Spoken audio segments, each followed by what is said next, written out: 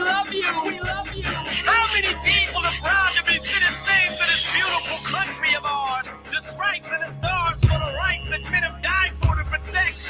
The women and men who have broke their necks for the freedom of speech the United States government is sworn to uphold. I want everybody to listen to the words. So we're told. I never would have dreamed in a million years I'd see so many motherfucking people who feel like me, who share the same views and the same exact beliefs. It's like a fucking army marching in back of me. So many lives I touched, so much anger aimed in no particular direction. Just sprays and sprays straight through your radio waves. It plays and plays till it stays stuck in your head for days and days. Who would have thought standing in this mirror, bleaching my hair with some peroxide, reaching for a t-shirt to wear, that I would catapult to the forefront of rap like this? How could I predict my words and have an impact like this? I must have struck a chord with somebody up in the office, cause Congress keeps telling me I ain't causing nothing but problems. And now they're saying I'm in trouble with the government. I'm loving it. I shoveled shit on my life, and now I'm jumping in on White America. I could be one of your kids. White America. Little Eric looks just like this. White America. Erica loves my shit. I go to TRL. Look how many hugs I get. White America. I could be one of your kids. White America. Little Eric looks just like this. White America. Erica loves my shit. I go to TRL. Look how many hugs I get. Look at these eyes, baby blue, baby, just like yourself. If they were brown, Shady lose, Shady sits on the shelf. But Shady's cute, Shady knew, Shady's dimples would help make ladies swoon, baby. Baby, look at myself. Let's do the math. If I was black, I would've sold half. I ain't have to graduate from Lincoln High School and all that, but I get rap, so fuck school. I'm too cool to go back. Give me the mic, show me where the fucking studio's at. When I was underground, no one gave a fuck. I was white. No labels wanted to sign me. Almost gave up. I was like, fuck it, until I met Dre. The only one who looked past gave me a chance, and I lit a fire up under his ass. Helped him get back to the top. Every fan black that I got was probably his in exchange for every white man that he's got. Like, damn, we just swapped. Sitting back looking at shit, wow. I'm like, my skin is starting to work to my benefit now. It's White America. I could be one of your kids. White America. Little Eric looks just like this. White America. Erica loves my shit. I go to TRL. Look how many hugs I get. White America. I could be one of your kids. White America. Little Eric looks just like this. White America. Erica loves my shit. I go to TRL. Look how many hugs I get. Obi Trice, real name, no gimmicks. Two trailer park girls go round the outside, round the outside, round the outside. Two trailer park girls go round the outside, round the outside, round the outside. Guess who's back? Back again. Shady's back. Tell a friend. Guess who's back? Guess who's back? Guess who's back? Guess who's back? Guess who's back? Guess who's back? Guess who's back?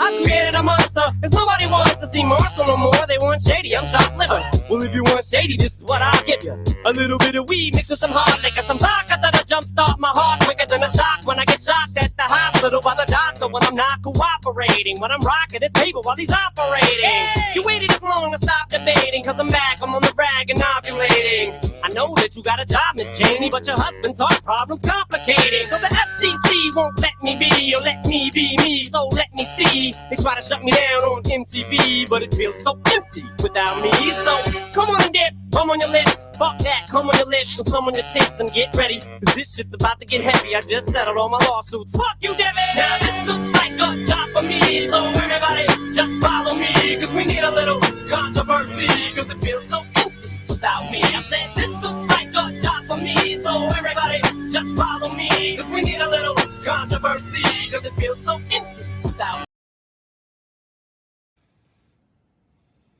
You're awful. Me?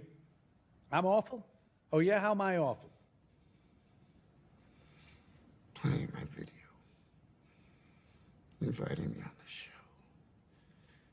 You You just wanted to make fun of me. You're just like the rest of them. You don't know the first thing about me, pal.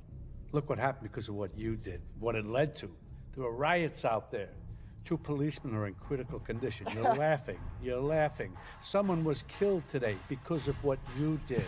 I know. How about another joke, Murray? No, I think we've had enough of your jokes. What do you get I don't think so. when you cross I think a we're mentally done ill with your loner jokes. with That's a it. society that abandons him and treats him like trash? Call the police, I'll Gene. tell you what you get. Call the police. You get what you fucking deserve.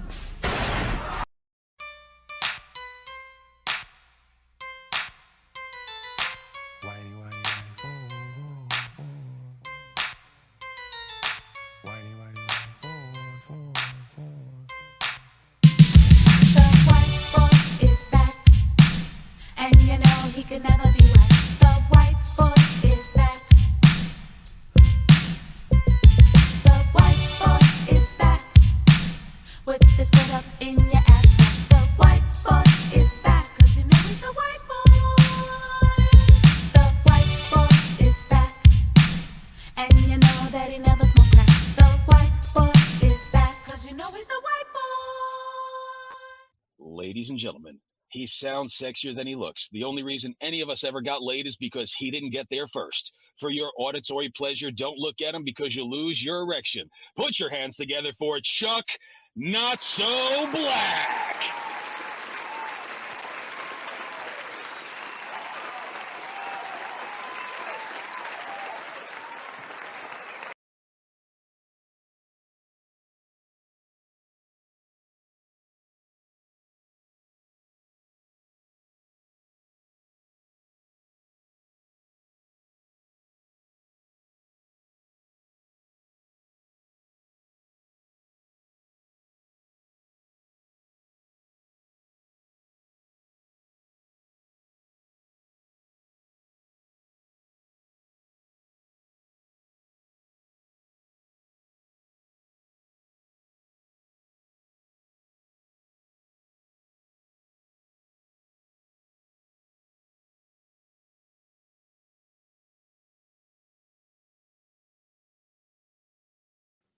Damn it. And I just went through a great diatribe. Can you hear me now? Son of a bitch. I pulled a hood. A straight up hood conservative. Give me a 1 if you guys can hear me.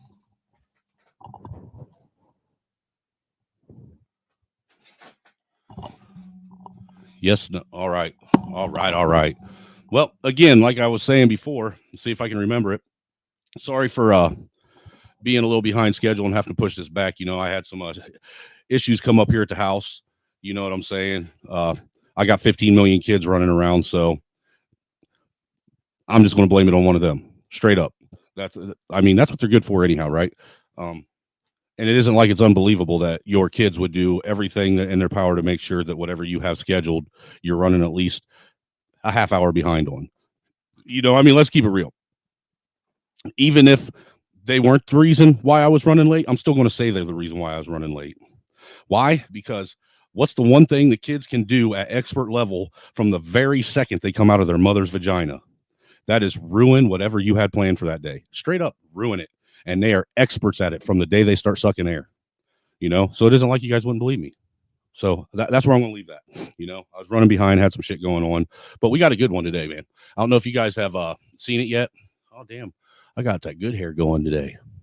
But anyhow, I don't know if you guys have seen it yet, but what was it? 2 nights ago, they had that Meet the Press interview with Donald Trump, and they had I forget the interviewer's name or the reporter's name. I really don't think she should be called a reporter because she's the farthest thing from a reporter, in my opinion. She's a gaslight specialist. I'll give her that. She spins a really good narrative, or tries to at least. I'll give her that. But it's the girl that did the first Republican national debates, whoever that lady is. You know, the one that's condescending as fuck when she talks. She has that like really condescending, almost baritone type voice.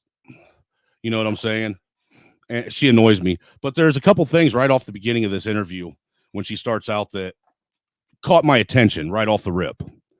So we're going to watch this interview, and I'm going to give you my commentary on my opinion, throughout. And then after I'm done with that, if anybody else wants to hop up, I may drop the link. I may not. First off, before I get too far ahead, let's give everybody shout outs that showed up. Shout out to Canadian Tyler. Yeah, first one here at 6:43. Sorry you had to wait so long. We got who else we got? We got Lady Navoa in the chat. How you doing, ma'am? Nice to see you over here. We got Joker's in the house. What's up, Joker, my guy? We got Truism. The Storm Crow returns. You know what? If True isn't busy, True, if you're not busy, let me know, and I will send you the link in Telegram if you want to commentate this with me. Throw me a thumbs up if you want to. Throw me a thumbs down if you don't. But what's up to you? We got Miss Randy Jean Lovely One up in the house. Hey, what's up, girl? Who else we got? We got Cyber Toxin. Our resident autistic savant. We don't know what's coming out of his mouth half the time. It sounds really good, but he absolutely knows what's coming out of his mouth all the time. Just saying. And we appreciate it. We got Sean 313 up in the house. What's up, my guy? What's up? We got Jim Bowden, our resident Australian Canadian who likes to come over here and piss me off. And he does a good job of it, but we still love you, Jim. You know what? I'm going to go ahead and throw you a wrench since you've been coming pretty regularly now. That way, nobody can mute you anymore.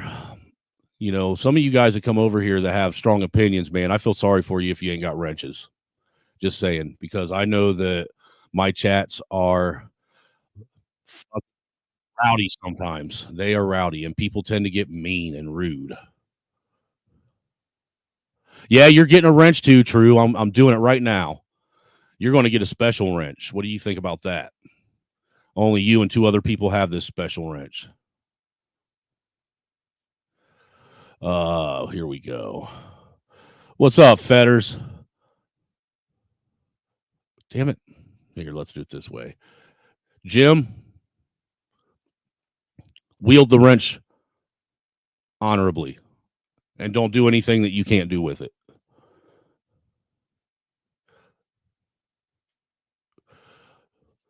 And shout out to Fetty, man. He's been coming pretty regularly lately. I've been seeing you in the chats almost every time I go live. I appreciate it, brother. Let me know, man, if you want to hop up on the panel and do commentary with me over this. Tell me what your thoughts are. I'll throw you the link. I still got your phone number unless it's changed. But if not, that's cool too. But I appreciate you coming through, man, and being a supporter. Greatly appreciated.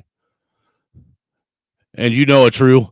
If you would have told me sooner that you didn't have a wrench, I would have hooked you up and made sure you weren't a target out there in, the Island of Misfit toy chat, because they get rude out there, bro. If you ain't got a fuck, man, I'm gonna tell you what. Who is it? If it isn't Joker. It isn't Joker, but it's who the fuck is it? The one of them that's out there. Every time he's out there, if he sees someone without a wrench, he times them out every time they speak, until they get a wrench. He's a dick. And I laugh and laugh and laugh. But anyhow, yeah, my number's still the same, Fetty. But anyhow. All right, I got you. Give me a second. Let's play a real quick. I'm gonna play a quick commercial break while I'm pulling this link up to shoot to Fetty Wap real quick, and then we'll get right back with it. And we'll be back after a word from our sponsor. Give me your money, bitch. Oh, calm down, bro. You calm down. Just hurry up. Are you a black guy? Are you serious? What? What, just because I'm robbing you mean I'm black? Well, I mean... Why would you think that? I don't know, maybe because you're robbing me and you're black? How you know I wasn't a white guy? Because, bro, you talk black. Excuse me? Talk black? Sorry. I mean, talk African-American. I didn't know black was a language. Look, man, I didn't mean to offend you, okay? I was nervous. How would you feel if I just assumed you was a gardener? I am a gardener. How would you feel if I assumed you was in a mariachi band? I'd be fine with it. I love mariachi. How would you feel if I assumed you was illegal? Oh, okay. Calm down. That's too far. Who you been talking to? Doesn't feel too good. does it? Okay, well, how would you feel if I assumed you need to pay child support? How would you feel if I assumed all you did was get drunk and watch soccer? How would you feel if I assumed you only eat chicken and watermelon? How would you feel if I assumed you only eat tacos and fajitas? Well, how would you? Damn, I could really go for a taco right now, actually. Hey, actually, I could do the same. There's actually an amazing taco truck down the street. Oh, really? I gotta check that out. You probably won't like it, though, because they don't have grape soda. You know the difference between a Hispanic and a stoner? What? Stoners have papers. You know the difference between a black father and a boomerang? What's that? Boomerang comes back. What's your favorite band? Juan Direction? What's really long and black? The line at KFC. That one's kind of funny. I like that one. It's good, right? I like Juan Direction, I'm not gonna lie. It was a good one, right? Yeah, it wasn't bad, wasn't bad. Oh, I tell you what, that grape soda one gets me every time. Every fucking time he says, they ain't got no grape soda, though. Oh, my God, dude. That one gets me every fucking time. Has me dying. But anyhow, what do we got for you tonight? Like I said, we got that interview that we're going to go through. Before we get started, again, a shout out to everybody that came through. Make sure you like, share, and subscribe. Make sure you hit that thumbs up, and share this out to your peoples, man. Put it on your community tab, whatnot, whatever. Let's try and get as many people through here as possible. So I got a big one coming tomorrow. The reason why I ain't done that, the question to Black America that I have yet is because I'm actually sitting down and writing a real broadcast with notes and everything for it. That way I can do it legit, because I want to try and get as many Black folks up here to answer that question and pose that question as possible, and it's going to be the beginning of an ongoing series where I pose a question to everybody from every different background or culture or racial group here in America and ask them the questions that they don't want to be asked or that we all avoid. I think that it's due. It's time.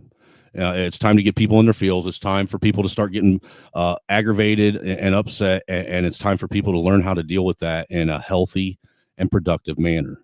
It's time for people to learn how to deal with opposing thought and opinion in a healthy, productive way. It's time for people to understand that everybody's not going to like you. Deal with it. Everybody's not supposed to like you. Deal with it. And not everybody is going to like what comes out of your mouth. You're not going to like what comes out of everyone else's mouth. Suck it up and deal with it. It's that simple. This shit where we become so complacent and so pacified with 15-second clips of this, that, and the third, that we allow the most minute thing to get us all like whining and crying like a bunch of toddlers, as my homeboy Dirty Folks would say about these women, toddlers. This is what happens when you have a bunch of toddlers raising toddlers. Shout out Dirty Folks. It's time for people to start realizing that we're done walking around on eggshells. And see, America, we should be done as Americans walking on eggshells to cater to everyone else. Because who caters to Americans? How are Americans being catered to? How are Americans being put first? How are American ideals, American opinions, American beliefs out in the forefront? Because what I see right now is we have fake Americans stealing Americans' hard-earned money and then turning around and giving it to other countries to fund their military defenses. Shit like that. How are you putting America first in this situation? It's time we put America first. It's time that Americans come first. And it's time that we stop giving a shit, a goddamn, any ounce of fucking care of what anybody else has to say about it. This is America. This isn't Italy. This isn't Europe. This isn't Africa. This isn't the Middle East. This isn't China, Mexico, Canada. It isn't any of these other countries. So why the fuck are we acting like we're other countries? Why are we allowing other people grace and for them to practice their customs in our country? When are we going to put our fucking foots down together and say enough's enough? When are we going to pull our troops out of all these other foreign nations guarding their borders and actually bring our troops back home where they belong, guarding our borders? This shit is getting absurd, absolutely out of hand. I know I'm not the only one that feels this way. I know, regardless of whether or not you're Republican or Democrat, whether you're liberal or conservative, whether you're white or black or male or female or young or old, we're all getting tired of getting the shit into the stick. We're all getting tired of being told we live in the greatest nation on earth that gives the most opportunities and not feeling that shit. We're all getting tired of this country being the beacon of hope, except for the people that live here, the people that are born here, the hopeless. It's pretty sad that you can come to America from any other corner on the earth and you can become anything you want to be. And the government will not get in your way. But if you're a naturalized, born and raised here citizen, they're putting monkey wrenches and stop strips in front of you every fucking 5 feet, it seems like, to try and prevent you from being able to have a decent life. And I think that has a lot to do with the fact that they know that when Americans are happy and comfortable and living decent lives, then they tend to start paying attention to what's going on around them a little bit more. And then because they're happy and have decent lives, they start communicating with each other. They start building communities again and organizing. And then, holy shit, what do you know? The next thing you know, you got a whole fucking town of people that used to be all kinds of mixed up in different ways. And now they're all thinking alike and talking alike. And their fucking gazes are all fixed on the same group of fucking morons that are selling their country out.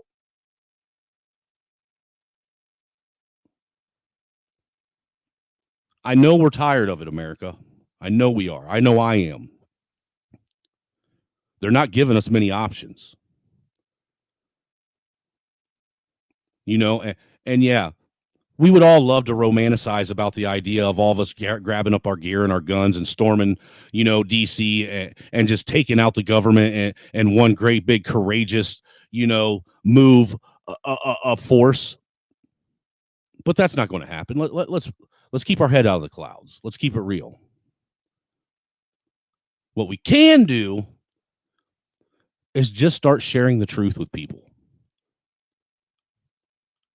Allowing people to see things unedited, unfiltered, uncut, unclipped.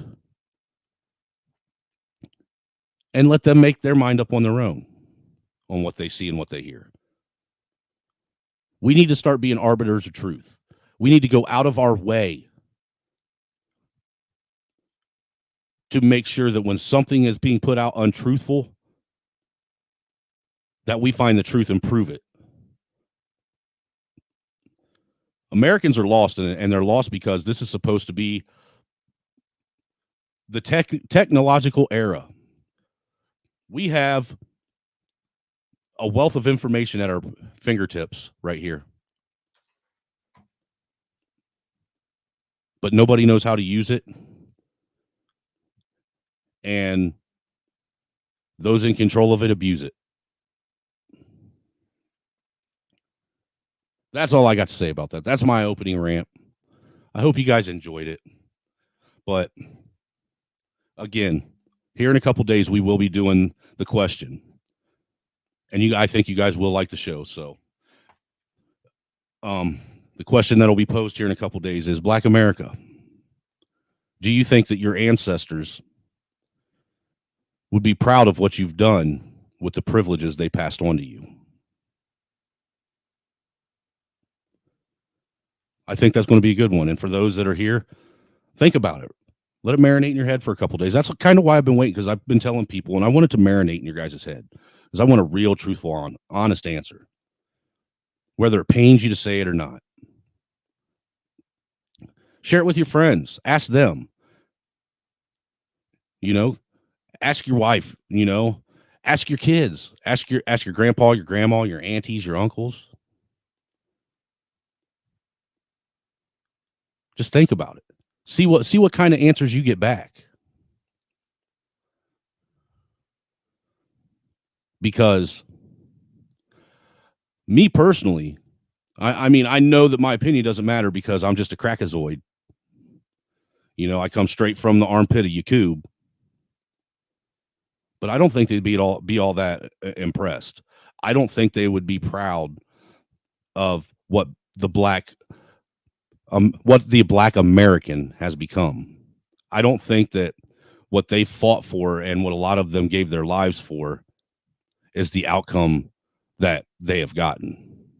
But that's my opinion, and I'm biased because I'm pink and shit, and so I can't relate. And I get that. I understand that my existence is totally different than the existence of a black person. It is what it is. But I'm still going to ask the question because, look, in order for us to actually move forward from any of this, in order for there to be any resolution, we need to start asking serious questions and giving serious, honest answers. This shit of having these, circle jerk fucking panels where we're asking the same questions over and over again, getting the same fucking roundabout bullshit replies is doing absolutely nothing. And the reason why it's doing nothing is because nobody wants to be honest with themselves.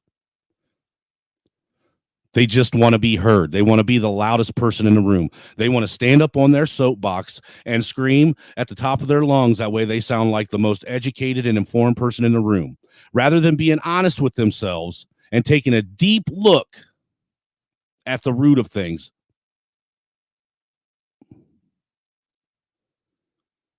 That's the only way things are ever going to change. The only way is if we're honest. We got to be honest with ourselves. Holy fuck me, I'm going to burn my house down. Big ass tarantula on my desk. Oh, it's coming at me. Oh, dead. Whoo, shit. Oh, man. I'm usually not scared of spiders, but that son of a bitch was as big as my hand, it seemed like. Holy fuck. All right. Well, with that, like I said, I appreciate everybody for coming through. If you haven't yet, make sure you like, share, and subscribe. Share this out to your buddies. Let's start getting some more people in here. Remember, the goal's still up. As soon as we reach 750 subs, and we're at 633 or 635 right now. Once we reach 750 subs, we're still going to do the same thing we did at 500 subs. $75 gift card, e-gift card, or Cash App. Whatever your choice. You need either an e-gift card to a store of your choice or cash or $75 Cash App payment paid right to your Cash App. It's up to you guys. So let's help get them subs up. Everybody's been doing great. I appreciate the channel's been growing rather steadily, even with me not doing this on a regular basis, but maybe once or twice sporadically through the week. And my watch hours are getting there. I'm like 230 watch hours away from being able to apply for monetization. So I appreciate all you guys for helping out with that too, man. I mean, I couldn't do this without you guys. And if I didn't do this, if it wasn't for you guys, I wouldn't be doing this because it'd be a waste of my time, honestly. We got several of you guys that are religious supporters who always donate every show that I do, which is greatly appreciated, because you guys are the ones that actually fund and fund monetarily this show, So I really couldn't do it without you. The wife would be cussing me out if I was doing this every day or even a couple times a week and not making nothing from it. So greatly appreciated. With that, as always, if you would like to donate monetarily, you guys know where it's at. The Cash App and PayPal links are pinned at the top of the chat. They're also in the description panel. And sometime throughout the stream, you'll see, the links, again, randomly posted throughout the stream. So without any further ado, let's get into this interview. Let's see what it has to say. Let's start. It was very interesting. On NBC, I saw a poll. Can you guys hear that all right? Statistics, and it said in 2019, the volume's good. There were no terrorists. They caught no terrorists. There was nothing that they saw. There was no anything. And now, this year, it's a record number like they've never seen before. So we did a great job at the border. We did a great job with the military. We did a great job with inflation. We had essentially no inflation. We had a great economy. And we didn't have an Afghanistan disaster. We were getting out, but we were going to get out with dignity and pride, not the way they got out. That was a surrender and an embarrassment and horrible. We gave $85 billion worth of equipment to the Taliban. We had death, so much death and so much horrible destruction. And you see what he said, 85 billion to the Taliban is what we gave them in military supplies that we just left. As a taxpayer, Americans, aren't you getting tired of your government deciding to just leave your tax dollars lay wherever the hell they want? Well, I can turn my mic down. Is that better, Cyber? Yo, yo, yo, what's up, Not Lost? What's up, my favorite Negro, American Negro? What's up, my guy? Can you guys hear me all right, though? Is that better? Is that a better blend? Hopefully. I wish I had my old mixer. Well, if it ain't, that's tough shit. This is what you get. So it is what it is.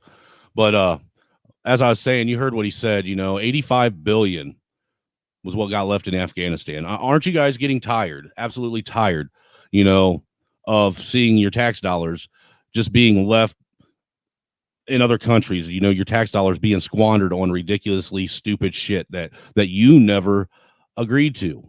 Aren't you getting tired of the debt ceiling every 2 years being rose just so they don't shut down Congress? I don't give a fuck about Congress. Aren't you getting tired of Congress voting themselves a raise every 2 to 4 years and doing less work every election cycle? I'm tired of it. I mean, these motherfuckers go in a six-figure, with a six-figure salary and come out multimillionaires, every last one of them. So obviously that tells you that they're not doing what they should be doing with the Americans, with America's tax dollars. It would be so nice if we could get people to do with taxes what they did to Bud Light. You know what I'm saying? When it came to Bud Light and that whole tranny on a can thing, it wasn't hard to get Americans to come together and boycott Bud Light and basically bankrupt them. That wasn't difficult. They could come together for that. But you can't get Americans to come together and everybody not buy gas on a Tuesday, which is in the middle of the week, just boycott gas stations altogether on Tuesdays. That way we actually start forcing our hand on this hyperinflation. I mean, that's how we could end all that shit real fast, is if we could do simple things like that. Like, we all agree that, guess what? Tuesdays, we aren't going to buy gas. And on Thursdays, we aren't going to go to any grocery store and spend money on groceries. You guys realize all it would take is maybe a month to 2 months of them losing that kind of money on Tuesday and on Thursday for them to get the fucking message. But see, we're too fucking hyper fixated on dumb shit like whether or not, I'm the right color to be wearing braids, or whether or not my skin tone is the right color to drop the N-bomb, stupid shit like this. Whether or not, black women are getting an act put into Congress to where they don't have to do their hair, or be told how to maintain their hair, when every other fucking person on the planet is told how to maintain their hair for their job.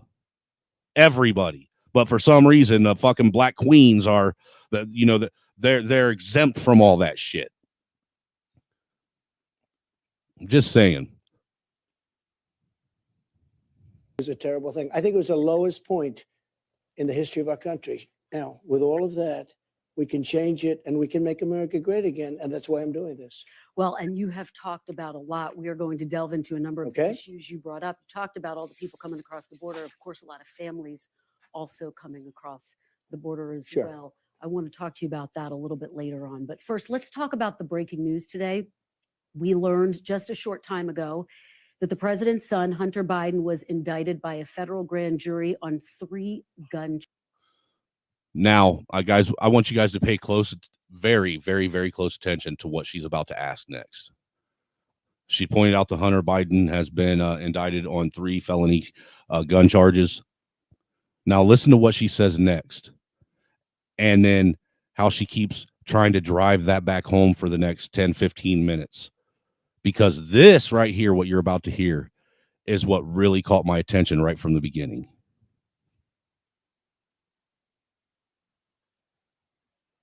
Charges.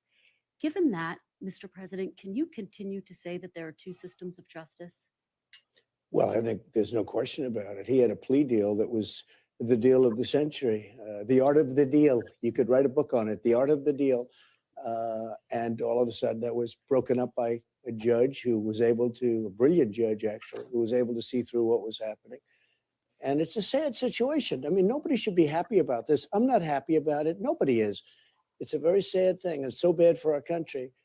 But, you know, if you think about it, I've been under investigation from the day I came down the escalator, and a phony investigation, fake investigations, investigations that I beat every single time, still under investigations.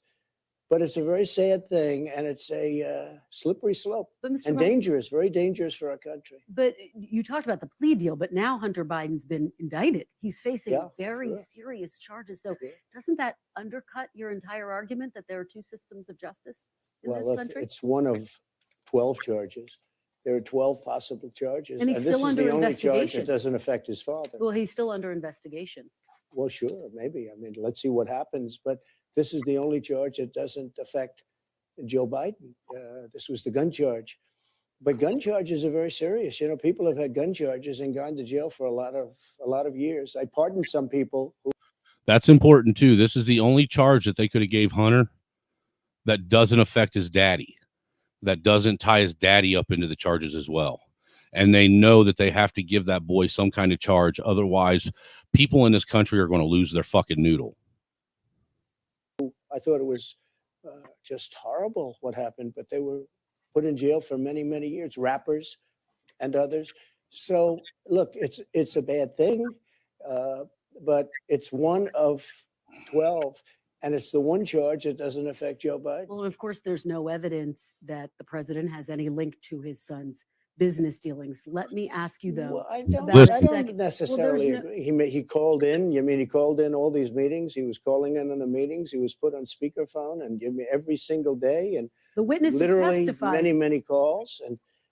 And what about the fact that he got rid of the prosecutor for $1 billion? Well, the witness you who don't get testified. rid of this prosecutor, we're not giving you $1 billion to Ukraine. He said that. I mean, there are a lot of things here. Mr. President, the witness who testified, though, said that he never heard any discussion of business when President Biden was put on the Well, phone. wait a minute. You saw the prosecutor talk thing on about- television, because I saw it on your network.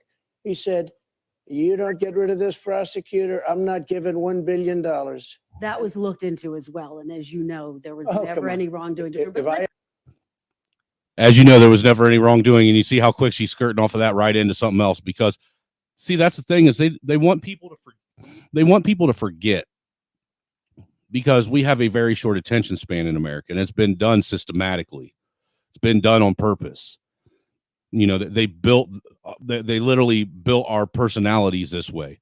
That's why they have, you know, dropped certain technologies in the time frames that they have. You know, it's been a slow build to get to where people think that they're intelligent and have some kind of sense about themselves and know what's going on, to the point to where we got now 15 and 30-second clips that is all people can keep that long of an attention span on. And then they're inundated with so much information in those 15, 30-second clips that it's almost impossible to fucking keep up with anything. What's important today, what's important right now, what could be world news right now could be replaced by something else in a matter of 30 seconds. That's how quick the news cycle changes. But see, they don't want people to remember that while they were doing the impeachment inquiry hearings, they played it right during the hearings. Joe Biden sitting at that press conference in Ukraine, talking about, well, I told them that either they were going to get rid of that prosecutor or they weren't getting that $1 billion. And son of a bitch, wouldn't you know, they got rid of that prosecutor. I mean, that's a clear, that right there is textbook definition quid pro quo. And if a sitting president they can attempt to impeach him for their misrepresentation of a quid pro quo, which because he didn't give them an ultimatum on the defense funds that he was holding on to.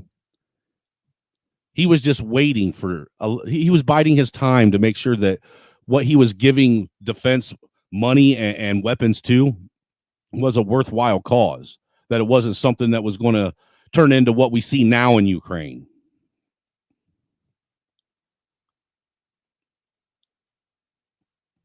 You know, so let's just keep it real. Never said that. Quid pro quo. Let's move on to what a second. Let's move on. Sure. When you launched your campaign in March, you told the crowd, quote, "I am your retribution." Now, this was the other thing that really caught my attention too. Her asking him about this, "I am your retribution," statement. Listen to how she tries to spin this. And then you guys tell me when she's done and we get through this section if your take on it is the same as mine. What does that mean? What does that look like? I think retribution is talking in terms of I have to protect people. What they're doing to people is so horrible. They're putting people in jail for long periods of time. Firemen, policemen, accountants, even lawyers, they're in prisons for years now and don't even have trials in some cases. And if you look at Antifa and other groups, practically nothing happened to them. They burned down Portland, they burned down Minneapolis, they took over Seattle. I mean, they literally took over a big chunk of the city. People died and nothing happened to them. We have to protect all people. But when you talk about retribution, are you talking about directing your attorney general to try to go after your political enemies? When I talk about retribution, I'm talking about fairness. We have to treat people fairly. These people on January 6th, some of them never even went into the building, and they're being given sentences of, many years. Are you going to pardon and nothing those is people who've been happening? convicted? Well, I'm going to look at them, and I certainly might if I think it's appropriate. No, it's a very, very sad thing, and they're dividing the country so badly, and it's very dangerous. Well, Mr. President, we're going to delve into that a little bit later on, but I want to stay on this idea of what you mean by retribution. Are you looking to appoint an attorney general who will prosecute the people you tell them to prosecute? I'm looking to appoint.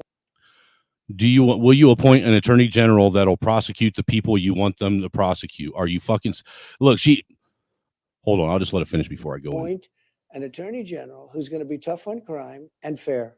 Very simple. And go after your political enemies? No, I would never do that. But Biden has done that. Look, Biden, these aren't indictments against me. These are Biden indictments. This isn't God coming down and very fairly said, Joe, you spoke badly about an election. The election was rigged. There's no question about that. There's so much proof on it. Even if you go to the more modern day proof with the, they call it Twitter files, FBI and Twitter, or you take a look at the Amazon stuff or the Google stuff, or you take a look at 2000 Mules, you take a look at all of the ballot stuffing that's on tape. You take a look at the fact that the legislatures didn't approve a lot of the things that were done in the elections and they had to approve. And we could go on forever.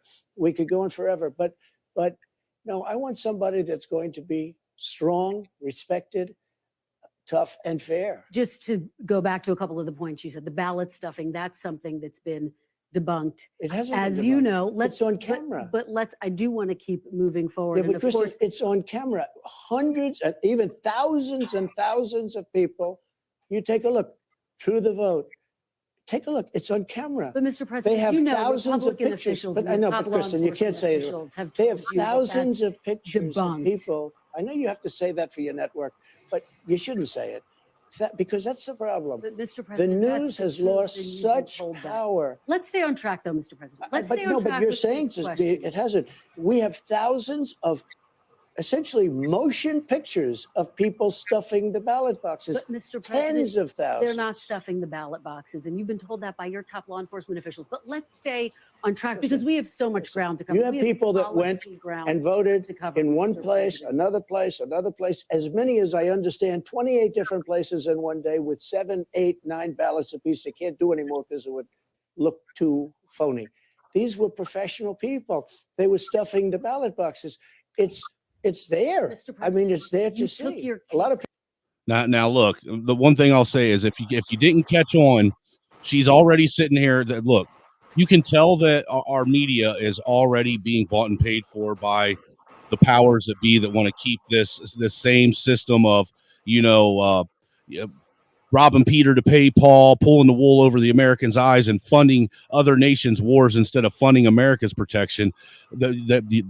The media is working for them, not for us, because look, they're already sitting here trying to sit and take the whole Joe Biden weaponizing his Justice Department and using it to get rid of political rivals and trying to spin that narrative and paint it at Trump the same way they did the integrity of the election back in 2020. They did the same thing then. If you guys don't recall, back in 2020, what they did with that is they were the ones sitting there questioning the integrity of the election first if Trump was going to win, because there was no way that he could win. And if he did, then that meant that the election was fraudulent, yada, yada, yada. And they kept spinning that web and spinning that web and spinning that web when all he did one time before that was point out the fact that how is Biden going to win this election when he doesn't leave his basement? All right. They're getting the system is getting very good at twisting things and getting you to believe one way, and when it's really another way, when in all reality, it was neither way. And both of those two motherfucking systems were working in tandem with one another to completely screw all of us over. Straight up. Facts. Yeah. And she's definitely good at gaslighting. She's horrible, man. And you're exactly right. They're just trying to gaslight him and sit here and try and act as if this is the game he's playing, which is not. We all know the Democratic Party is the one playing this game. But you're absolutely right. It's been a cohesive by both sides attack against this country for sure, brother. For a long time, because let me ask yourself this, Fetty. When's the last time you saw anybody that was from the opposing party? Because look, we know that technically the power switches party every 8 years, generally, right?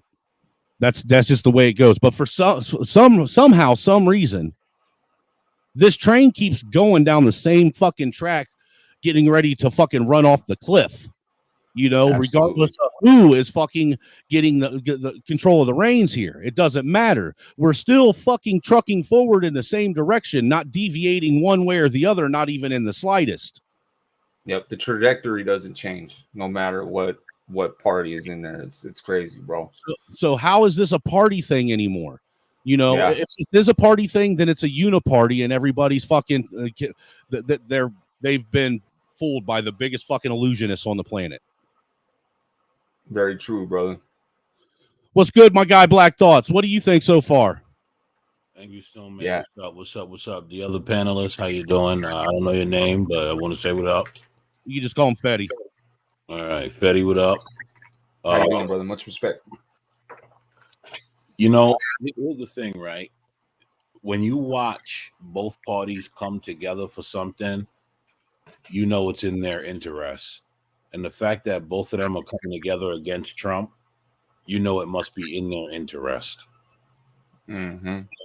You bring a good point, because I had a buddy of mine call me today. I don't know if you ever saw the stream when I had Conspiracy Box up or not, Black Thoughts, but me and him were talking about this, and he asked me, because everybody knows what my feelings have been towards Trump. I have not been quiet about it. Everybody knows that I'm not a big Trump supporter. But he asked me, he's like, so who you going to vote for in 2024? I said, well, I'm voting for Trump. And he kind of chuckled. He's like, so what caused you to change your mind on Trump? What is it about that you've been paying attention to and seeing that caused you to change your mind? I was like, well, first off, it isn't that I've so much changed my mind. It's that I've realized that I ain't got to like everything about somebody to vote them into office, for one. I don't have to like everything about this person. As long as most of what they're doing lines up with where my moral compass is, then we can rock in some form or fashion. I said, but secondly,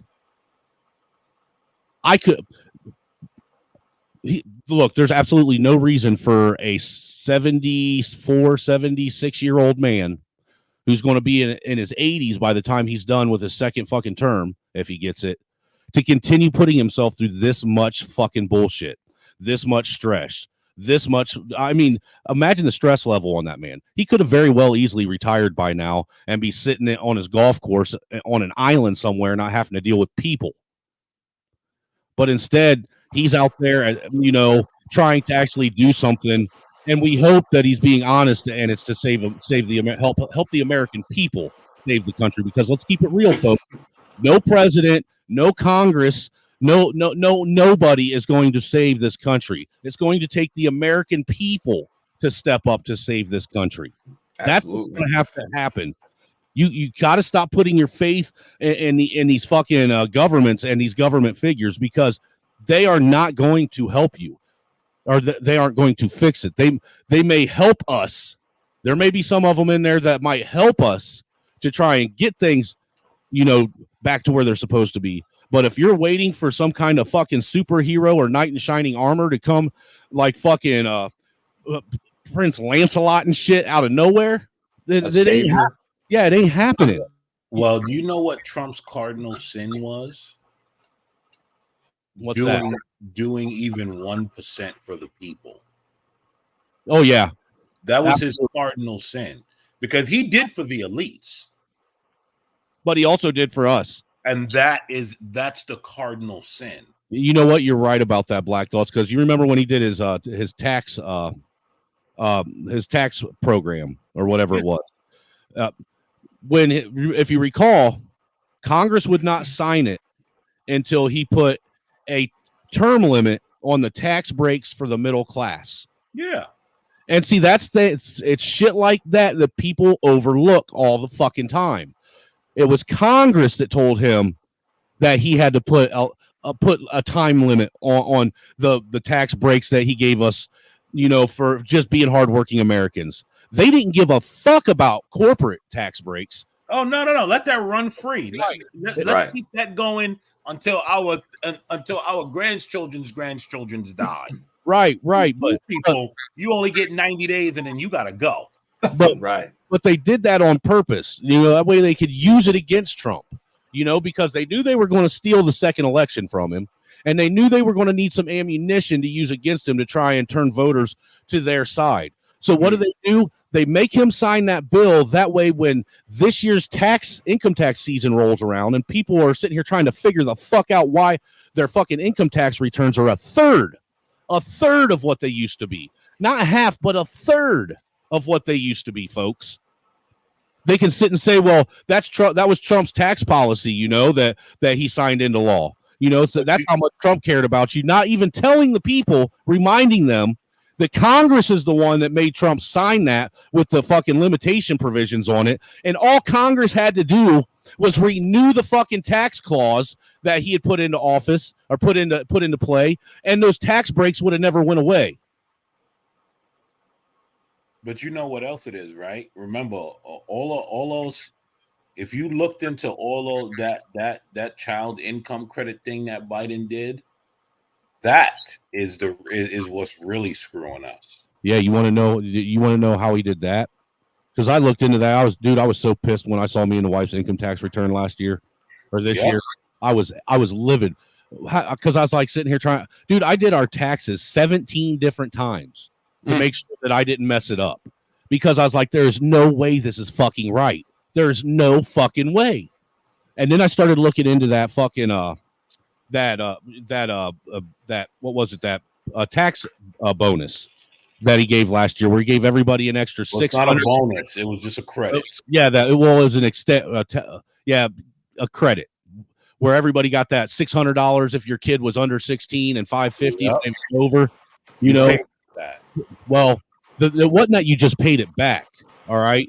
Because see, the way that was sold to the American people, if you recall, was we're going to give this to you as an advance, and then what we're going to do is we're going to subtract it from your tax return at the end of the year, which is what they did the first year around. I remember that. What they didn't tell people was that the second year coming around, that you were going to have to pay interest on all of those fucking tax benefits that they gave you the year prior. They charged everybody interest on that shit. Yeah, of course they did. You know how I know? Because I ended up owing. I never own. I have kids. I don't claim a single kid. I claim 0 all year. Right. Well, the maximum amount of taxes to come out. See, me and the wife, we claim 5 all year long, and she still gets between a $7,000 and $8,000 return. Bro, I claimed 0, bro, and I ended up owing. And I said, wow. Look, bro, me and the wife, we had an extra kid last year, an extra kid that we didn't have before.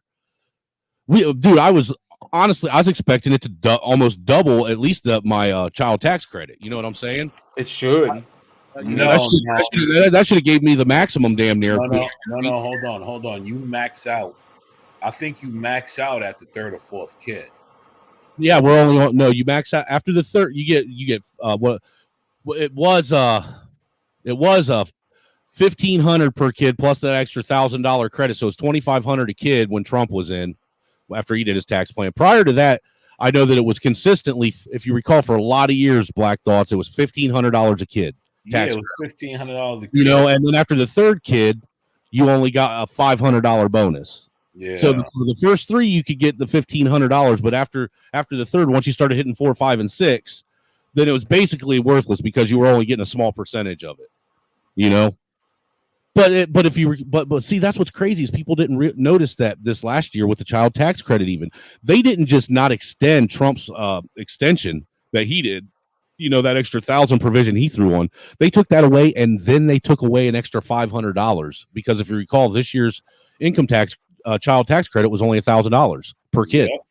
Yep. And then on top of it, they took away, if you recall, you used to be able to get upwards to close to what was it? I think the max was $8,000 per child for child care as a tax credit.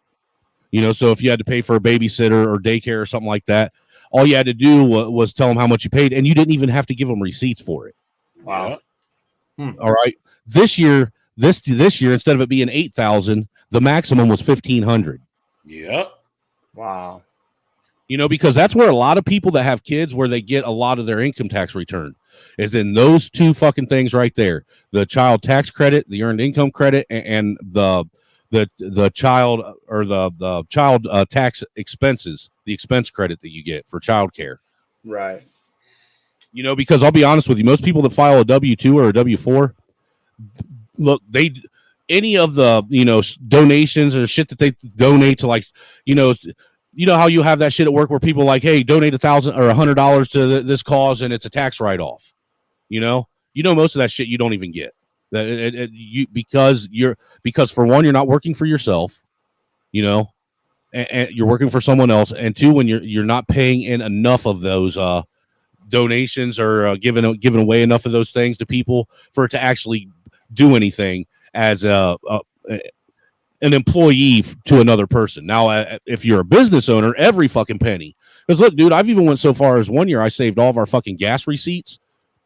You know, that way I could try and get the gas road off back and forth to work. I saved the receipts to getting the maintenance done on the vehicle because it was used to go back and forth to work. I saved the receipts for getting tire changes done. Dude, right. I saved receipts for, you know, shoes, anything that was needed tool-wise, you know, for work. I had close to, you know, I think it was close to $5-6 grand, you know, just in expenses like that that wasn't even enough for them to write it off on my taxes. It was crazy. You got the wrong tax lady. No, I do it myself, dude. I don't trust tax people. Man, bro. Dude, it is not that hard. Dude, it's not that hard to read those your tax forms and figure it out. I mean, I know. She's just been able to do wonders for me. That I don't know how she does, but she does it. Well, and on top of it, I've had the wife since she started doing, you know, this trying to make it to 6 figures, and she's almost there, Chase. I've had to learn how to adjust taxes because I didn't know anything about moving into different tax brackets and shit like that too, and how that worked, man. That fucked me up the first year. Yeah, you know? I don't know nothing about that, but yeah, I can imagine. That's tricky stuff, man, when you get deep into it. And what's up, Kumasi? But yeah, man, before we get too far into the weeds, man, and get sidetracked, I do want to listen to some more of this because dude, this fucking mundane bitch here, dude, like I said, she is a fucking nihilist at heart, in my opinion. And she is she has got the most condescending tone. Like she's sitting there like a fucking, like an old woman scolding this person that's her elder, her superior. And then while she's doing it with that condescending tone, she's doing it with a smile in her eyes. Yeah, well, here's the thing though, Snowman. I will say this for whatever it's worth. She's the only leftist that's been fair to Trump in a while. For whatever it's worth. Depends on what your definition of fair is. Well, Facts. okay. Based on what we've seen of the leftists interviewing him. Okay. That's what I'm saying. So she's a little less shock and awe than the rest of them. Well, she's a little less belligerent. Okay. Listen to this and tell me if your opinion changes by the end of it. Let's see if she goes off the rails. People don't like looking at it. 60 different cases all across the country. You lost that, but let's stay on track. We because lost have because the so judges many- didn't want to hear them. Mr. President, But we have if so this many if topics. this were ever before a court, we would win so easy. There is so much evidence that the election was rigged. And you may not even put the section on your show, and you'll have to decide what you want to do. But people know it was rigged. Look, the media, Mr. President, when I there's first no got evidence involved of in that. politics, As you know, there's no evidence of that. We have so many different topics. tremendous evidence. I want to talk about what a Listen, let me ask you this. Mr. You agree President- there was Look, he's not going to let this one go. He's like, fuck you, bitch. There's tremendous evidence. And there is. There's But shit. he never lets that go. There is He a never shit ton lets of evidence. And he actually fucking tells her, and believe it or not, they're actually playing what he says because it's true what he says. There is all kinds of evidence. There's just no fucking judge that would let it be heard. That's why he lost all those fucking court cases, because not a fucking single one judge, not one on any state Supreme Court, would allow the evidence and the facts to be heard. Why? Because they didn't want no part of that shit at all whatsoever. He did say Twitter it. He files, did say right? they wouldn't hear him. He absolutely did. We know this. I mean, just a couple, mockery court cases, the one in Pennsylvania that they aired, the one in Michigan that they aired for the day or two that they were in there. If you recall, all they would let in as evidence is hearsay testimony. As for actual real evidence, real footage, real tangible evidence, none of that shit was allowed. None of it. If I want to be fair, the judges don't really hear that from either side. Hear what? The whole election being rigged thing. They don't really take it from either side. Well, that's because they weren't allowed. Well, first off, the other side had no evidence. So because they had no evidence, they didn't allow any evidence. But the other side's been saying every election is rigged when they lose for a while. Right. Well, see, They've been challenging it in court and everything. Well, that gets us in into a whole nother fucking bowl of worms. Like, how are you charging a president on a RICO Act crime for speaking his opinion, which he's lawfully allowed to do, and question the integrity of an election when you have a fucking evil ass demon cunt who lost the election to him to this very day still says that she was fucking robbed and that election was rigged, wrote a book about it being rigged and made millions off of it. You have fucking Stacey fucking Abrams fat ass down in fucking in Georgia, who still to this day says that she was robbed twice of the election as governor there, and nobody says shit about it. Don't get me started on Dan Quayle. Don't get me started on fucking what's his name? Fucking the vice president George W. Jr. What the fuck was his name? Bush. No, his vice. Yeah, damn, who was his vice? I forget, man. He was the one, but if you recall, that's why that election fucking got tied up. That was the election between him and it was fuck. Anyhow, remember it was the Florida election, or the Florida election results for George W. His election. It was Clinton's vice president. Who was his vice president? Wasn't it him and what's his name? No, Greenlord, Clinton's vice president. He's the fucking climate control activist. Gore, right? Was it Gore? Fucking Gore. If you recall, Gore kept saying that election was fucking rigged, and they didn't give the election results for almost a week and a half because of Florida. Yeah. Jeb Bush, the whole Jeb Bush thing, all that shit. All the way to a Supreme Court hearing. Yeah. And nobody ever got indicted fucking on a RICO Act fucking charged for that. Right. Come on, man. It was all right for him to question it. Right. I mean, that's what America's about, is questioning authority. Right. Thinkers. The fucking that's what the American spirit is. This whole fucking country was built on that premise. We wouldn't be here today if that wasn't the fact.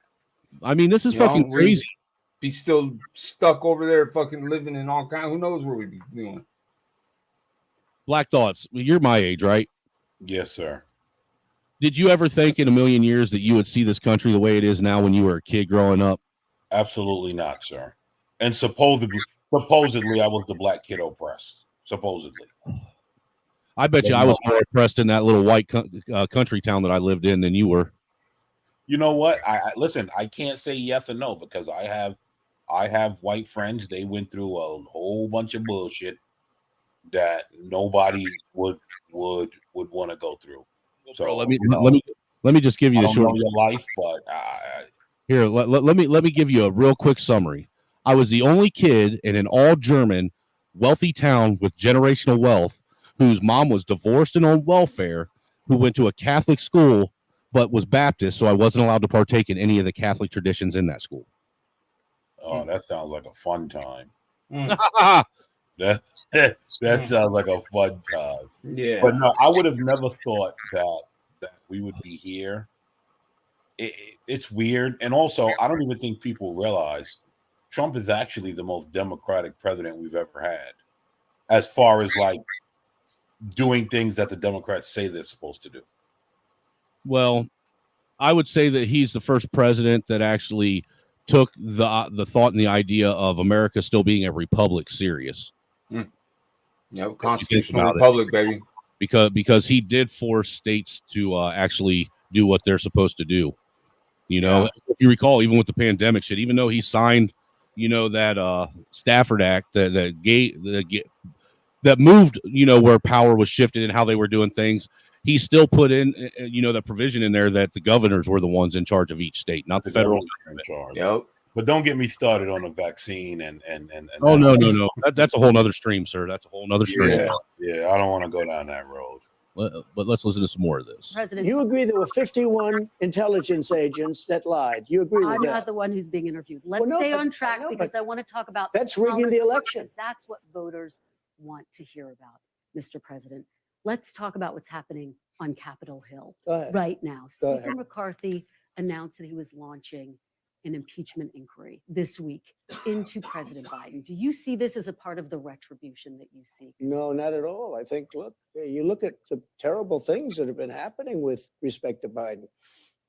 Look at everything. Jamie Comer, Jim Jordan, who are fantastic people and very legitimate people. I watched Jamie Comer just a little while ago talking about a lot of different facets of what's going on. And he was the one that said, I guess there are 12 things where it looks like it's stone cold guilty. And the gun charge is only one of the 12. He said, this is the only one that doesn't implicate Joe Biden. So, but my question for you, did you talk to Speaker McCarthy about this House impeachment inquiry? No, I don't talk to him. Tell him that he should open a House No, I don't do that. I don't think he'd do that. I mean, he wouldn't do it based on me, no. Did you talk to your Republican allies on Capitol Hill and say you should support this? No, I don't have to talk. They're more proactive than I am. They think it's terrible. I will say this, they think I was treated very unfairly. I mean, when I was impeached for a perfect phone call, and now it turned out to be perfect. I hope you will admit that at least. Perfect phone call. I was right, 100% right. But I was impeached for a perfect phone call. And how sad that is. And we had 196-0 vote for Republicans. Very unusual for the Republican Party. I was so proud of them. 196, the entire House, not one person dissented. And then other than Romney, who sort of gave me half a vote, but we had 100% in the Senate. People think I was treated very unfairly. Well, the people who I know I was treated. The people who voted for that impeachment say that the phone call that you referenced was about a quid pro quo. It was perfect. But my phone call was perfect. My phone call was saying, please investigate any crimes that you see. And by the way, I'm mandated to do that as the president of the United States. And it was really a call to congratulate him on winning the election. But Mr. President, when you talk about quid pro quo, please don't talk about quid pro quo because there was none in the call at all. Where there's a quid pro quo was when Biden said very strongly, we're not going to give them the $1 billion unless they get rid of the prosecutor. That's a quid pro quo. Mr. President, let me take a step back here because a lot of voters say what they want to talk about right now is your vision for the future. Sure. And I've been traveling to a lot of the early voting states. You and notice they when he said that, now focus she on want to the say, no. Let's talk about what the voters want. You notice that? Yep. And she does that throughout this whole interview, dude. This whole interview. Yeah, she's very passive aggressive and just rude. Well, you can tell that she was tasked with going on there and trying to scapegoat and bait him into giving specific answers. I was going to say, do you know really what she's trying to do is get him to admit wrongdoings so that when he goes for his trial in Atlanta, they have say, look, he admitted to it. That's what she was trying to do.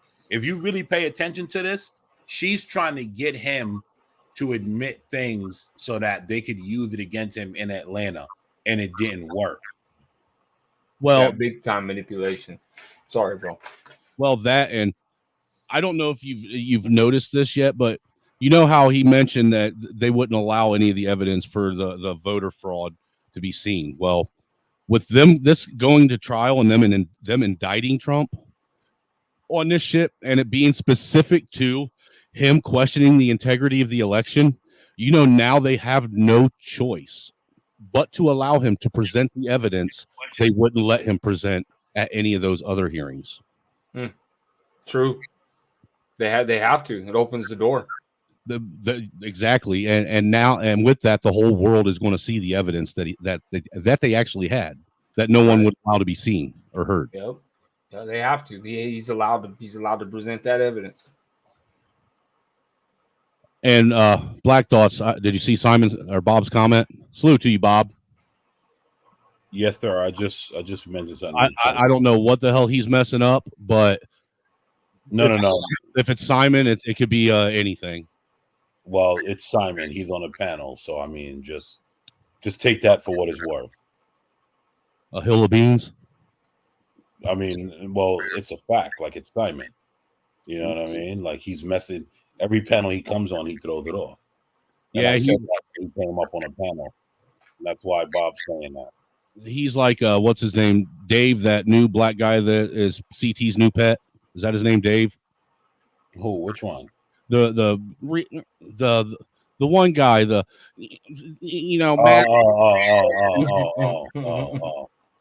Yeah, Dale.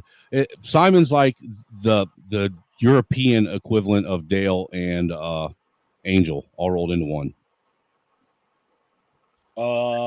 Simon, I mean, to be honest, I could take Dale over Simon and King Shanard. Oh, dude, I'll give you that. I mean, I'll give you that. Yeah, like, hole in the head, Dale. You're not right, dog. Is the problem. You're not wrong, though, either. I have no focus on the past, except that you have to learn from history. You have to learn from the past. We had an election that was very, very terrible. It was a terrible thing for our country. And you have to learn from that. You can't forget that and just go. Now, with all of the things that we said, I had the best economy maybe in history. We're going to talk about it next. Right. So let's stay. I had the best economy in history, and I'm going to do it again. I had the best energy. We were energy independent, soon to be energy dominant. Now we're begging for energy. I mean, what they've done to this country, they're destroying our country. We're going to talk about the economy in just a minute. But before we move on from Capitol Hill, do you think Republican hardliners should abandon their threat to shut down the government over their spending priorities now that there is this impeachment? No, I think if they don't get a fair deal, we have to save our country. We have $35 trillion in debt. We have to save our country. So you would shut down the government? You'd support that? I'd shut down the government if they can't make an appropriate deal. Absolutely. Absolutely. Okay, let's talk about the economy. And I want to start by talking about this big standoff between the auto workers and can the you big pause? auto Can manufacturers. you pause real quick? Why is she acting like the government ain't never been shut down before and America came to some crash? The government has been shut down plenty of times. It's gonna be shut down plenty more times before we die, and they're gonna figure out a way to get it back up. Because Mostly by railing us in the asshole but they'll figure out a way to get it back up. Well, because when the government generally gets shut down nowadays, they don't report on it because they want the people in America to become solely dependent upon them. They want everybody in this country to think that if they have no government, if their federal government is not in session, then their country's screwed. That they can't. That they're all going to fucking basically die. That this country's doomed. And most people don't realize anyhow that Congress being in session is only, I think now they've got it bumped all the way down to what, like 140 days out of the 365 days in a year. Yo, you know what somebody pointed out to me a couple years back? They said, how come Congress and children are the only people that have recess? Are they saying Congress are children? That's a good fucking question. That's wow. That's what he said. Listen, that's what he said to me. And I said, kind of makes sense. Well, it does make a lot of sense. Well, why is Congress the only fucking entity in the world that can actually say how much they're going to get paid by the people that pay them, and then turn around and also raise their own credit limit from the people that is funding their credit? Yep. It's crazy, bro. That is insane, dude. Like, people have too much power. Way too much power. Way too much. Think about this. Imagine what could be done. And that's where I was going before. If all the American people said, you know what? Fuck you. We're not paying federal tax anymore. The problem is, though, here's the problem. You really don't have any control over that. But you do. Dude, all you got to do is fill out the proper paperwork at work, and they. Okay, so that I get, but what I'm saying is, they can completely abort that because technically your check goes through them, so they can completely ignore that if they really wanted to. Now, your check doesn't cause complete mayhem, but they can completely ignore it if they wanted to. Well, I don't think that your check goes through the IRS before it comes to you. Because think about that. That would be an awful lot of paperwork for them to manage weekly.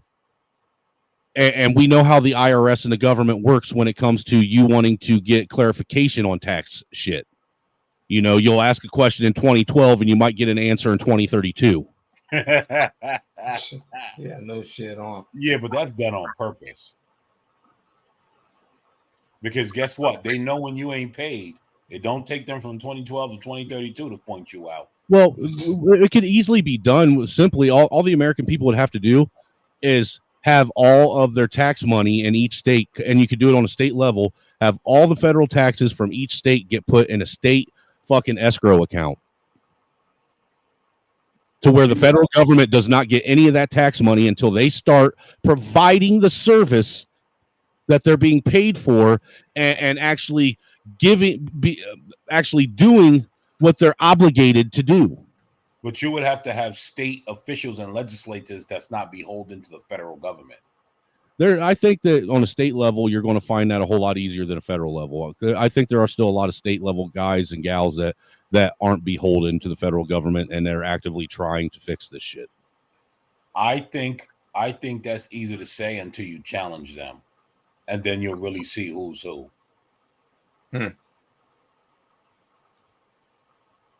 I'm just saying. Thank you, Snowman. I'm just saying. I feel what you're saying. All I'm doing is just trying to throw passive ideas out there. No. I get what you're saying, but I'm just being real. A lot of these guys are beholden. Right. I mean, it's just as simple as, like I said, we can sit and try and bankrupt a beer company because they put a tranny on a beer can, but we can't, like I said, we can't sit and get all the Americans in America to stop buying gas on Tuesday.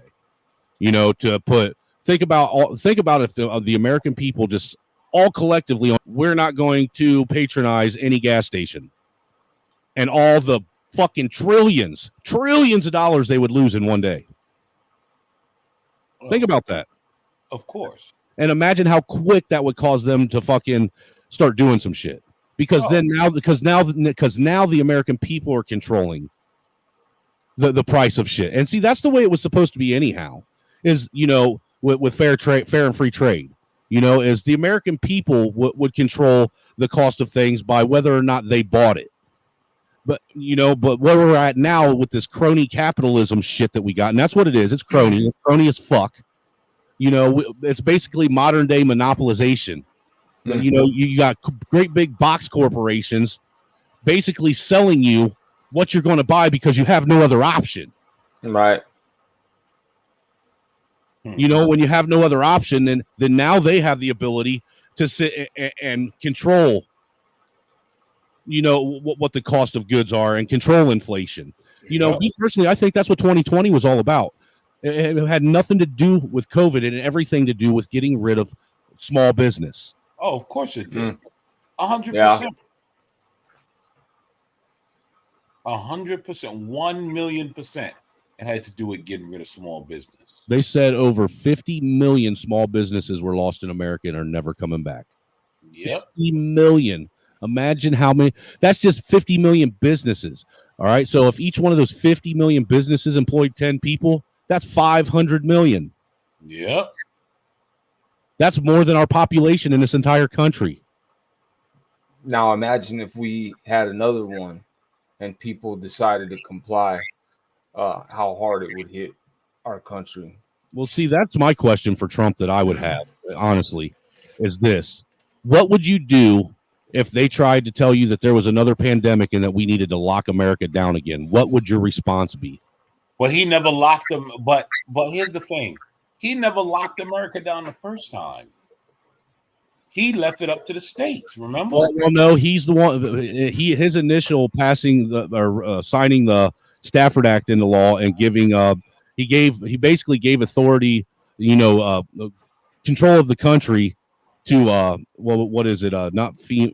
Yeah, it might have been FEMA, either FEMA or Department of Homeland Security. And then then with that, the states controlled the states, but the Department of Homeland Security and FEMA were actually in control of all of the government, federal government, things going on. So in essence, yes, they did lock it down because, and that's the thing, if you recall, American people didn't care about 15 days back then. Because that's what we was a big deal back then because we didn't think any of this. 15 days. Okay, so we're all going to get a 2-week unpaid vacation. All right, whatever. We can deal with that. You know what I'm saying? We bounce back from worse. But then 15 days turned into 30, and 30 turned into 60, and 60 turned into 120, and 120 turned into a year and a half. That's a fact. Yeah. The 15 days you to death. I remember. And then during all this whole thing, you got American people starving, losing their homes, losing their kids, losing everything they have. And a government saying that they're going to make sure that since they were told that they couldn't work and provide for their families, that they was going to, make it right to the people. They passed the biggest fucking, the highest funded fucking act ever passed in this country. $6.4 trillion, folks, in case you forget. $6.4 trillion.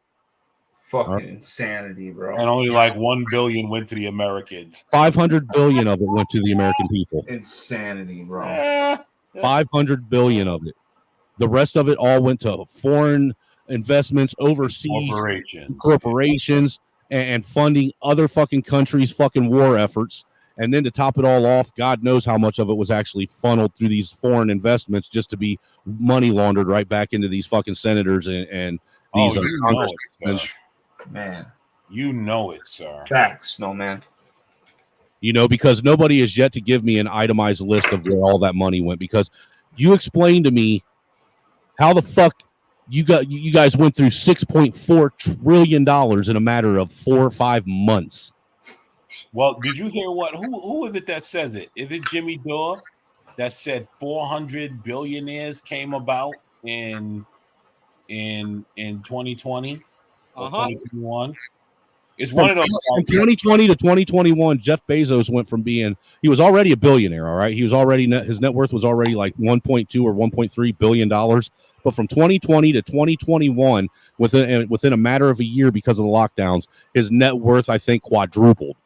Yep. But here's the thing.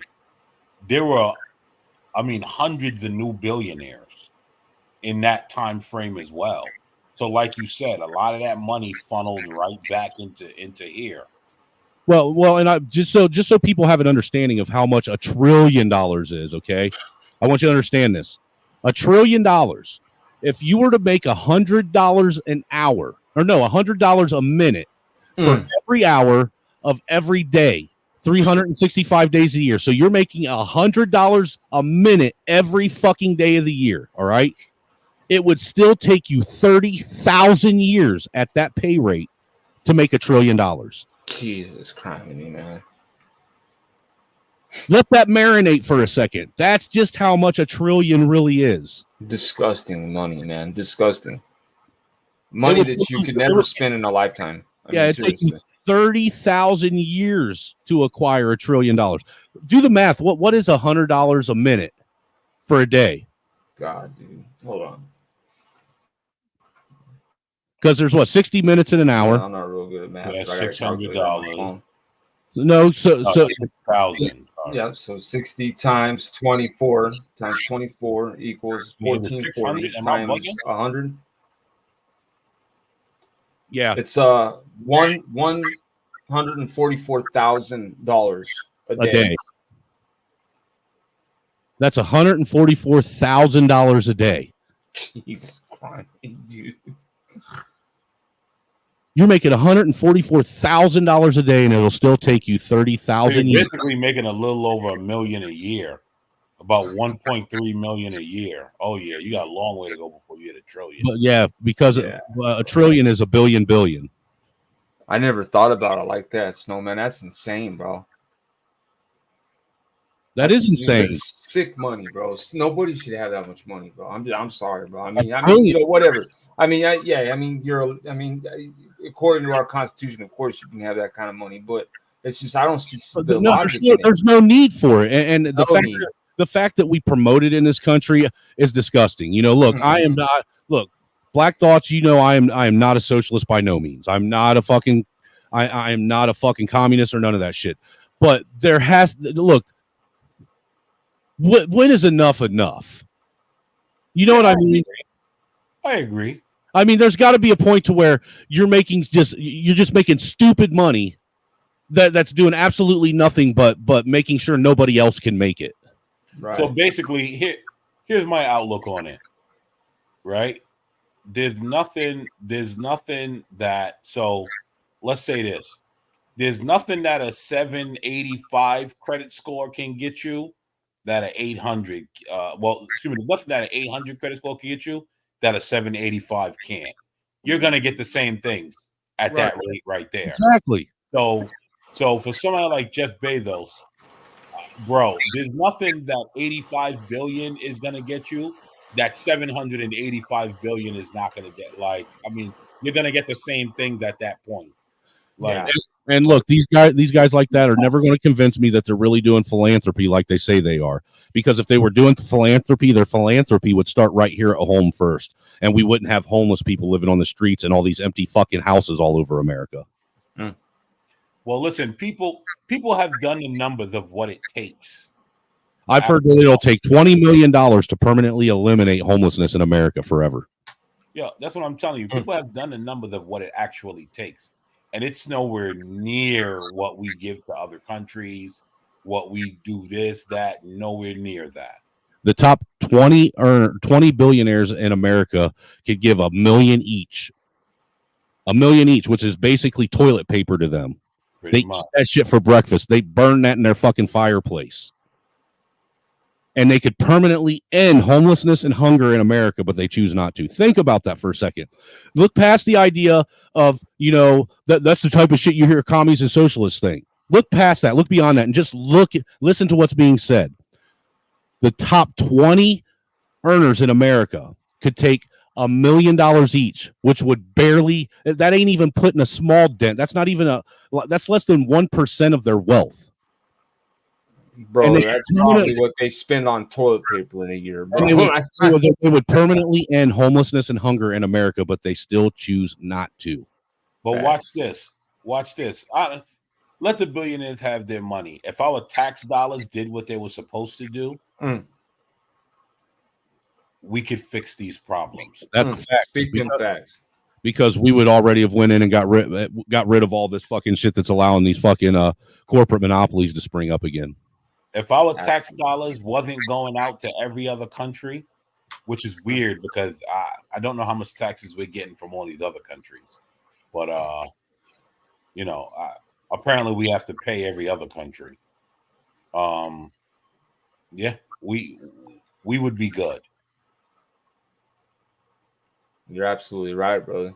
I mean, that's just, yeah. We already know our tax dollars aren't spent on what it needs to be spent on. These people pocket our shit. Believe that.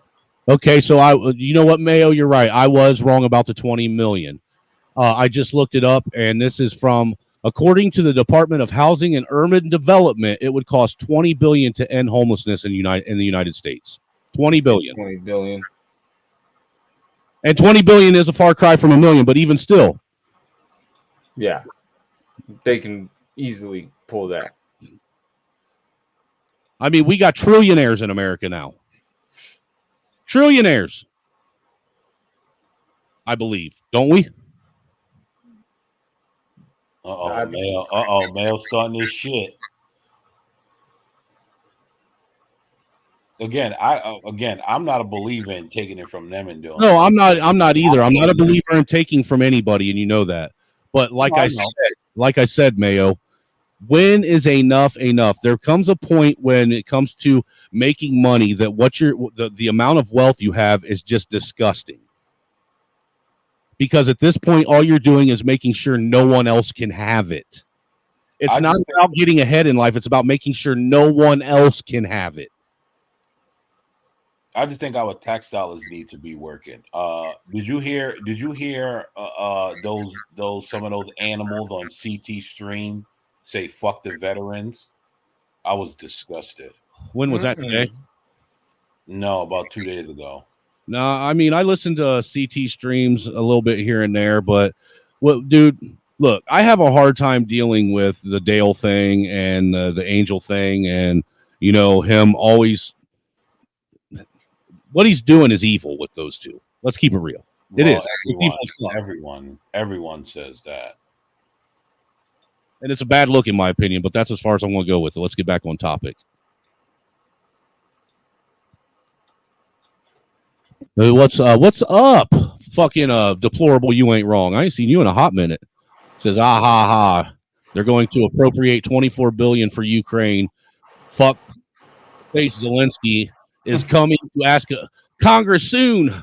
Yeah, see, that's what I'm getting at. What you just said there. Why are we giving money to Ukraine and not helping out people in America? Why the fuck isn't anybody fucking bitching about that? Why the fuck are the same people that want to make comments about take from others so others that don't have? What are we fucking doing right now? We're taking from others and giving to another fucking country that has nothing to do with America. It's true. True. I didn't give him permission to spend my money on that. I mean, with the money that they just gave to fucking Ukraine, what was it? 80 billion? 800 billion, something like that? I've always said it. Let them animals kill each other. They keep trying to tell us Ukraine is a so-called democracy and all that bullshit. Ukraine ain't got nothing to do with us, number one. And Ukraine is just like all the other corrupt countries. When does worrying about like our good Nazis, Snowman? Don't forget about that. There are good Nazis in Ukraine. Right. You know, they're the best kind. You know, they're the kind that'll corner a black dude and force him to eat a banana. Yeah. You know, when does worrying about another man what another man has and bitching about it make you a woman? What? Well, I understand what you're trying to ask, but you know, most people probably wouldn't bitch about what these top 1% have if they weren't always trying to worry about what we don't have, as if they care. and do nothing about it. They're the ones always trying to. Are they not the ones that are funding all these initiatives like the 15-minute cities? Are they not the ones that funded, that fucking fake ass jab that killed people? Are they not the ones that fund legislation that's making it impossible for the small business owner to even start small businesses? Are they not the ones that fund all this bullshit? Man. Are we not allowed to sit and talk about the people that are actively opposing the middle class and the common man from being able to get ahead?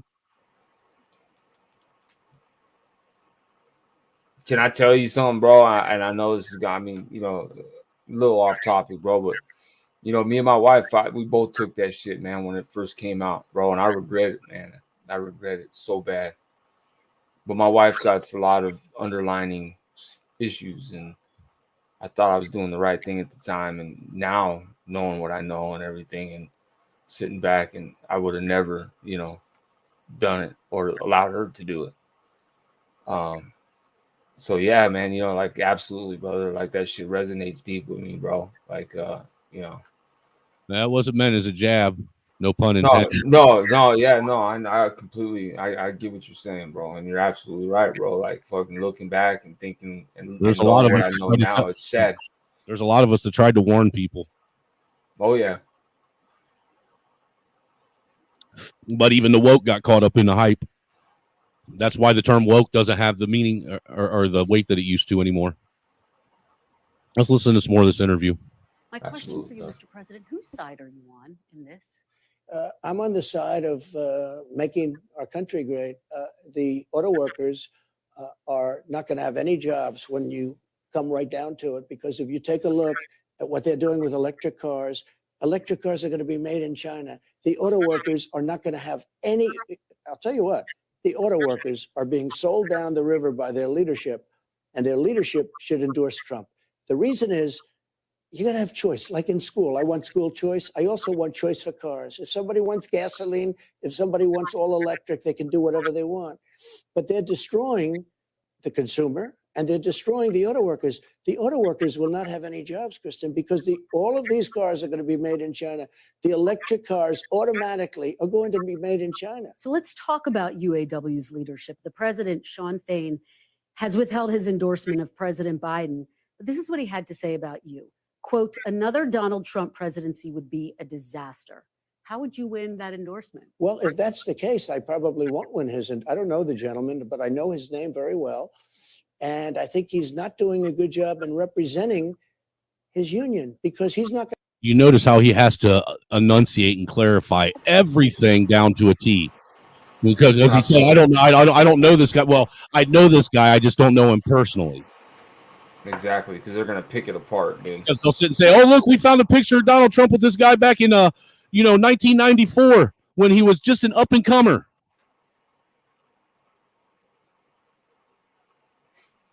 And it's true. Going to have a union in 3 years from now.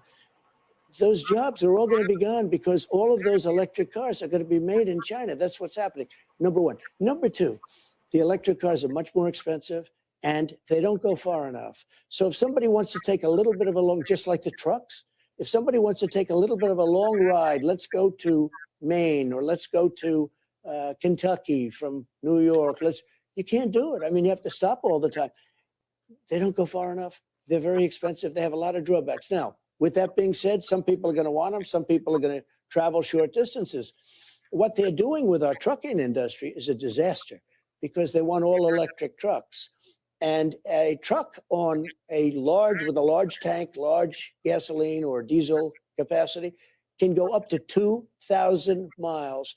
An electric truck goes 300 miles. So what are these guys going to do? They're going to stop every 300 miles and recharge their truck and spend 3 hours? Let's move on and talk about another big picture. Let's move on, because you made a point that we don't want people to hear. Yeah, she don't want to talk about nothing. Interest rates, inflation, something that you've talked a lot about. Yeah, she does that all the time. The Federal Reserve is obviously independent, but I wonder, Mr. President, if you are re-elected, would you direct your Federal Reserve chair to lower interest rates? But that's why the libs are having a lot of pressure on him. It was outside pressure, because nobody knows whether or not you can really do that. But I did, because I thought his interest rates were too high. And why are the libs having a heart attack over this interview? Because they know he told the truth. and they just don't want no truth to come out. They only want their narrative. As in libs, you mean everybody in Congress, right? Well, I mean, everyone in Congress, all the people that are anti-Trump, all the goddamn Democrats. All the people that are anti-America. Well, yeah, that too. Like, that's why they so upset. They were like, yo, how dare you allow him to be able to say what he feels? Not just that, how dare you not edit it out when we know that you can? Well, yeah, that's true. We only want the narrative that came from Nancy Pelosi. Anything opposite of Nancy Pelosi is heresy. I want to know what they did edit out, because if this is what they left in, I want to know what fucking truth bombs they took out. Well, I'm sure they left a lot out.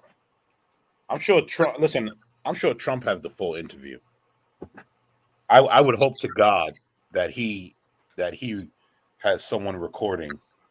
At this point, if I was Trump, I wouldn't do interviews unless there was an NDS that said that he got a copy of the actual Virgin interview as he was leaving the building. As in, they're recording it live. They got 2 discs, and one gets ejected out and handed to him. No, I would just have my own team there recording. Or that too, but I'm just saying I would make that part of the agreement. I get a copy of this interview. Absolutely. For every one of them. Because look, the media, these people can't be trusted anymore. I mean, we listen to the things that she's already trying to spin, and we're only like, 20 minutes into an hour-long interview. He ultimately dropped his interest rates, the same gentleman, as you know. And but it was a lot of pressure. I mean, I was very active on that. Right now, interest rates are very high. They're too high. People can't buy homes. They can't do anything. I mean, they can't borrow money. The banks don't have the money. The banks aren't lending the monies. The banks, by the way, Chase Manhattan Bank, Bank of America, they discriminate against conservatives. It's a disgrace, and they shouldn't be allowed to. And I'm going to do something about that. But you take a look at banks throughout the country, and I think because of the regulators, but you take a look at Bank of America and Chase, they discriminate against conservatives and Republicans. For that, Mr. President? Oh, we'll give you plenty of evidence. Okay, all right. Well, let's stay on track with this question, though. So just to be very clear, if you were reelected, would you direct your Fed chair to lower interest rates? Depends. Depends where inflation is. But I would get inflation down because drill we must. What the fuck is so hard for her to understand about that? This is not about understanding, sir. We will be drilling. I know they're trying to get him to say the gotcha. That way they can get a soundbite that they can play over and over and over again for the next 360 days. For oil, we're going to become, again, energy independent. We are going to reduce our debt because we're also going to become energy dominant. We were ready to go dominant within a matter of months.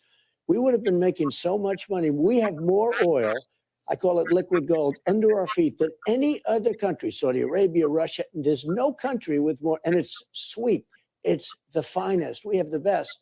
We're taking it from Venezuela. You know what it is? Tar. It's the worst. Mr. President, are you going to appoint a new Fed chair if you're reelected? Well, I guess he would have 2 years left or something like that. So we'll see. But, okay.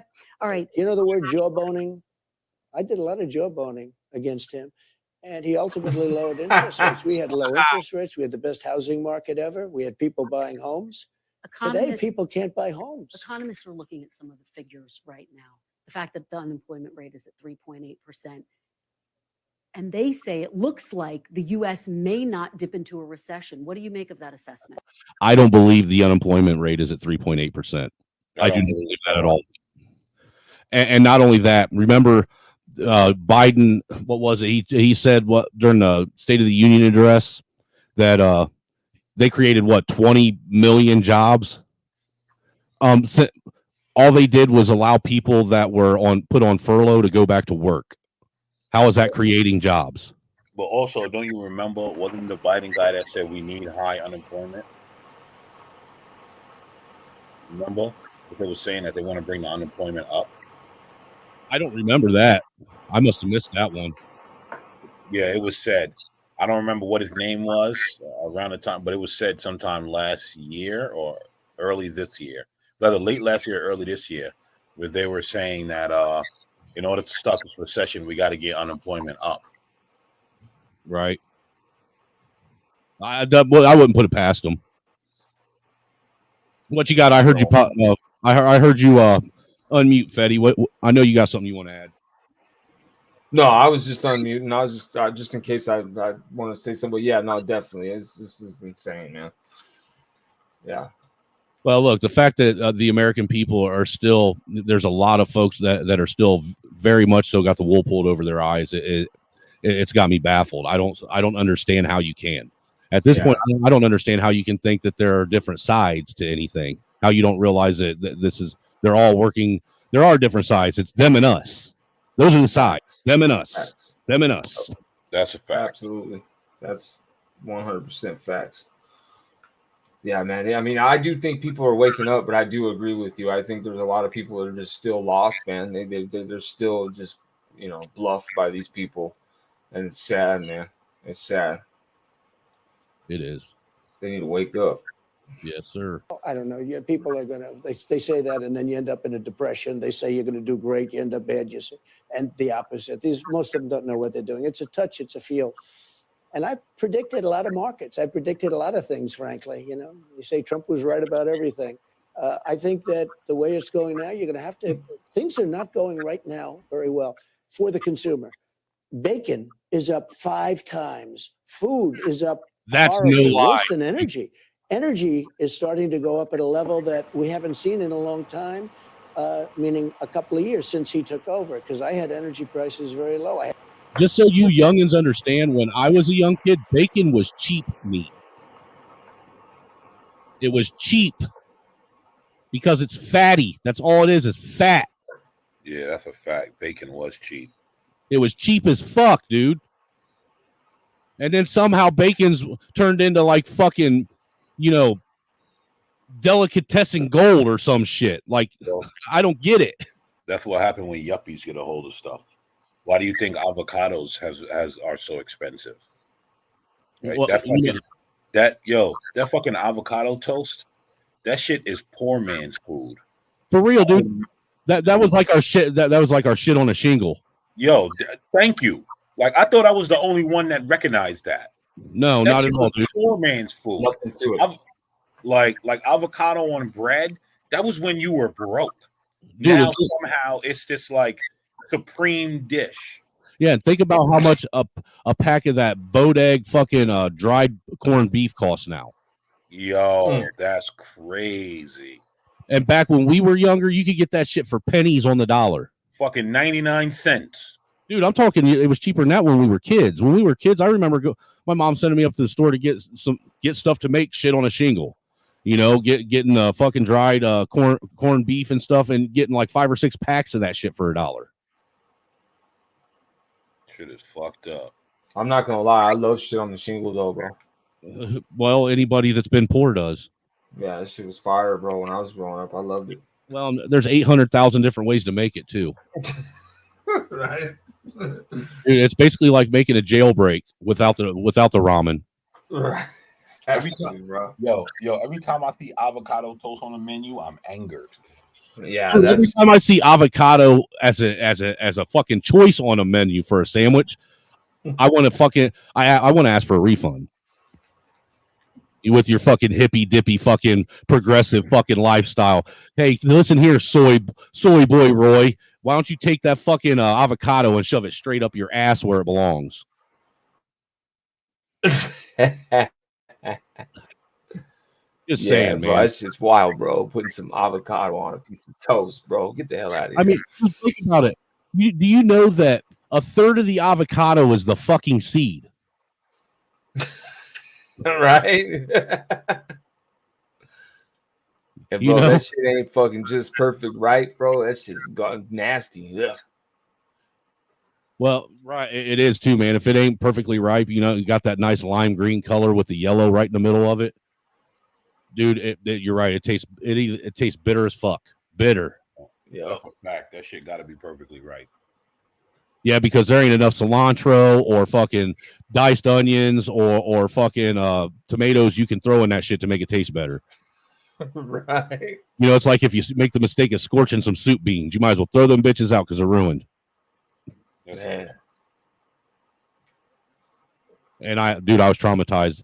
Short story. When I was a kid, my mom she had one of them great big huge like fucking like 5-gallon stock pots that everybody had back in the day. Yeah. All right. And when they would make soup beans, they would make it in that, you know. And my mom, she wouldn't go out and do like these fucking morons today that don't know how to cook do, where they go out and get already cooked pinto and, you know, canned fucking red beans. My mom would actually sit and go out and get the bagged beans and let them soak in water overnight. Yep. You know what I'm saying? Now, and then pick out all the fucking bad ones. And the beans alone, even after soaking overnight, would take another almost 12 hours of cooking. Yep. In that pot, you know, and it had to be a slow cook, and you have to watch and maintain that shit, because if you don't, everybody knows beans scorch really fast if you ain't paying attention. Yep. You know, that's why you got to slow cook them. Well, she made the mistake. She tried to, they weren't cooking fast enough, and she was already on the second day of starting, you know, and she had the ham hocks and everything in there, and she made the mistake of scorching the fucking beans, and she tried to save them, and she made us all eat them. Dude, there wasn't enough mustard on the planet to fucking put in those beans to make that fucking taste go away.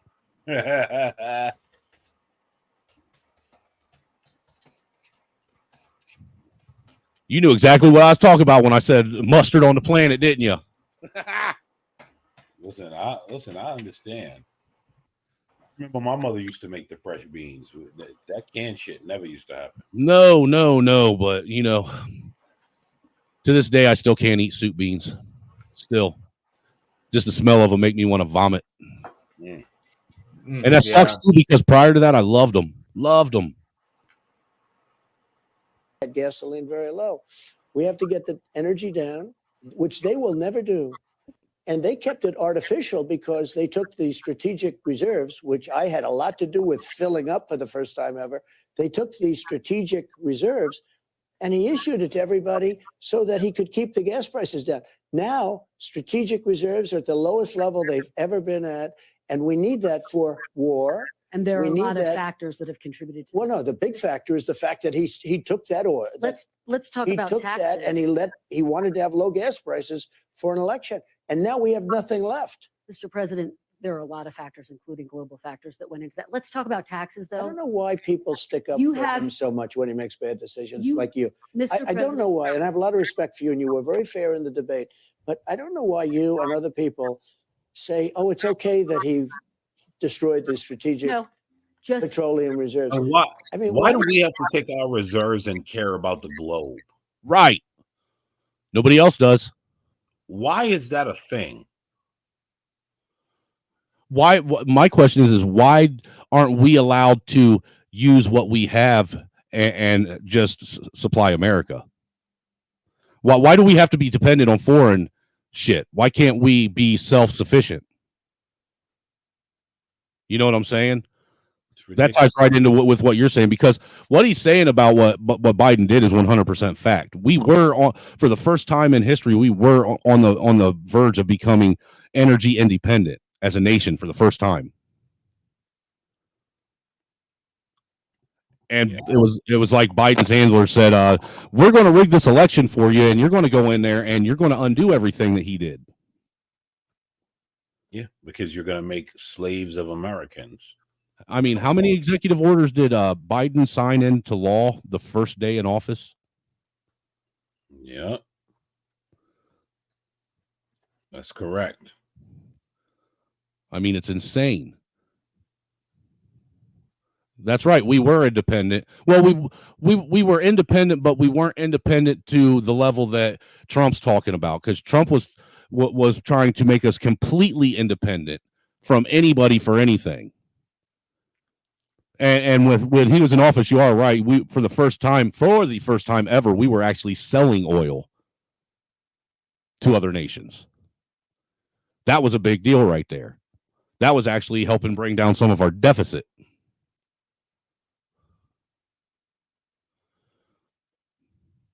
Hey, shout out to you, Fetty. Thanks for coming through, brother. You're welcome over here. Appreciate the support, my guy. This is crazy. You do that, or it's okay that he has open borders. Somebody was President- in your position, not quite as good, said this morning, "Oh, having open borders is a wonderful thing." I don't know why, and I think that's why Not the sticking media up. has No, lost we're not so sticking up, much Mr. credibility. President. We're just having a conversation. Let me talk to you about taxes and your differences with President Biden over taxes. Sure. He wants to raise corporate tax rates to 28%. It's reported you want to lower them to Jesus 15%. Christ. Is that true? I'd like to lower them a little bit. Dude, do you know how much wages are really going to stagnate if Biden does that? Raises the corporate tax rate to 28%. Holy shit. Yeah, you know that's never going to happen, right? It's yeah, I know it's never going to happen. It's a talking point. That's all it is.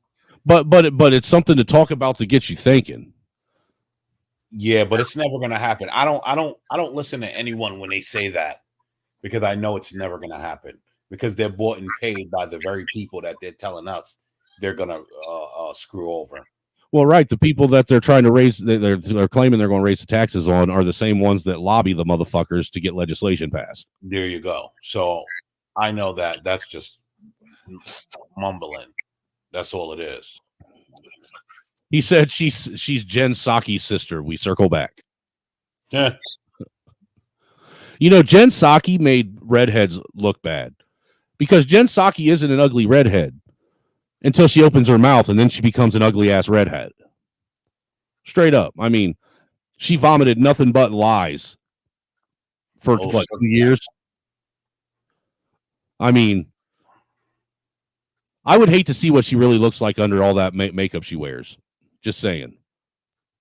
Yeah, I never thought Jen Psaki was that hot. I mean, well, I'm not saying she's hot, but she wasn't ugly either, though.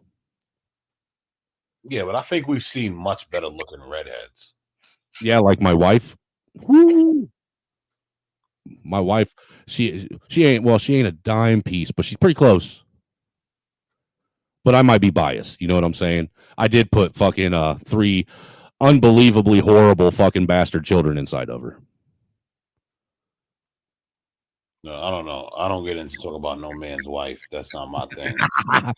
Oh, well, see, look, dude, it's one thing to sit and say that someone's got a good looking wife. You know what I'm saying? It's another thing to sit and basically start undressing them with your fucking mouth to the guy's wife who is his wife. You know what I'm saying? Yeah, I get it, but you know, there's a way to be courteous about saying, "Hey, you got a good looking wife." I mean, if I saw your wife and she was hot, I'd tell you, "Hey, man, your wife is hot." I wouldn't sit there and look at you and then say, "Hey, by the way," if given the opportunity, I would rail the fuck out of her. I would bottom. You know, I would make sure I bottomed out in that bitch. You know, I wouldn't do it, because that's not what homeboys do. Yeah, that's not what any man does that has any self-respect. That's a fact. Hey, what's up, Jay Bishop? It has been a while. How have you been?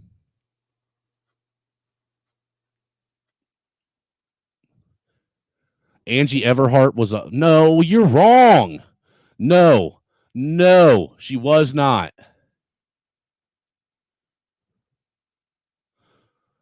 What's her name? Isla Fischel is the hottest redhead alive. And my wife is second to her. But like I said, I'm biased. She must be sitting right next to you, huh? No, she's not. She's laying down in bed sleeping. Come on, man. You know me better than that. I have no problem talking shit and saying shit that I shouldn't be saying online about my wife. She's used to it at this point. She says, in summary, we will all be the sum of the lowest IQ and never healthier than the sickest person. We're about there. That's a fact. That is a fact. Yeah, that's absolutely correct. And it's good to see you too as well. You know, trying to get back into it. I've been becoming a little more. Yes. You're stupid, Mayo. Look, I can't take you serious anymore if you don't think she's hot, and you think that fucking what's her name? Angie Everhart. Are you serious? Angie Everhart looks like a piece of beef jerky with a red wig.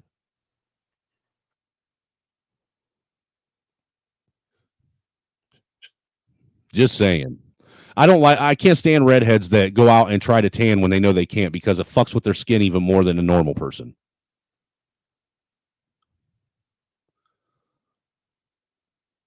But we'll listen to some more. We could, but what I want to do is we have to get some income coming in. You know, when I lowered taxes, we took in more revenue. To 15%? You know that when it depends on where we are at the time. You know, that is an interesting result of lowering taxes, is the fact that they do take in more revenue because people have more money to spend. Oh, yeah. It's interesting how that works.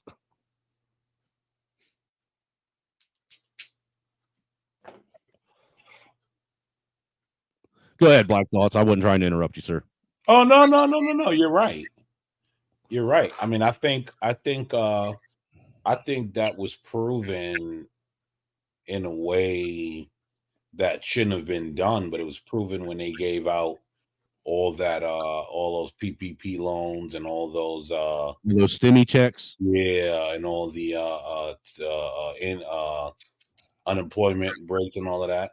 I think it was proven. I mean, it harmed us, but I think it was proven. So if you lower the taxes, we would spend more money.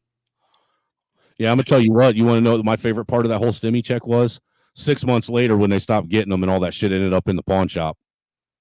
Yeah. Because I'm gonna tell you what, the pawn shops were happening for a minute, dude. Happening like a motherfucker. Were they? Oh man, dude. Where do you think I had gotten most of my fucking equipment that I was using, dude? Pawn shops. You know what? I wasn't even paying attention to that. Well, I've been in entertainment, you know, of some form for going on probably a decade or better now. So I've always had to have equipment, and I can't afford to go and hit the local music shop or Guitar Center or fucking Sweetwater and all that shit like everyone else would like to. You know, I can't afford to buy it brand new, so I got to go and find used shit at pawn shops, you know, for a fair price that actually works right. Yeah, well, there's nothing wrong with pawn shops, sir. So no, there ain't. I'm not criticizing you. I've actually got some of the best deals in life on some shit at pawn shops. I bought some really expensive guitars at pawn shops that they didn't know what they had, and turned around and doubled my money on them. That's the way to do it. You know, because there are some of those pawn shops where they have idiots working in there and they have no clue what they actually have.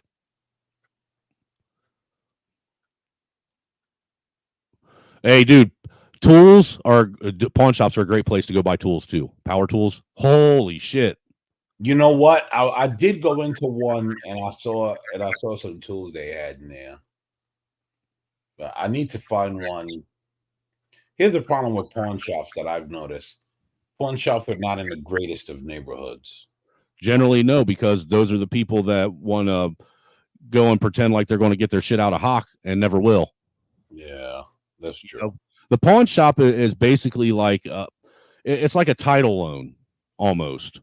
You know, because pawn shops, if you think about how they do business, they give you like maybe 5% of what your shit's actually worth. Yeah. You know what I'm saying, on a loan. And then if you don't come back and get it, you'll go in there and see your shit that they gave you. Say you had a $800 guitar and they gave you $100 for it. You'll go and you couldn't ever get it back out. You'll go and see it hanging on the wall and they're charging $600 for it now. So I told you it was worth $800 is what I gave for it. You gave me $100 loan and you're charging $60 or $600. That's a fucking, what is that, a 600% markup? Yes, sir. Well, you know, 5%, right? Yeah, something like that. But either way, you're bending me over. But see, we can do the same thing. You know, before COVID happened, I made a very lucrative business off of Facebook Marketplace. That used to be a great place to, because I was one of them guys. I had one of what you call an always open garage sale. Yeah. You know what I'm saying? Because I was always out junking and picking and scrapping and shit. And most of the stuff that I'd sell, I'd get for little or nothing. Yeah. You know what I'm saying? But now that we're settled here where we're at, I'm planning on getting back into it. Like I've already started going out and snagging up people that have broke down mowers and shit for free. snagging those up. That way I can refurbish them and resell them. Yep. You know what I'm saying? There's good money in that. I'm going out and I do a lot of that, going out and picking up shit that people have that they think is broke, that doesn't work. A lot of times with tools and stuff, and fixing it and then reselling it for 3 or 4, sometimes 5 times worth what I paid for it. Yeah. And right now there's a big market in that pallet art. Go out and pick up some of them pallets. Yeah. And all you got to do is get on Etsy or whatever and look at these simple designs and patterns that people are putting on using to make pallet art. And you can literally take that shit up to like Hobby Lobby and shit like that, or any of these like flea markets, and they'll buy that shit off of you in bulk just to sell. That's crazy. I know. I didn't know the market for pallet art was that big. Oh yeah, dude. I like a buddy of mine, his wife, she did like, she had like 5 or 6 different things that she did that, she would sit and make, multiples of them. And then about, I think it was 2 or 3 times a month, or no, 2 or 3 times a month. What was it? Hobby Lobby. What is that? What is it? Jolene Fabrics or something Fabrics. Joanne Fabrics, yeah. And then Hobby Lobby's competitor. What's the name of that? I don't know. Who's Hobby Lobby's competitor? Is it Michael's? Yes. Thank you. It is Michael's. So she had those 3 places right there in the 3 different major cities around her, that those stores like 2 or 3 times a month they would actually put in an order of bulk stuff and order from her locally right there. You know what I'm saying? And a lot of those stores will do that just to have, local art, as opposed to, overpriced, overprinted print art that everybody has on their wall all across the globe.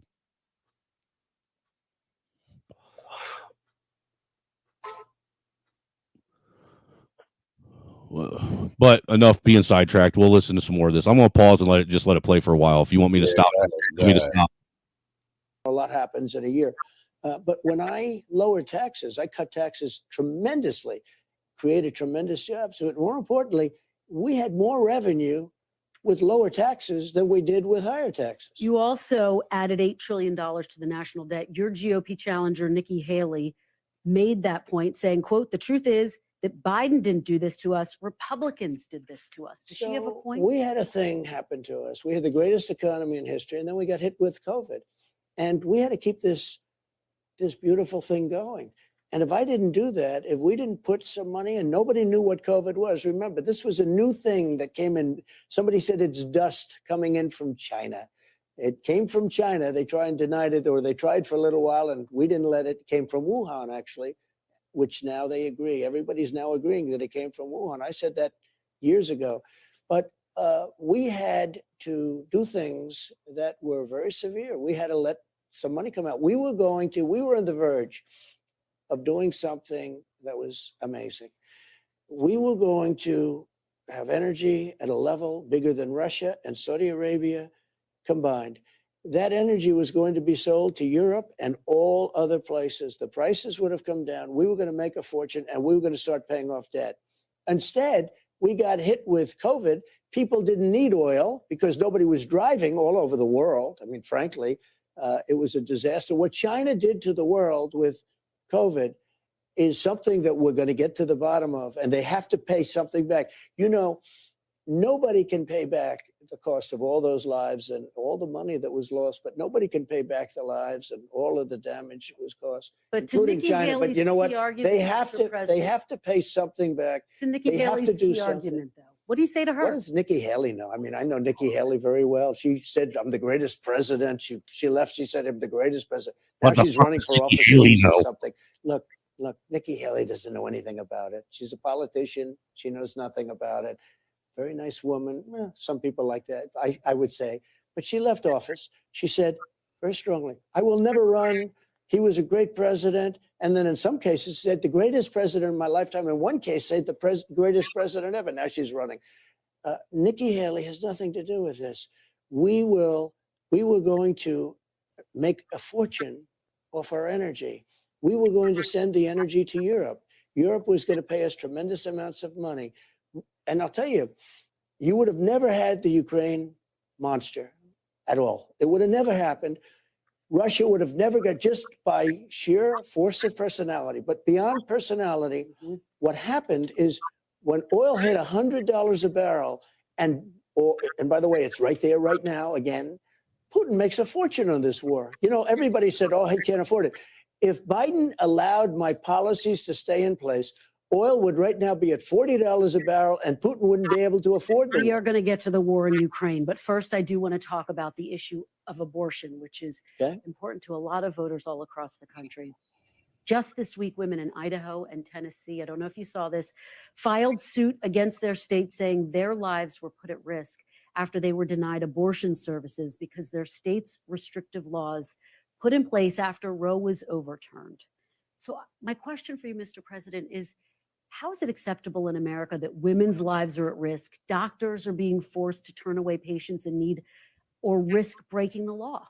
Ready? Keep It Quilted means you keep it the best. For and feel. Radical people on this. Damn it. One skipped through. I thought I edited all the commercials out. Fuck. One made it through. Bad form. Bad form. Bad snowman.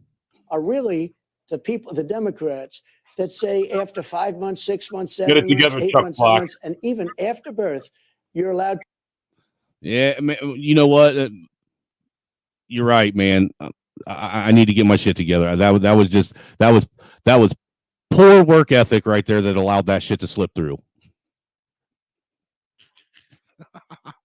To terminate the Democrats baby. aren't saying that. I just have to. Democrats are not saying that. Of course That's they do. not true. You have a Virginia governor, previous governor, who said after the baby is born, you will make a determination, and if you want, you will kill that baby. The baby is now born. Ralph Northam, for those who don't know, Governor Ralph Northam is the one who said that, and that is not a lie. He said it on a podcast radio show one morning, and that is a fucking fact. Democrats writ large are not talking about that. Only 1% of late-term abortions happen, and always in the state of They are crisis. the radical people because nobody wants to see abortion after 5 months and 6 months and 7 months. And now it gave people that believe in pro-life. Look, just so you understand, it's pretty much 50-50. It's a 50-50 issue. Amazing. If you look at the charts, it's been 49-51. It's been like that for many years. Goes both ways. 51, both ways. Ready? I was able to do something which gave at least pro-life people a voice. Now it's going to work out. Now the number of months will be determined. Can you and you're answer going to have this something where question? everybody comes together. Does it bother you, though, that women say their lives are being put at risk? Do you feel you bear any responsibility? Because as you say, you are responsible. for What's having going to Roe v. Wade happen, this is an issue that's been going on for a long time, and it's a very polarizing issue. Because of what's been done, and because of the fact we brought it back to the states, we're going to have people come together on this issue. They're going to determine the time, because nobody wants to see 5, 6, 7, 8, 9 months. Nobody wants to see abortions when you have a baby in the womb. I said with Hillary Clinton when we had the debate, I made a statement, rip the baby out of the womb in the 9th month. You're allowed to do that, and you shouldn't be allowed to do that. Again. Hey, shout out to you ain't wrong for hitting me with that $12 cash app.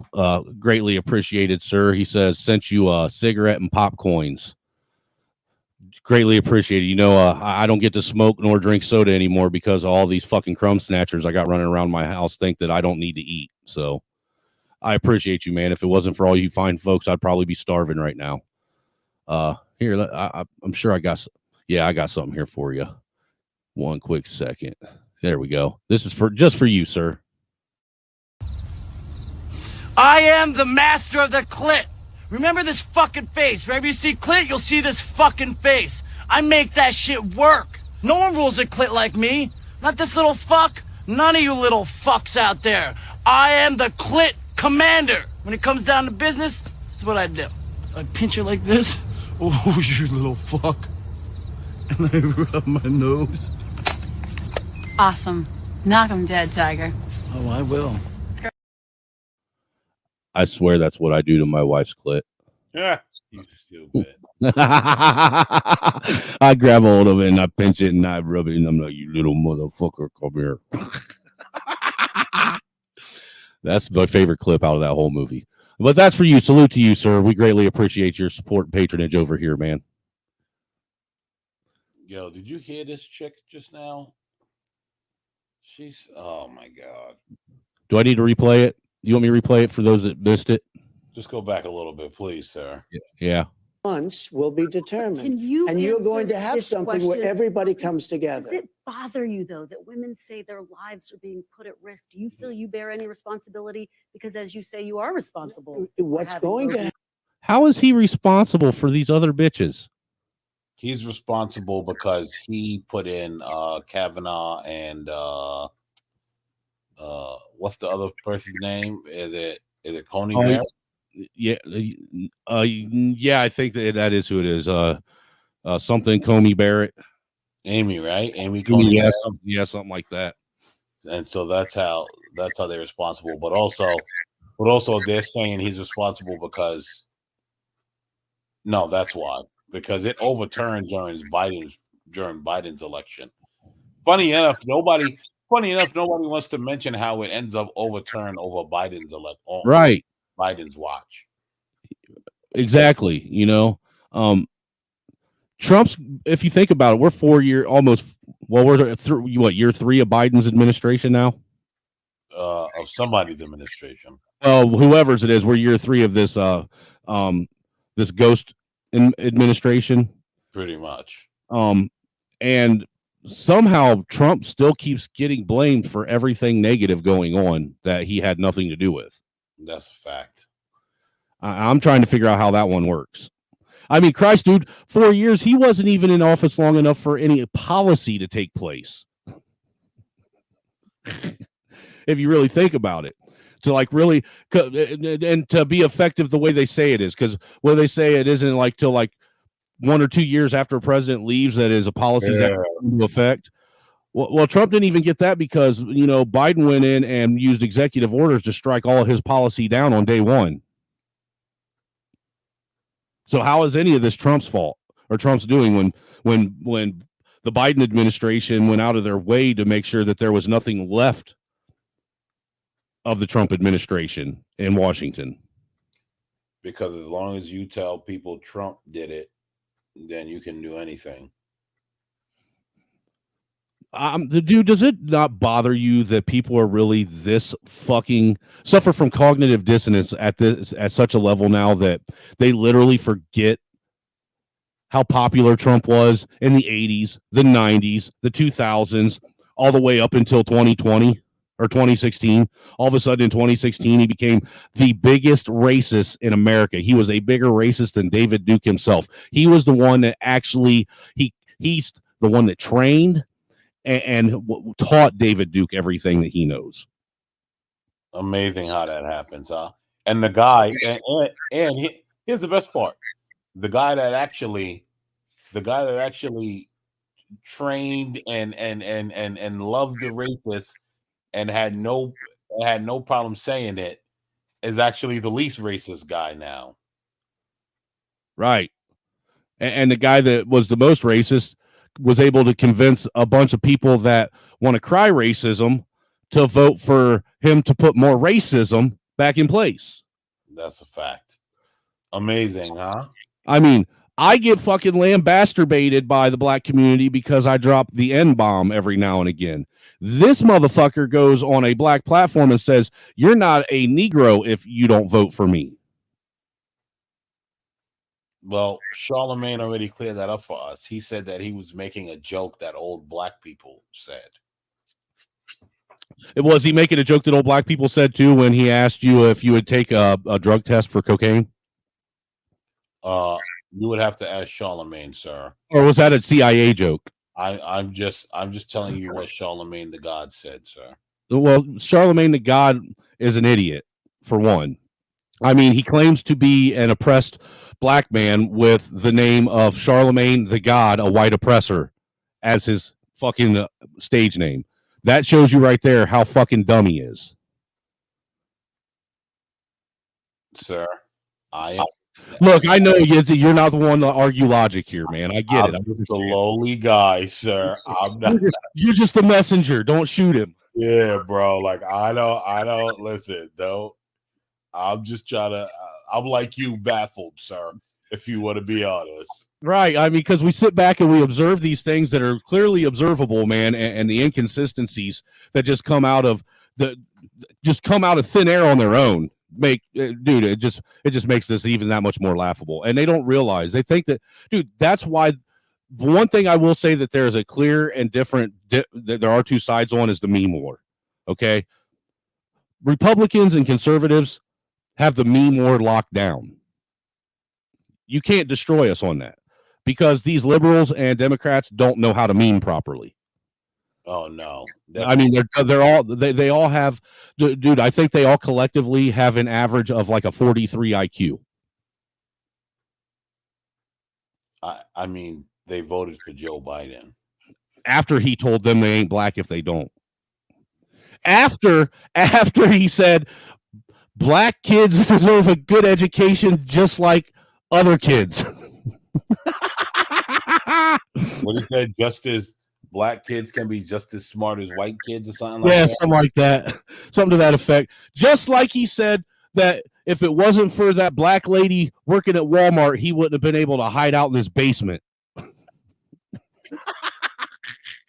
Listen, yo, I'm telling you, somebody said, Double Brewski said it.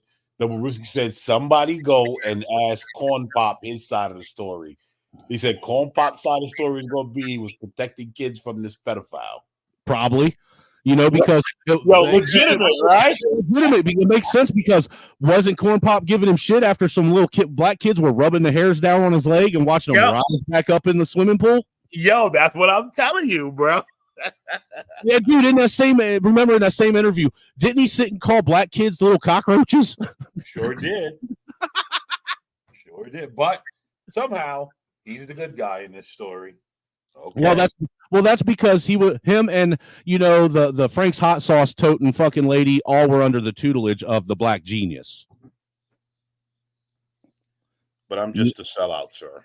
I'm just a sellout. Right. That black genius convinced black people to vote LGBTQ rights in office. That's what they did. Man, that's got to be a motherfucker too. To think that man was coming to actually, do something and be the face of black people, and really he came in like a fucking wrecking ball, flipping over tables, being the face for the rainbow flag. For the rainbow flag. For the rainbow flag. That's a fact. Look, black folks, you better get your shit together, man, because even people coming out of your own community, dude, they're turning their backs on you. They would rather help the fucking rainbow flag than you. And not even the original rainbow flag. Think about this. The rainbow alphabet community went and took the fucking insignia of the Rainbow Coalition, which was a Fred Hampton thing, where he was trying to bring together all races and cultures under one moniker to work together for the common good of mankind in America. And they allowed the LGBTQ community to steal that shit and put a whole new spin on it. So here's what's funny about the rainbow thing. Even that whole thing is unraveling because the problem is all the people that actually fought for equality are getting sick of these people. Right. Well, that's because these people that they have false premise and they move on false narrative. They're basically snake oil salesmen. They sit and tell you that this is what they have. This is our product. This is what we're selling. If you buy this product, this is what you're going to get. And then people buy the product and all they're getting is a bunch of bullshit. They're basically getting a bottle of fucking putrid water. Yeah. Like all the rainbow people, they themselves are like, all right, you people are starting to get on my nerve now. Yeah. Did you see the chick that was crying that they kicked her out of a gay bar? Yeah, I saw that. I guess you shouldn't have acted so fucking straight.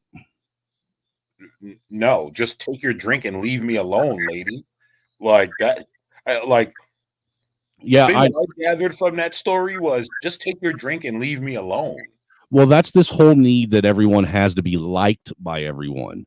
That, you know, here before long, they're going to pass a law that says that it's illegal to dislike somebody at the rate we're going. I mean, it's not likely, but I see what you're saying. It's just so fucking dumb. But like, yeah, I saw her in her fake crying on her ugly face. I'm like, lady, calm down. Just take your drink and go. That's what you should have done. She's lucky I wasn't there. I would have just drop kicked her in her pussy. For real. And then spilled her drink on the front of her blouse to see if she had any boobies. Because I'm a womanizer like that. I'm a misogynist. I mean, well, we all are. But, you know, again, that whole thing was like, lady, just take your drink. Stop trying to make a scene. Like, just take your drink and go, lady. It's fine. Everyone else is taking their drinks and going. You should too. You know what I'm saying? Like, that requires, you know, some of these women to actually act like they have some scruples up inside their head. Yeah, that's true. You know, but because they want to walk in a man's space like a man and be, you know, and present themselves like a man and be respected like a man, they act like women to get that. It's funny how that works, right? They want the same respect and admiration as men, but in order to get it, they got to whine, cry, and scream like a toddler. Again, shout out to Dirty Folks, you know, and him pointing out that that's all most of these bitches are, is just toddlers with clothes on. Oh yeah, that's a fact. They're full-grown toddlers. You know, and why are you even bother engaging with why are you engaging with a woman with her clothes on anyhow? Unless you're married to her, she ain't got nothing of value to say to you. You're going to get way more. Look, you're going to get a way more substantive and engaging conversation if you just take her clothes off and take her to the bedroom. That's true. I don't disagree with that.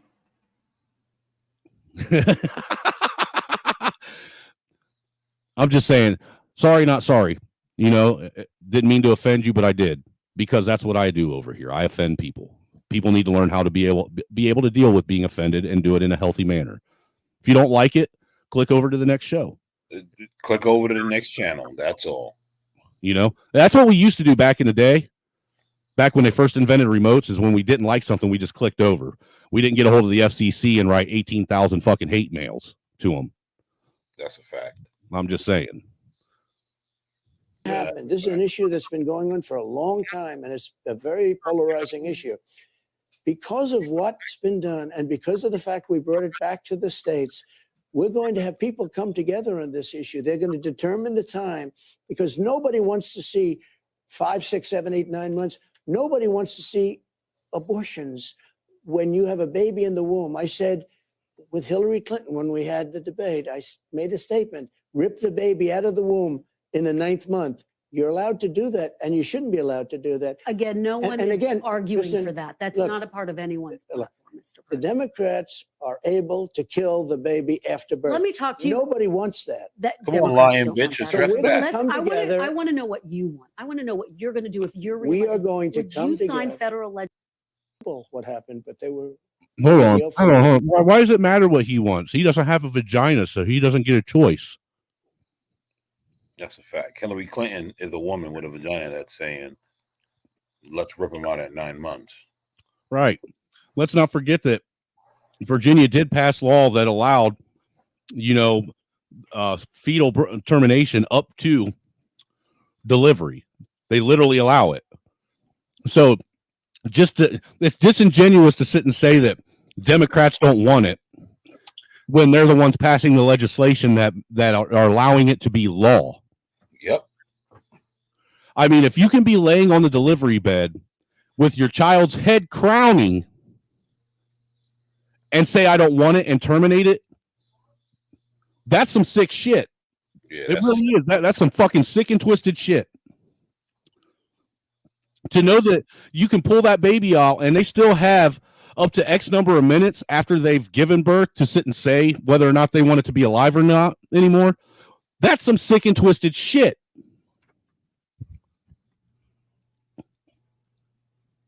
I mean, to a certain degree, I can almost At least when these women get abortions and months in, they don't got to look at that child. But how do you look at your child and then decide to end its life after you've looked at it? I don't get that. I mean, that means you absolutely have no compassion, no love in your heart. You don't even love yourself if you're capable of doing that. Because if you can kill off innocence like that after looking at it and seeing it, then you're just the most evil, despicable person on the planet, in my opinion. Straight up. Anybody that does that shit, and you don't realize the level of innocence until, like my daughter's 2 months old now. The amount of innocence in that child is something amazing to actually, witness and be a part of. It brings great joy to my life, seeing the innocence that she has and the sheer wonder and amazement in everything around her and how happy and excited she gets. I couldn't imagine ending her life after, witnessing something like that. It's disgusting. Yeah, any man that allows that is an animal that needs to be put down. And look, dude, I'm tired of them making excuses with women and them getting away with shit like, using postpartum depression might be a thing, but it's not a thing that should be excusable for you torturing and treating your child like shit. Straight up, in my opinion. And what's even worse about it is they know that this shit affects women, but they will still advocate to put that child in the care of a woman who is mentally unstable, who financially can't support it, and is completely reliant on the federal government and somebody else to provide her a way of life almost 80% of the time. This is now that's an argument, right? Where I start to believe that's an argument where I start to believe in abortion for totally selfish reasons. And here's why. Now, I'm not saying 9-month abortion. I'm not advocating for that monstrosity. But what I'm saying is if a woman can't take care of that child and that woman is a degenerate, it's probably in the best interest of the public to abort that child. And here's why I say that. Because you have this woman that's a degenerate, right? She decides to have this child. This child grows up to be a degenerate. Then this child decides to want to harm my daughters and I have to put them down. Now you just put my family in a compromised position when truthfully that child should have been aborted in the beginning. Just saying. It's my argument. Well, should the child have been aborted in the beginning, or should the person that had the child have been aborted before it was able to give birth to the child that should have been aborted? Well, that's a different argument. We got to kind of stick to when they decided to have the child. Because maybe, here's the thing, maybe that person, when you start trying to go generations back, it was very different than now. Right. So I think we got to deal in the now. Fair enough. And you notice one of the observations that I've noticed though when it comes to abortion is it's always the fucking crazy whacked out women that don't need to have kids that don't want to get abortions and want to keep their kid. That's true. And it's the ones that probably should be raising kids that want to get abortions. That's true. To an extent. To a certain degree. Because look, there is a group. There are women out there that they go out and get abortion. They'll get an abortion. Just granted, they use it for birth control. All of them, in my opinion, that support it and do it. Them saying that it's for. Look, I have been sick and tired of the whole rape and incest thing for so long now that I don't even allow that to be used as a counter argument anymore, because that's like a percentage of a percentage. Oh, that's amount of people that are doing it for that reason. Yeah. Every other fucking woman on the planet that gets an abortion, they're doing it because they're using abortion as birth control. Yeah, but they have to use that small percentage because that's their only argument. Yeah, but the thing is that's the only percentage they use. Just like everything else, they overlook, neglect, and completely act as if it doesn't exist. These other percentages and the numbers of women that are getting it and taking part in that for selfish reasons. I literally had some woman say that a woman's body can only handle like 2 or 3 abortions. Then how do you explain women that have had 5 or 6 of them? You know what? I think you know what? I'm not going to go down that road. Well, I'm just saying, I'm tired of these unfounded, half-assed fucking statistics that people use. Where they only give you half of the information. And then if you want the rest of it, well, it's not my job to do all your work for you. Go research it yourself. What the fuck? You're the one that brought the fucking talking point up. Defend it. Anyone that tells you go look it up yourself, they are just parroting other people's talking points. They haven't actually done any work themselves. And we hear that a lot on these YouTube streets. By people that haven't done any work themselves. Well, you know what, Mayo? You are right. It depends on what type of abortion. But look, there used to be in America and globally this consensus that a woman would willingly give her life if that meant her child would survive. I mean, we as human beings, that's how we used to, the men are put off to the side to save the women and children. But now the only thing being saved is women, because fuck them kids. That's a fact. That's another thing. When did we get to the point where we started putting women over children? It's a fucking it's a fucking crazy world we live in now. But I guess that's a part of dismantle of patriarchy. I guess a full-blown matriarchy is women over children, women over everyone. Well, yeah, man. I mean, look at some of these matriarchal homes. We see them all the time where it's got a big fucking fat ass 300-400 pound fucking woman running the place who is the only person that gets to eat, while everyone else, you can see their rib bones and they're clearly starving and malnourished and dehydrated. I mean, we see it all the time. Some big fat woman with skinny ass little kids and a husband that's like a quarter of what she is. And obviously she's the only one that gets to eat good. She's eating lobster while everyone else is eating fucking Top Ramen. Eating Top Ramen, baby. It's fucking sick. Many years, rappers and others. So look, it's a bad thing, but it's one of 12. And it's the one charge that doesn't affect Joe Biden. Well, of course, there's no evidence that the president has any link to his son's business dealings. That went back. Let me ask. I was gonna say, Under our feet. Back? Yeah, 3 layers of Oh, another one got through. Including China, but you know what? They have to pay something back. They have to do something. Yeah, this is where we were. What does Nikki Haley know? I mean, I know Nikki Haley very well. She said, I'm the greatest president. She left. She said, I'm the greatest president. Now she's running for office and she says something. Look, Nikki Haley doesn't know anything about it. She's a politician. She knows nothing about it. Very nice woman. Well, some people like that, I would say. But she left office. She said very strongly, I will never run. He was a great president. And then in some cases said the greatest president in my lifetime. In one case said the greatest president ever. Now she's running. Nikki Haley has nothing to do with this. We were going to make a fortune off our energy. We were going to send the energy to Europe. Europe was going to pay us tremendous amounts of money. And I'll tell you, you would have never had the Ukraine monster at all. It would have never happened.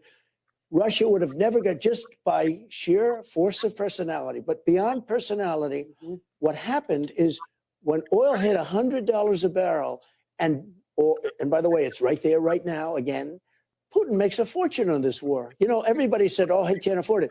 If Biden allowed my policies to stay in place, oil would right now be at $40 a barrel, and Putin wouldn't be able to afford it. We are going to get to the war in Ukraine. But first, I do want to talk about the issue of abortion, which is important to a lot of voters all across the country. Just this week, women in Idaho and Tennessee, I don't know if you saw this, filed suit against their state saying their lives were put at risk after they were denied abortion services because their state's restrictive laws put in place after Roe was overturned. So my question for you, Mr. President, is how is it acceptable in America that women's lives are at risk, doctors are being forced to turn away patients in need or risk breaking the law? Ready? Keep it quilted means you keep it the. I hope you. Sorry, I had another one. I Guys. hope you have time. I'm here for as So long you as have Roe v. Wade.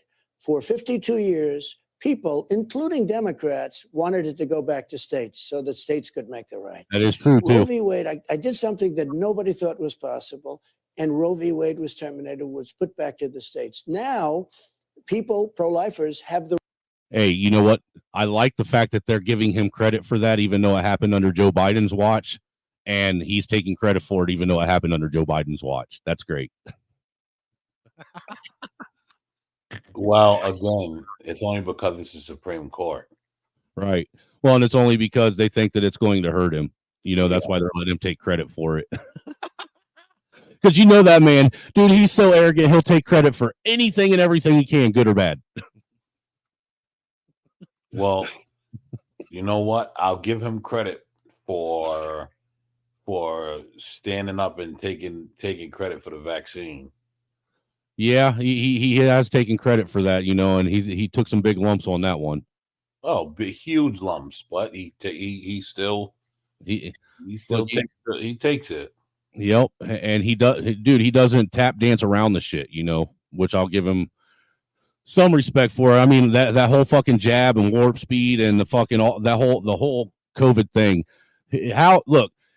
How he handled that, and I'm not talking about how everyone else said he handled it. I'm talking about how he really handled it is what made me question him, as did a lot of people. You know what I'm saying? I think you were right there along with it. You know, some of the things that he did on how he handled that was a little sketchy.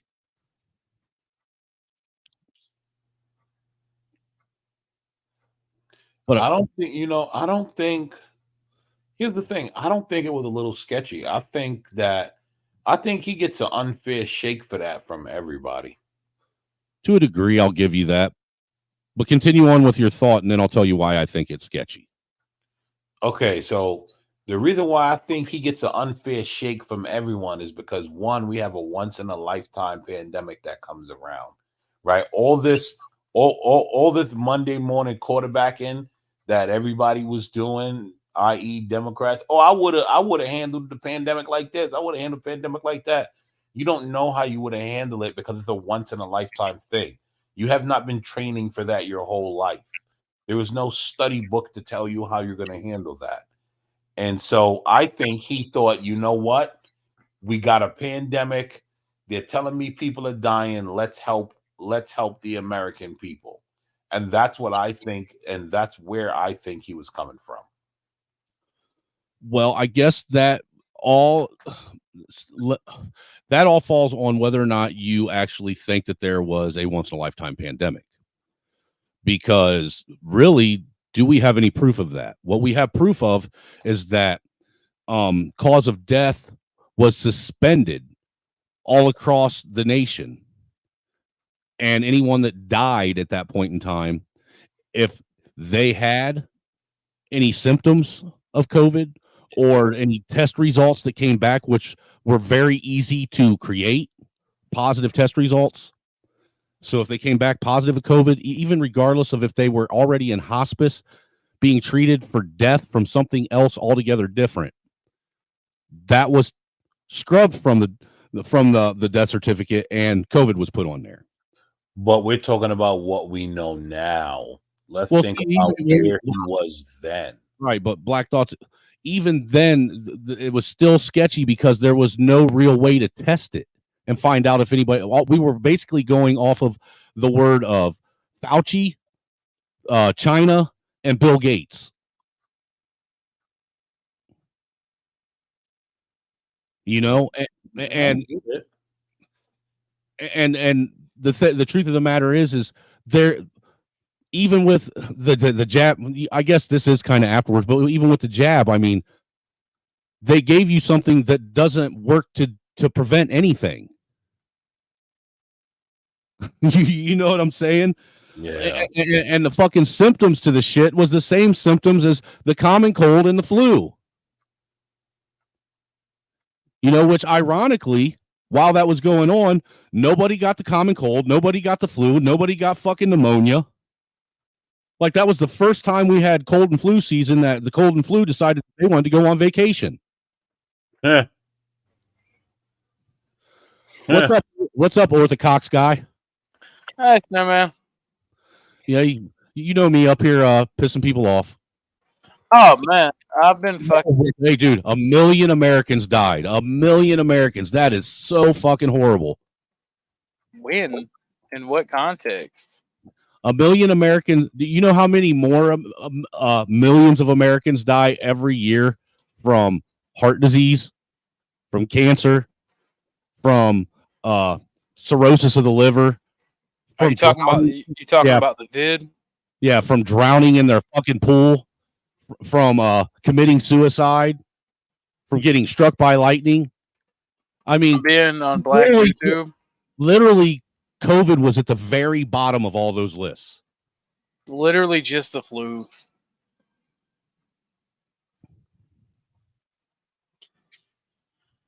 You know So what what y'all I up to? I'm coming from Blackety Black YouTube.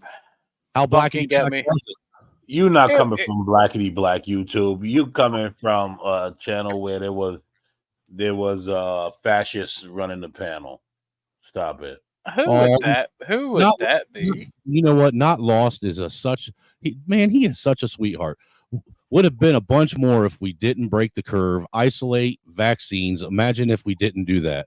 What'd the vaccine do? Oh, I'll tell you what it did. Nothing. I'll tell you what it did. Well, here's what it did. No, here's what it did. It made people symptomless. And you know what they said about people without symptoms? They caused over 60% of the spread. But I was just on Joe CT Biden. stream. Joe Biden himself said, even if you do catch the virus, quote unquote, you're not going to get sick. You're probably going to be symptomless. Stop people from dying. No, then it why- stopped people from knowing that they had it. If it stopped people from dying, then why are people still going to the hospital dying? And the people that are dying from it now are the ones that have been jabbed and boosted. Have you seen my recent video?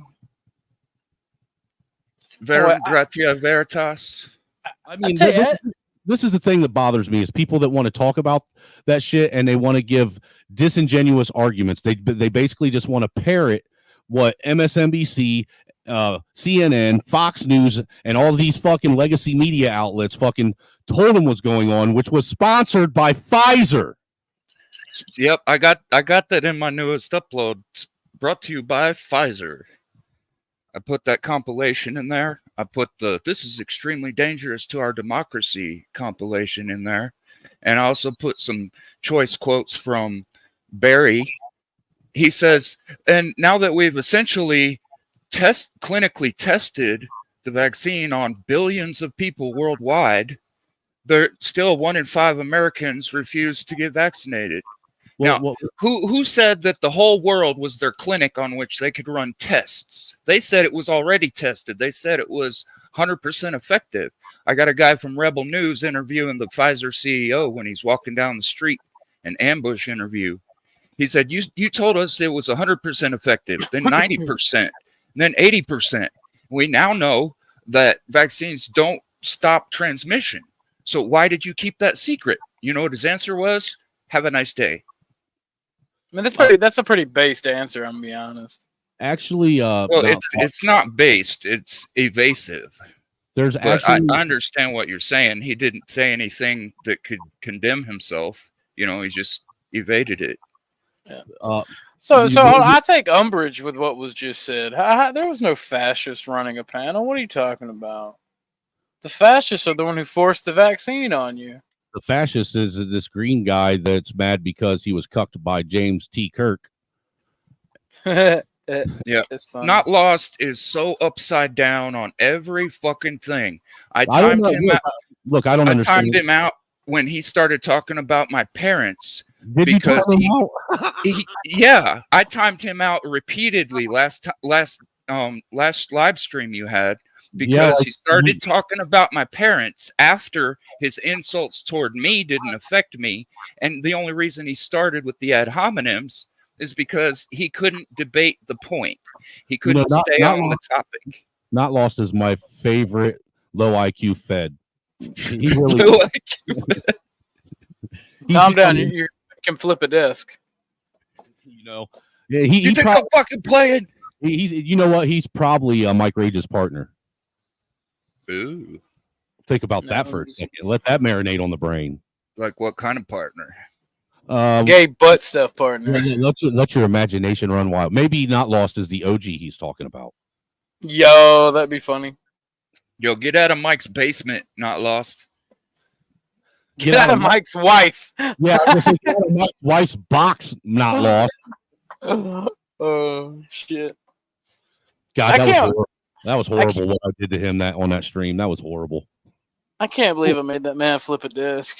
Dude, I can't believe I went back and listened to that, and I can't believe how fucking nasty and belligerent my mouth was. I could not believe that shit was coming out. I mean, all the cocks that were in there should have gave you a hint. I'll tell you what, I can't believe I kissed my babies with this mouth that I was using that day. Shit. This man, No, he Not wanted Lost. to talk all that I shit. I didn't remove your comments because my fifis were hurt. I removed your comments because you were lying about something that's not public information. So there's no way you can prove it. There's no way I can disprove it. The burden of proof would have been on you, but I did you a favor and removed your lies. Not because my fifis were hurt. The only reason you started with those lies is because your fifis were hurt. Hold on. Hey, Black Thoughts. You know, this was a nice, peaceful panel until Orthodox Gay and Cyber Dickface came up here and decided they wanted to flip tables. Yeah, they derailed it, talking about people's feelings. Come on, we a bunch of grown men. Fuck your feelings. Well, I was talking about the vaccine bullshit. I mean they came up here like they were running the show. I mean, I'm just trying to talk to you. I had fun today. I was on Blackity Black YouTube. No, you weren't, because if if you were on Blackity Black YouTube, you would have already been over here, sir. I mean, I was gonna invite you. I was gonna invite you when the stream was on, but she was already live, so it's like he probably obviously don't want to come over here. But look, dude, I've been trying. CT streams have become way too fucking just. It's nothing but clickbait, fucking. It's chaos over there. There's no real discussions anymore, in my opinion. Shit, I had fun, bro. I talk. There was this one. It's fun if you want to just go over there and talk shit and see if you can piss people off. Well, no, we had a lot of good discussions today. Did you? Yeah. Did you actually get to a point, or did King did it get derailed before the point was ever made?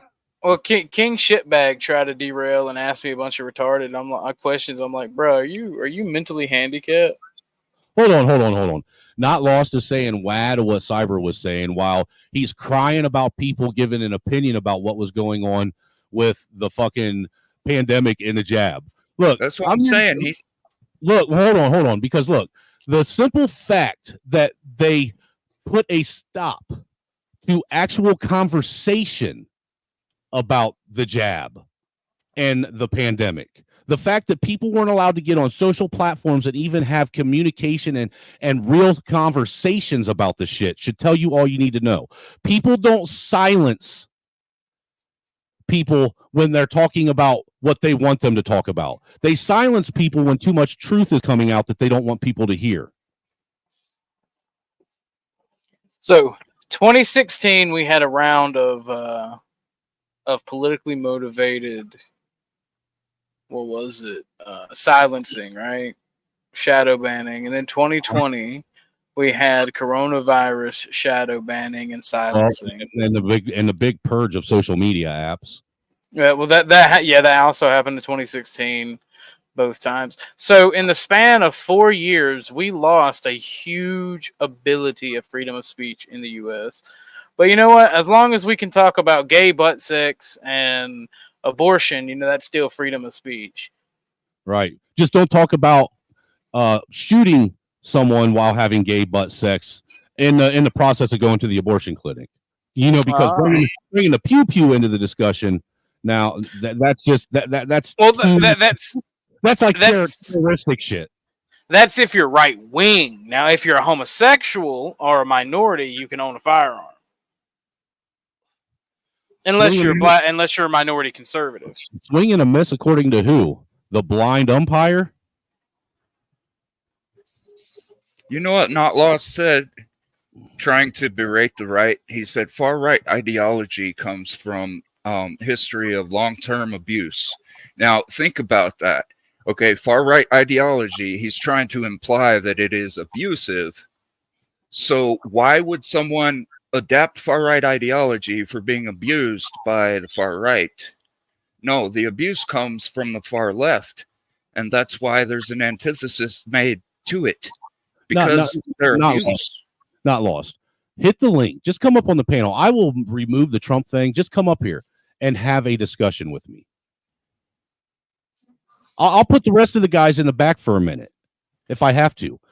Because, look, you don't realize that what you're doing is the exact same thing that you are condemning liberal or conservatives and right-wingers for. You're literally doing the same thing that you're trying to put on them.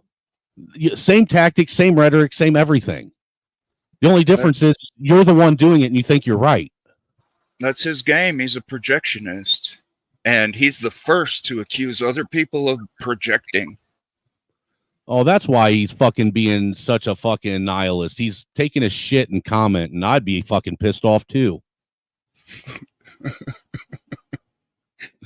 He needs some wine to go with his cheese.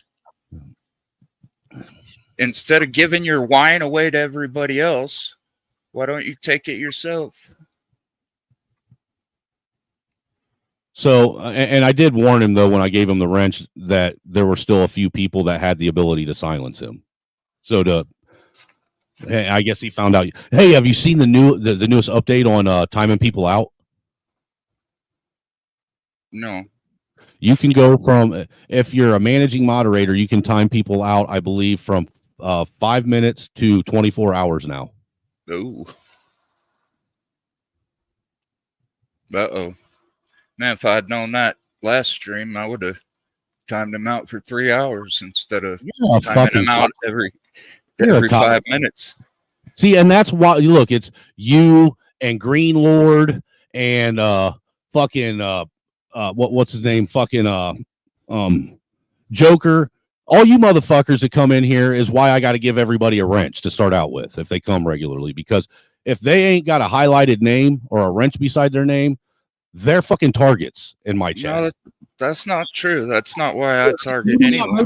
Maybe not for you, but for Green Lord, this motherfucker will time out anybody he can.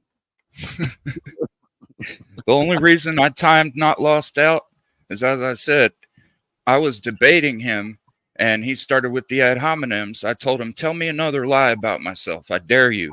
And he said something about my parents. So I timed him out. And then when he came back, I dared him do it again. And I timed him out repeatedly after that. I said, you're not going to say another word on this stream. See, that's why you're trying to lie to me about who my parents were. That's what chomos do.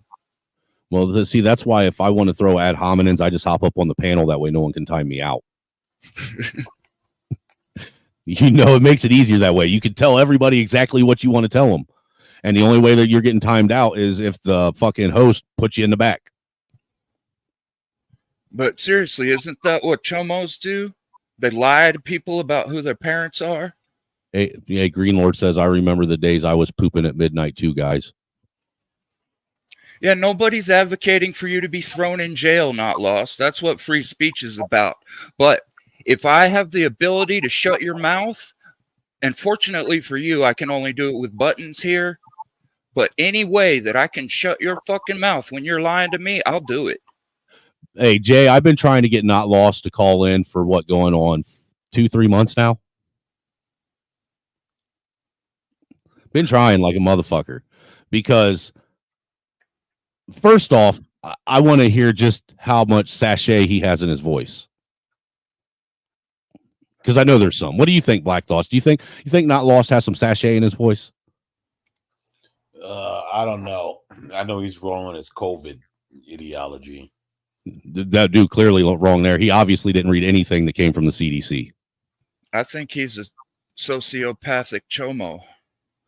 Because Not Lost, as far as the COVID thing goes, I actually provided these guys will tell you I provided real documentation from the CDC website 3 different times and got my channel struck for sharing CDC information 3 times. And you want to know what the CDC information was? The fact that they couldn't isolate the COVID virus, and it says it right in their own real-time diagnostic panel. You know, so that's one fact that you got wrong. They didn't isolate shit. Yeah, that whole shit was. They fucked it all up. They botched it. They fucked And none it up.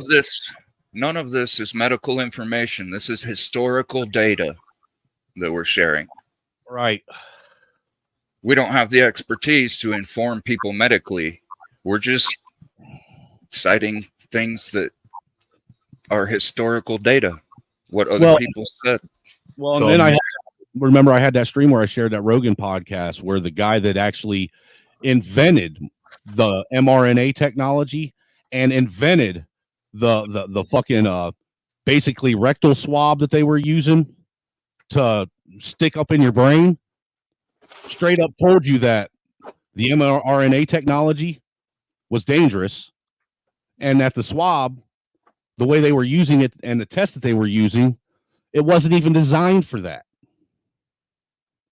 So they were getting false readings and knew it. And this is coming from the guy that actually created both of those. But he was touted, the guy that created them, he was what they do, they character assassinated the guy and convinced everybody that he was crazy. The very motherfucker that invented mRNA technology and the fucking test to test for COVID. He was smart enough to invent all that shit, but too dumb to give you the truth. Makes sense if you don't think about it, right, boys? That's how that goes. Just don't think about it. And then on top of that, they said, wait, the math work. Wait, the math don't work. Now we're going back to masking? Okay. No, well, look, the one that got me was, you remember they put 3 different tickers on our screen for about a period of 6 to 9 months. First, if you recall, it was the death counter. Yep. Had that up forever. And the numbers weren't raising fast enough like they wanted. Then they went to the contractions counter. How many people contracted COVID, remember? Yep. And those numbers weren't rising fast enough. So then they went to the cases counter, which with the cases counter, all it took was for you to have one person that tested positive for COVID, and you could add up to 16 other people to that one person. And even with them being able to add 16 imaginary people to that one person that was positive, they still couldn't get the numbers to rise fast enough. So they stopped showing you the ticker altogether. Yep.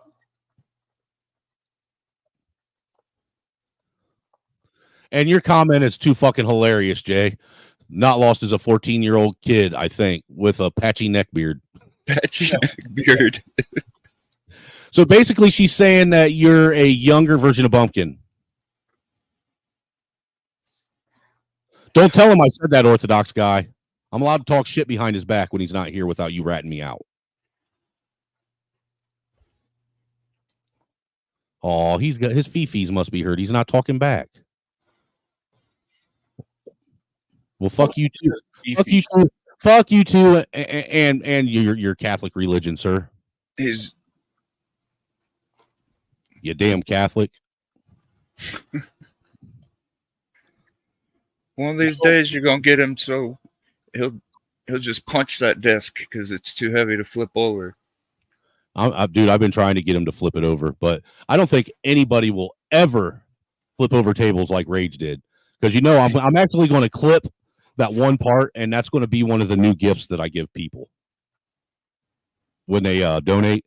Is a clip of Mike Rage saying, "I dare you, I dare you." What the fuck? Hey, did you forget about the Barney turtle guy?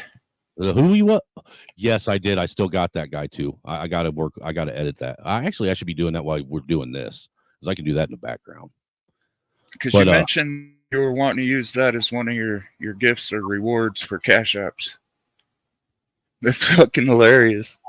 Just follow the prompts, Not Lost. I've heard that you've been on CT's panels, and it's the same as going on CT's panel.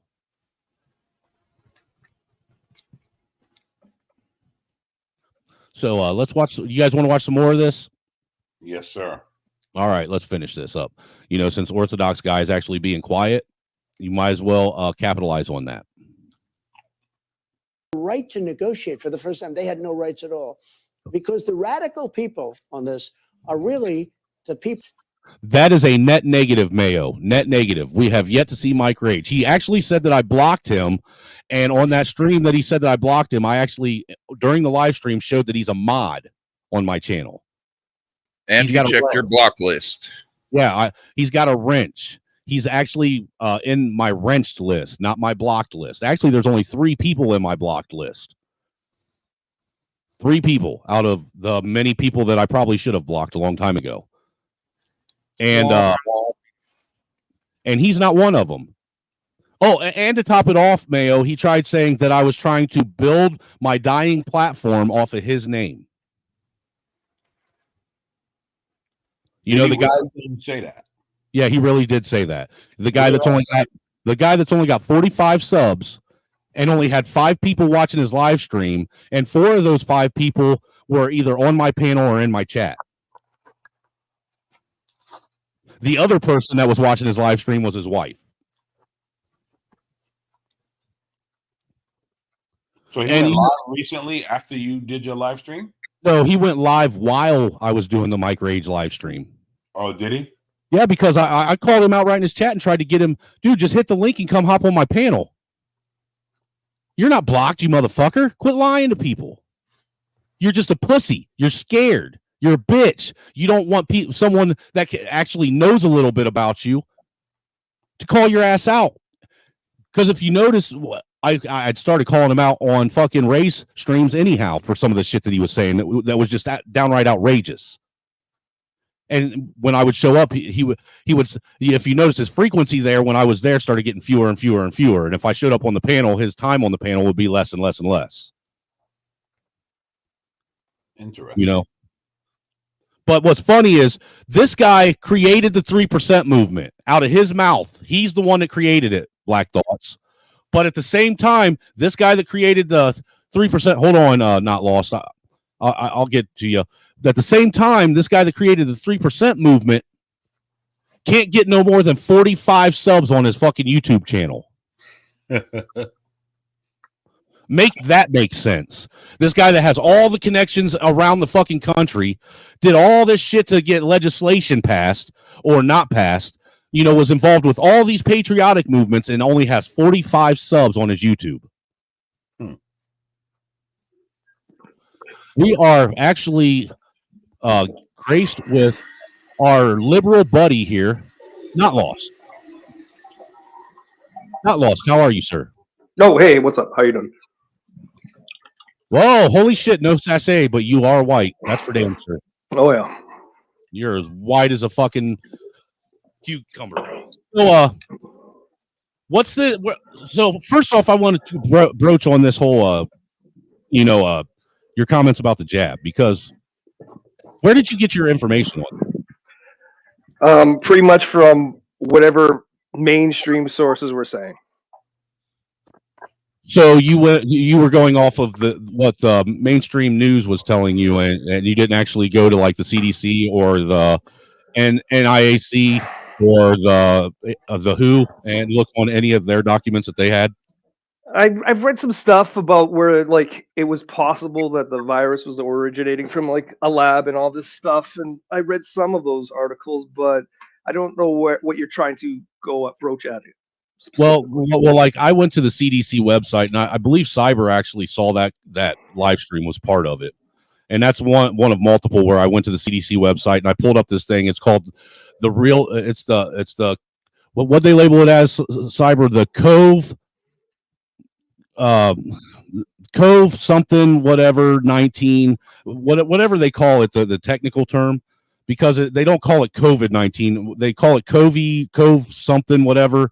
Real time SARS-CoV-2. Yes, that's what it is.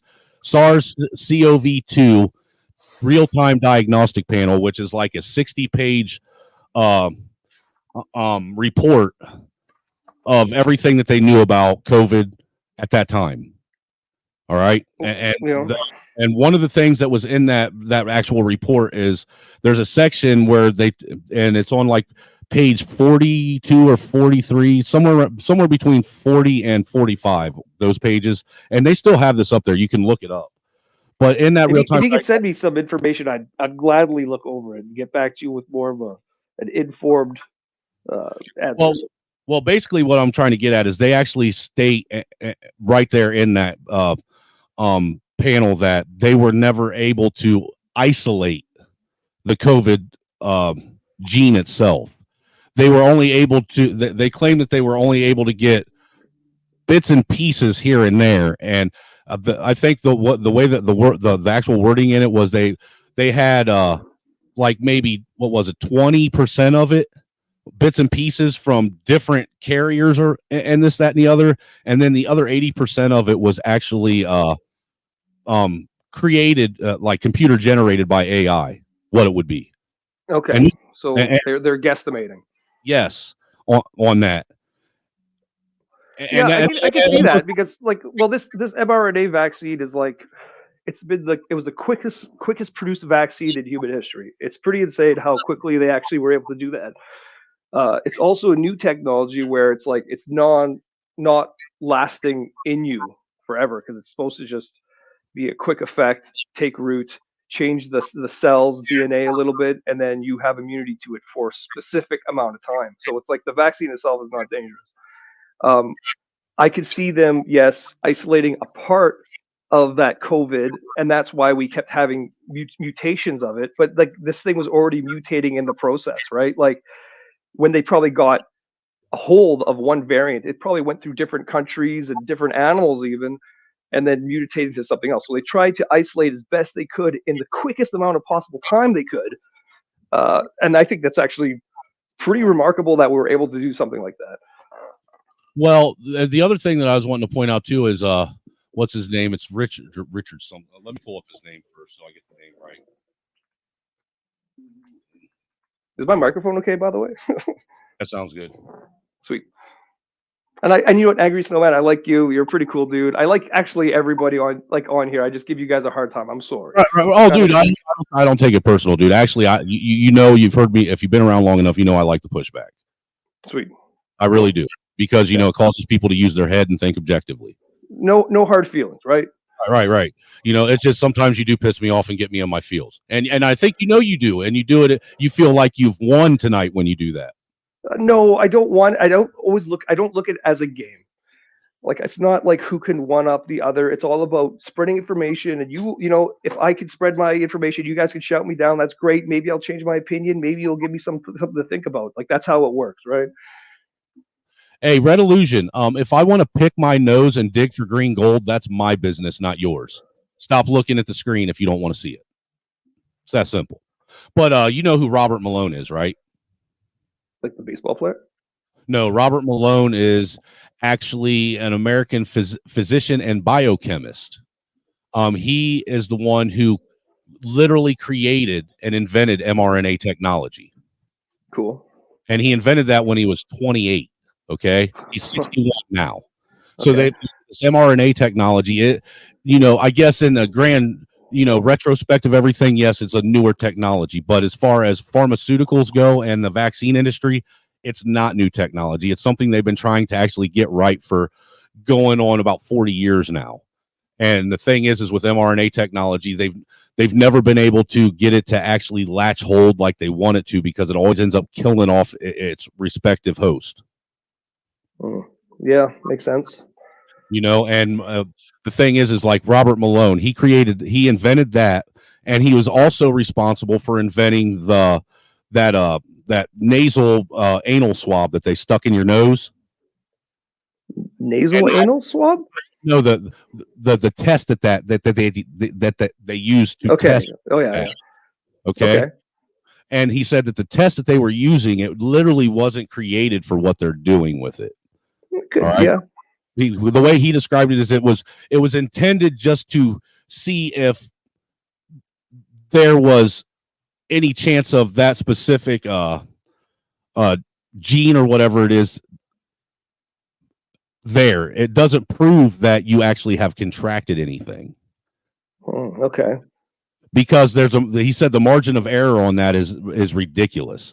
So they were using a test. They were using a flawed test that wasn't designed to be used for what they were testing it for, and then the therapy, the vaccine that they were using was a flawed vaccine with flawed technology in it that had not been actually approved by the FDA yet.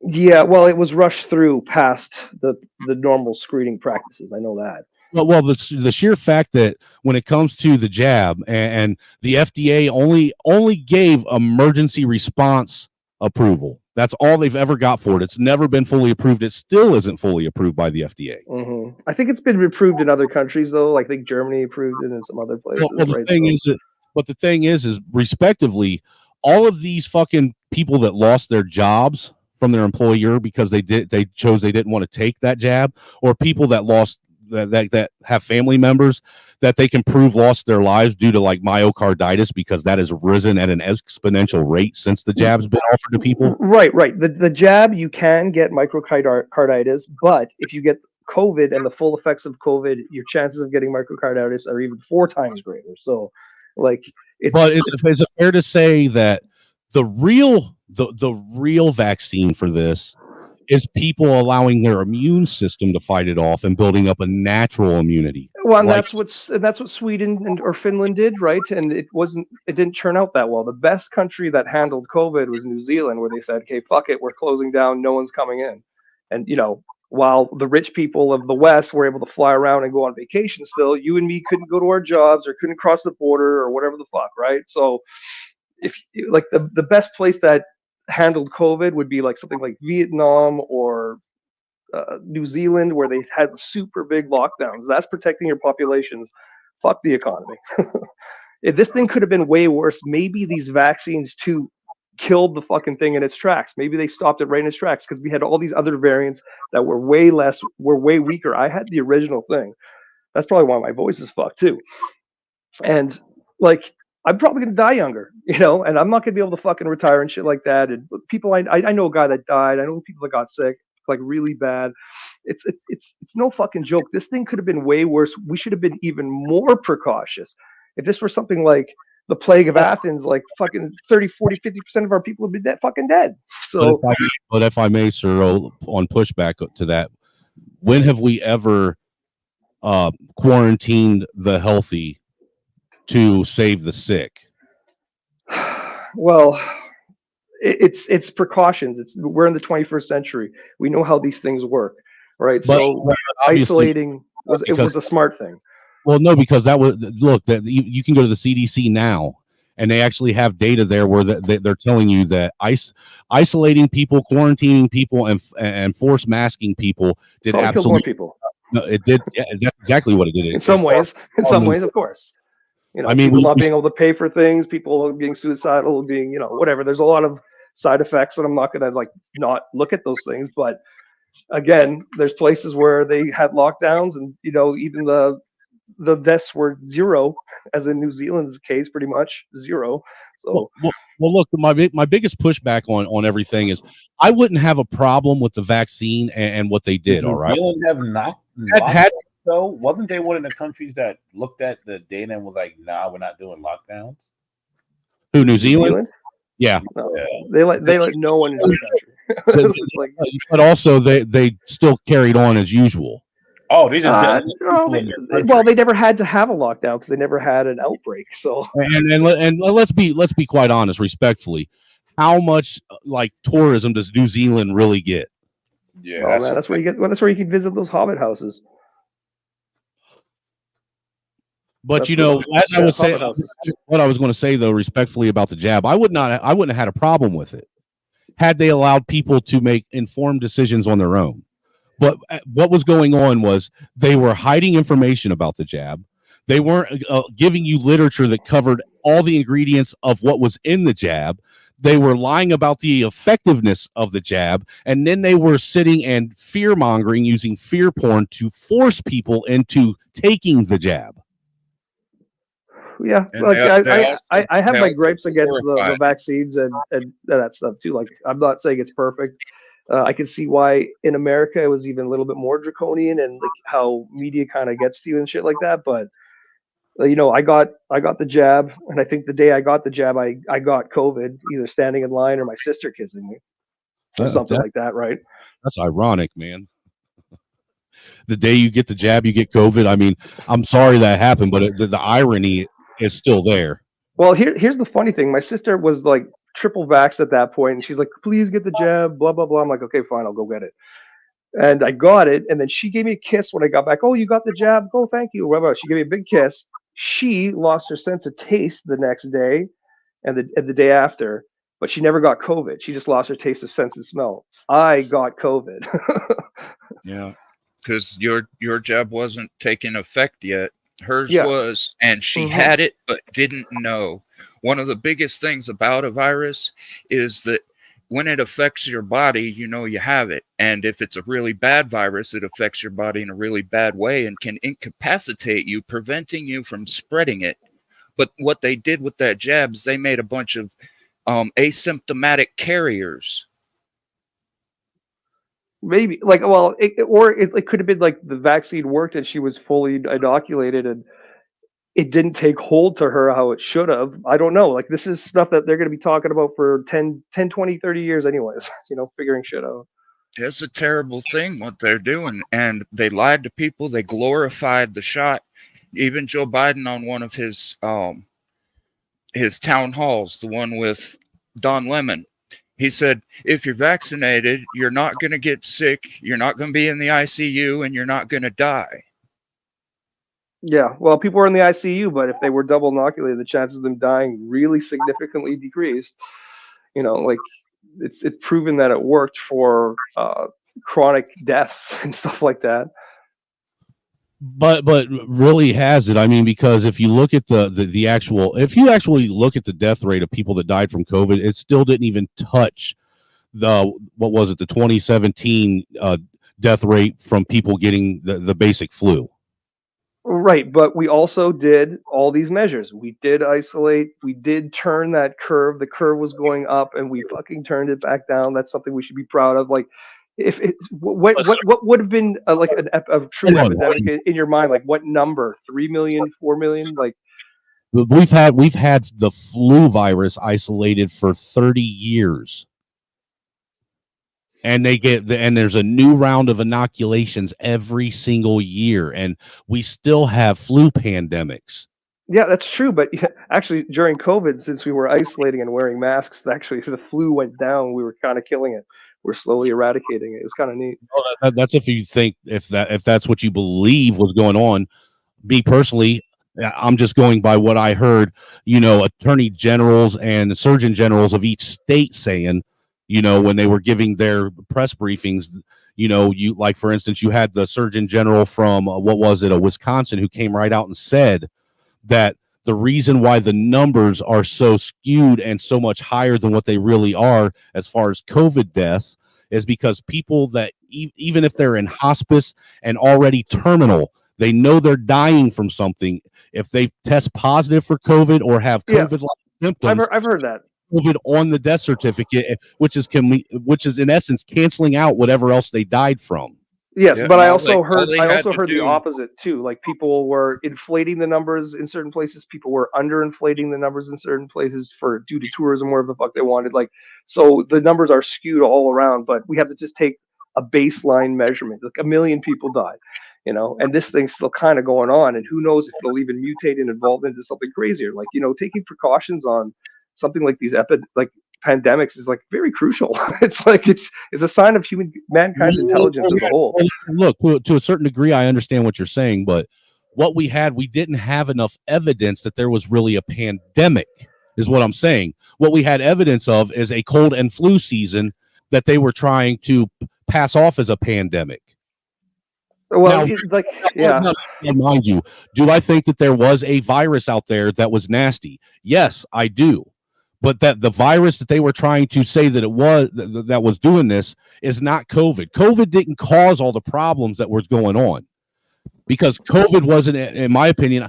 Look, I had COVID. My wife had it when she was pregnant with my middle daughter. She was pregnant with COVID.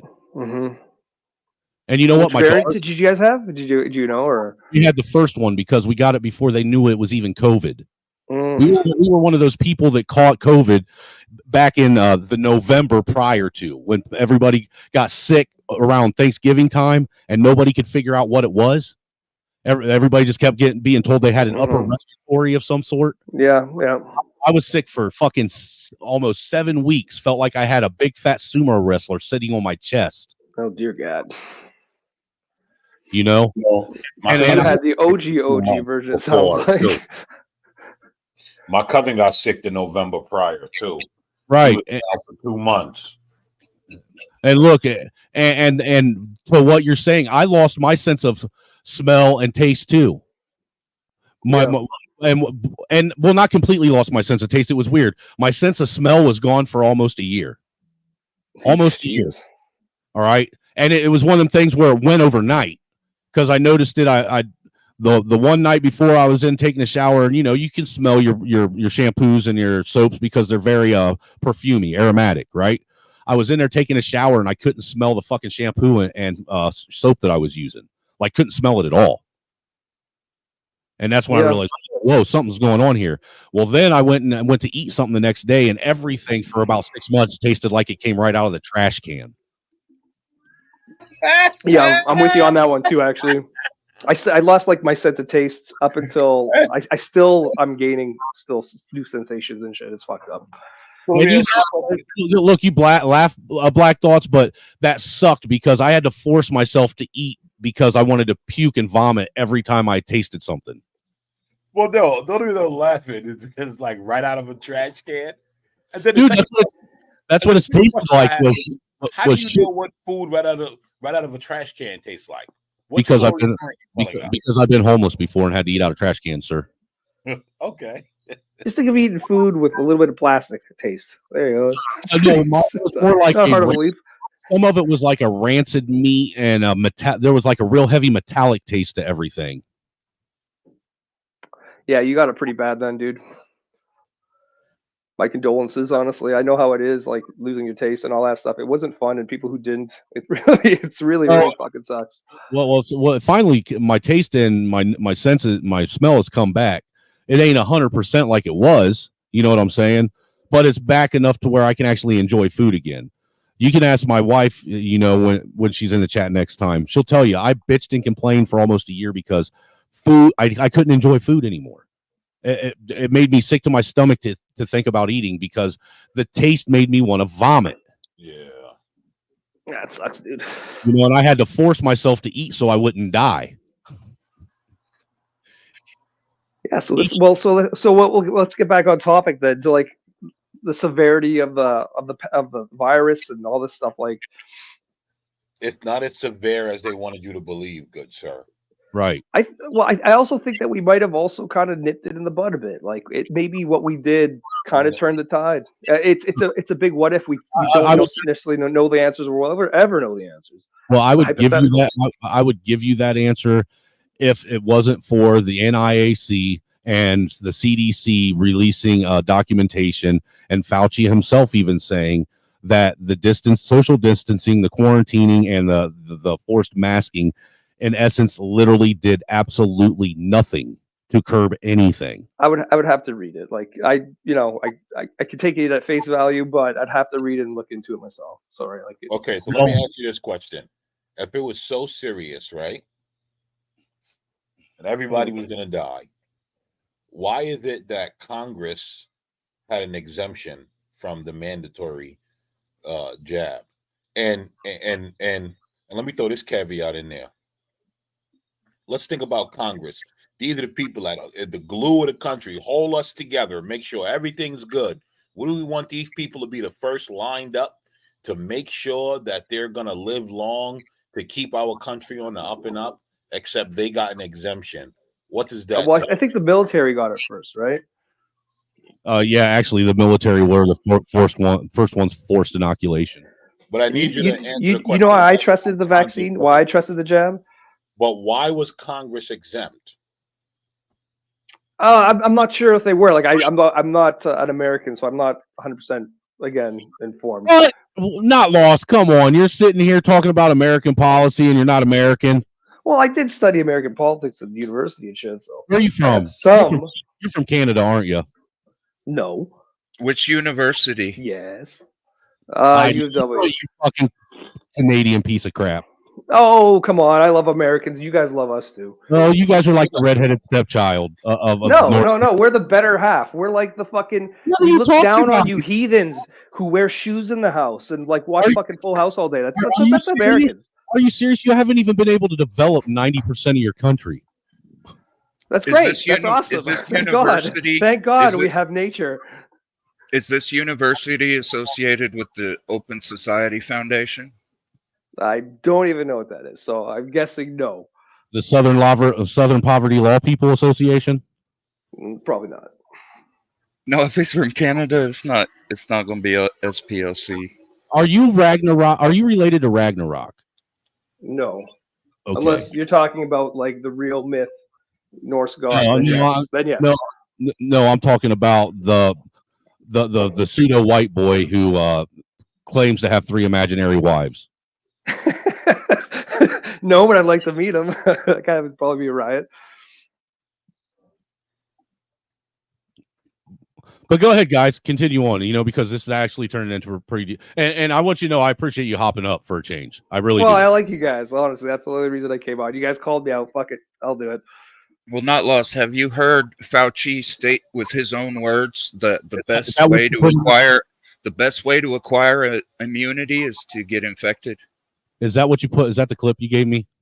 Well, That's that's probably what's on my just share it's probably screen, just a science fact, right? Like I kind of agree to that. It's sort Yeah. of it works. But this time around, they wanted to deny natural immunity. But listen to this. Okay. There you go, my guy, Rand Paul. Oh, Well, Rand Paul. But she's had the flu for 14 days. Should she get a flu shot? Well, no. If she flew for 14. What's that? The one thing I want people to know about Rand Paul too is Rand Paul actually went to medical school. He actually has a degree in medicine. Rand Paul also got COVID and was swimming in like the Senate pool while he had COVID. Well, Like, Fauci got COVID more than once. Yeah, I think he caught it like that's 2 times. yeah. And Fauci doesn't have patients that he treats. At first, the Fauci said masks are useless, and then he's like, "Oh, fuck, masks are good." So, like, yeah, you're the American government trusting them. Yes, I'd always be suspicious. Well, listen to this. But she's had the flu for 14 days. Should she get a flu shot? Well, no. If she got the flu for 14 days, she's as protected as anybody can be because the best vaccination is to get infected yourself. And So if she really has the flu, she definitely doesn't need a flu vaccine. Well, they're talking about the specifics of the flu. Like, there's probably differences. Well, the thing is the flu and COVID and SARS-CoV-2 is actually they're both coronaviruses, so they both operate in the same general function as how they're transmitted and passed on back and forth to each other. Because like with COVID, the way it works, the way they say it works is these are viruses, right? And a virus lives off of a host. So a virus, in order for survival, doesn't want to kill off its host. It wants its host to survive so it can survive. Yeah, I'm following you. All right. So how is it that something that is it's necessary for the host to survive, how is it that it's so dangerous that it's killing people off? Think about that for a second. And the CDC will tell you this. Yeah, but it's just the symptoms of what the virus does. Like if it got into your pulmonary system, your heart rate went crazy. You know, your lungs are scarred up and damaged up. You know, still, right? We have damaged lungs now. Our kidneys and our other functions are kind of like disrupted. Any organ this thing touched, it's fucked it up. So, you know, But like the thing is I've had it, and be honest with you, I don't have those issues like other people do that got jabbed up and ended up with it. Like, see, well, she got jabbed and she ended up with COVID twice. All right. Me and the wife, we ended up with COVID once. Both of us. We just got it one time. And we don't have any of the issues. Like, I don't have problems with breathing. I don't have high blood pressure or any of that stuff. And what's even crazier about that, okay, is the simple fact that I was part of the people that was listed in the spectrum of people that if they got it, it was basically a death sentence. I'm overweight. I'm a smoker. I have asthma. So if I got it, I shouldn't even be here talking to you. And the simple fact that I caught it and then went out. Look, I was one of those guys that went out in public at the height of this shit when everybody was scared and nervous, never masked. Never did any of that shit. Never social distance. Basically told everyone to fuck off. And I'm still here talking to you. Mm-hmm. Yeah. Well, it's not an absolute death sentence, and it maybe perhaps could have been way worse than it was. You know, like I think the measures we took were very effective. I think it was more so the people that just went out and lived life that their immune systems did what they were built to do. Has nothing to do with these measures that these pseudos intellectuals told us to do. Well, and now I kind of want to go on like the other, like the yin to the yang, right? Like, I remember the timeline going ahead, and I remember like the senators selling off their stocks before anyone else was aware of what was going on, yada yada yada. But at the same time, when corporations are saying, well, it's a thing that people have to get back to work, we need society to keep going on, we need to make more money. At the same time, when they were saying that, then you had all these weird conspiracy theories against COVID vaccine. It wasn't real. Trump said it would be over by summer, yada yada yada, right? So at the same time, corporations wanted for us to go back to work and die on the altar of capitalism. That's when all these weird conspiracy theories and all this shit came out, QAnon crap, yada, yada, yada. So I see that, yes, there's misinformation coming from the powers that be. Of course, there always is. But the disinformation on the other side could be the same powers that be. They just wanted us to get back to fucking work or whatever the hell. Like, I really didn't care, fuck, I don't get to go to a Chipotle. Whip the fucking do. Like, it's really not a big, huge loss of freedom. I'd rather live and, like, people in my society who are vulnerable to that fucking thing also live. I don't get to go to Bed and Bath Beyond. I don't care. I do. Look, I understand your argument, but what I did care about is the fact that I couldn't just go up to my son's school and walk in the building whenever I deemed fit as his father to sit and have lunch with him if I wanted to. That I cared about. I did care about the fact that they wanted to sit and limit whether or not I could take my kids to a fucking public park or not. I did care about that. I did care about it's horrible. It's a horrible shit. We shouldn't. There was a lot of things that they did that were literally inhumane. It's the sacrifices we made, but like say if it saved your grandmother or it saved someone that you knew down the street that had some type of influenza or something, like it's a noble sacrifice. You should look at it that way. And I could tell that you're a good father and you like spending time with your children and are all that, but we had to somehow curtail this thing, and we tried our best to the best of our knowledge, right? Well, right. And look, and I'll give you look. I will allow half of that to be a decent explanation. But look, the truth of the matter is this: there were things that they even so much did to our kids that we are just now actually starting to see the side effects of, like the social issues the kids now have that were coming into school for the first time ever, dealing with people that they could not see facial expressions from and facial cues, which that is a very autism. That could be autism. Very important part of a child's social development. I agree. Yeah. And what they did to our children with basically separating them, forcing them to interact with people and not be able to see faces. All you saw was eyeballs. And we did not treat this to the best of our knowledge, like the collective knowledge and the knowledge of doctors and all of that. We did not. And I can prove it with this video right here. That this will show why there's so much confusion and why there was such a weighted narrative favoring this shot. Well, And before you play it, again, I just want to point out that if they were being 100% transparent and everything was on the up and up, and they were keeping themselves honest about the information they were giving us, the one thing they would have never did was stop and stifle actual discussion about the stuff.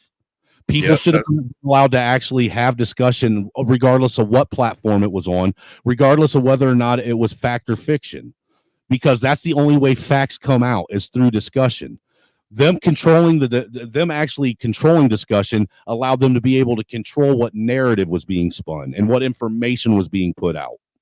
Yeah, exactly. well, and they did it not just to the general population, but to doctors. Yeah, well, yeah, that's kind of how the American system kind of works. It's different. They stifled medical information coming from educated doctors because People it didn't had like agree with. Yeah, like there was one doctor that had like 5 PhDs in virology, and what was it? And biochemistry. This dude, the list of fucking PhDs this man had was ridiculous, and they labeled him a quack because he was saying that what they were saying and how they were saying this was happening and spreading.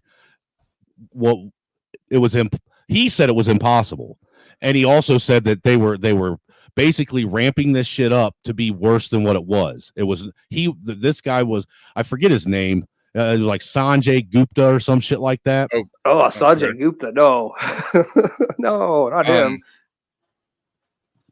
The dude had like 5 PhDs, you know that. I know, right? but he's kind of a tool, and like people's brain power can be limited by how much they're getting paid by something. But sir, that's the thing where you start to lose me with your argument, because now you're sitting and saying that the dude's a quack because he didn't say things that you not just no. Like I know him from pre-COVID. Like he's been a quack. He's been kind of a quack for a long time. Hold on, because what we're going by is your metric that you said, and these are educated people that have actual knowledge and understanding of how these things work.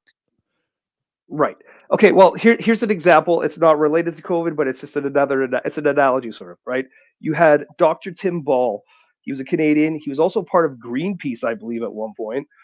But yet he was the guy that said, "Oh, oil does not cause harm to the fucking atmosphere. It's burning fossil fuels is fine." This is in like 90s, 2000s, 2010s. But he's being paid by those fucking companies to say that. Like, so he can have degrees, he could have all this stuff behind his shit, but if he's being paid off to be stupid, then it's kind of worthless. And Dr. Sanjay Gupta, which I've seen him fuck up way before COVID, like this guy's a kind of a quack for a long while. Sure, he might be super intelligent in some ways, but he's also kind of like a bought and paid shill for certain things. So do you want to get on? You want to start digging into how bad Fauci fucked up the AIDS epidemic? Yes, Fauci is like, but the thing, but hold on. Even though he fucked that up and fucked it up royal, we still took his word on this as gospel. Yeah, like he's more of a figurehead that as opposed to like a super. So I guess what I'm saying is your argument kind of invalidates itself when, on one hand, someone that you agree with what they're saying, the fact that he has a checkered past doesn't matter when it comes to what information he's given about the subject today. But someone else who is saying something that disagrees with what you believe, his checkered past, that does matter, even though he's talking about the subject of today. No, I don't necessarily agree with Fauci 100%. Like, again, he was saying that, oh, masks are useless. Then he says, oh yeah, mask up. So like, it was suspect. Like he's being directed to say certain things because of whatever reason. Same thing with Dr. Gupta. They're kind of like the same cast. However, Fauci has a very pretty big knowledge base on the whole subject. He's also lived through the New York influenza pandemic. which is pretty strange because I think about 40% of New Yorkers were supposed to die, but they rushed this vaccine, which was unheard of. That was the quickest produced vaccine before COVID-19, and they saved like the city of New York. So he has even life experience in dealing with pandemics, and you really can't fucking mess around with it. Sure, the vaccines itself, they weren't necessarily for everybody because the what they're looking at is the whole scope of things. They're looking at the whole picture as opposed to the individual, and that sucks. Our liberties were taken, blah blah blah. All that other crap happened along with it, but that's what they're responsible for. That's they have to take the most seriousness into what this thing could have been. Snowman, it might not be Sanjay Gupta. Are you thinking about Dinesh D'Souza? No, Dinesh D'Souza is someone totally different. Okay. But yeah, there's always going to be people that say with degrees saying that this is not true, and there's always going to be that on either side. I'm not saying like the American liberals are perfect; they're not. They kind of suck. A liberal Democrat in the States would be a conservative politician in my country, and I don't like conservatives in my country. So, well, look, the thing is I know this is anecdotal, all right? But you brought up the flu.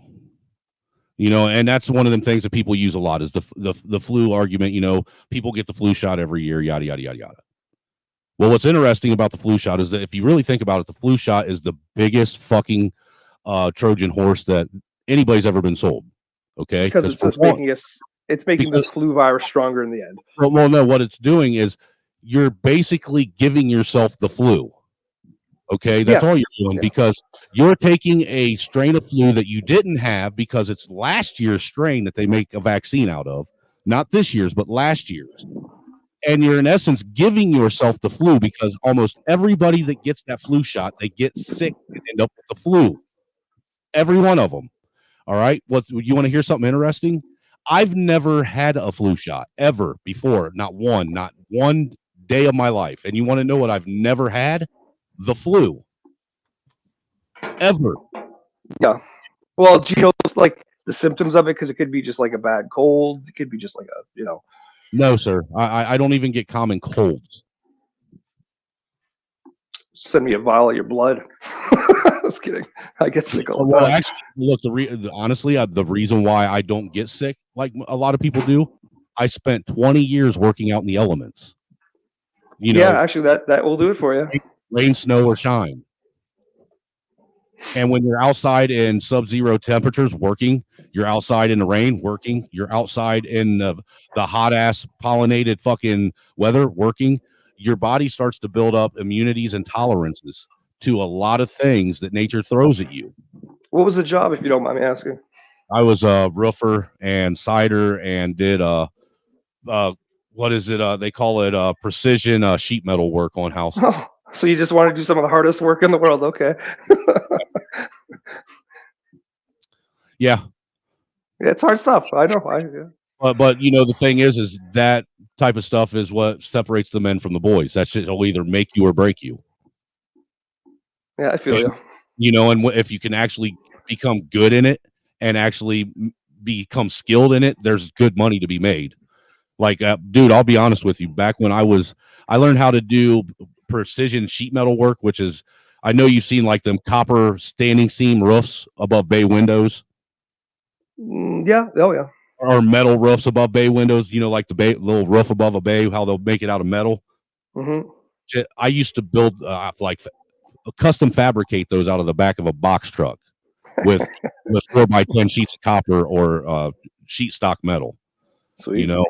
And I became very good at it. And I made really good money. By the time I was 22 years old, and this was back in 2000, like 2001, 2002 era. Like the same age, pretty much.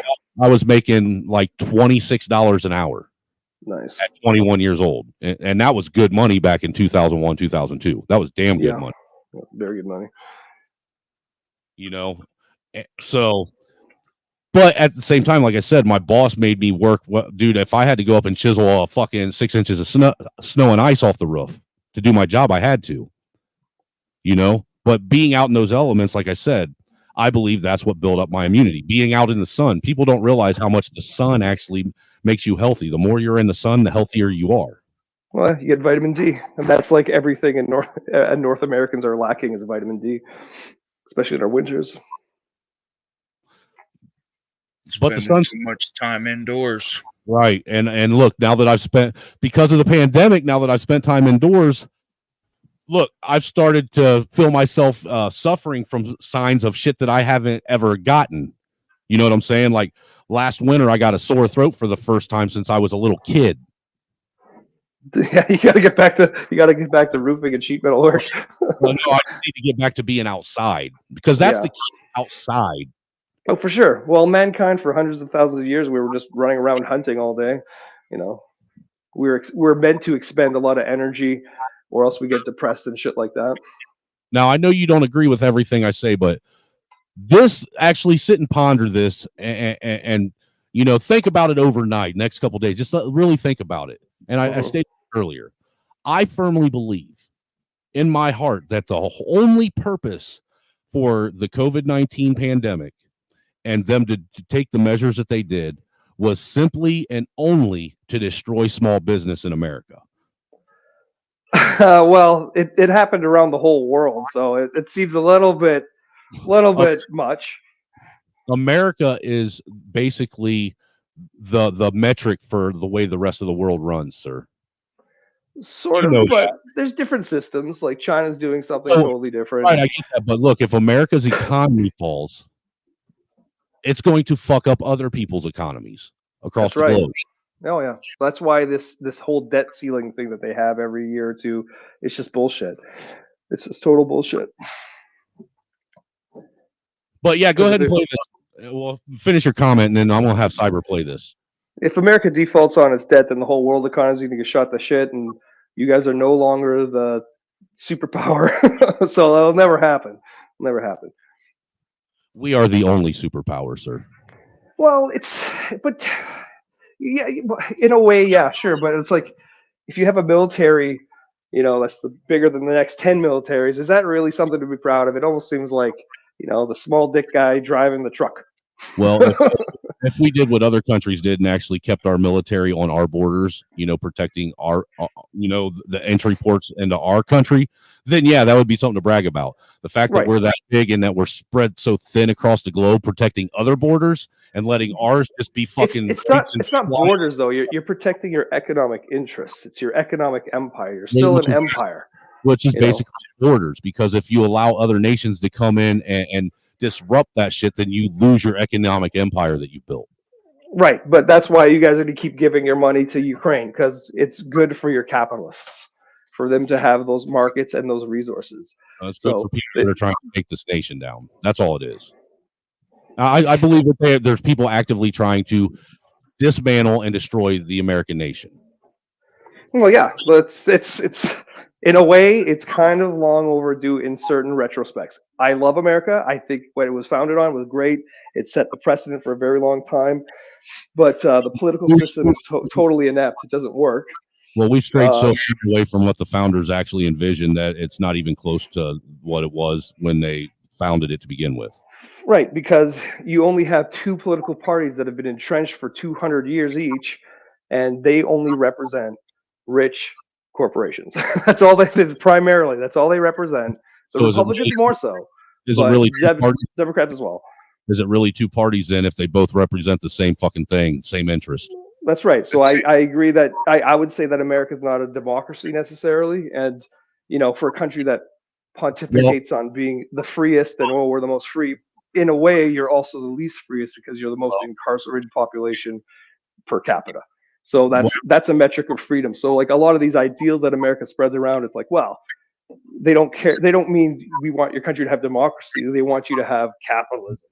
You know. Well, to be fair, and in my country's defense, I would like to point out that the ideology that has been getting a much stronger hold in our country has been being pushed since the 1600s, or the 16th century, rather. Which have you ever ideology? heard all the woke crap and the sexual perversion and a lot of it? Have you ever heard of Charles Fourier? No. You should look him up. Is he a psychologist? Well, No, he was a mathematician. Oh, yeah. And he was a French mathematician. His last name is spelled Fourier. And you Actually, look maybe him I up. have heard of this, but it's been a long time. Yeah, he wanted to sexualize the industry and make pleasurable work, and he also wanted to industrialize children instead of having them just be idle. So you put those two things together. So that guy's a freak. Yeah. That guy's a freak. Right. And something else he wanted was a third sex, neither male nor female, and stronger than both, so that they could oppress and tyrannize both male and female to supposedly end the tyranny of man. Yeah, that kind of sounds like a 16th century philosopher. He was very fucked up, and a lot of his ideology was like mimicked by Marx and Herbert something, I forget his last, Marcuse, Herbert Marcuse. You ever heard of him? Marx really didn't write upon sexuality so much. He'd maybe make a comment here and there, but his critiques were pretty much just about the system. In his lifestyle, there are plenty of rumors about his lifestyle being very sexualized, but not in his philosophy. No, you're right on that. Yeah. But Jay Bishop says, Bill Gates, you don't trust the science? Me. I don't trust Epstein's buddy, who was also not a scientist. He also says, the left, we want to erase Western civilization because white men created it, and we hate that. No. Hold on. And then also the right, us too, only slower. That's pretty the left. Love The what's left going wants on. globalism. That's what they want in the end, probably. Well, let me play this for you Go ahead. so that we can show everybody just how censorious they were. Well, and for context, that guy that's in the screen is the one talking, right? No. Okay, because I was going to say I can't stand that piece of shit. Somehow he got a fucking house seat where he's a rep now, and that was one of those fucking lawyers that tried to fucking bird dog the fucking Trump impeachment shit with a bunch of fucking fallacies and lies and yada yada yada. Okay, the one going to be speaking is Congresswoman Nancy Mace. She's over here and she's grilling Vijaya Gadde about her censorship on Twitter when they were censoring doctors. I remember doctors.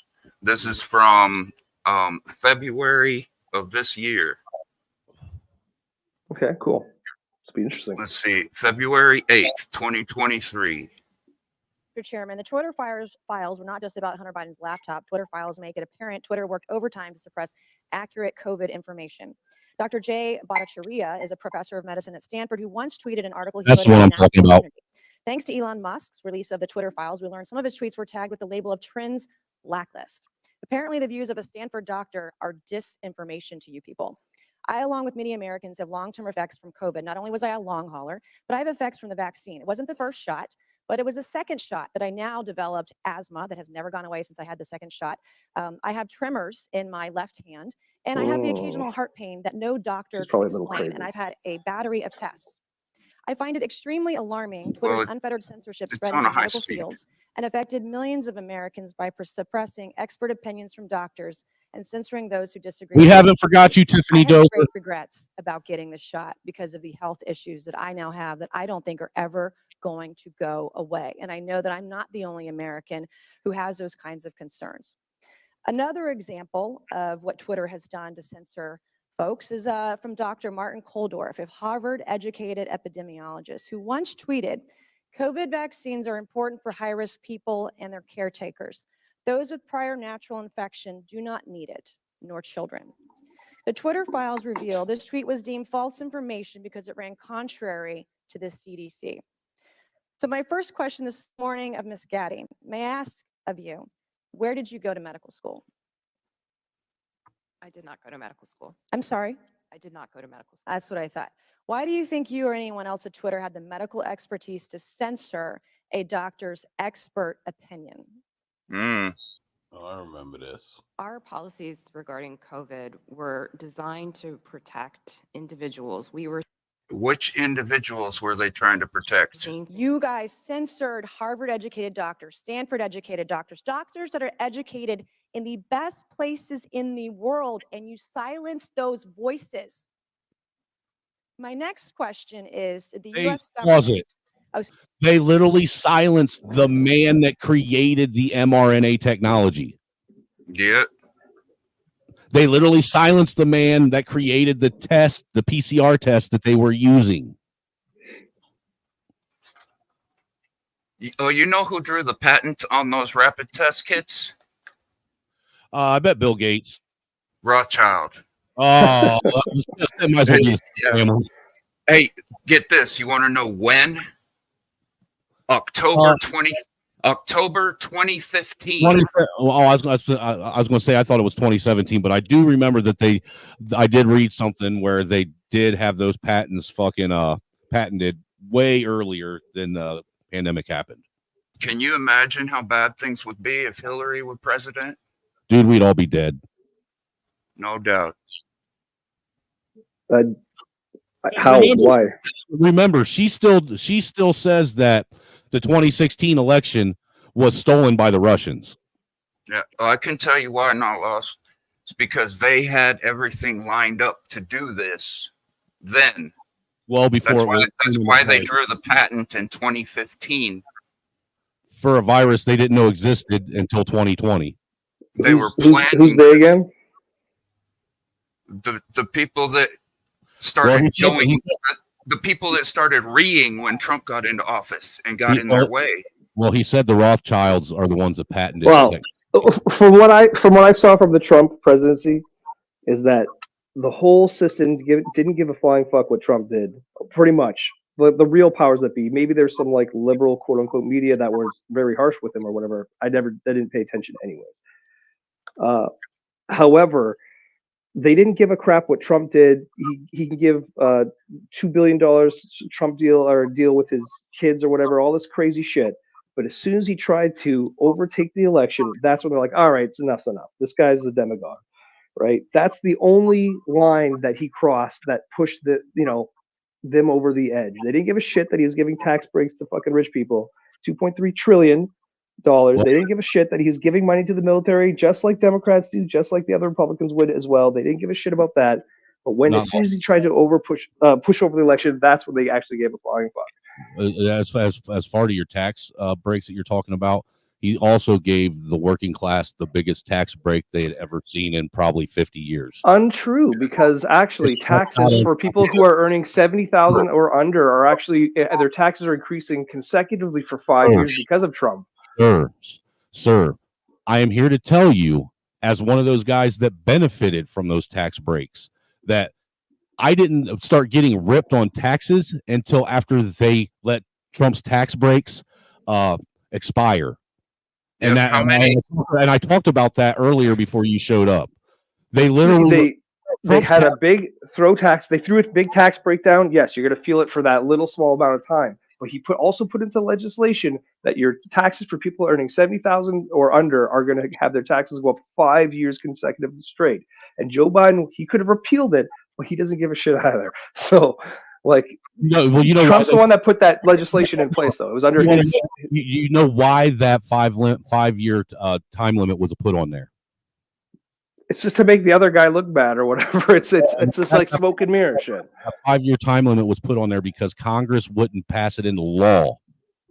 They wouldn't approve it and make it law unless he put that in there, because initially there was no time limit. That was going to be a permanent tax break for the middle class. Nonetheless, that tax break, $2.3 trillion went to the richest, like 4% or whatever, 3%. These people who are gazillionaires, they don't care about the economy, the budget being too much or whatever at that point. They don't give a shit whenever like more money's thrown at the military. But as soon as like the small guy gets a little bit of fucking something, that's when they give a shit. I will halfway agree, simply because, like I said, you are, in my opinion, you're grossly mischaracterizing the tax break just because you don't look. I know what I got from it. You know what I'm saying? I literally know how I benefited, and I know how a bunch of people just like me benefited.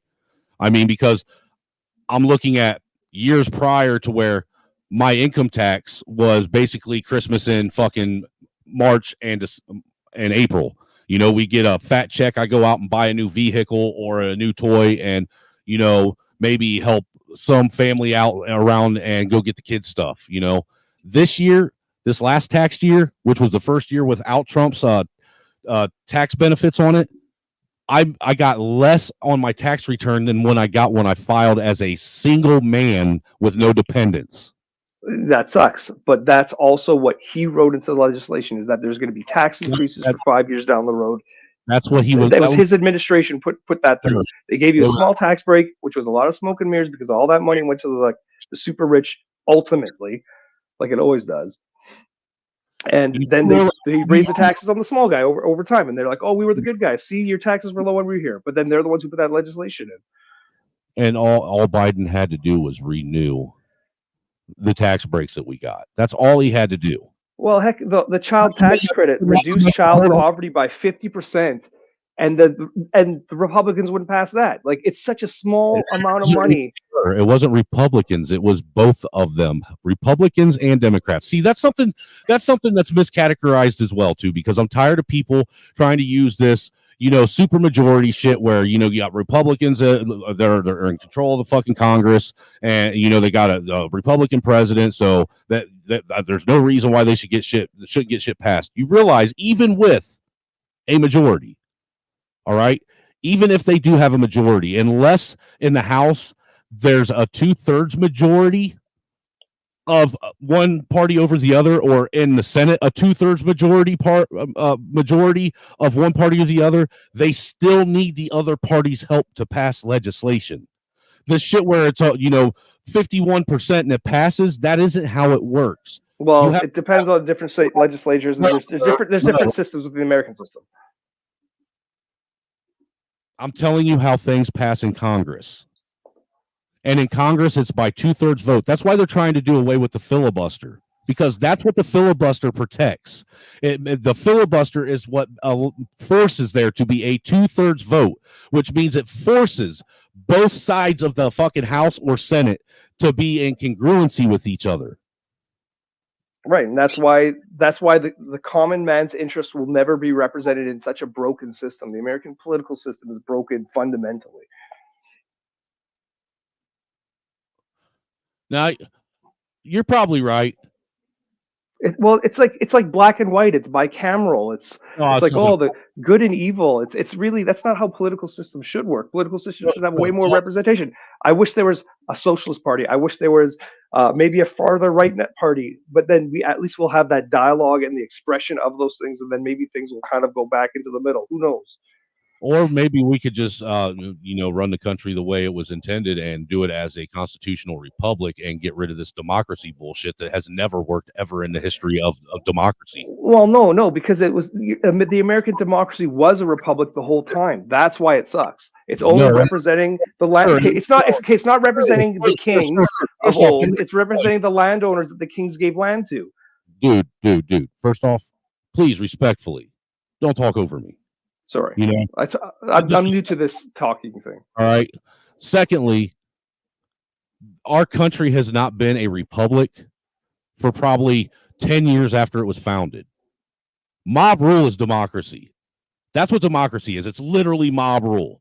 It's people saying that, we don't care what the rest of the country thinks, as long as the majority thinks it's all right for you to have a child and abort it on the birthing table. Well, sort of, but also no, because you have a constitution that protects individual rights and minority rights. You have a law system that can also check and balance government to pass certain legislation if it's constitutional, if that legislation is worthy of that. That's not democracy. Well, you guys had checks and balances, which is a pretty good system. What you're talking about is not democracy, though. There's nothing democratic about that. The only thing democratic about America's political system that they put in was the fact that they allowed people to vote on their representatives. And even that was limited when it was started. That was limited to landowners at the time, specifically because they were majority white landowners at the time. Then on top of it, even they were only allowed to vote on so much. They were only allowed to vote on their state level shit. Did you know that at one time it was the state everybody's state assembly, general assembly, that actually voted for what senator or representative was going to go into office, not the people? Yes, but and that's how it kind of still is.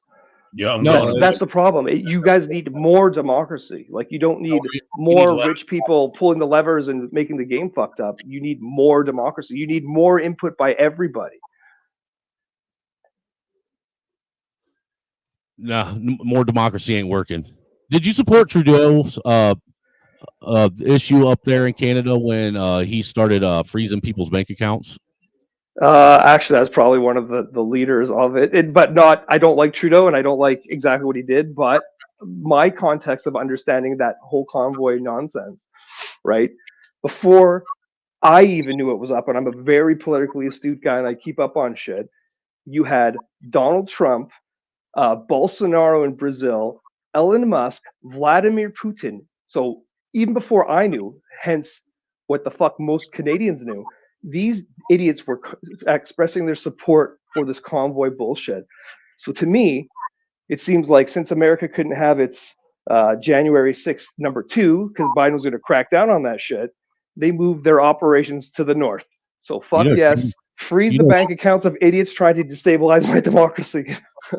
You do realize January 6th is like the biggest false flag in the history of the world. I think the people who are responsible for that, the ones who called to action, should be in jail, but they won't be. And the people that were just there, that were twisted to going there, they're the ones that are going to go to jail, and that's not right. Do you know that there's already actively, what is it, close to 20,000 people that have been arrested for that, if not more?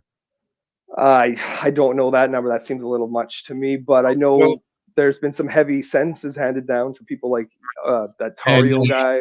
And not to mention, as far as the insurrection goes, that's like the first insurrection in the fucking history of insurrections where nobody died except for one protester that was shot at the hands of Congress or the Capitol Police. Yeah, one guy killed himself though because of the incidents. Another cop got his head bashed in pretty good by a fire extinguisher. So there's a lot of malfeasance. Let's switch the scenario. Sorry, quickly. Hold on. But the thing is that isn't what they're telling people. They're telling people that 5 police officers were killed at the insurrection, and that's a lie. No, well, I never heard that source, so I don't know where you're getting that information. I never even heard that. So. Well, they're saying that kind of stuff so that the second option, like Officer Sicknick dying because he got hit in the head, will seem more believable, even though that's not true either. He didn't die because he got hit in the head with a fire extinguisher. No, that guy did. I didn't say he died. The one guy that died killed himself because of after the incident. He was like a real true blue American. Well, and the reports of that cop, if you actually get the reports from his family, him committing suicide, it wasn't for what you think it had to do with January 6th. That's why I heard it was specifically because of it. Pretty much, he was like, "Oh my, the system failed. Like, what the fuck?" Oh my god.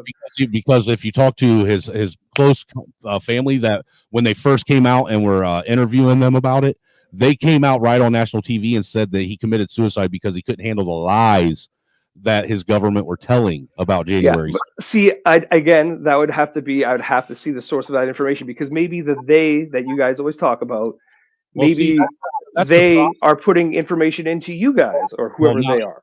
Not lost. Look, you know just as well as I do, that's the issue with them censoring and trying to stifle and control narratives. They are actively basically erasing shit off the internet daily. And this is a fact because they're doing it when it comes to right-leaning rhetoric or what we call left-leaning rhetoric. We're all on both sides of this whole fucking spectrum bitching and complaining because shit and articles and videos that should be there no longer exist. Yeah, information is suppressed and gate kept in the Western Hemisphere just like it is in China. However, let's just take like that left-right dynamic. Say if it was 20, 30, 40,000 Bernie supporters storming the Capitol, whole bunch of left-wing people, what do you think would have happened to those people?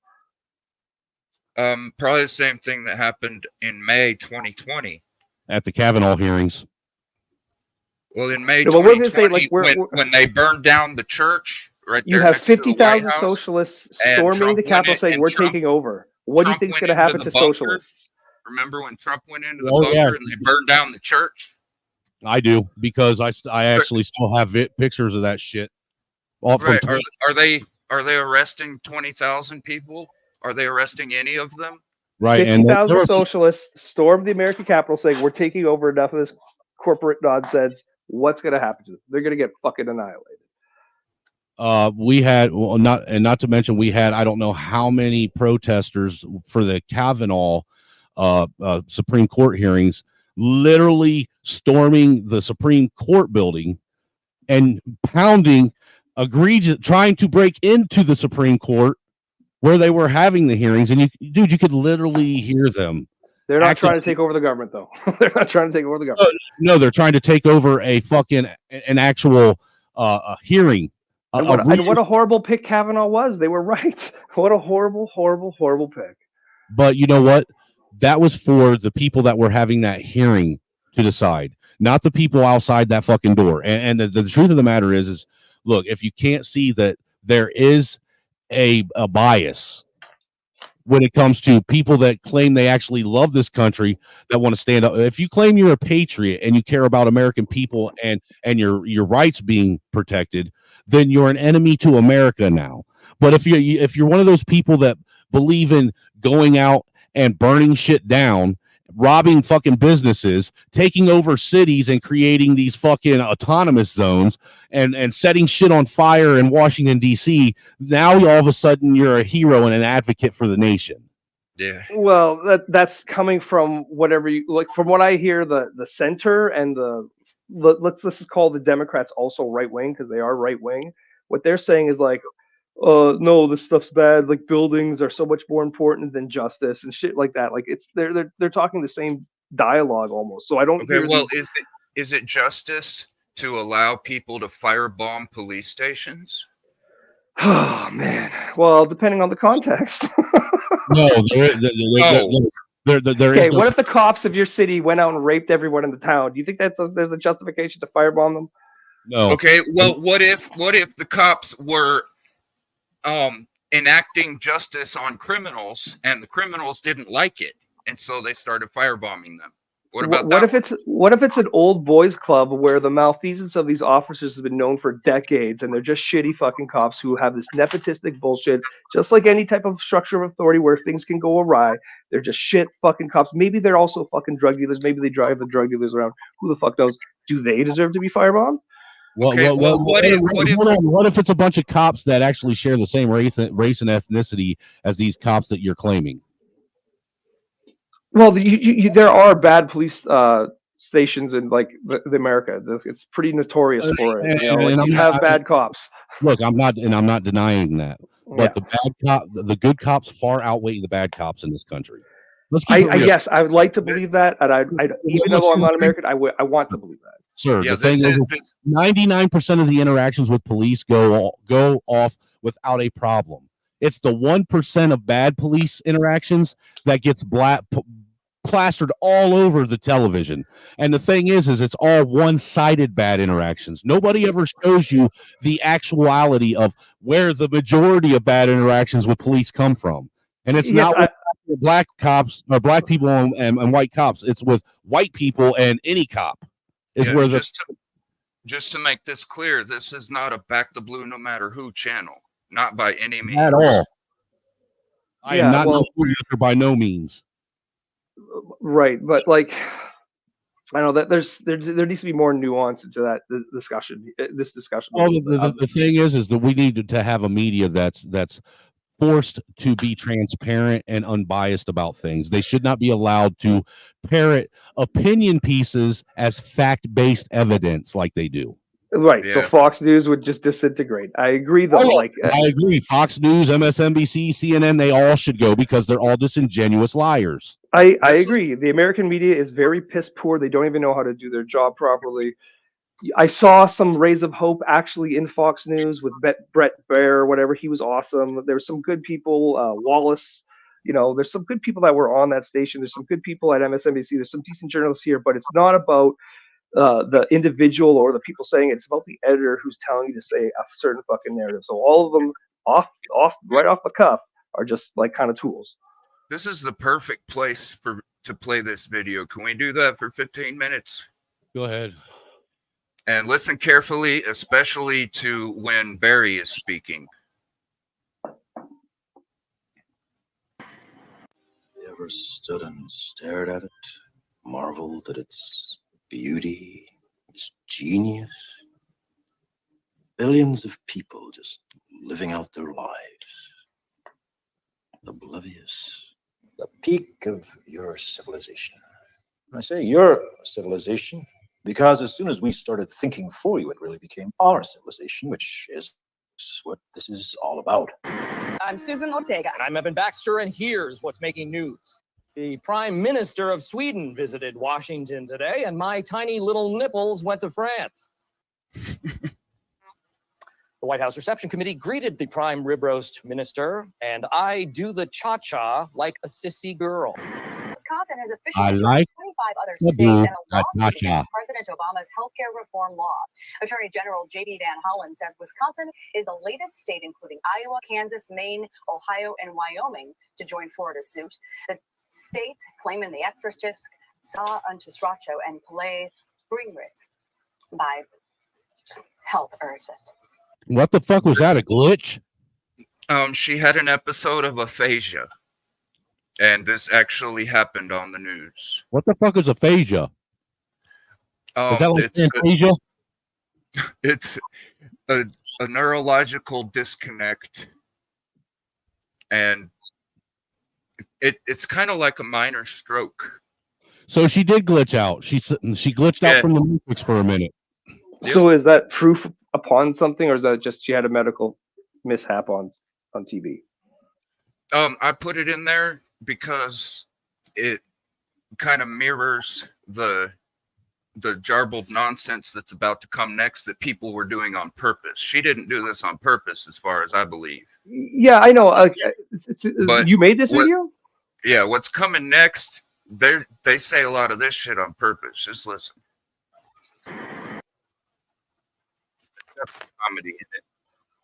I'm sorry, we seem to be having some technical difficulties. So I want to be honest.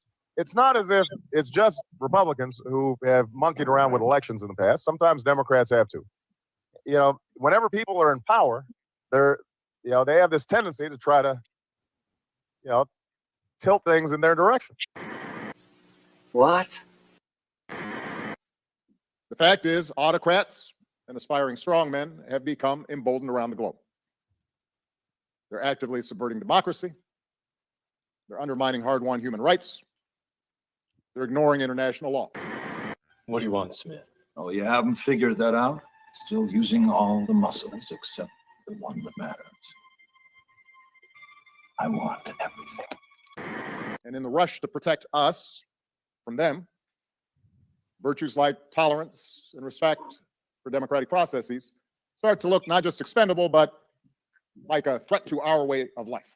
But not all problems we're seeing now are an inevitable project or an inevitable byproduct of this new technology. They're also the result of very specific choices. The Twitter Is that- files is do not that a just cover Freudian my slip he just laptop. did? Twitter files make it apparent. Yes, sir, it was. And he's got at least 10 of them in that video. The title of it is Challenges to Democracy in the Digital Information Realm. And that was from April 14th, 2022, last year. Okay. Twitter worked overtime to serve us accurate COVID information. Apparently, the views of a Stanford doctor are disinformation to you people. I find it extremely alarming Twitter's unfettered censorship spread into medical fields and affected millions of Americans by suppressing expert opinions from doctors and censoring those who disagree with the CDC. Why do you think you or anyone else at Twitter had the medical expertise to censor a doctor's expert opinion? Our policies regarding COVID were designed to protect individuals. We were seeing You guys censored Harvard-educated doctors, Stanford-educated doctors, doctors that are educated in the best places in the world, and you silenced those voices. Indeed, one of the biggest reasons for democracy's weakening is the profound change that's taken place in how we communicate and consume information. Because democracy basically means I love this guy. government by the people, of the people, which is true in a way, for the people. But the people are retarded. But the people are retarded.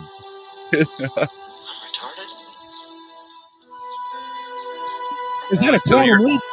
Yeah, yeah. Only till your next leap, Sam. Don't I worry watched about that episode like, I don't know, a couple months ago.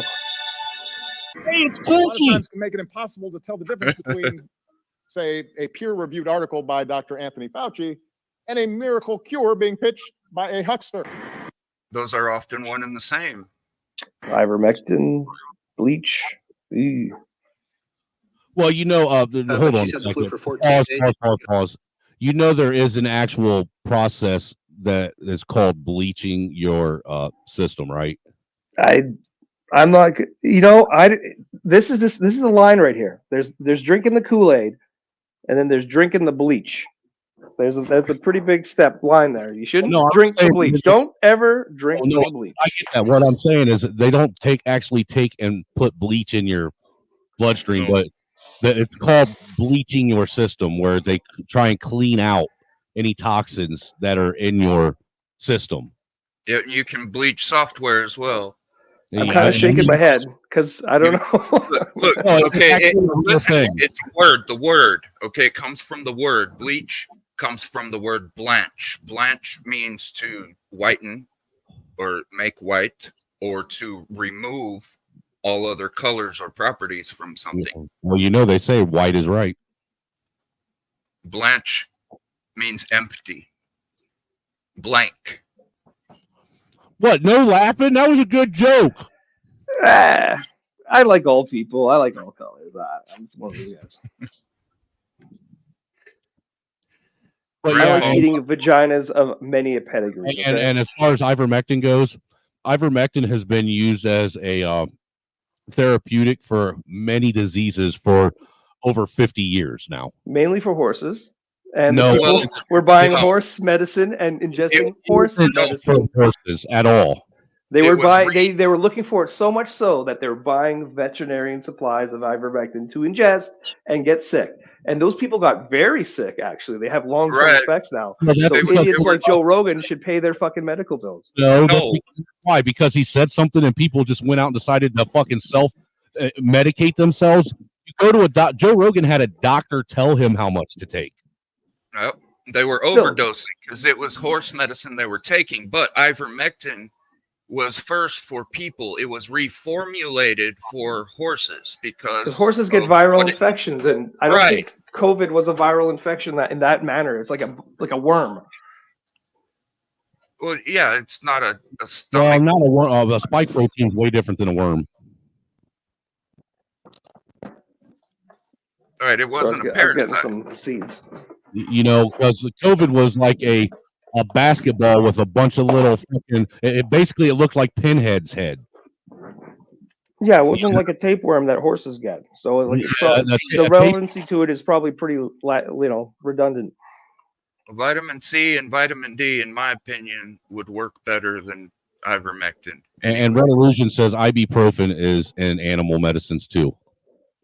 Yep, there's a lot of stuff that they have for humans. They have reformulated for veterinarians. I understand, but let's look at it from my point of view. Say if I'm not like a Democrat or Republican, I'm a Canadian. I don't give a shit necessarily. You have a president going on TV saying to drink fucking ivermectin. Or that's media. That's media. That's not what he said at all. He was talking about the chloroquine. What was the chloroquine? Hydrochloroquine. Sir, hold on. First off, that's why I asked you when we first got on here where the majority of your information you were getting, and you stated from basically legacy media. You didn't do a whole lot of personal for COVID specifically. Okay, and for COVID specifically. And do you know how much that shit was selectively edited about taking ivermectin and hydrochloroquine? Because what the media says he said and what he actually said are two different things. Kind of like the whole deal with him being down in Charleston after the riot down there from them tearing down a monument, and him saying, quote unquote, from the media, there are good people and there are bad people from both sides, but they don't give any of the context of what he was saying prior or after, where he pointed out that he did not, nor will he ever promote or support white supremacy. But they cut that out selectively because he literally stated that in that very same press conference. Are we talking? Okay, so we're talking about the same press conference, but we're talking about two different contexts and two. No, different I was giving you an example. I was giving you subtext example of how they selectively edit shit with him. Because unless you were able to catch the fucking press conference, any of the press conferences that he did in their infancy when they were being given live and able to clip it, chances are you being able to find it now is going to be slim to none because they got everything intentionally edited to sound like he's some fucking racist fucking twit that don't know anything. Okay, I agree. That happens on both sides. And I'm not trying to be a total dick here, Cyber, but this video, in essence, is like just clipping things, right? So you're very okay. Thank you, Captain Obvious. Right, I know, but so one side is infallible in their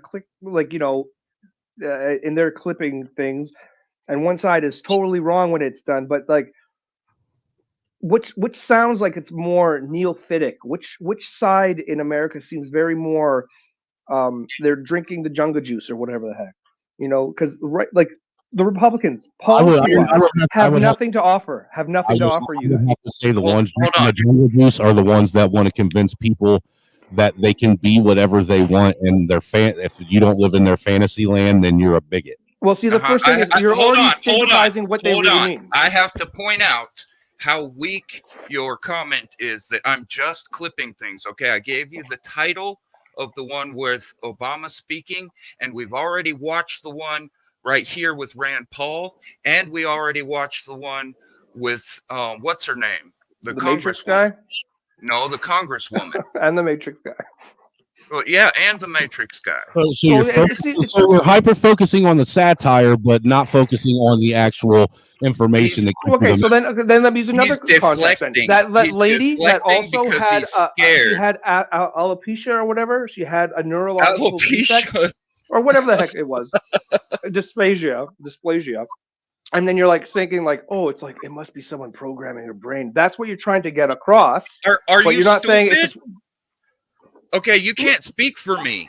Okay, that's fucked up, dude. I told you she had an episode of aphasia. Yes, and you were very clear. You clarified it.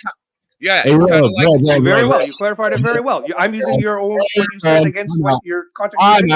Time out. Red, that link's for you. Okay, you can't say that I'm trying to say something I didn't say and then say that I was very specific about what I showed you. But if someone who wasn't here for you to explain that context, they would think, oh, there must be a microchip in their brain. Some people think that's that's not the point. The point is that you're seems trying like it's to aiming towards a deflect, certain way, and you're trying to make things up just because there's a possibility of this. Just because you believe everybody else thinks the way you do. Don't make me say it. Hold on. I'm gonna. You can say whatever you want, and show us just how triggered you are. Go ahead. Projection. Hold on. I'm going to remove your screen, but leave it in the back, Cyber, because I want to share something real quick that I just got in the chat. I want to share this specifically for Not Lost. Give me a second to pull it up here, because it has to do with ivermectin in specific. All right, share screen. There it is. Can you guys? No, I got to come back over here and share it this way. Yet, where are you? Yeah, you guys can see it.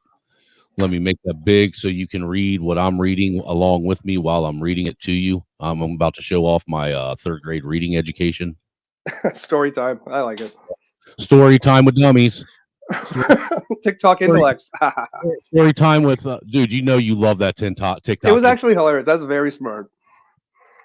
Naperville, Illinois. An Illinois family whose loved one was desperately ill and hospitalized earlier this month with COVID-19 says he's now home and doing well after a judge had to order a Naperville hospital to treat him with ivermectin. On November 8th, the family won a legal battle to gain approval. What the fuck?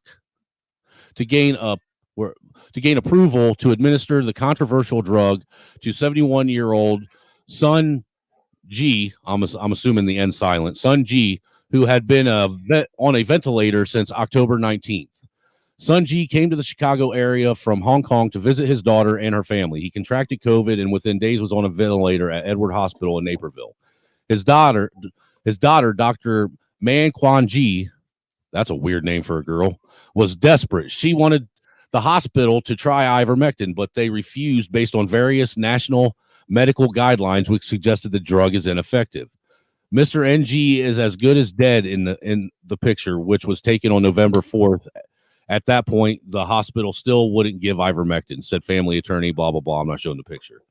A DuPage County judge ruled in the family's favor, ordering that the hospital to allow Dr. Alan Bain to administer the drug, but the hospital initially refused because Dr. Bain is not vaccinated. After further legal wrangling and the doctor presenting a negative COVID test, the treatment, a series of 15 daily shots, began in the evening of November 8th, and G's attorney claims Sun showed signs of improvement almost immediately. And today he passed a breath test that he wouldn't have been able to pass in the last 3 weeks. And he looked more alert and aware.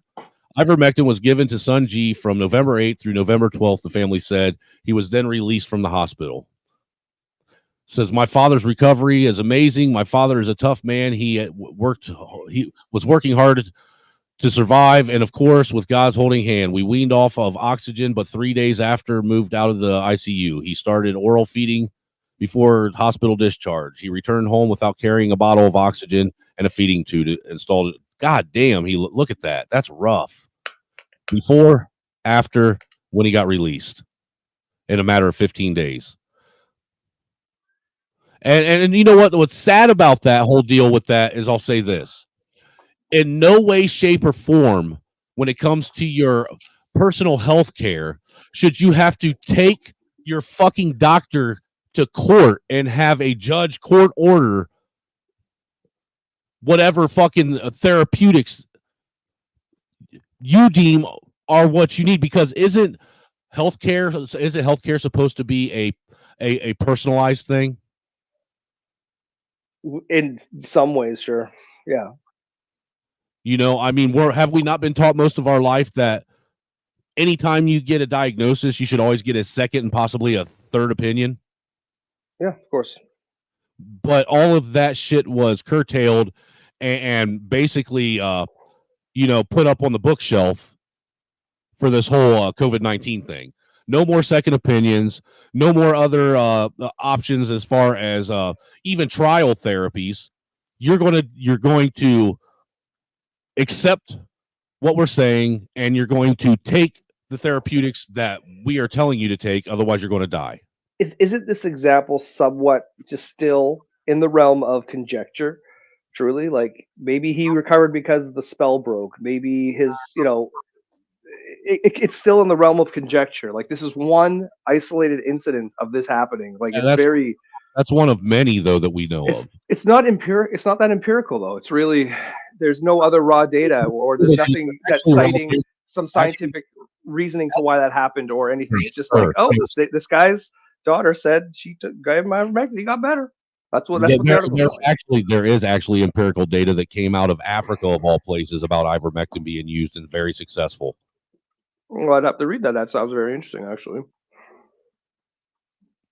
Does one of my mods or where did fucking Cyber go? Oh, there he is.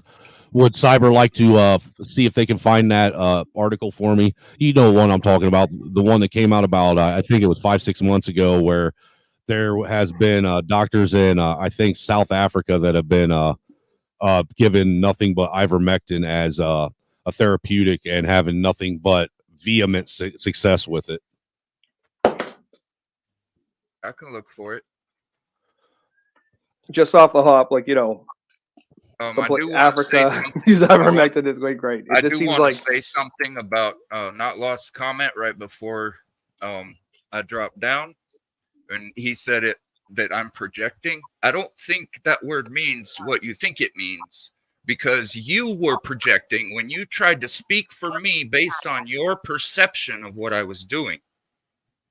That was projection. which incident? Because I am kind of a dick. Don't worry. Like, I'm not gonna lie. No, That's where he actually, Cyber, that is where he actually fits in with a lot of us, because a lot of us are fucking serious, dick-headed, asshole-ish people over here. At least assholes are honest. Yes. That's best of their ability. But yeah, that's exactly what I was going to say. But we aren't liars. He's a liar. Well, are you lying if you're misinformed, though? There's innocence, there's ignorance, like this. and then there's abnormal thinking. Okay, and there's also the conflation of ignorance with innocence. And you, sir, are fucking ignorant. When you if I don't know what you know. What was I talking about? I stated what I was talking about before you even posed the question. What you said about me projecting, you were the one projecting when you said that. No, dude, you had just projected or tried to project your perception onto me, saying that I was trying to do something that you believed. Even though I made it clear what that scene was. You're like, oh, well, somebody could take it out of context. Well, yeah, somebody could if they're not doing any kind of research, if they're just being impressionable and impulsive. So then that means that your video context is fallible. It's not that pure. It's not that nuanced. Real quick, I would like to say I do salute you, and I appreciate you being a good sport about this, Not Lost, and coming up here and not getting offended or upset about shit, and you know, doing what you do in the chat only on the panel for a change. I really do. I appreciate it. No, you guys called me out of school. And again, I do respect you both. I can be a dick. I'm sorry if I'm a dick. I don't want to be too pissy. Well, you know, at least you're not a in the closet transsexual homo fag like Barnabas here, who can't figure out whether he's a guy, a girl, or likes dick or pussy. Just saying. He's a good guy. Yeah, he is a good guy. He's a complete and total piece of shit, but I like him.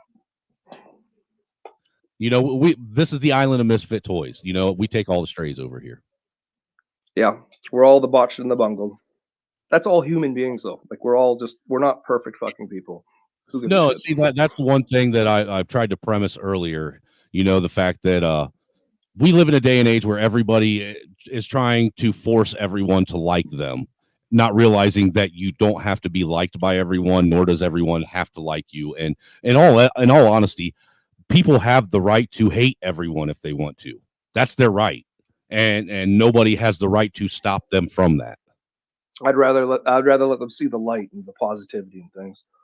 Yeah, but with that, I would also rather the hate be shown and be right out in the forefront than to have somebody act like they're a friend to my face and then turn around and stab me in the back when I'm not looking.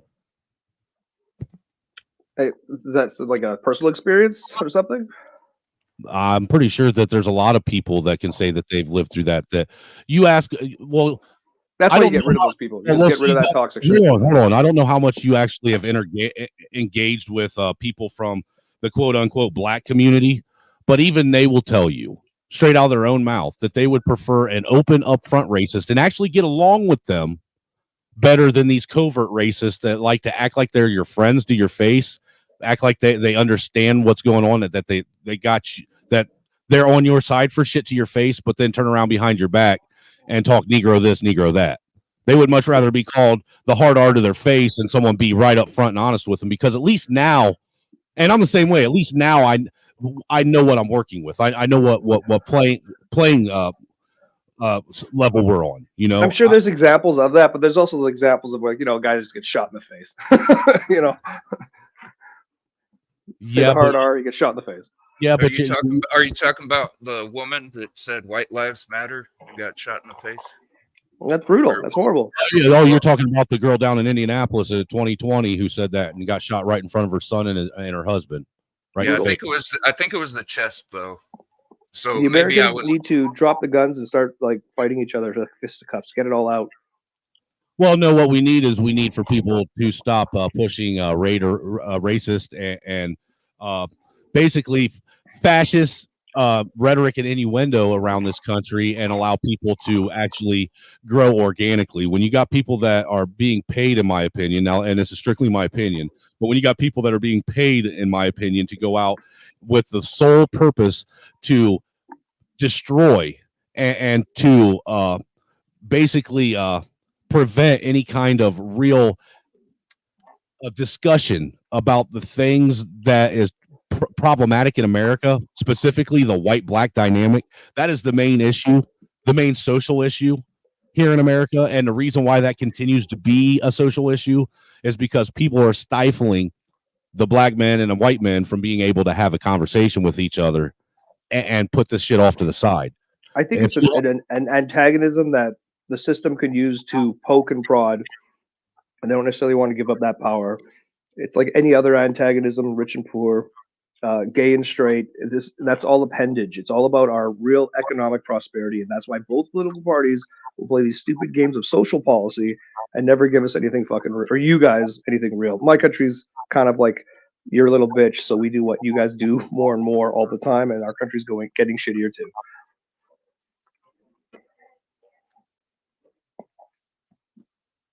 But yeah, it's all about antagonisms. Like, think about it this way. If the Republicans gaslight their base saying, oh my God, drag time story hour, and people get pissed off about that shit, in turn, I see people writing online saying, oh, kill trans people, whatever, blah, blah, blah, I hate fags. That gaslights me. And instead of, joining together and actually, looking out for fucking real interests, we fight amongst each other. I know, we got to go back because you made a disingenuous statement.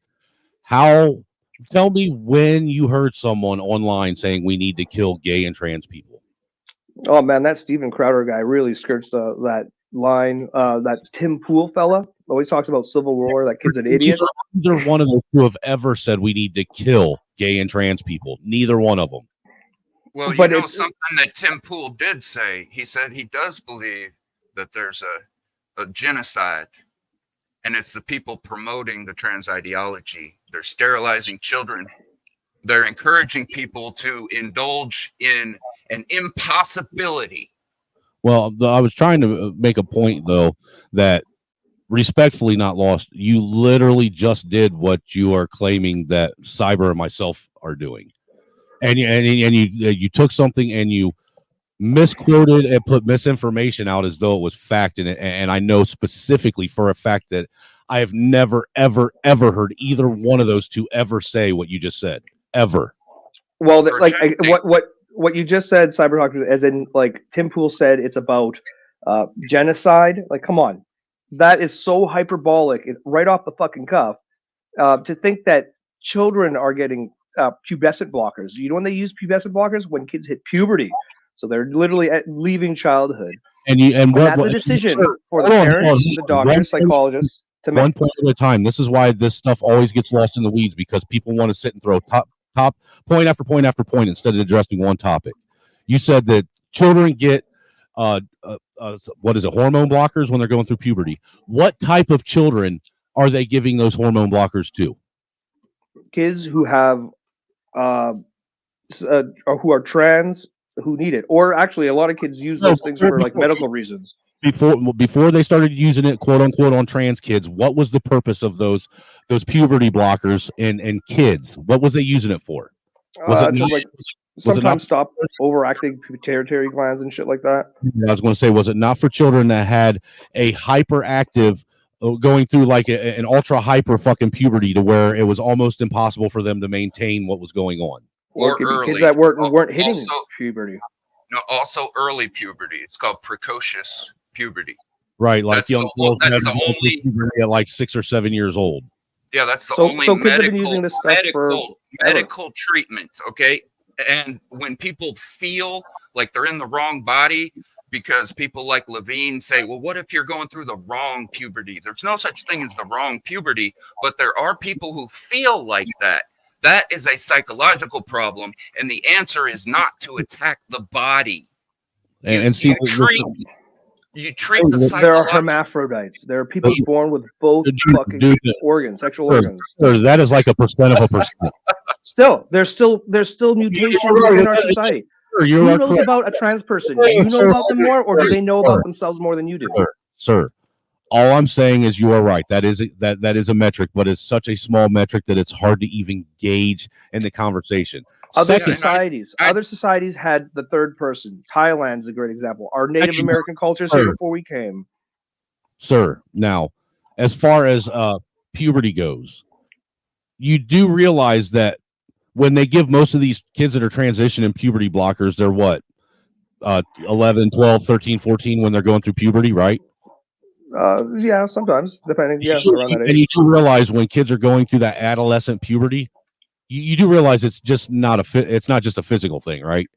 When a kid's wearing a dress at age 3, 4, 5, like there's some signs that indicate. Will you answer the question and not deflect? What you do realize when a kid's going through puberty, specifically adolescent puberty, it's not just a physical change they're going through, correct? You realize that?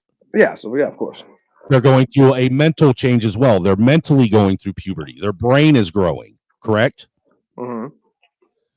And you do realize that these puberty blockers that they're using for transition purposes, they have not been using them for long enough, nor have they been gathering data and research for them to actually have any real metric of what kind of long-term effects they actually have on children when they become adults.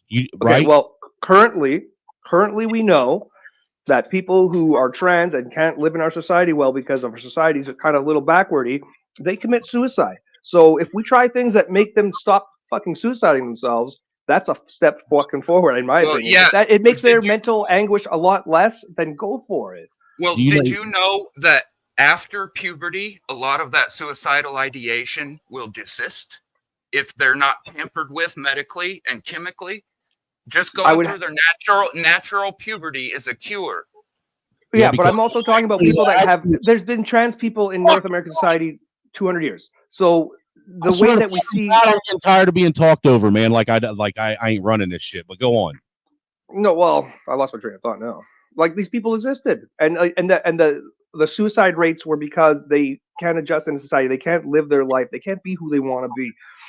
That's a noble thing to try to work for. Is to integrate people who are different than us into society. Awesome. Like the more expression, the better, in my opinion. I don't hate trans people. I don't hate gays or homosexuals or anything like that. It's just ridiculous too. Sir, why do you automatically assume just because people don't want that ideology pushed on young, impressionable children that don't even know what sex is yet? All right, they don't even understand what you're talking about. They don't know what it is until you put it in their brain. Why do you think that people that want to keep their children's innocence and allow their children to be children hate transsexuals and gays and don't want them pushing their lifestyle on them? Because regardless of whether or not you want to agree with it or not, actual psychology says that you can manipulate someone if you start at a young age with ideology into believing they're something they're not. It's all of human history, yeah. It's like how we are. It's how brains develop. It's everything is bullshit, and the things we know that are true are very small and finite. Have you ever heard of Alfred Kinsey or John Money? Nope. If I can make one quick point, though. Like, I know I bust you guys' chops, but to me it seems like that since, again, the Republicans and Democrats don't give you much to offer, the Republicans are hyper-focusing on this issue, which is very hard to understand to the common person because it's a different thing. It's totally fucking new, right? And we're working our way through it. So they're hyper-focusing on this small little issue, and people are losing their fucking minds over it. It's way too much. It's way too overblown of a fucking real thing, because they're even talking about it in hyperbolic ways. I hear them, they're trying to transition kids at age 3 and all this stuff. There's so much nuance from that side. So it seems like the Sir, have you- brainwash or the things that are really like. Well, can I give you? Yeah, okay, before go for it. Before you go on, I want to give some pushback on this, because how many children do you actively have in today's school system? For one, I have do you no clue. do you have any children in the school Oh no, system? no, Obi, no. Well, I have 3 of them right now, and I know what they're trying to push on my children. I've literally had my children come home and tell me the shit that they tried to push on them and the things and I'm here to tell you that in a lot of these schools, what you're seeing, this shit wouldn't be reported. You wouldn't be seeing videos pop up on YouTube of school board meetings where parents are losing their shit and being silenced because they're reading content out of a book that the school puts in the school library, and the school board thinks it's inappropriate to read during a board hearing, but thinks it's appropriate for underage kids to read. Because, mind you, sir, what we fail to forget is every one of these schools, they're all minors in those schools, every single one of them. And pornography, whether it's visual or it's fucking written text, is illegal for children to be in possession of. Fact. Or for it to Right. be on to children. I would give pushback though. I would say again, the source and the context in which you receive that information has an agenda first and foremost, as opposed to stating the common or even if this existed. Like I would have to see the article itself. Like I would have to see where this happened. From like Okay, this is my point of the view. agenda the agenda is to keep that crazy ideology that gets people to become more suicidal, as you just mentioned. The agenda is to keep that ideology away from impressionable children. You misquoted That's me. the I didn't say that agenda. there's being suicidal because of this agenda or what they're doing. I think that's going to alleviate it if they can No, live I their didn't life and say be who they the want to be. agenda. I said the Okay. ideology. You telling someone that they're in the wrong body, you tell that to a child, that is abusive. That is psychological abuse.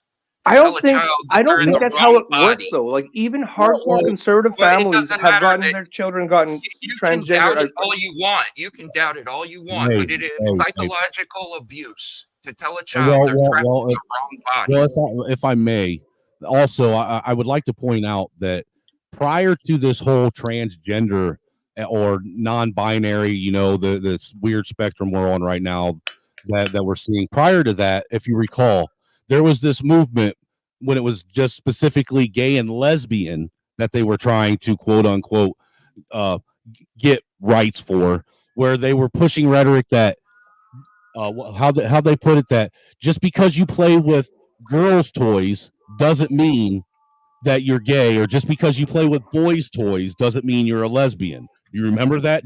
Just because you like the color blue doesn't mean that you're a boy, and just because you like the color pink and you're a boy doesn't mean you're a girl. Do you remember that? Because I do very clearly. That rhetoric was being pushed hard, and then all of a sudden there was this shift when they started bringing in this trans agenda, to where they started flip-flopping and now saying, well, if your kid plays with this and is more prone to girl toys, then that means they must be a girl trapped inside a boy's body type shit. And Again, see, hold on, I'm not okay, finished. yeah.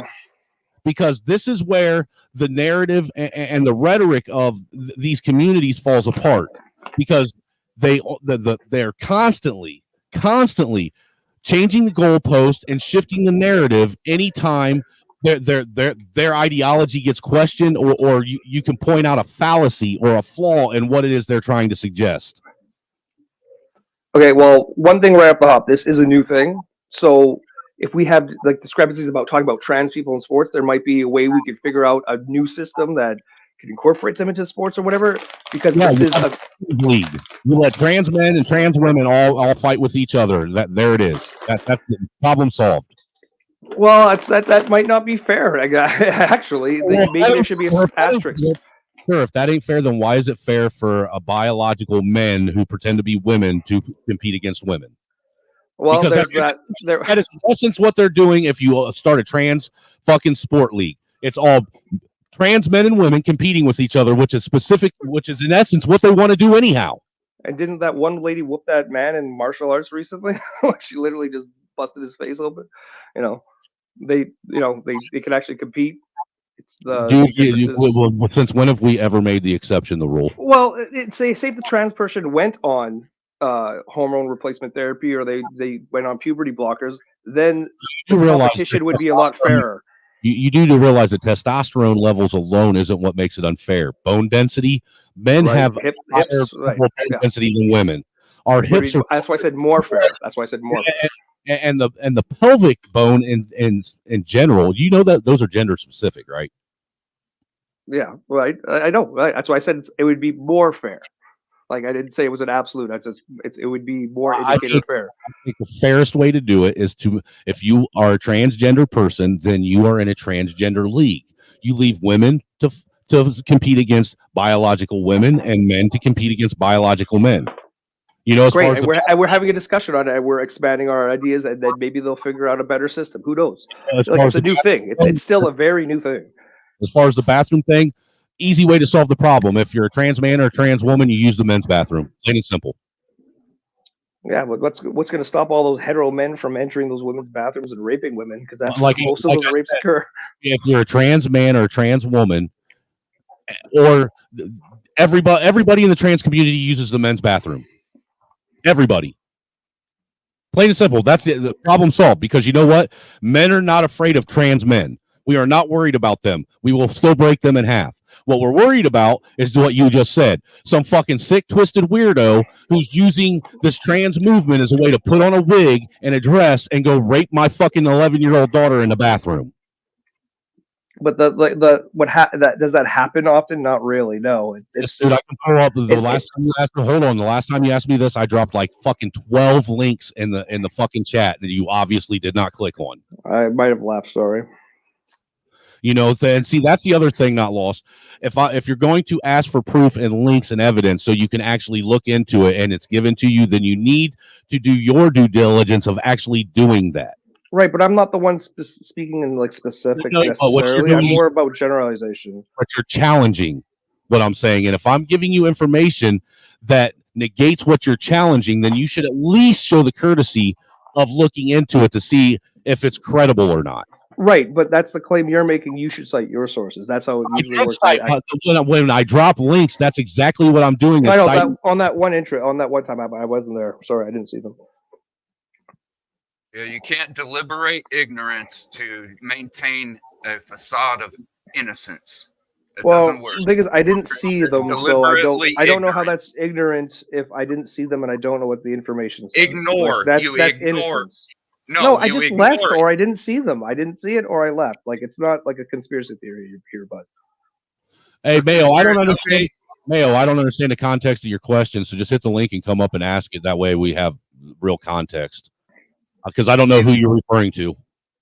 Those kind of trigger phrases like conspiracy theory, that is media brainwashing, live in action right now. I'm a media. Well, the one thing I would like to also point out, you notice that this whole conversation that we've had, sir, that anytime, the idea of right or left, Republican or Democrat, or who's at fault comes up, you do realize that I don't lean one way or the other, right? That I call both sides. I think that I say they're both culpable to the same level. Whereas I've listened to you more so lean towards blaming conservatives and Republicans for the ilks and the woes of America, and more so champion for what we call the left. But the left isn't the left; it's also the right. What I'm saying is with that in mind, that already means that you're coming at it this with a bias. If you're not willing to discern that we have two entities that are operating in the same capacity, even if they present themselves in different ways. Right, Cognitive dissonance. But just look, Reagan. I know Republicans worship Reagan. He's the guy that literally he literally is the guy that sold out your country. All right, because he followed neoliberal economic policies where he just sent those manufacturing jobs overseas to these countries, not because they're altruistic or they gave a fuck. It's because they wanted their corporations to make money. So these politicians are facilitating the hollowing out of your country. And the Republicans, honestly, at this point, The Democrats have done such a good job of gaining those establishment powers, be it whatever intelligence agencies and other corporations and all this stuff, the things that are really pulling the fucking strings. They've gotten good at that.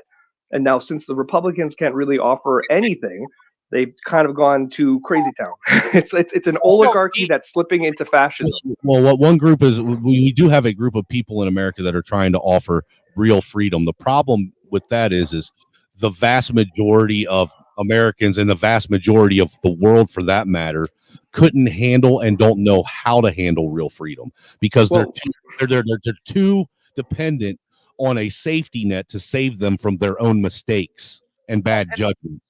Reagan's NAFTA was a lot different than what was passed under Clinton.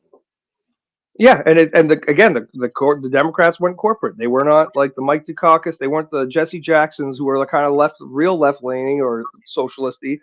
They were the corporate centrists that had political power and that would kill people and all that crazy shit.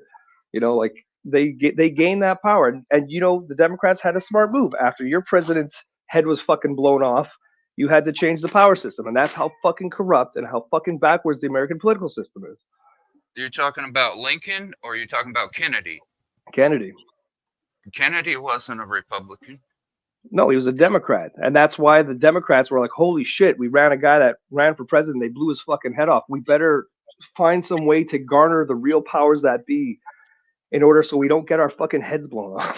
At least. Well, that also depends on if you think that they actually wanted Kennedy in office. I don't think they did to begin with.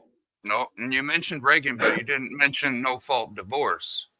You know about that? The no-fault divorce, which effectively turned holy matrimony into a three-party contract between man, wife, and the government. That sounds like what right-wing media would say. Divorce actually is what is responsible for destroying the nuclear family and communities all across America. I came up specifically because of the trans and sex crimes thing, right? And with the 81 prisoners in Wisconsin's prison system that claim trans, half of them are in there for sex crimes. What was it, Mayo? Was it about a month or two ago when you were up on the panel and I had played that news report where there was that trans guy out in California that had raped that little girl in a Denny's? And he was 18 or 17 when it happened. But by the time he had gotten to trial and was convicted, he was 18 years old. And what they did is, because this guy said he was a trans woman and identified as a woman, and because he was 17 when he was initially indicted for the crime, they took a dude who was clearly a fucking sexual deviant. And what did they do? They locked him up in a juvenile facility for women. Basically took a sexual predator who liked to basically go out and do deviant things to underage girls and put him in a fucking candy store. Okay, I'd have to see the article. I have no. It's in the back, sir. It's in the back. What's in the back? That article that I was talking about. What's the back mean? Private chat on StreamYard Studio. Oh shit! Cool. I didn't know about this. Yes, what about the guy? Evidence, sir. Okay. Now, let me interject for 1 second. All right. Trans crimes towards children is 0.3%. 0.3. 0.0000003 remaining. Carry the fucking 7. Great. I agree. Child abuse is wrong no matter what. However, priests and pastors are at like 20%. 20%. They're at 20%. You see one every day. I'm not, and that's bad too. And you right, but then why don't you have a show about that? Hold on. They're not 20%, sir. Because the thing is we don't sit and make excuses or sit and try and negate the fact that that's going on and say that, look, the numbers say, I mean, you're literally sitting here trying to say that because it's 0.03%, that it's nothing worth looking into, that it's not a problem, and it is a problem. It's worth it, but it's not worth hyper-focusing on. It's not worth hyper-focusing on, because then all those other children that are getting abused out there, not allowing them in don't have advocates for bathrooms them. is not hyper-focusing, sir. Not allowing No. men in women's bathrooms and spaces is not And parents making the choice on whether or not they want their kids participating in drag story hour. That isn't either. That's giving parents. No, that doesn't happen. Drag time story hour is usually like a private function where kids who know that they're trans No, or they're sir, like. they happen in public libraries all across I have the not country. seen that. Because It happens in public libraries looking, probably after sir. school hours or something. That's if obvious, anything. obviously sir. because he's not in America too, so he's not getting the same news feed we are. Which is again, I'll say this in a different context. You know, what's the most brainwashed country in the world? Question. I don't know. You tell me. Well, people would usually say North Korea or something like that. Oh yeah, Kim Jong Un, whatever, blah blah blah. However, the country that's the most brainwashed in the world is the country that has the capability to brainwash their people the most. So, what country would that be? I don't know. You tell me. United States of America. They thought they were GI Joes this whole time, but in the background, they're killing people in South America. They're fucking destabilizing whole regions of the world for fucking corporate profit. You guys thought you were the good guys. That's brainwash. That's a crucial, essential part of the American narcissism in a way. You guys think that you're better than others. Well, even if you're nothing in America, at least I'm not a guy that lives in fucking this country or blah, blah, blah, blah, blah. It's a narcissism that's put into your brains right off the hop. You're born, they put a red, white, and blue glasses on you, strap it to your face, you're set. You mean to tell me that America is the only nation or empire that raises their children to have national pride and to put their country first over every other country? No, but it's well, there is I'm no- Canadian. I don't think I know national pride in like that regard, honestly. Like we kicked ass in wars, whatever we went to them, sure, I guess that's cool. But you know, like every every other country I know of, they put their national pride and their patriotism to their own country before any other country. You want to know how I know this? By the immigrants that come to America and still fly their country's flag over ours. Okay, well, but the thing is, you're making a point, but it's kind of not connected to what I was saying in a way. Like it's Americans again are probably the most brainwashed nation in the world. You said it yourself. You guys don't have decent. You guys don't even have decent media fucking systems. You guys don't have fucking reporters. I will admit that America is very brainwashed. They are.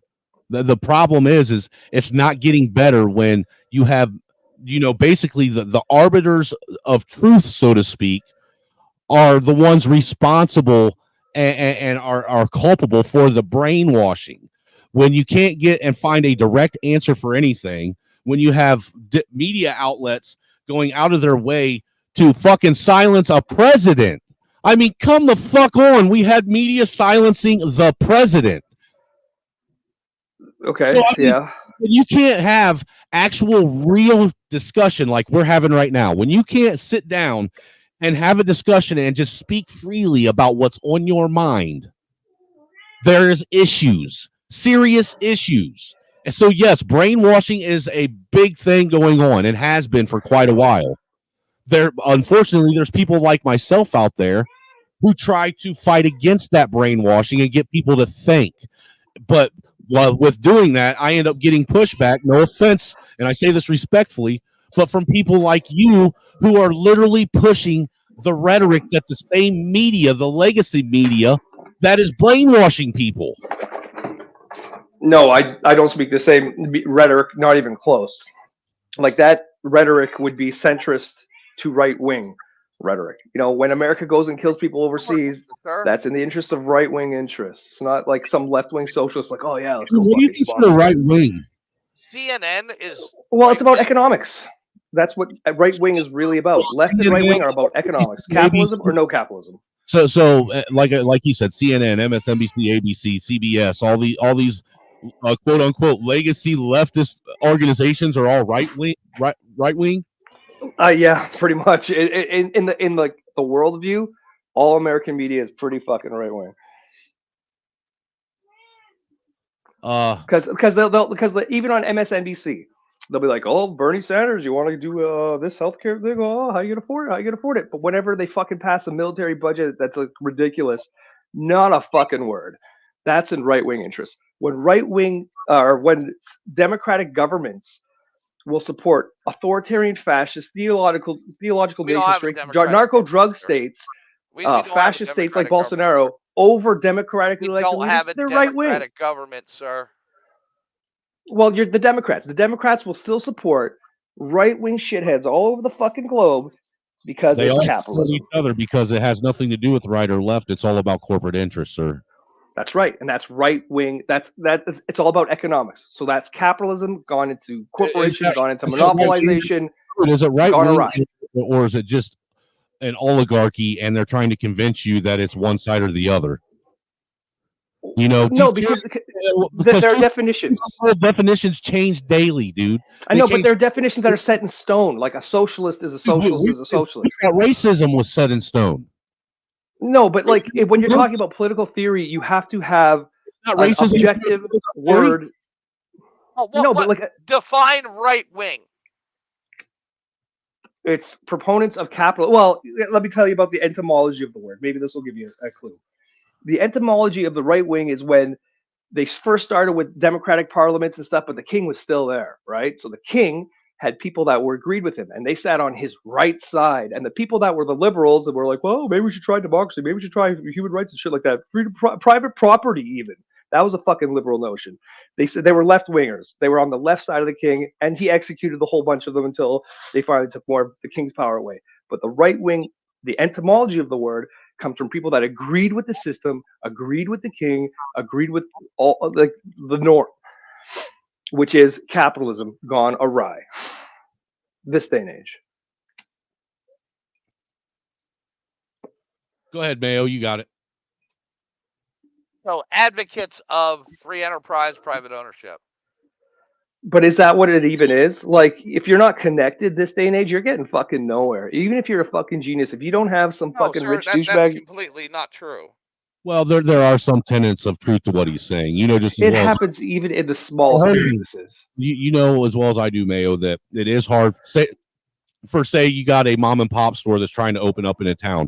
It is hard for them to open up and have competitive wages when you're fighting against, corporate, corporations like Walmart, Meijer, Costco that have government subsidies and all kinds of other things backing them to stay successful. And you got to not only compete with prices in your store, but also compete on the same level as wages. All right, that's great, right? And I'm glad you have this dream that you want to own a store that's going to get run out of business. It's just a failed business model. But what you need to do is have a super huge corporation like Costco, Walmart, whatever the heck, and then just be that. Like the whole system's rigged. Small businesses are like 50% of the fucking economy, dude.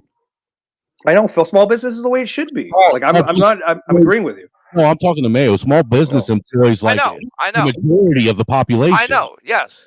Well, listen to how perverse and rigged the system. I'll give you a great example. Walmart, when you're hired there, you're given social assistance papers. So pretty much as soon as you're hired, they know that you're going to be on fucking food stamps. However, they have a return to their investors every year over year. They're some of the richest motherfuckers in the world are these heiresses of the Walmart fortune, right?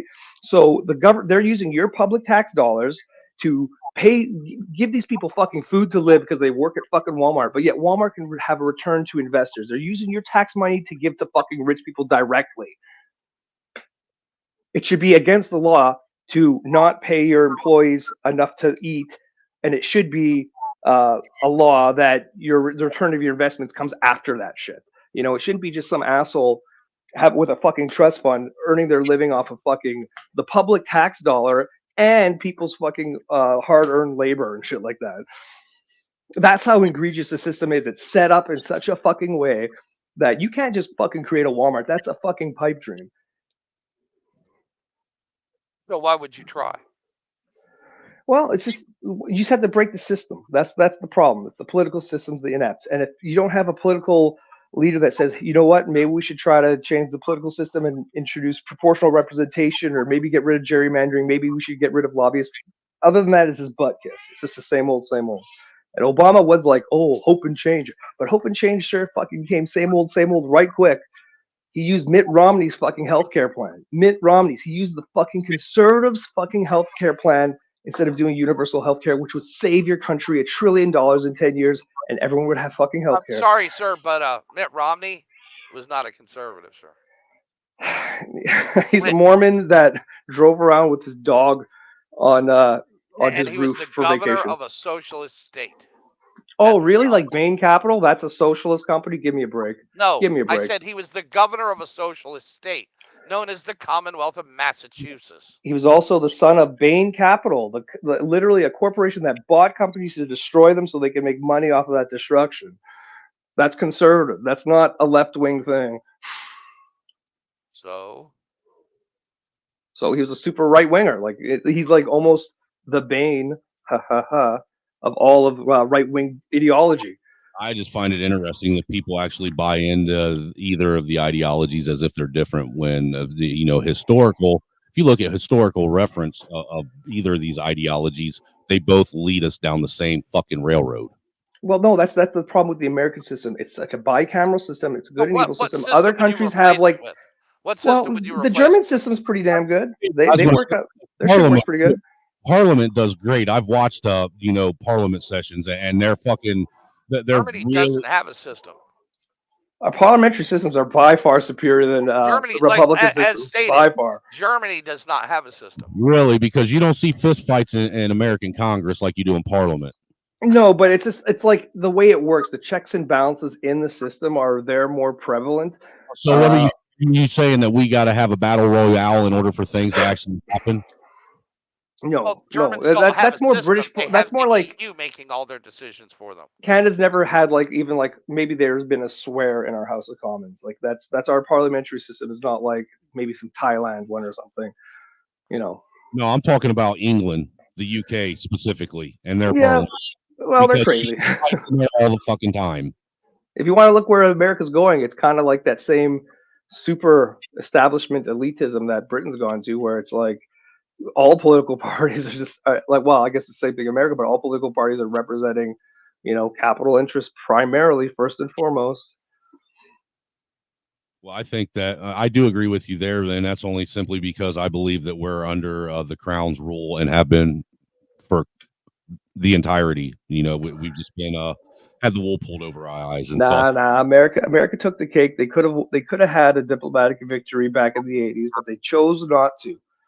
Gorbachev is like, let's do fucking world peace. Let's fucking pull it up. Let's pull it off. Let's pull it off. And then Reagan's like, no, it makes our military industrial complex too much money. We can't do that. We still want to, take over markets with force. You guys could have won, but you didn't. And now you're circling the drain. Your country's kind of sucks. How? yeah, it does. But it doesn't just suck for us. It sucks for you. It sucks for every other first world nation too. Because Well, unfortunately, Canada's interconnected with America big time. On our economy's success. Well, do you think Well, the last Canada's NAFTA doing good right renegotiation. now? Do you think Canada is doing good right now? Well, what metric? Is Canada not suffering from the same things America is? Yeah, because we adopted NAFTA, and you guys control our economics, and now you guys are controlling our military more so. The CIA is able to act with impunity in my country because of a conservative government. So, like, we're becoming more shitty because we're becoming more like you. We were a very isolated country. Trudeau is a conservative. Trudeau is pretty conservative, yeah. He says talks social, left-wing social policy, sure, but in the end, he's prioritizing residential markets and investors over the prosperity of his whole people. You guys got hate speech laws in Canada? That's not a conservative thing. There's hate speech laws everywhere. I'm sorry, but Trudeau is nowhere near right. Well, you're right. He's like we call him the rainbow Nazi in America. Well, a Nazi is a right winger, so. It's not. If you look at the National Socialist Party, that's we're not getting into this discussion. I don't want to blow you away. Like, come on, that's a silly discussion. Nazis were right wingers. No, they weren't. Why was Hitler's greatest enemy a communist? For fuck's sakes. Huh? Why was Hitler's greatest enemy a communist? Why did he hate communists over everything else? He hated communists more than the Jews. Are you sure about that, or is it because Stalin was trying to impede on his world domination. Stalin was caught by surprise. He thought he had a decent alliance with Hitler. He was like, "Holy shit! What? He actually attacked me? What the fuck?" Well, you And know, they got their asses whipped for a while. Poland's a very important military strategic point. And they divvied it up amongst themselves, didn't they? They both agreed that they'll both invade Poland and take half of the country. History. They were friends. All I'm saying is history disagrees with you, and people that try and say that the Nazi Party was a right-wing party when the Nazi Party was actually left-leaning. Who pulled the economic strings in the Nazi government? It was corporations. It was these chemical factories and steel factories and all this shit. They all went along for the ride because oligarchies. No, sir, they slip went into by fascism. order. They went by order. Very similar to fascism. Guess who else funded the Nazis? Hold on, the Americans. Hold on, because I would like to you welcome our resident angry Australian to the panel, Mr. Jim Bowden. Hi, sir. How are you? How are you, Chess? I'm doing fine. This panel's already a fucking pile of fucking dumpster fire dirt shit. That's why one extra one heard. Yeah, that's why I went ahead and accepted your request to, hop on. I mean, you can't hurt it any more than you've already been hurt. Oh, shit. I profusely apologize. Oh, you're all right, Jim. Go ahead. That's all right. Just listening. Go ahead. Just listening to you. No. You came up here. I want to hear your take on this shit that Not Lost is saying, because I want to know if you agree with him or if you're out in the world all of your own compared to the rest of us. People outside of America can see America's faults. Do you want me to criticize America? No way. Why should I criticize America? Well, your country's kind of gone to shit because of their economic interests. If America goes, there goes Australia. Well, the thing is, you're spending money on military weapons to fight their wars. Number two, everything's being privatized in Australia, which is a bad thing. Dude, how the fuck do Canadians know everything about everywhere else in the world, but they don't know about Canada? Can I ask? All Canadians by virtue of having Trudeau as their prime minister are half communist. Isn't he the bastard son of Castro? No, sir. According to this gentleman, Trudeau is like right under Reagan. He's a fucking bastard. Come on. Well, Trudeau, trust me, he's not my cup of tea. He never will be. The liberals in our country used to be decent. Now they're kind of shitty.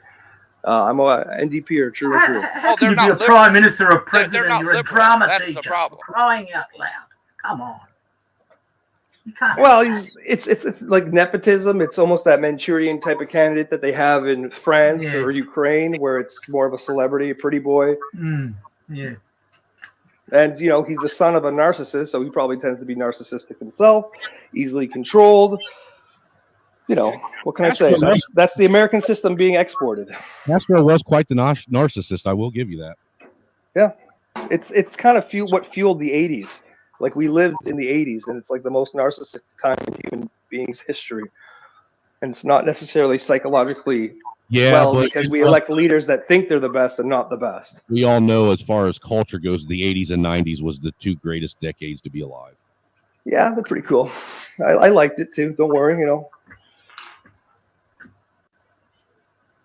But it was just all flagrant, me, look how buff I am, look how strong I am. Oh, Arnold Schwarzenegger literally spouting, State Department rhetoric on commando, all this crazy shit.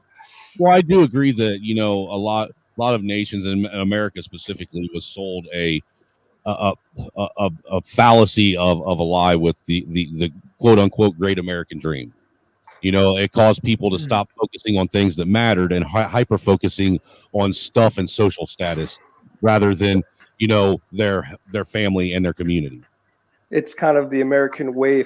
If it's all about owned by corporations, it's consumerism and materialism to its nth degree, and that's not necessarily something that's going to create a good nation. Makes a lot of people money, but it's not going to make a good society. Well, what's your definition of a good society? Fuck, that's a loaded question. Not FDR's idea of a good society. Well, then I'd fall back then to his notions, or people who are way greater than I am thinking of those bigger visions. I like the notions of equality. I like the notions of justice. I'm not the biggest fan of freedom, but liberty's cool. I'm not a big fan of my government basically digging their hands into my paycheck and starting a savings account for me that I'll never get to utilize. Like Social Well, Security? no, sir. There'll be money in there. It just won't be able to buy anything. Well, and it won't be for me. It'll be for someone else. It'll probably be for some Ukrainian rather than me. Well, you're protecting. Hey, just rest, sleep well tonight, knowing that your American empire is expanding. Don't say that I'm protecting shit because you've been around here long enough to know I've been criticizing Ukraine since Ukraine. I know. I'm just trying to go get a right wing globalist perspective of it. Like it's baked into your system. You guys need to expand markets. There's only few amount of markets in the world, so you guys will go to war to expand your markets. You will go to war for resources. That's why you guys go to war. What resources have we gone to war for, sir? Well, Iraq it was about some of the oil and gas, but it was also about like the pipelines that are going to go through the country to Europe. Who got those? Who got those? Teddy Roosevelt fought wars Who for got Chiquita. those contracts, sir? Who got those Halliburton. contracts, sir? Halliburton. No, sir, they didn't actually. Do you know what Halliburton did for the government, sir?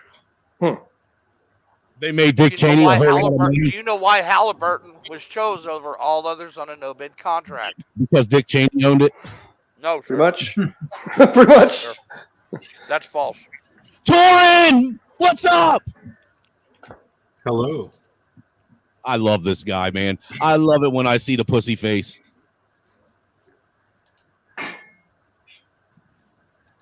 Sorry, I didn't mean to, derail the conversation. Continue on, fellows, and Torin, go ahead and jump in whenever you feel like. It's the same old talking points of people who don't know what the fuck they're talking about. Ouch. The last war that was the noble war America went into was World War II. The mayonnaisiest of mayo monkeys just came in with the sledgehammer. Like that's the last moral war that you guys fought that was not for corporate interests. And you guys were doing it even before that. You guys fought wars for fruit companies. You guys went to Afghanistan, and all of a sudden your country has a heroin epidemic. You guys go to Colombia, and then all of a sudden you guys have a cocaine epidemic. It's economics. No, it's not actually, sir. We don't get our heroin from Afghanistan, sir. We get it you from do. the pharmaceutical industry. No, we don't, sir. Our heroin comes from South America and Mexico, sir. Well, I've seen actually stats that say differently. I've actually read on it not too long ago. Hey, bring them up because I can throw mine up. Oh, look at this! And since America left Afghanistan, heroin fields have been drying up. Yes, you know why? Do you know why? Because America doesn't own it anymore. No, sir. It's the truth. No, sir, it's not. Because Afghanistan's owned their fields and they're planting crops. Anymore, sir. They're planting crops as opposed to heroin because they now own their land again. No, sir. And just like America kept Colombia, no, sir. this narco drug state alive sir. for so long, and they had the biggest fucking navy right outside their door. The biggest fucking navy. They couldn't stop those boats. Amazing. Show me where America's getting their heroin. First off, you made the claim. Well, I know that 20% of the heroin that comes out of Afghanistan is medical use heroin. No, not lost. You got to play by your own rules and cite your source, though, sir. Okay, let me look it up. Look, when it comes to the opium growing that was being done in Afghanistan, that was an element of the Vietnam War.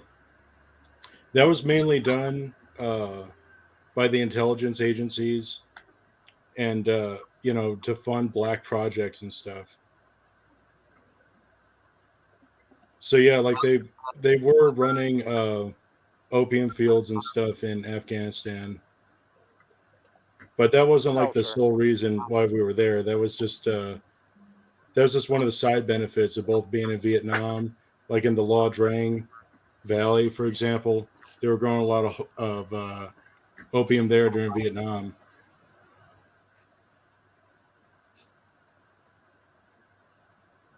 Yeah. Well, you see a lot of this stuff in American history where they destabilize other nations with either drugs or media or whatever the heck for their own economic interests. It's like every you guys are currently in like 2 or 3 wars, I think. So Wait, Excellent. But you want to know you want to know when we weren't in any new war and was actually trying to pull out of wars actively for the first time in history? When Trump was in office, he didn't start no new wars. yeah, and I'll commend him for that. I was actually kind of impressed, and it almost makes his presidency worth it for the rest of the world. However, Biden's the one that pulled out of Afghanistan. No, Bernie Sanders Biden is the one that surrendered. stopped the American support of surrendered. Yemen. Biden surrendered in Afghanistan, and he also gave them over what was it, $60 billion worth of American military equipment. It was more expensive to ship it or whatever. That's why they did it. I'm pretty sure the taxpayers don't give a fuck. That's our shit. Well, your public tax dollars are just like a sieve for the American military construct. No, the taxes are meant to suppress the middle class and the poor. Partially too, yeah. Taxes aren't actually used to fund U.S. government activities. Nope, all they're doing is paying off the fucking interest that we owe the Federal Reserve for all the money we borrowed from them. No, they don't. They don't ever pay the interest. Oh, I thought it was you guys are $100 trillion in debt. You guys could have used that $2.3 trillion tax cut to rich people. What are you talking about? $100 trillion, dude? You guys are $100 trillion in debt, roughly. No, we're $34 trillion in debt. Is it 34? And counting. Because then they should use that tax cut and just made the debt that much less. No, they can't pay off the debt. The debt is actually what gives the money any kind of value. That's neoliberal economics. That's where the money comes from. It is a system of where it's like, yeah, they're buttressing each other's systems, but that's a neoliberal economic system. It's not, in my opinion, it's not good for a country to have that. No, like I don't like the central bank system. Yeah. Well, it's a way to control countries, isn't it? Same thing with NAFTA or something like that. Well, I It's thought in Trump private hands, isn't it? Your Federal Reserve Bank was sold in 1913, as I understand. Well, yeah, but that wasn't the first central bank. No, actually, the first central bank was the bank that we had when the country was founded, which was dissolved by Andrew Jackson. Mm. When he left office, he was the only president to do away with the central bank and leave our country in the black as far as the deficit goes. After that, they rolled it back in after what was it, World War I, and what was it, 1913 was when that started, right along with the IRS. Then you go to it even got rolled in even further when Richard Nixon came into office and did away with the gold standard altogether permanently and made our money backed by oil, in essence creating the petrodollar rather than having gold backs that we used to have.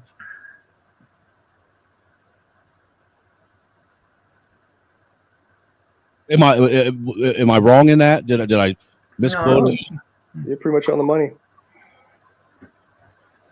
And you want to know what's interesting about all these presidents that did that shit?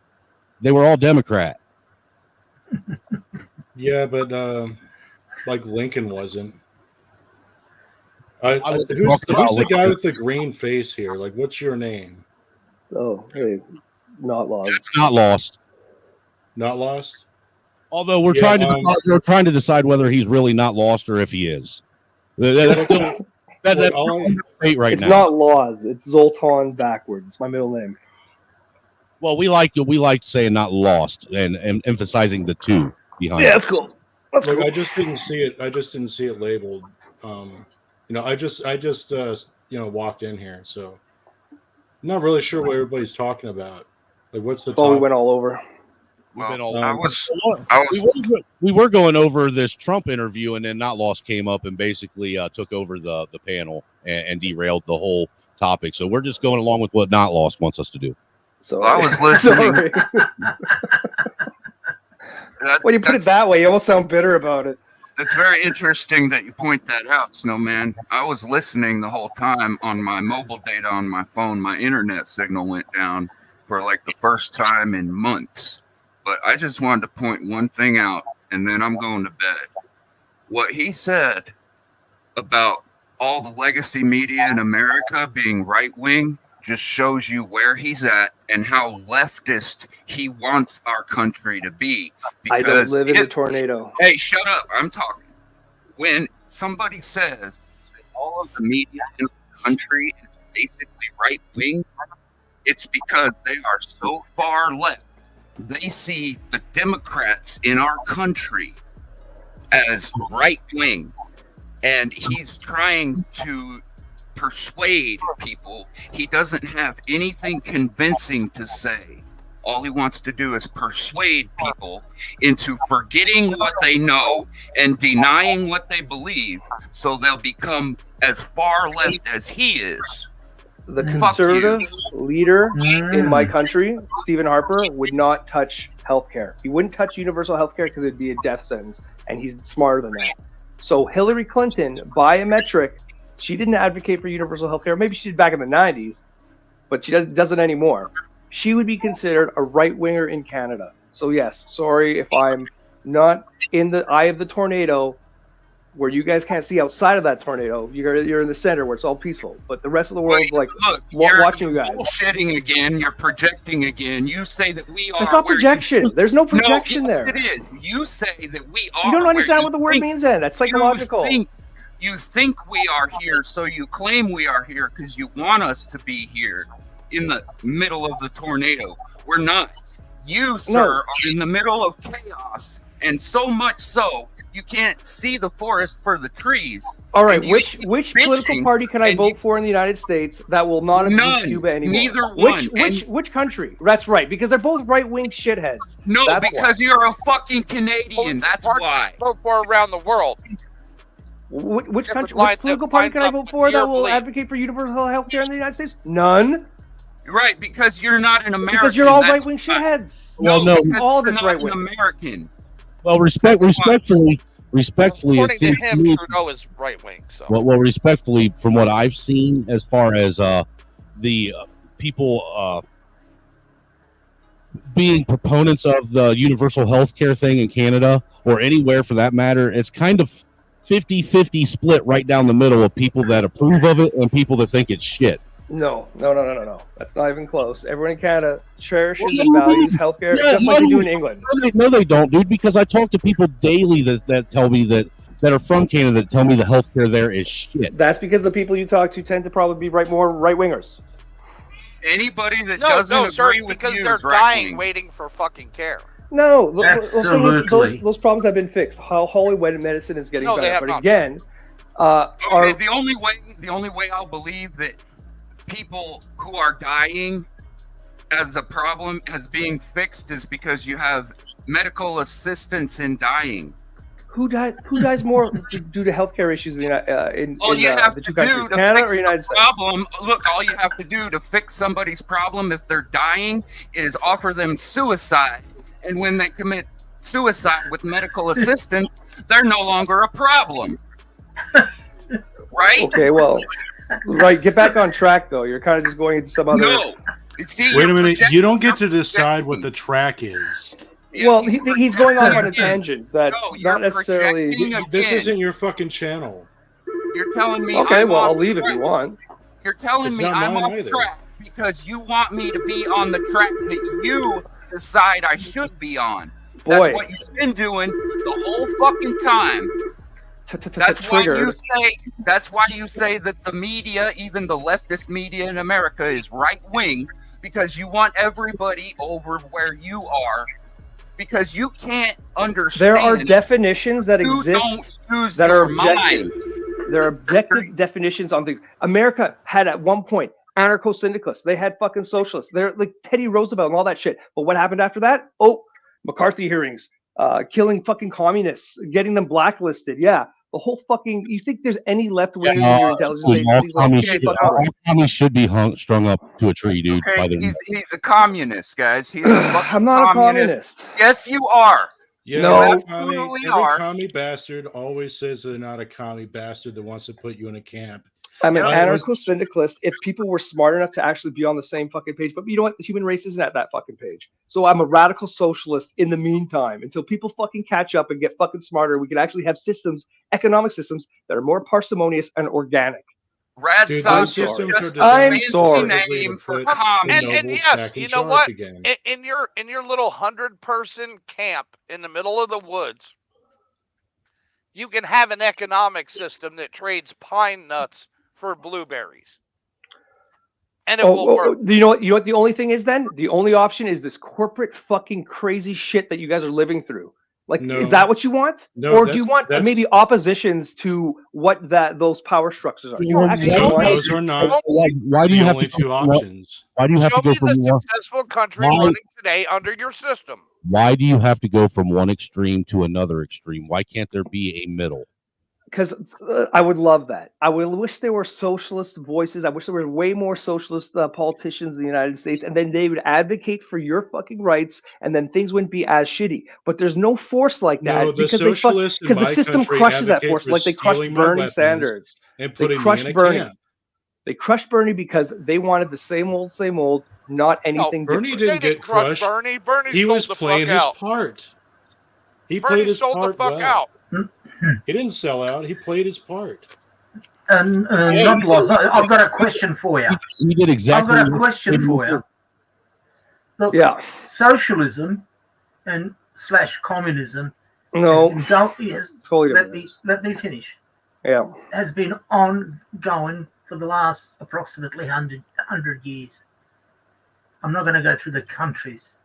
It has caused approximately 120 million innocent dead. Okay? Then China, Nazis. Russia, Stalin, North Korea, Venezuela, Cuba, etc., Bulgaria, Eastern countries.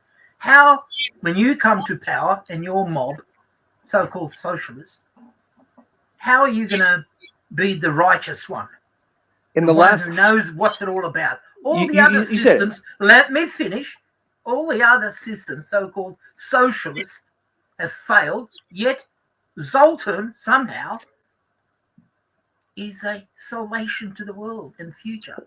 well, there are a lot of socialist countries that are successful in the world. There's a lot of Name European one. countries. Name one. Sweden, They're not socialist. Finland, Not socialist. Iceland, They're not socialist. Norway. Not socialist, sir. None of them. Those are socialists. No, they're not. You're delusional, mate. You're Uh, fucking delusional. Finland is banking on their oil money. They're Not banking all. it for future Hold on, generations. hold on, sir, dude. If you ask the fucking economists of those places you just listed, or the people running those countries, they themselves tell you they're not socialist. Literally, They have socialized housing. everybody, every country has social. No. It's on a level that you wouldn't even be able to conceive in America. It's like you pay a certain part of if anyone in the fucking country, right? Everyone in their country actually has a home. Even the fucking poor, No, even that's the people who are false. That's drug addicts. completely false. No, That dude. is absolute bullshit. It is completely false. It's a Absolute lie. fucking bullshit. Looking it up Do right you now. realize in Iceland what you pay in tax? For every Yeah, dollar, every buck, or every euro you make. Probably like you tell me. 50%. It's probably 50%. That 52%, that used to be in Sweden 20 years ago, before they got invaded by the Africans and Middle Eastern. Let's take Sweden, your first example. It's 81, Well, no, actually, let me 81%. actually Just talk let me about finish. another context. No, I gotta finish this 81%. before while I remember. I gotta finish it. 81%. Yes, they got the housing commission, it's called, or social housing. So every buck you make, it goes to the government, and government is the almighty father and the dictator, the If father they never had. If I can, I would Dictating love, where you're going to live, and when you fucking die, it's no inheritance. It goes I to would lo- another socialist guy who's going to go move into a unit or flat. I would love, Okay? I would love to And that's actually. called equality. I just Hey, remembered we have a about half an question? hour ago, you said Land the it's all about plane. equality. Fucking. Hey, I would love now that you landed the plane and I can actually say something real quick. I would love to have you and Not Lost on a actual organized debate about this shit right here. I would love to if you guys would be up for it. Okay, hold on. Let me get a point in context first. You said communism has killed 120 million people over the last 100 years. Okay, which has killed more in the last 40 years? And socialism, Which one's killed more in the last 40 years? Has it been communism or has it been capitalism? I bet the communists, people that are victim of the Communist Party would tell you communism. Where? Which? Listen, drawing comparisons is not an argument because you're I trying mean- to deny something that he stated. Is that a fact or is it not? Fastest growing I'm economy just in gonna world say- history, China. Second fastest growing economy in world history, 20th century Russia. It's fucking provable that And China and you've read Alexander Solzhenitsyn and Gulag Archipelago. Have you read those? And have you read about the capitalists taking over a whole fucking continent and killing every indigenous person because it suited their fucking needs for the search of gold? Where did that happen? Where did that happen, sir? North America, South America, literally No, wiped sir. out. No, sir, because they're still here. There's a few of them Yeah, left. there's- Wow. The numbers of the Indian No, tribes you said are every. far larger today. But they wiped out than they ever civilizations. were in their days Even when in they Canada, were- we wiped out the Beothic. They're just gone. The whole No, fucking group of people gone. We And then fought you guys in were way Canada more just bloody. blamed my foreign fellow countries. Catholics of killing all these children and found out it's a total fucking socialist. It was never in the name of God. It was in the search fucking of lie. gold How about an and political apology? power. I'm a Capitalism. traditional You know fucking what? There's a little bit too much going on, so I'm gonna dip out, y'all. All right. Appreciate you coming through, Torn. This is kind of chaotic. It is actually. Yeah. Norway has the actual by square foot the highest residential property cost in Europe. Okay. It's a very lovely country to live in. I wonder why. I wonder why they have expensive rents. Oh, I can tell you. It's not hard to understand. Because it's like a socialist paradise. No, no. If They it's have a a socialist small, paradise, ethnically similar population.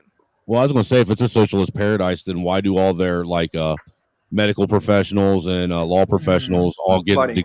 and then come to America to Money. to Money. Yeah, then so then they it's can't obvious- make money. then it's obviously not a paradise if you can't make money with the degree you spend money on.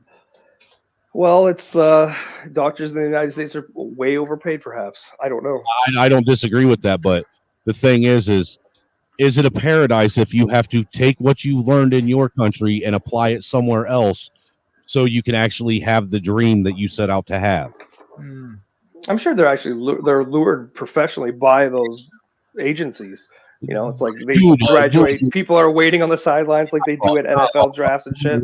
Come on, now can you answer one question directly without doing this hotep white nationalist tap dance around it? It's not. No. It's more like I'm trying to think nuance. I'm trying to think of just along this of the same. I'm trying to think of arguments for sure. I guess. But see, I wasn't asking for an argument. I was just asking for a direct answer. I mean, because let's be real. As human beings, if something is a paradise, we're not going to leave it. Exactly. Well, okay, you're right. Paradise My means- terminology was way too subjective. I agree. Well, I believe that your idea of the world is something that nowhere in the world has ever been. And you're trying to hold up a comparison that no one has reached. And you don't have anywhere that you can say is like what you want everything to be like. Okay. Well, we'll take another example of a socialist country. Almost got to consider pretty close to more communistic in some ways. However, little Cuba has created 2 vaccines. They didn't have any huge corporations making them for them. They have no child poverty. There is no homelessness. Everyone in fucking poor ass Cuba has a fucking home. Everyone has free healthcare. They have free access to free secondary education. They teach. They're the #1 exporter of doctors to the world. They're the #1 teachers of doctors in the world, where they teach people in like 32 different fucking languages. They also have an organic farming system where they invest 1 calorie of energy to produce 16 calories of food energy, when the reverse statistic is true in North America, where we use 16 calories of fuel energy to produce 1 calorie of food energy. And they are a fucking broke ass nation, and they still pulled off all those achievements. Right. I And work everyone's with the equally guy. full. I work every Are day they with the guy achievements? from Are they Cuba. achievements? Are they achievements? Yeah, I work. not I having work no with a guy no child poverty is an achievement. every single day. I go to work with a guy from Cuba, and we've talked about Cuba a lot. Do you know why he came to America? Because Cuba sucks. I know Even why. I know why he came Cuba's to beating America. America on No, basic listen. metrics. I They know. live I longer know in Cuba exactly why. than they I do in know America. exactly why. From a man who lived there. I know They live exactly longer why. they live longer because the government won't let them die. And the way that you consume equally suffer. Your media, friends at Gusano. the way that you Your friends at absorb, Gusano. and the way that you emit information is all I need to know. You are very biased, and you ignore things that don't fit your narrative. You've done Those it. are statistics, dude. Those are metrics that Cuba whoops the Americans' ass on, and they're the richest nation in Okay, the world. listen, the bullshit that just came out of your mouth about Cuba, those are your statistics. Okay, and they come from one side of an issue. You do not look at both sides of an issue. You don't know anyone from Cuba living up in Canada. I You've do know a never guy from Cuba. Okay, how much have you talked to him about why he's in Canada? Quite a bit. And what does he tell you? Is it because he couldn't stand living in a paradise, so he left? You love snow. He had like a technical degree in like internet shit, so he came to Canada. So and now he's freezing his ass off. He's very happy about it. Not, he can't afford a home either. So there's no homelessness in Cuba. There's no homelessness in Cuba. So why wouldn't he just stay there? Why did Ilian end up on a boat to America then? Because you just said that he's homeless in Canada. Why would he prefer being homeless in Well, he's Canada? not homeless. He has an apartment, but he just doesn't have a home because he can't afford to buy one in Canada because we have some of the most expensive then why housing would he costs in stay the in world. Canada with the housing price being so much higher and just stay in Cuba where he could work his menial job and have a decent home? I don't know.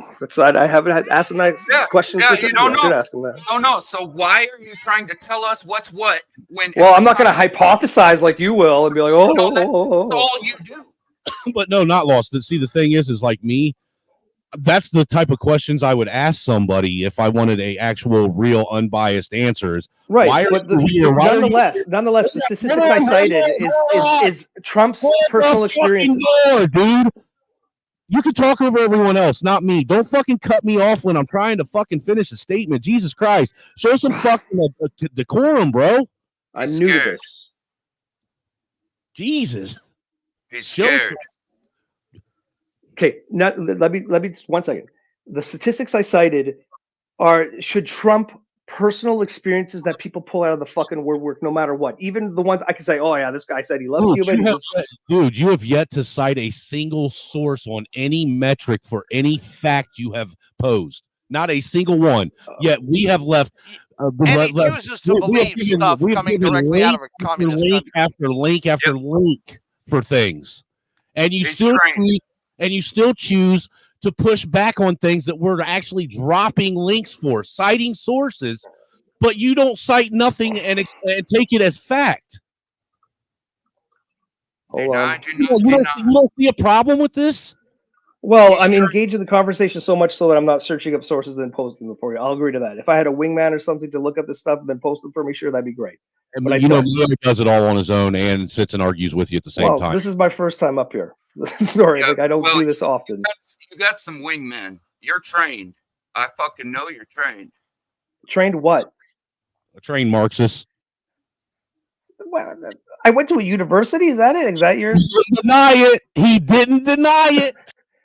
Okay, well, I've read Marx quite a bit. I like a lot of his economic critiques. I think that he's predicted a lot of crazy shit, insanely enough, to this day, right? But I'm not necessarily Marxist. I'm a radical socialist, which is I'm more on.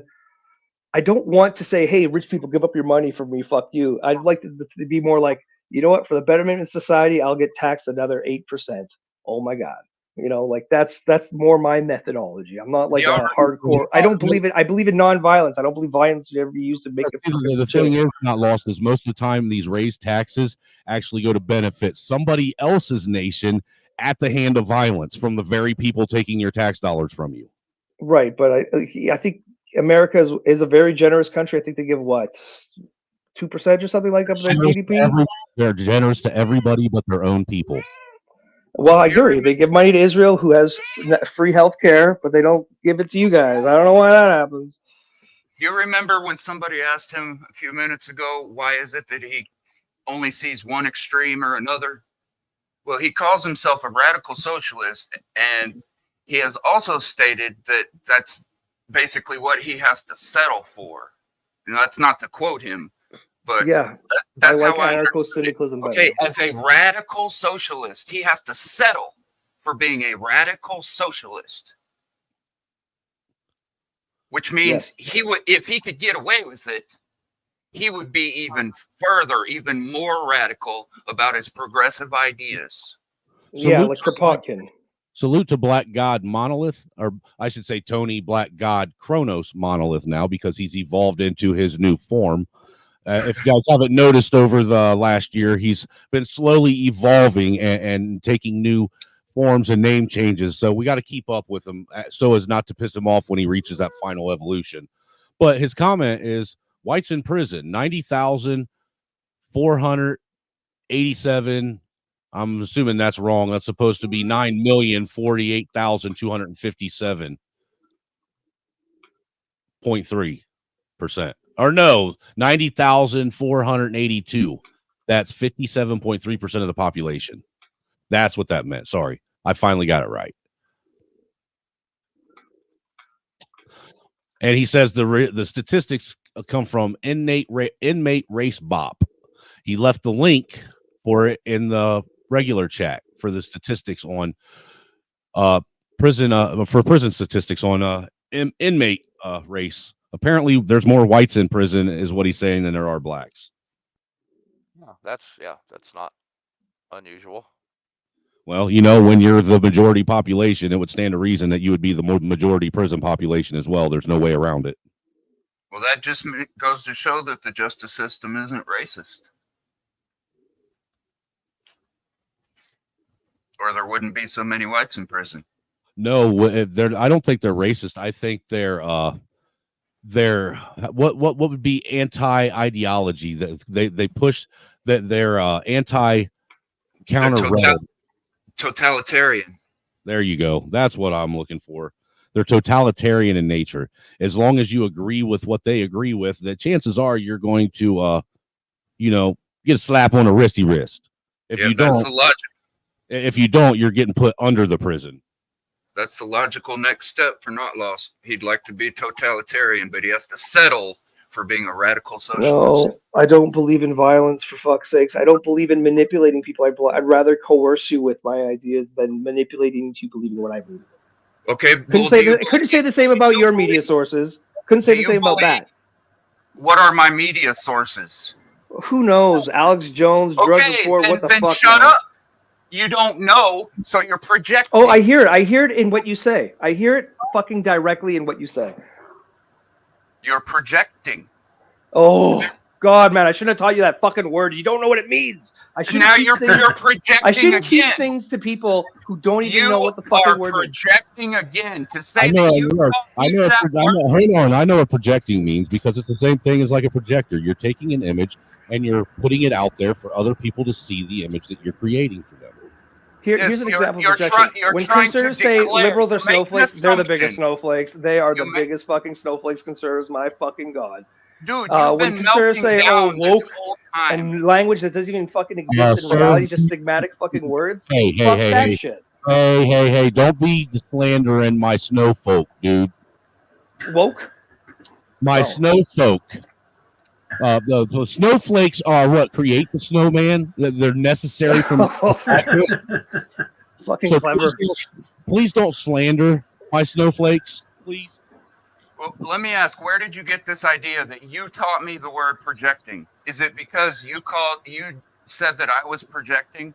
And then you've been Before using I- it like 100 times every time I see you.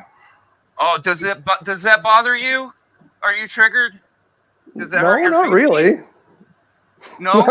No. Well, then why make any Projection. There you go. You're projecting again. No, I asked you a question. I asked you a question. You're projecting, kid. You know, I swear my panels have become nothing but a white channel of chaos. Continue. Are you triggered? Are you So triggered? No, I'm not. Actually, I'm very confident and comfortable with myself. Don't worry. So then why make those comments? You know, this is why Initially, I hurt your feelings? This is why I don't read the chat when you two are out in the chat, man, because I'm sorry I hurt your feelings. You guys stress me the fuck out. I apologize. I'm an asshole. I could Sociopaths admit it. like you don't feel sorrow. Oh, dear Lord. I'm like a bleeding heart. I have like 10 nipples on my body. I'm such a bleeding heart motherfucker. Jesus Christ. Why do you think I'm here? Dude, if you got 10 nipples, you're keeping 9 of them for yourself and only sharing 1. to my cat, my girlfriend? I don't know what. Huh? So do you not understand that when you assume and try and declare that I learned projecting from you, that's more projection. Okay. If you weren't projecting so much, I wouldn't call you out on it. Hey, Dude, I said it to you once. I obviously really got under your skin. I'm sorry. I apologize. Hey. But ever since then, you've been using it like a million times. It's like, I don't think you quite get it. I don't think you quite get what I was trying to say. For everybody out there, make sure you like, share, and subscribe to the channel so we can bring you more of this white fuckery that I've been getting really good at finding lately.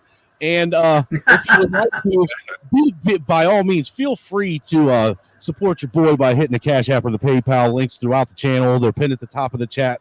They're posted in the link. All donations and coins for Pop and my tobacco problem that is right now currently being skirted by ankle biters I didn't ask for, but I still have to take care of because I did help bring them into this world. You know, it's driving me nuts. I got to be able to deal with my stress, and that's the only way I know how, and to bring you this shit. Otherwise, I'm going to sit here and scream like, you know, lunatic Jim from our angry Australian who comes up here like a wrecking ball flipping tables every time he walks through the door. For being a radical socialist, I'm surprised that you act like you've never heard of the Open Society Foundation. You've never heard of Alfred Kinsey or John Money. You've never heard of the things that have been mentioned to you.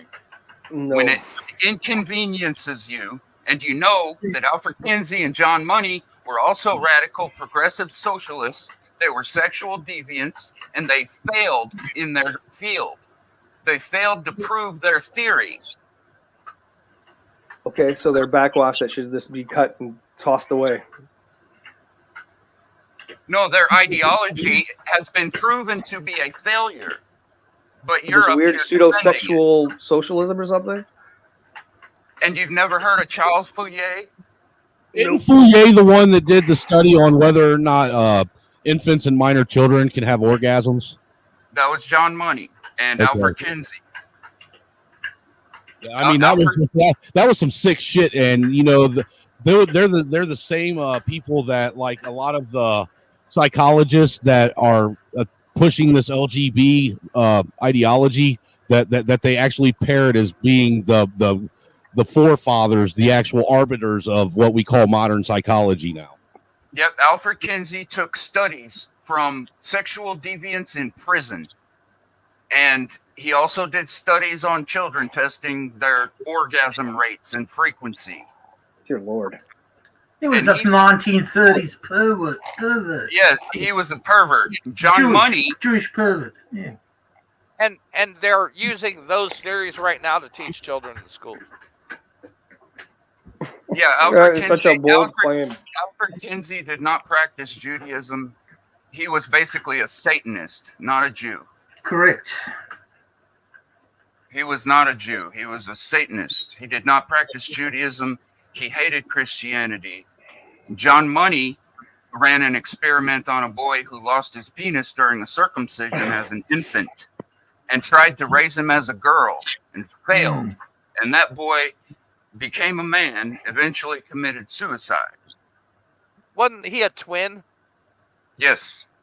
Yeah. Okay, where did you guys initially hear this from? Like, did you guys read Now, this? now on that point, can I also refer you to, boys and girls, Albert Moll, Moll. Another one is Magnus Hirschfeld, Sigmund Freud. Everybody knows him. I'll look up And- Albert and- Moll. Freud was Wilhelm Reich. Wilhelm Reich. Freud was a R-E-I-C-H.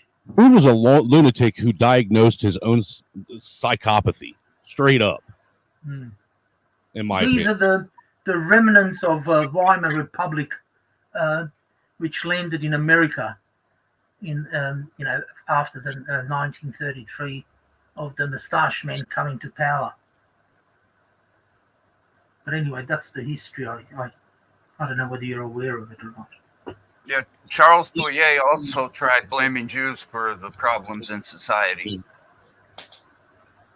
He also wanted a third Now gender. it's interesting. While we're talking about that, we've all heard about the nasty Nazis burning books. Did you ever ask yourself what books were burned? Oh man, I don't know if I want to be in this rabbit hole. Well, I just mentioned a few authors. Yeah, I think that Mole guy, I heard of him before. He was one of the first people that the Nazis went after because, again, Born trans- 1832, died 1939. Yeah, I think that's the same guy. The Nazis went after him because, again, transgenderism wasn't understood. It was just beginning to be understood at that point. I think he was one of the first research authors on that. And of course, the Nazis, since they, their best ability was to whip people up into fear and anger and get what they wanted done. Wink, Well- wink. What's going on today and age? They persecuted that guy. You've got to put it in a historical perspective.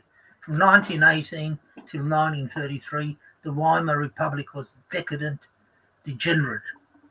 If you want to have a snippet of it, look at your famous film called Cabaret. That's weird.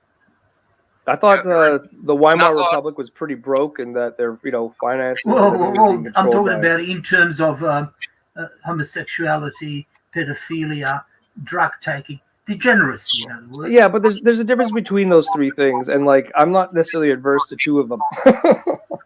Not lost. You remember what you said about right wing or far right ideology being a consequence of abuse, long term abuse, right? That comes from the left. And what you just said about right wing being stirred up into a frenzy and being violent, okay, that is the antithesis to being lulled into a stupor. And what they're trying to do by telling someone that they're trapped in the wrong body, and you take these drugs, kids, and you'll be able to become a different gender, okay, that is lulling people into a stupor. And yeah, that pisses people who know better off.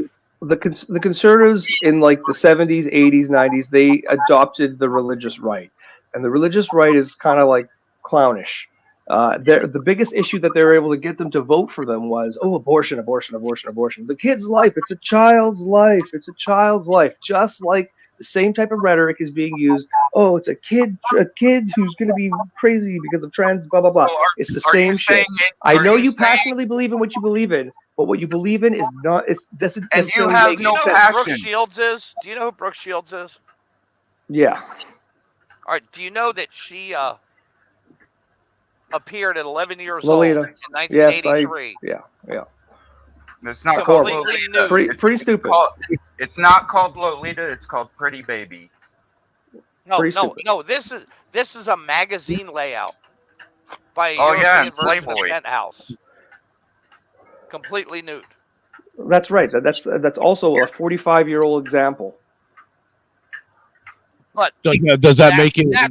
so is the 1980s. Well, if he's trying to say that Sir. society's becoming perverted and perversion, using a 45-year-old reference of Brooke Shields, Sure, is a you made little a outdated. 45-year-old reference about the religious right in the 1980s. He's allowed to do that because he's in charge of the rail we're supposed to be on.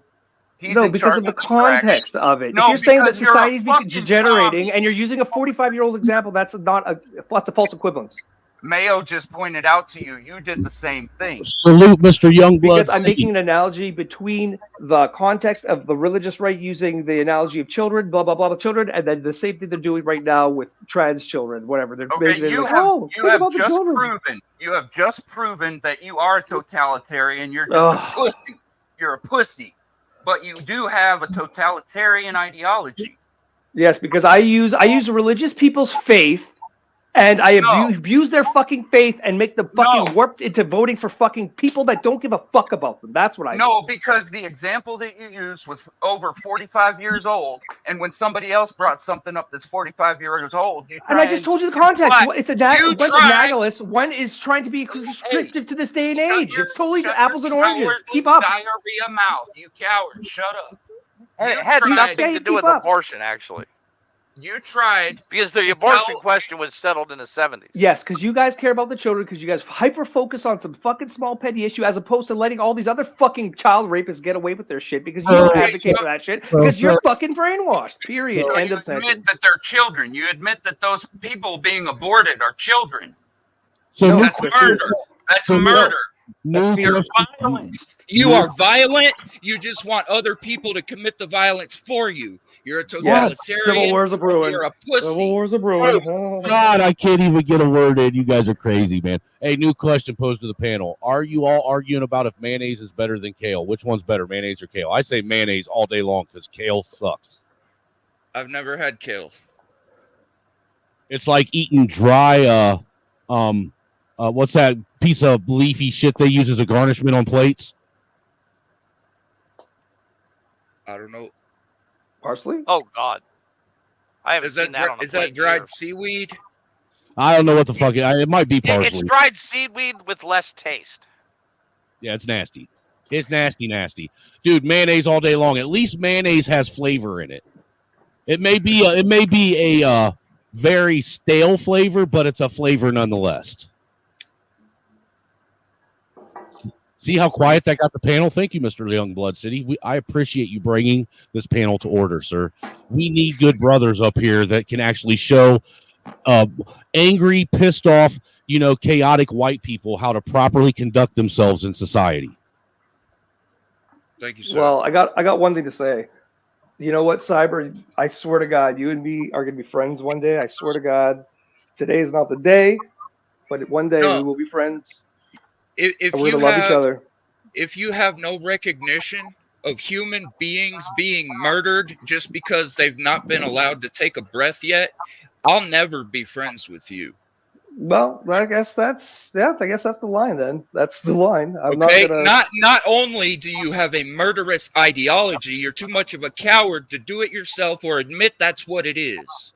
It's not. Again, it's the poisoning of the mind to think sharply on a specific issue while ignoring every fucking thing else in the world. Hey, Everything you know else. what? You know what? Water is toxic to the rabies virus. You know Which who should one's make better? decisions about abortion? The woman which having one- a kid, and that's it. Fuck right Which off. one is better? Oh, she already made her decision when she spread her legs and took the seed.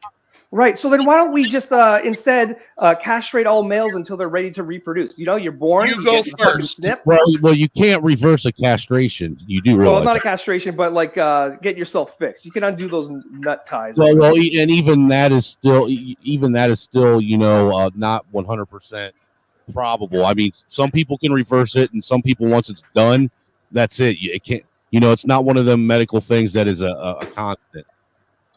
So Cyber, when the pregnancy is at risk to the mother dying herself, is it all right to have an abortion at like 1-2 months? What does that have to do with? Because I'm just trying to see where you are actually are on the value of life. What does Is it just a that talking have to point about do- children and abortions, or is it about women as well? No, what does that have to do with a woman deciding that she doesn't want her child after she gets pregnant and murders it for no reason? Maybe she can't afford it. Mr. Youngblood City, unfortunately, sometimes even if you do break it up from the circular discussion, The circular discussion is so embedded in two people that argue so much all the time, every time they see each other, that they just can't get away from it. And now it's innate in their nature to just argue with each other. This is actually kind of funny, man. I've never seen cyber this fucking heated. I rather enjoy it.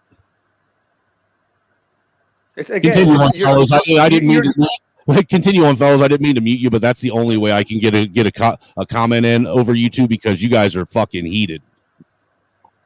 See, Cyber, your value of life is like, it could depend on a situation. Oh, is it a black kid knocking at my door? Maybe he had a gun. Bup, bup, bup. You know, some woman's having an abortion. Oh my God, that's the most valuable life in the You're fucking gonna world. love this. You're gonna love this. You're projecting.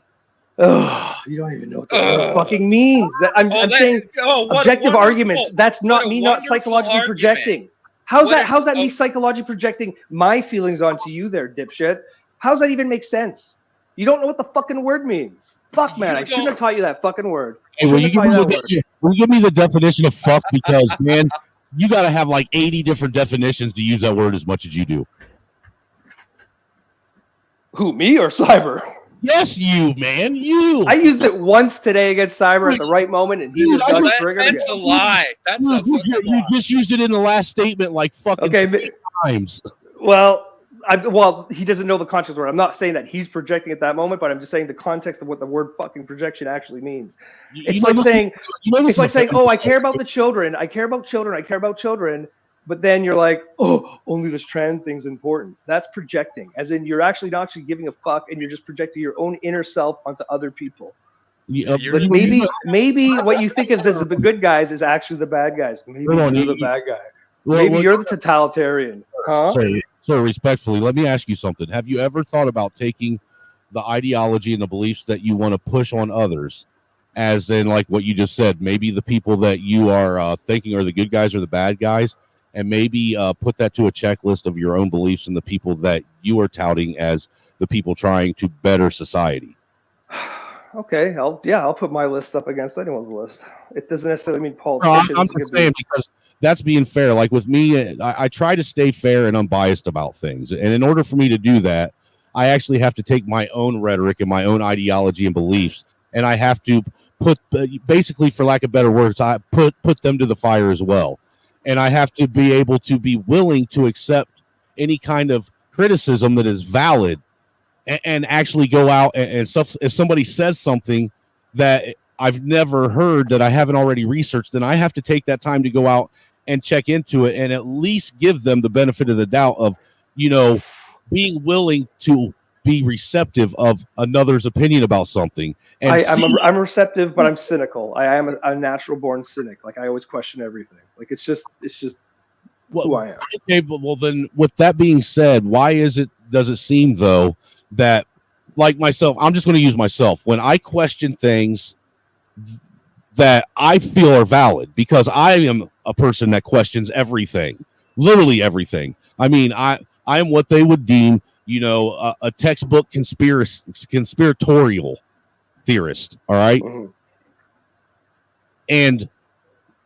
But you give me pushback even on the fact that I question shit, no, that's awesome. I think that's actually a smart way to be, but it's very hard to be a cynic or someone that questions things because you have to have Sir, respectfully, if you thought that was awesome, you wouldn't give me half of the fucking outlandish, crazy comments about how I'm just a woke leftist retard or woke right retard. I mean, you tell me that at least once a stream.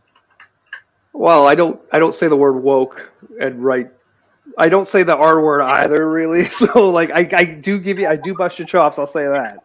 I'll say I bust your chops. No, you basically tell me I'm a follower, not a leader, at least once a stream. That's the way you're perceiving it. You just say it in your own words. I mean, that's the way it comes off. I don't know what I'm talking about. I'm not well researched. That all I'm doing is parroting what someone else told me to say. When you respectively, sir, came on the platform and openly admitted that all you're doing is giving back rhetoric that you were given by another media platform. No, I don't say that because I'm a pretty critical thinker, and some of the stuff I've even shared today aren't necessarily mainstream ideas or stuff that's even necessarily been thought of. Sorry, I know it sounds a little narcissistic on my point, but I do have like how I relate psychology and politics. You really don't hear that much, and that's kind of my own internal figuring things out.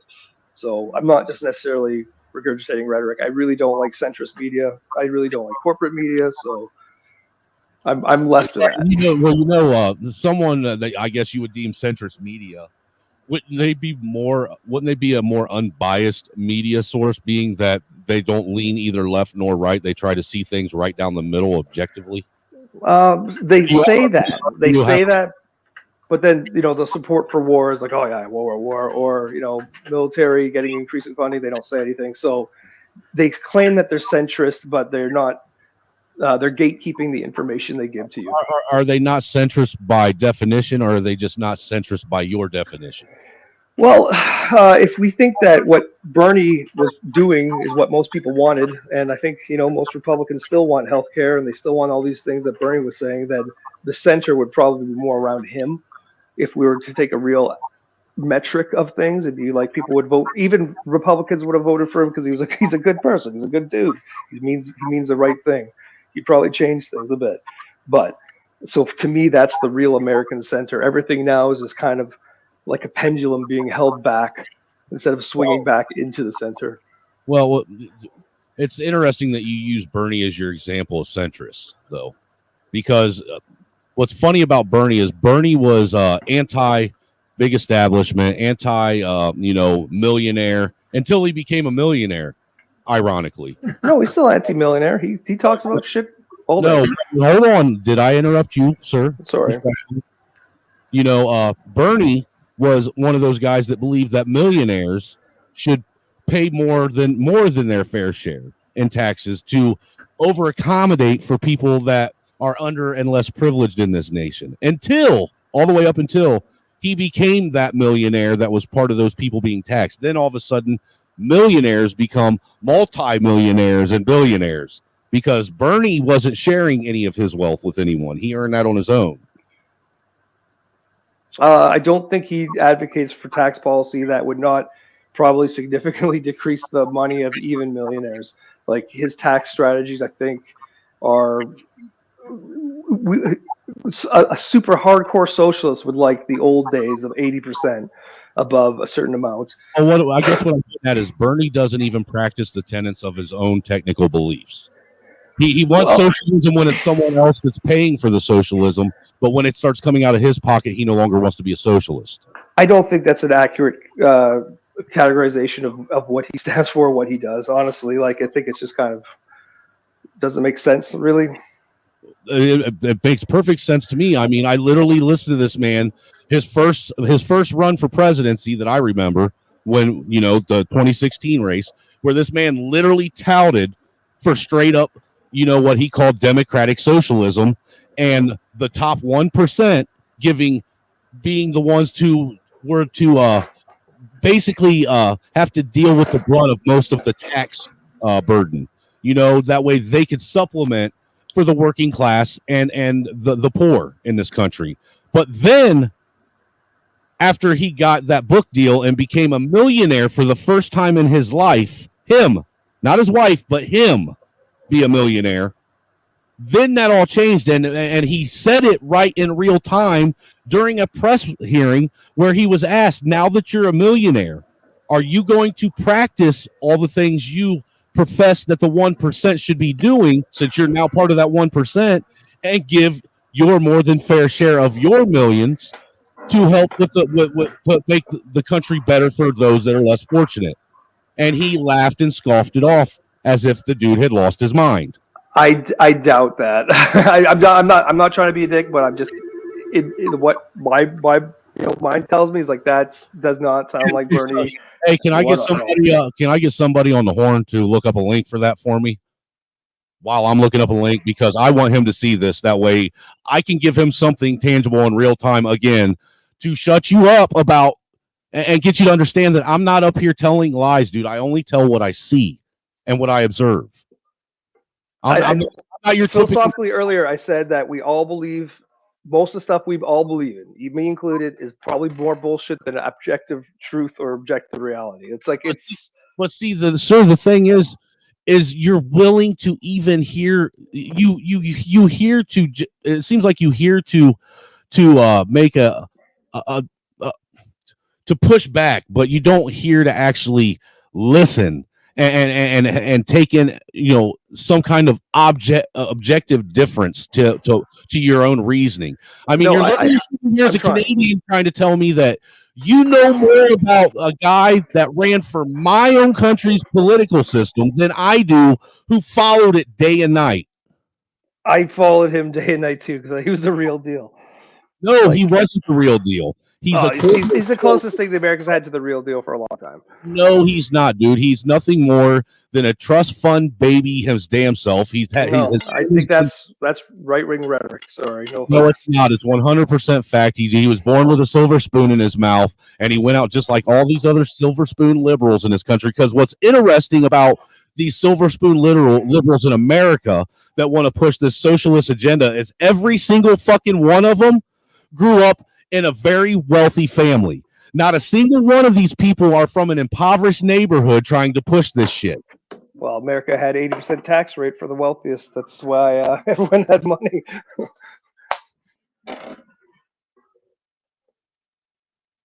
Like, Elon Musk is the richest motherfucker in the world, and the American government gave him like $15 billion last year.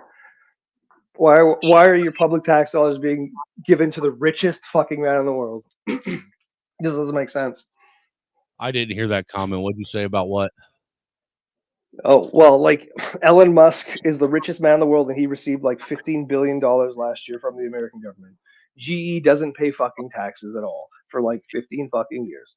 You know, well, is that GE's fault, or is that the IRS's fault for allowing loopholes for them to get away with that shit? It's more like GE bought politicians and put them in the fucking Congress and shit, and they advocated for GE. I didn't ask about politicians. I said, is that a GE issue, or is that the IRS allowing loopholes? They should pay taxes. They should pay taxes in their tax law, because the IRS writes tax law. You know that, right?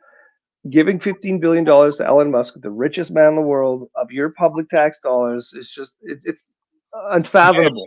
I don't disagree, but we also give NASA how many billions a year? I mean, their budget's how much a day? Like something ridiculous, like fucking like $200,000-300,000 fucking $1,000 a day is what they get. And the economic returns on every dollar in NASA pays itself off fivefold. How is that? What has NASA done that actually benefits us economically? The telescopes, learning about the universe, doing experiments in space under zero G. It's just tenfold probably. But for one, they're not in space. Okay, let's get that straight. They're not in space. I'm tired of people saying that they're in space when they're not. Even they will tell you they're not in space. The ISS, like I think most of the recruitment. Yeah, the ISS is not in space, sir. Well, it's low orbit. Low Earth orbit, which is not vacuum. It's not the vacuum of space. It's in our atmosphere. But you still have a vacuum at that low atmosphere. You can't have a vacuum in an atmosphere, sir. Well, it's it creates a vacuum. They have to seal that space station. It's like it's no ifs, ands, or buts. You're right. We do have. Go ahead. It doesn't create a vacuum. It's just too low pressure for people. Because it is in the low Earth orbit, there's very low pressure. It's much lower up there. Anyways, we're going off talking. It's like NASA, the dividend. That means it's closer. That means it's closer to the vacuum, but it is not in the vacuum. Maybe not the full vacuum. I don't know. You might be right. Yeah, I'll agree with you. Maybe I might be right.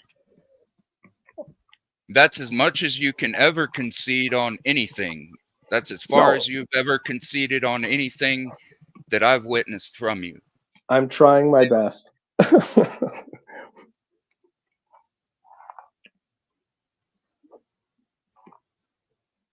All right, so yeah, vacuum space, NASA. Holy shit, we went around the world today. Well, no, I was just throwing up. To me, NASA doesn't do anything to necessitate the budget that they have. I mean, Jesus Christ, they haven't even sent a space shuttle up into actual outer space, or at least tried to lie like they have for how many decades now? The last space shuttle that went into space was the Challenger, and it didn't even make it. It exploded. Is that the last one? Seriously? They've been sending other rockets up though. They spend a lot of payloads up. There's a difference between space and Yeah, low Earth orbit. shuttle. Yeah. Well, You know, going to the space station, you realize lower where the space station is like 230 miles above the fucking Earth's crust. Okay, where we live. That's like basically from driving from let's say where I live in Fort Wayne to Indianapolis. Okay, yeah. That's not very high up in the air. It really isn't. Well, so like I said, and the last time we actually sent a shuttle into outer space, or attempted to, was when the Challenger exploded. Yeah, I'll agree with you on that. I don't know the last space shuttle. It's probably is it.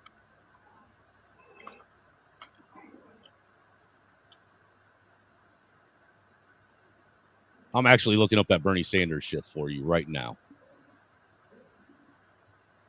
What was the other thing you were wanting looked up? Fuck, I don't know. I've wanted a lot of shit looked up because this is the dude. I got to admit, you know what? I bet you follow this left wing. Have you ever heard of a YouTube channel or TikTok channel called Mute the Media? Nope. You would love them, dude. They're a bunch of fucking anarcho-Marxists that think that everybody should get everybody else's shit for free. Well, no, I'm not like that guy, but I'd be like, why should every family have a hammer when we could just have a shed in which we keep 5 hammers and we all use those fucking hammers? Because we know that people are dishonest and don't like to return things where they belong. You can tell that just by going to any Walmart, Target, Meijer, and looking at the cart corral and the parking lot, that people don't know how to return things where they go. So why the fuck would I share my tools with someone that doesn't, 1, know how to use them, 2, properly maintain them, or 3, put them back where they go? Because he's gonna come over and he's gonna borrow your hammer, and you're gonna hang out and you're gonna teach him how to hammer, and you're gonna become good friends. Who has to buy the 5 hammers for everybody?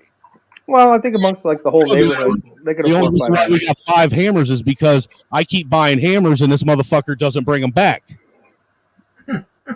Put it under lock and key. You check have the pawn surveillance. shop. You have to sign out the tool. Who knows? Just there could be different ways to do things. You check the pawn shop. You'll find all your hammers there. Who's gonna pawn a hammer? Oh, $4 a hammer. No, you won't, because brothers don't buy hammers, dude. They buy flat screens and Nikes and Jordans and fucking PlayStation 5s and Xbox Ones and fucking, rims for their car. Yeah, Why we bring the brothers into this? That's why you would find them all at the pawn shop, because nobody's going to buy them. No, I'm not going to stereotype that bad. I might piss some people off. The only time you find black people dropping off tools at a pawn shop is if they stole them from a white guy. I didn't know that the pawn tool business was so lucrative. Dude, the pawn shop business in America is lucrative. Actually, it's transferred now to Facebook Marketplace. You know what? That's where you buy stolen shit now. Oh, that's where the stolen shit goes? Oh, yeah. Well, that's right, because it's getting harder to pawn shit across state lines if you have an out-of-state ID now, for 1. You used to be able to do that. 2, pawn shops have to report their inventory to police. oh, yeah, they actually have to hold it in the warehouse while it's undergoing a background search to see if it's been reported stolen for like a month or something. Oh, no, and they have to hold it in the back till the pawn ticket runs out anyway. No, but they don't actually check to see if it's stolen until the pawn ticket runs out, is what I'm saying. Oh, no, if they take it in the inventory, they have to report it to the police. Oh, really? Interesting. Yeah. That's funny. What did I derail that with my community garden shed nonsense? Your what? I derailed the conversation with my community shed nonsense.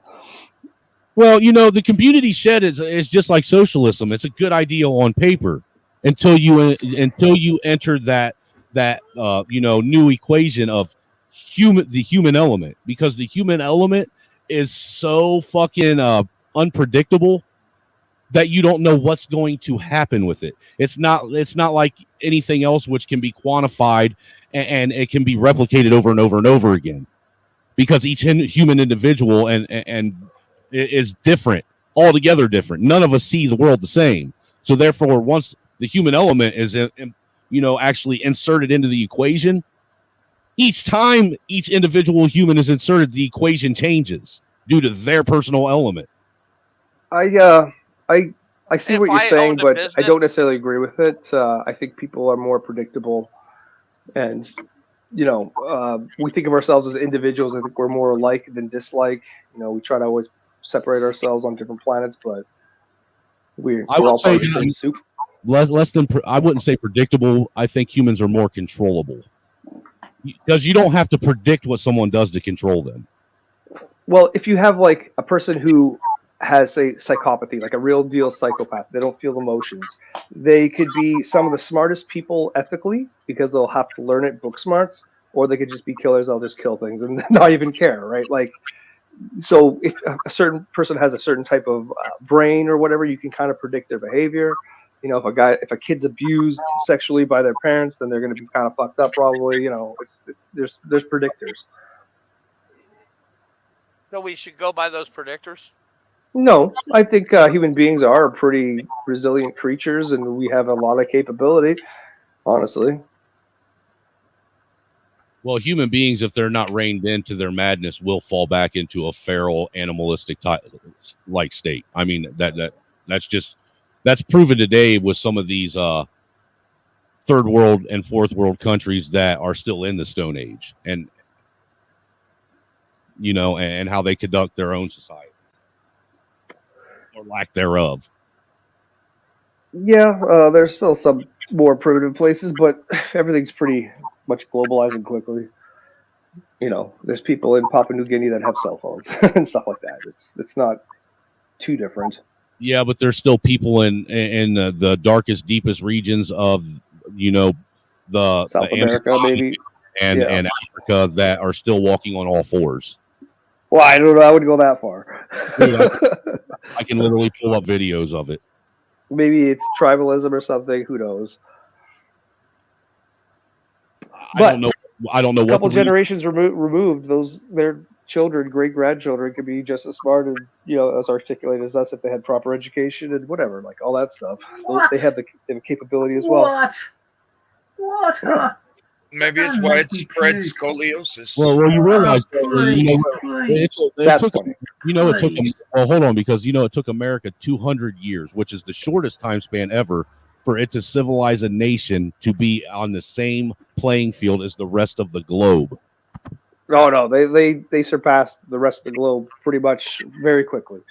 But what I'm saying is, I'm not saying now. I'm saying it took them about 200 to 300 years to civilize a nation that was this country, this land over here was savage. It was in the Stone Age, and we civilized it at record time. And it still took 200-300 years, not 2 or 3 generations, but 200-300 years to bring this nation up to the same level playing field as the rest of the world.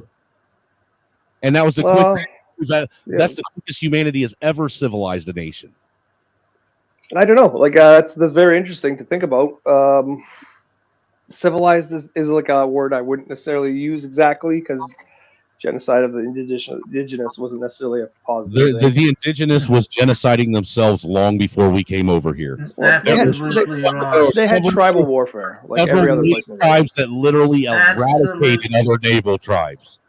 The West had to create the Catholic Church and the Pope in order for them to stop fighting with each other and fight Muslims instead. The church had nothing to do with what the Indians were doing to themselves before we civilized this nation, because that's what we did. We civilized it.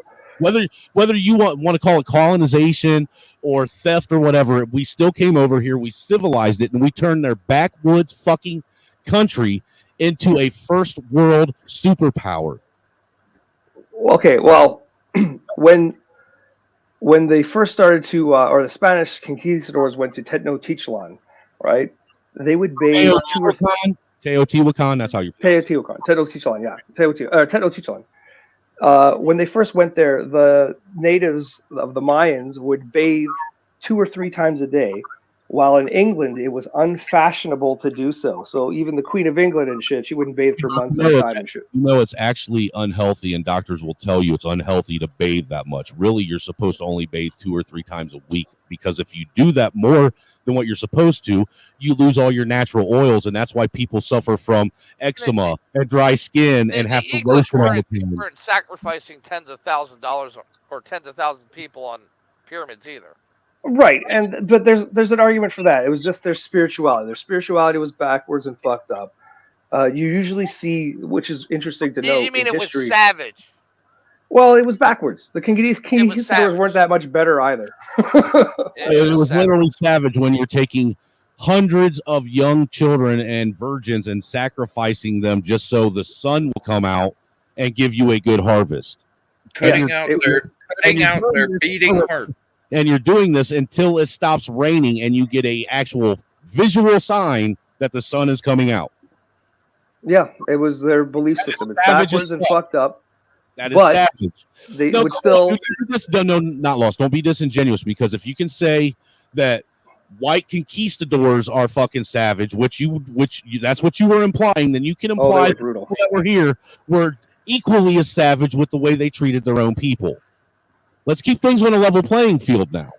Their own people, like if you were Spanish. Well, hold on, because look, you can sit and say that was their culture at the time, but so was what the Spanish and the English did. They came over and they did what their culture was doing at the time. Right.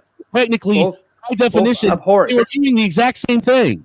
Well, there you go. That's the only thing I was trying to say, is that they were also, it was brutal. So to say that they were savages at that time is a little bit of a misnomer. It was different. Like they would also grow crops on chinampas, and the chinampas would produce 4 to 5 crops annually, which is insane. It's like a revolutionary way to do agriculture this day and age. We can only get 2 or 3 crops at most, right? Sir, Mayo, sir. Oh, that's because of our location to the equator, but. Well, partially. Mayo sticking around. No, not partially, sir. Well, it was a very literally unique has way. to do with the fact that we actually have winters. Well, no, not just that. They took up soil from the bottom of the lake bed, and they'd create these floating like islands of agriculture, right? And so the soil was so rich in nutrients from the lake bed is that they were able to grow crops at an exponential rate.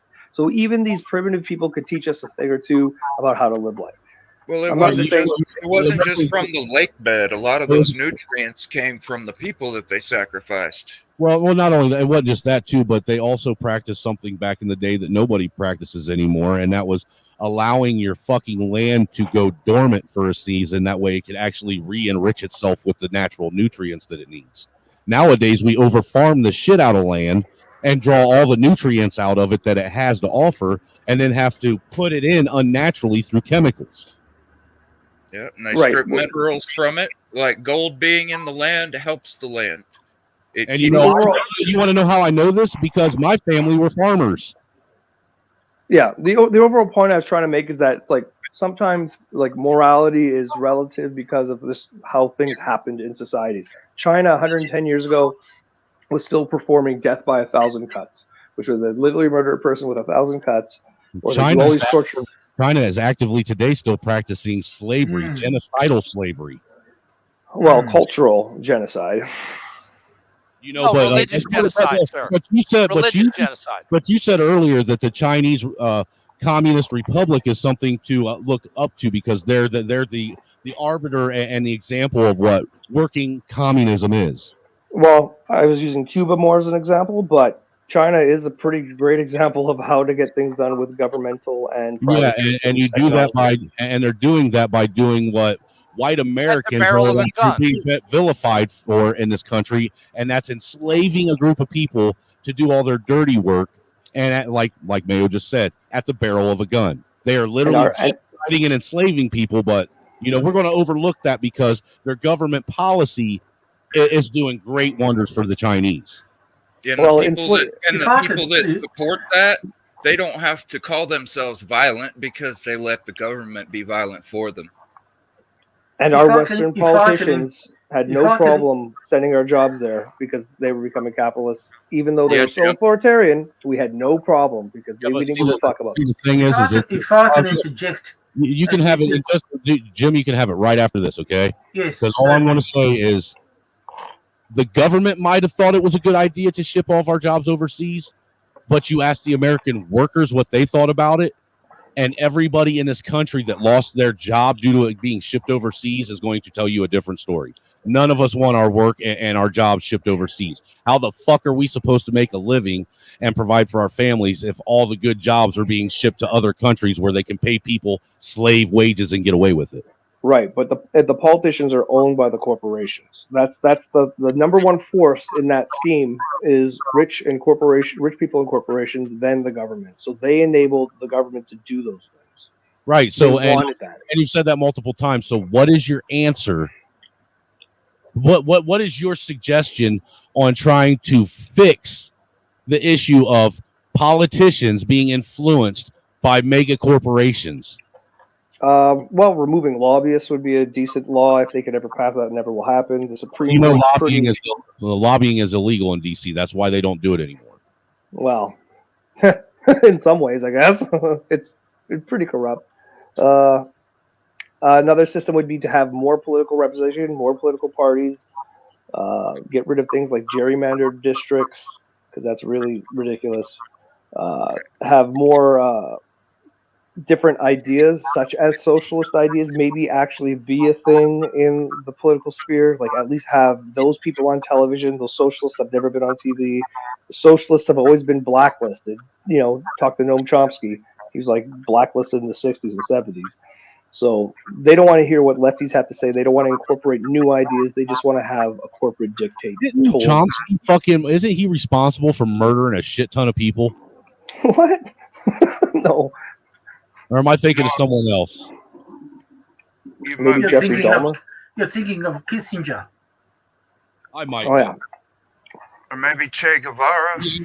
Yes. The biggest opponent of Kissinger was Noam Chomsky. Literally the opposite of Kissinger. What Chomsky did was basically confuse everybody's communication by telling everyone, convincing everyone that language is subjective to the understanding, instead of staying basic and rooted in etymology. I think he did say stuff like that. That's why we have all these liberal fucking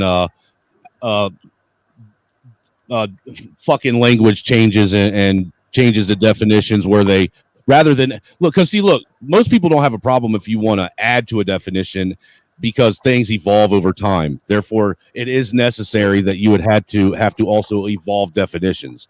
What most people have a problem with is the fact that you want to add new shit and erase what's already been, cemented as the definition. Right. And act like that never existed. And now this new definition is what we're going by, and it's set in stone. Like social justice and woke, how they misinterpret what those things like actually racism, for instance, like the definition of racism. Yep. Like the definition of liberal. Well, that's a good point. Or the definition of freedom. That's very open-ended and kind of ridiculous. But I don't want to be rude because I told Jim that I'd let him have the floor. So, Jim, I am going to be a man. I won't be long. I just want to listening. We're going all over the place. All I want to say is just to mention the Western civilization, Western Christian civilization. It was built on the Greeks and the Romans, and you got the Holy Roman Empire governing Europe. And the particular thing about that system is they've got all the philosophers, mathematics from the ancient world. That's why Europeans have progressed with scholasticism and monasticism during the 9th, 10th, and 11th century in Europe. And the whole understanding of society was hierarchical. The concept of equality, which my young mate here, a socialist mate, is projecting all evening, is a 1789 French Revolution Freemasonic concept, and basically saying you can be born, everyone is born equal, a blank white page, slate, and you little Johnny can also become a president if you just try. Not taking into account that there's so many factors determining every individual. Equality is the dirtiest fucking, I have to use a bad word and cuss word, which I curse every day. And that has come with the French Revolution. Getting back to various other civilizations. For example, Western world has had Roman numerals, and that was cumbersome. They adopted the Arabic numerals of 1, 2, 3, and the concept of infinity, which is an 8 put horizontally, and the concept of naught in mathematics. That is, and those empires have fallen. They couldn't progress because of the theology and philosophy of Western Europe. Marco Polo went to China, and guess what he discovered? Gunpowder. Chinese used it, and they use it still in Sydney, San Francisco, and various things to celebrate their New Year. But it took a European to put 2 and 2 together and make it into a barrel and a gun, and with that they conquered the whole world. This is the thing which I'm talking about. It's innovation and ability to project, and I use that word now purposely. Okay, well, Other people. One interjection. Do you really think that the people in the 9th, 10th, and 11th century were reading like Homer and all this Greek Absolutely, writings? the elite. No, the that elite, stuff was none of heretical. The people, that was heretical. That was burned. It was only the Bible. Excuse me, young man. Excuse me. I'll give you the classics I've got here in my library, but I won't do it now. Before you do, I just want to make one quick comment. Mr. Youngblood City, I appreciate that comment because I try like hell to not push an agenda and seek nothing but truth. So I appreciate and I love that you recognize that. Thank you, sir. In addition, also, the church doctrine was holding back the West. It was only until the Enlightenment period in Italy when that started to hold the bang of people reading the old Greek text. You know who saved all that information too? That all the Christians in the West burned? It was the Muslims. You should thank the Muslims for your Western tradition. They saved that information. Mate, you're welcome, Muslims. Wash your ears and listen to what I'm saying. Civilizations are built upon, you got good foundation. I mentioned Greeks, then I mentioned Romans, then I mentioned Moors, then I mentioned Chinese. And the only innovators who managed, the scribes, the monks, kept manuscripts in Aramaic, in Greek, and they translated into a world language, church language, which was Latin, including the Bible. Okay? Now we're talking about enlightenment. Germany's produced a lot of people that have actually innovated and have been responsible for the fucking industrial revolution and now the technological revolution. Any L word, like alchemy or alkaline, that's I'm all not trying to Arabic. be demeaning to the Africans. Do you realize before the coming of the British white men in Africa, there was no standing, except the pyramids, of course. That's debatable whether that's part of Africa or not. I'm talking about Egyptian civilization. The greatest library in Alexandria, which got burnt in 3rd century BC.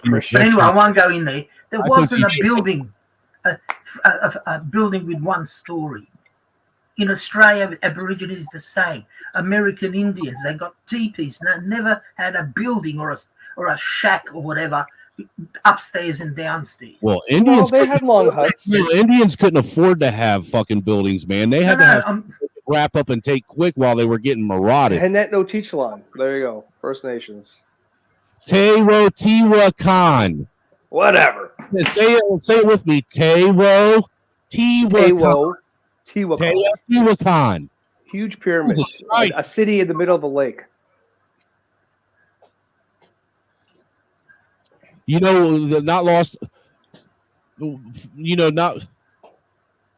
I'm not trying to bust your balls, but for someone who's all about, you know, words and meanings and etymology and this, that, and the other, you really need to work on pronunciation. Henet no Tichlon is really that big of a. Yeah, it is. Especially when there's a name that is, you know, already, you know, solidified as to how you pronounce it. I mean, if you're talking to someone and having a discussion, the way you pronounce something and if you pronounce it correct or not is the difference between having an understanding and an agreement or a complete and total failure of the conversation. Okay, so say the word again for me again. Teotihuacan. Teotihuacan. Well, the pronunciation I see here is ta na wa che te lan. That's the what I'm seeing for the pronunciation. Okay, I give up. Sorry. I give up. Go ahead, Jim. Go ahead. Let him masturbate this guy. I've been nice to him all night, man. Go ahead. You can go full 100 bore. No, I won't. I'm trying to restrain myself. No. What I'm getting at basically is I always compare the Western world, including unfortunately America, is if you read Oswald Spengler, The Decline of the West. You've all heard about him, I presume. You know what I'm talking about. Does anyone not know what I'm talking about? What'd you say? I'm sorry. I turned my ears off. There was a guy Russell Brand? in Germany. His name is Oswald Spengler. He died in 1933, but he was a German philosopher, historian. He wrote two Is that the volumes. same Spengler family that was responsible for creating the Ecto-1? No. Oswald Spengler wrote Decline of the West, or The Death of the West. I've never heard of him, but I've read a lot of books. It's a classic. Basically, what he's saying is, what he's getting at, he compares various civilizations and why they die. And I'm comparing our Western world to the late Roman period, like 3rd century BC, or AD, I should say, around Diocletian, where we got opulence, consumerism, pornography, decadence. The only two taboos left are sodomy, which will be legalized in America pretty soon. Bestiality. And bestiality, correct. I mean, everything else is legalized. Abortion, which is killing of the unborn. We're talking about Aztecs and Mayans. Well, guess what? With what you're saying about abortion is actually the real modern day genocide. Exactly. Of course it is. Yes, you don't have to be a rocket scientist to figure that one out.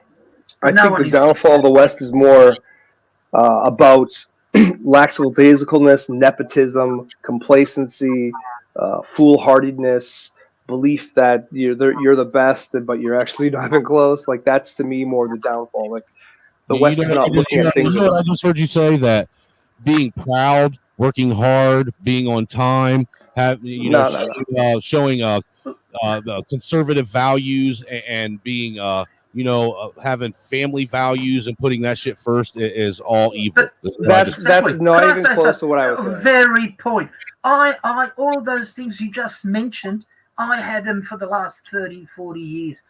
The world has moved, the Overton window has moved so much to the left. Dude, I believe in the family. I believe in the children now. and all that. I'm not a conservative. I'm a radical Nazi fascist left. Forget about Hitler, Genghis Khan, left, a right of Attila the Hun. Oh my God. I haven't said or done anything. This is what I'm talking about, the loony left, the neo-Marxist. Yes, Attila the Hun was a leftist. He was a Marxist. They believe in this equality bullshit and utopia and paradise on this earth, not realizing that we are not equal for a start. And we're not supposed to be equal. Exactly. Yeah, your spawn point should determine everything about you as an individual. If you're a rich douchebag that lives in an ivory tower your whole life. One of the kids is a doctor in London. All right. But let me ask you this: is it the fault of the child that was born into that ivory tower? I mean, because none of us asked to be to be a part of whatever family we're a part of. But it's still just delusions. If they live in a gated community their whole lives and don't see reality or ever suffer hardship and persevere from it, they don't know shit. Some of these, so you're going to sit and condemn someone because they won the fucking mommy and daddy lottery. Yeah, it's their own. Again, human beings can. Dude, how is that any different than those people looking down on you then? Because that's why our system is so fucked. Because they say that's why because we have third generation politicians. Because you chose to be poor and not wealthy. You chose the path that you're in. You chose that. Will my point be proven when they elect another Bush? Like a third Bush? Do you need a third Bush to say that your system's not full of nepotism? You were born into your situation, but you're the one that chose to stay in that situation. Sorry, what? I said you were born in that situation, but you're the one that chose to. God damn it! You're the one that chose to stay in the situation you were born in. But maybe our choices are limited, even for these rich people. Maybe that what they live in is kind of like a prison as well, of experience.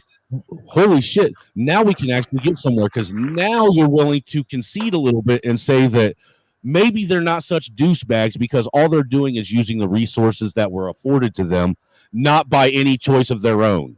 Now, if you want to sit and talk about somebody that's went out and they built their entire empire by defrauding and screwing people over and taking everyone out, then I'm rocking with you all day long. But to sit and condemn somebody because they happen to win the lottery by chance on who their parents are and whether or not they come from a family of wealth is absolutely disingenuous, and all it does is make you out to be a hypocrite of your own fucking argument. Right, but do you ever look at the things in like the inverse position where it's like, oh, hey, a rich person, what was that one affluenza kid? He went and killed 4 people, 4 of his friends, got in an accident, jumped bail, you know, all this crazy shit. No jail time. No jail time for affluenza kid. But if it's like an affluenza is an excuse used, he was so rich he didn't know any better. His parents didn't teach him. Can poor people use that excuse? No, because they're not rich. There was also no jail time for O.J. Simpson after he brutally murdered fucking Nicole Kidman. Right. So there's 2 tiers of justice system, one for the rich and one for the poor. That's not a just system. That's nepotism. That's corruption. No, that's called having enough money to pay an attorney to do the corruption. Corruption, not justice. And it isn't justice. Or a dumb jury. But we're not arguing the justice system right now. We're arguing people and where they fall in the spectrum by accident, not by choice. All right. So Martin Shkreli, you're trying to condemn somebody's their accidental fall into life. Not you're sitting to trying to condemn something that they had no choice over. I'm saying it's more it develops into people that are very linear and have a very skewed perspective of what reality is because they've never suffered, and it's good that they've never suffered. I'm glad that they've never suffered, but suffering builds us. It makes us into something. So explain the people that all they know is suffering and they become nothing but fucking serial killers or child predators or fucking rapists and serial fucking whatevers. I mean, they're just as many of those. So their suffering also leads to the same mental illness as the lack of suffering. So but then that person goes to jail. Poor guy goes to jail. Rich guy doesn't. Where do we draw this fine line? Because now we're drawing lines in the sand. Where is the line drawn? How, in which manner? And where it's either too much or not enough fucking of suffering. Because there's got to be a line. If either way you go, you can still actually produce the same outcome. Well, I like the Buddhist perspective on suffering. Life is suffering. We have to learn how to suffer well. And how are we? So with that, okay, since you use that, how are we suffering well when we're literally legislating away human nature and telling people that we have to like everyone, otherwise you will go to jail? I don't think it's gotten to that extreme. Oh, come on. I really don't see. I haven't seen anyone go to jail because they didn't like somebody. I don't know. It's just me. You live up in Canada and you don't know about Michigan's hate what is it, hate speech bill? Yeah, exactly. Well, you're not allowed to misgender someone. Michigan's basically Canada. Well, again, Jordan Peterson's hyperbole, even back in the day, was outrageous. It was not. He never got arrested. He never went to prison. He's just a Canadian kook. No, but he had his way of life disrupted and his ability to provide for his family that he actually spent his entire lifetime creating and building taken away because he didn't want to bend to someone else's ideological fallacy. If you're a public servant, don't be an asshole to people for no reason. Being you're a public servant. Being a teacher means that one of two things. Either you weren't good enough to actually do it in real life, so you're teaching it. Or two, you're trying to share wisdom with someone that they would. If a university doesn't want to have a guy misgendering people, they can fucking kick him out for all I care. If he just wants to be, I want to be an asshole, an idiot. Well, Then then he could be that, but he doesn't have to be employed. Dude, who has the right to tell you what's being an asshole or what's being proper? Exactly. Well, because if I were to go up to Jordan Peterson and say, "Hey, Jordan Peterson, you're a gay midget. You're a gay black midget, Jordan Peterson. You're a gay." And every day I said this, and everyone in that classroom started to agree with me. And then I got a radio station. I started proclaiming, "Hey, Jordan Peterson is actually a gay midget." That's fucking stupid. He's what he's claiming in the end is that he knows that person better than they know themselves. And that's like the one thing a person should not tell other people. No, I it's can tell not. other It's people imposing the just language. It's imposing the vocabulary. You got to address him, her, or it. He's and not. that's where he objects. He says, "This is where I draw the Rubicon. You're not going to make me address you the way you want to be addressed. It's only he or she." And he was going about the gendering and not all of these cross dressers or whatever, transsexuals and whatever. He, she, they, them, blah, blah, 72 variants. Yeah, helicopter, all the same rhetoric, man. You guys sound like a fucking broken record. Well, it is. I mean, it's what are you talking about? 72 fucking genders, is that even real? Whatever, Attack I don't helicopter know. bullshit. Actually- Social justice warrior, is that even a real word? LGBTQXYZ and all that. Hold on, the 72 genders really is real, and it's 72 and counting. Now, my question being is this, all right, when it comes to that, and these are actually real questions. Okay, first off, if there are that many genders, why when you go to get a to do a gender transformation, are you only given the option between two genders? If there's 72, why do you only get an option between male and female? Well, I disagree with the premise. It's not the hop. Hold on, because there's a second part to my question, and if gender and sex are totally opposite of each other and have nothing to do with one another, then why, when you decide that you want to change your gender, do you have to change your physical sex as well? Because we have the capability to do so. They're No, allowed sir, to do that. because gender and sex are the same thing. That's No. why. Because gender is a man-made construct. Sex is enlightened. If gender is a fucking construct, then there's no reason to physically alter yourself to change to a man-made construct.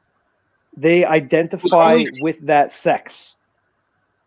That means that gender is correlated with sex, and they're the one and the same. It's not one and the same. One is a man-made construct. One is a natural organic being or whatever. They're different things. Like there's toads that can change their sex. It's in nature. There are these abbreviations. Male lions, guess what? They like to fuck other male lions. They don't like the fucking female lions because they're fucking assholes. So there's these weird abbreviations in nature. Sir, that can't be 100% true, because if that were the case, lions would have went extinct years ago. Because in order for you to reproduce, you have to be a male and impregnate a female. Yeah, no matter how hard you try, you're not going to be a male and impregnate another male that doesn't have female reproductive organs. And those female lionesses are very so far as of today, medical science has not progressed enough to actually have performed a real life successful gender transformation where a man has become a full-fledged woman or vice versa. It has yet to happen. Because in order for that to happen, that means that a man has to go from being able to impregnate to be impregnated. Well, yeah, okay, sure. I agree with that. That's good meaning. That's good definition. Well, what if it's a uterus You've heard of double X and XY chromosomes, basis of biology. There's your answer. You're either got XY or double X. In very extreme. So you're either going to be this sex or that sex.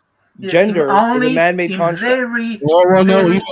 In nature, you don't have lions dress up and play G.I. Joe and lionesses dress up in dresses or whatever. We can go back to I'm talking about biology. Hold on. We can go all the way back to the very beginning where I brought up biology. And we both agreed that the pelvic bone is gender specific. That means that a man has one that is specific to men, and a woman has one that is specific to women. They cannot be interchanged. Sex specific. No, they're gender specific. And you agreed with that earlier, sir. Well, I'll say it's sex specific, but it's not gender specific. Right, because language has changed and been dilapidated, and To people believe. bend to your narrative. See, No, that's there's people throughout history. Joan of Arc was probably trans. Abe Lincoln was probably bisexual or gay or trans himself. Now all you're doing is making assumptions. And how do assumptions actually affect the accuracy of truth? We can assume all kinds of things about history that we don't know, but does that make it true? Or does that just make it another fucking logical fallacy that we're trying to muddy the waters up with a bunch of other logical fallacies already? Thailand's had the lady boys. Homosexuals were hidden in the closet before, in the 20th century. Nobody's denying that, but what we can say, and what is a verifiable fact, is the fact that from the boomer generation to Generation Z, all right, the Zennials that we have, just those 4 generations alone, the fucking rate at which people have become part, and more so kids have become part of the LGBTQ community, has jumped by over 1,000%. Okay, Exactly. now, right, so please explain. That is an unnatural fucking rate of anything. Things don't go from, being, a 13 or 14% rate to being 1,000% jump. You have entire schools now that are nothing but alphabet communities. You have kids that are so fucking confused right now that they think that the only way they can be friends and be popular now, and I know this to be a fact. You want to know how I know? Because my own fucking daughters and sons have told me this, that they feel like the only way they can be popular is to be part of the social construct going on, to go along with everyone else. That whole go along to get along bullshit that everybody fucking bitches about. Back in the day, there were very few left-handed people, because the church said people who had who used their left hand predominantly were touched by the devil. Right? As soon as theological doctrine went away, left-handed people appeared. Yeah, and oh my God! And rednecks get burned at the stake because they were said to be fucking witches. Whoop-de-fucking-do. What does that have to do with the price of tea in China? Well, when new realities come to the surface and we're not held back from expression, then expression comes out. You're not making an argument by changing the argument and comparing fucking nectarines to fucking bananas. No, because it's all about like how we develop and understand information. This is epistemology, right? Like when we figure out new things, we create new understandings. Before, whenever there was a crazy person in history, they said, they're possessed by a demon. Possessed by a demon. Oh my God. And then we created psychology and we understand their brains.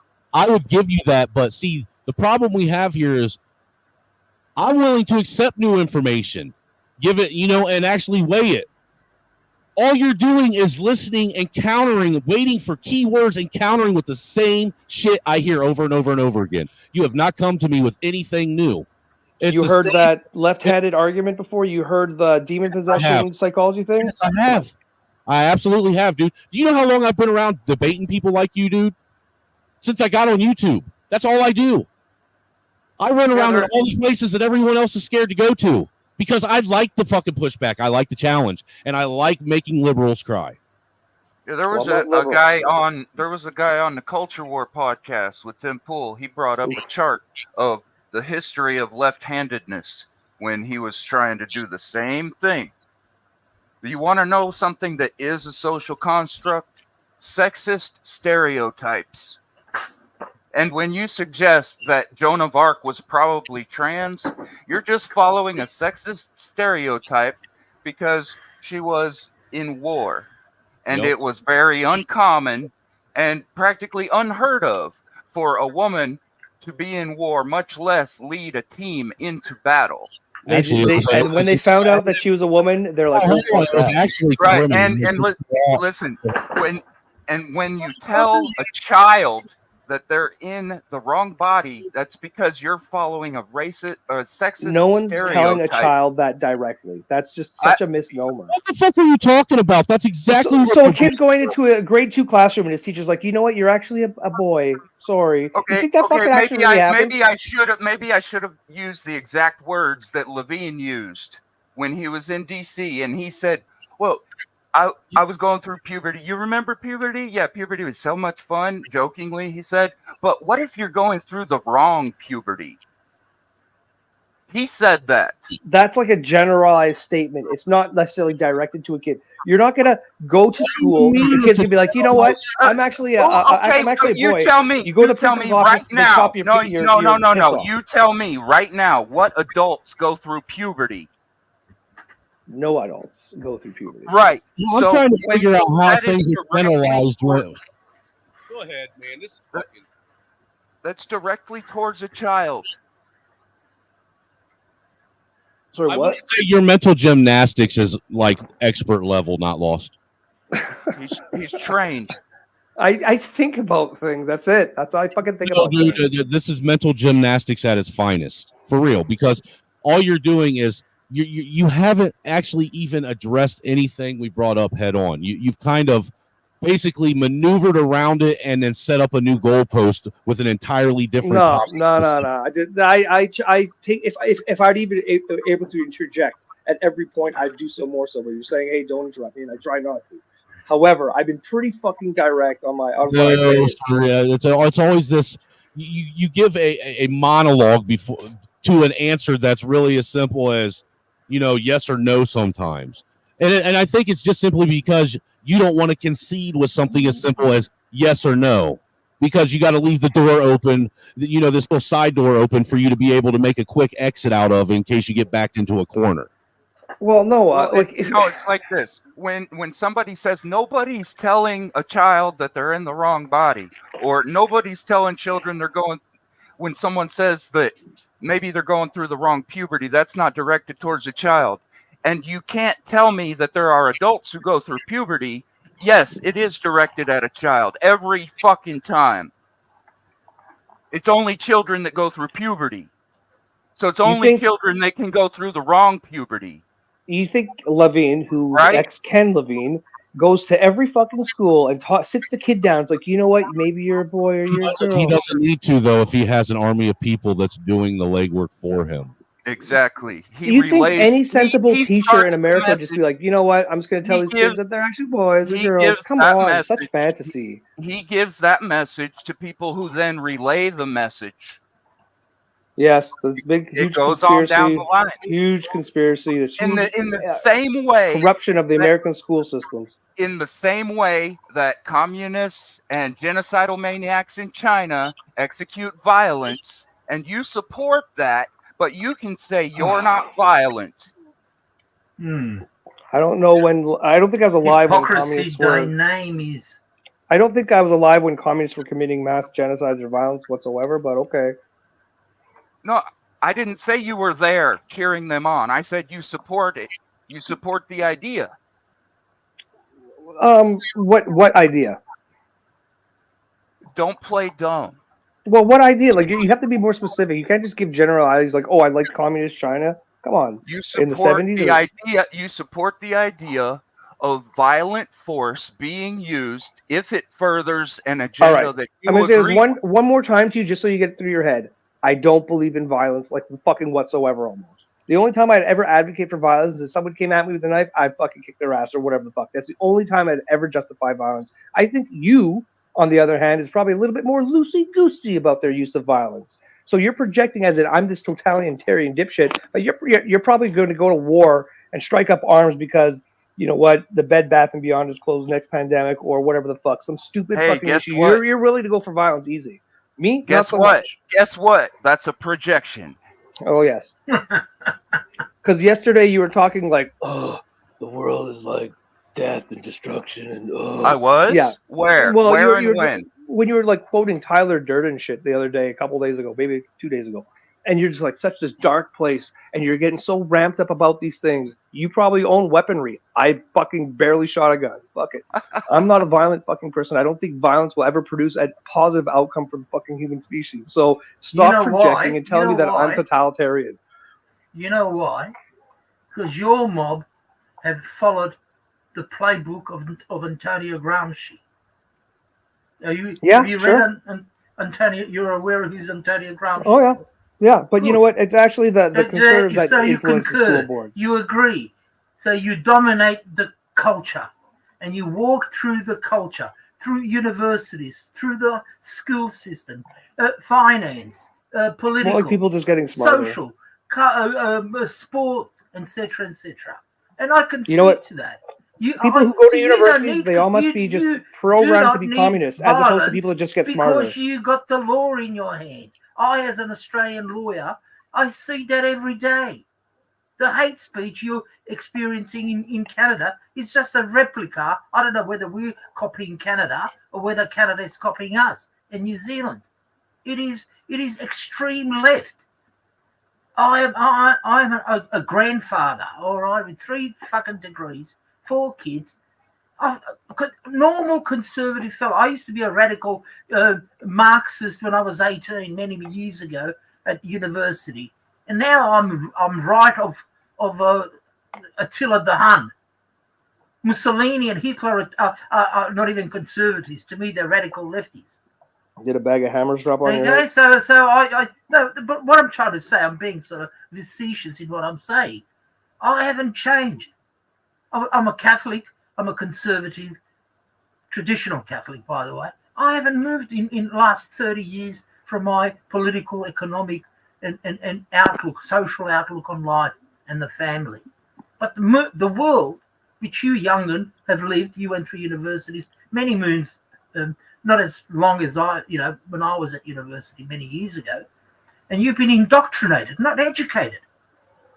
Yeah, Okay, that's it. People that go to university, they don't get smarter. They just get indoctrinated to not like. Exactly, because of course, especially of course, social that totally sciences, makes sense. It's a big social fucking conspiracy. sciences. There are the conservative lecturers, or traditional, whatever you want to call them, right wing or whatever, do not exist. They're either dead or retired. And if they do that PhD and they're ostracized. And I've got a group of intellectuals here in Sydney, which we, professors of law and medicine, etc., and group of students, about 40 or 50 of us. And we congregate and we have our meetings, we go on a cruise and so forth. And we're alien.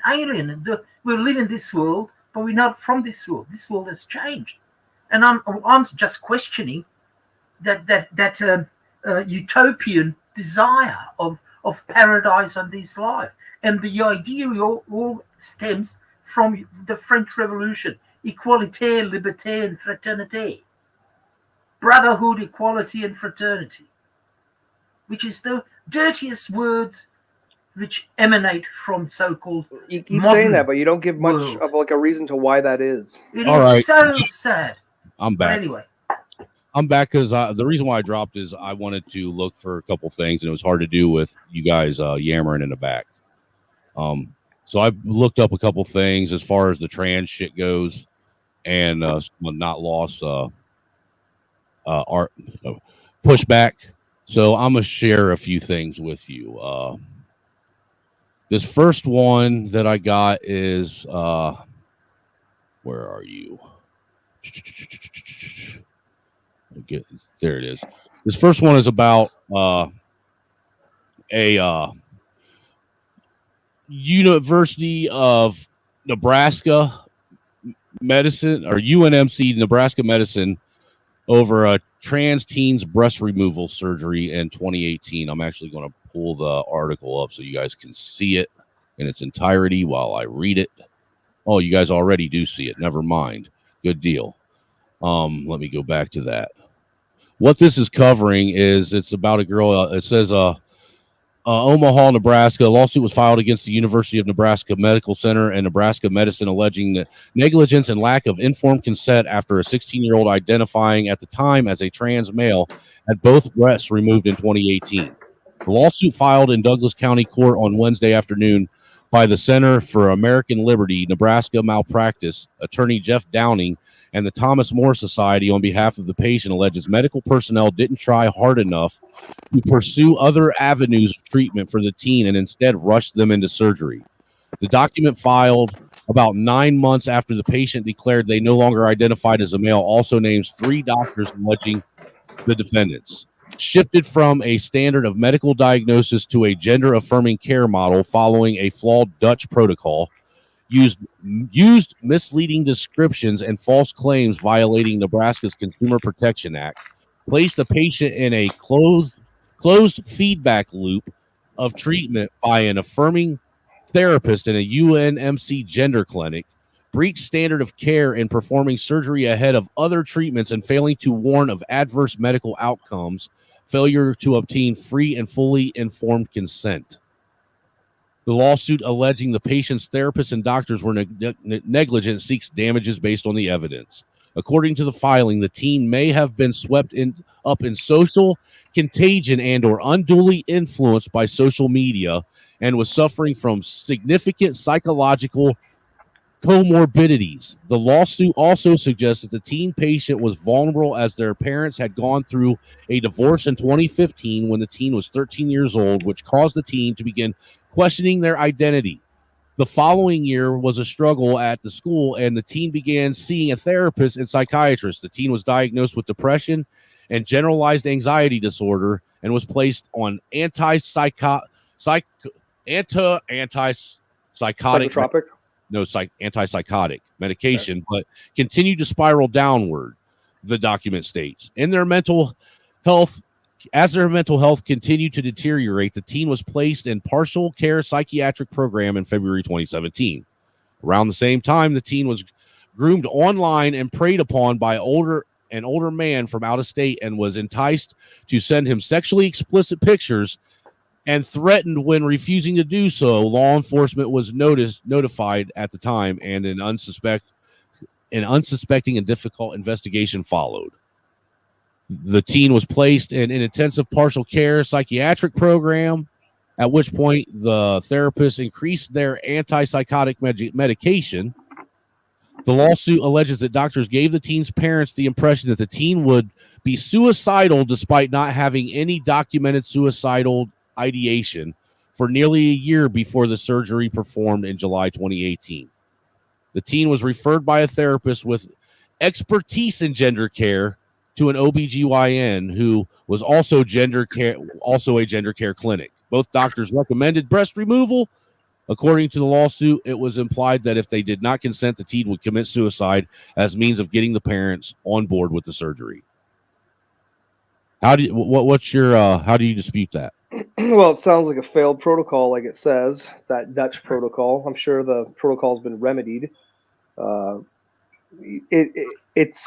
It is a touchy situation because people who go through different types of trans surgeries like that or whatever, trans individuals go through surgeries like that, they have to go through a battery of psychological tests.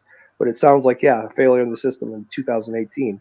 They probably... But see, the thing is what I'm trying to point out is if it's that easy for me to find just one example, imagine if I actually took just a week out of my life to find as many cases like this as I could. Right. But the information in that article there, it's pretty much copying what the plaintiff is suing them for or whatever. It's like it's using their words, not necessarily it's true or not true, but they're using their words to define the situation. There could be a lot of different reasons to why that happened. I'm not too sure exactly why. It's like, did they win their suit? Did they detransition? That's a possibility as well. Like there's that is a phenomena. I'm not going to deny that. You can't detransition and get your mammary glands back once you've had them removed. Right. That's basically what they call that, mutilating your sexual organs. Right, but there are people that detransition. It's a thing, not that common. The reason that people who detransition, but nobody that actually goes through actual physical surgical transitions, they never are able to detransition back into the person they were. Yeah, that's right. Yeah, see, that's one of them things that a lot of people don't tell these young kids. See, my problem with all this, for one, is two things. Okay, first, we sit and say that. In America, I don't know what's going on in fucking Canada, but in America right now, we got this issue where they're trying to pass legislation to where people can't get charged with capital murder charges if they're under the age of 24. Reason being, because the brain isn't fully developed until the age of 24. Now, if we're sitting and saying that people that are under the age of 24, 18, 19, 20, 21, 22, 23 aren't mentally fucking capable of knowing the difference between right and wrong when it comes to murder, how the fuck are we in the same breath, the same people pushing that legislation, saying that a 3 or 4 year old child is mentally aware or mentally astute enough or mentally fucking their mind has evolved enough to where they can actually make the decision on whether or not they're male or female? I don't think 3-year-olds really make that decision too often. What are you talking about? I can pull up. Do you really want me to go and start pulling up? There are kids parents saying that their kids told them at 3, 4 years old that they were the opposite gender. When I was 4, I knew I was like a hetero male at 4. No, when you was 4, you knew that you liked girls. That's all you knew.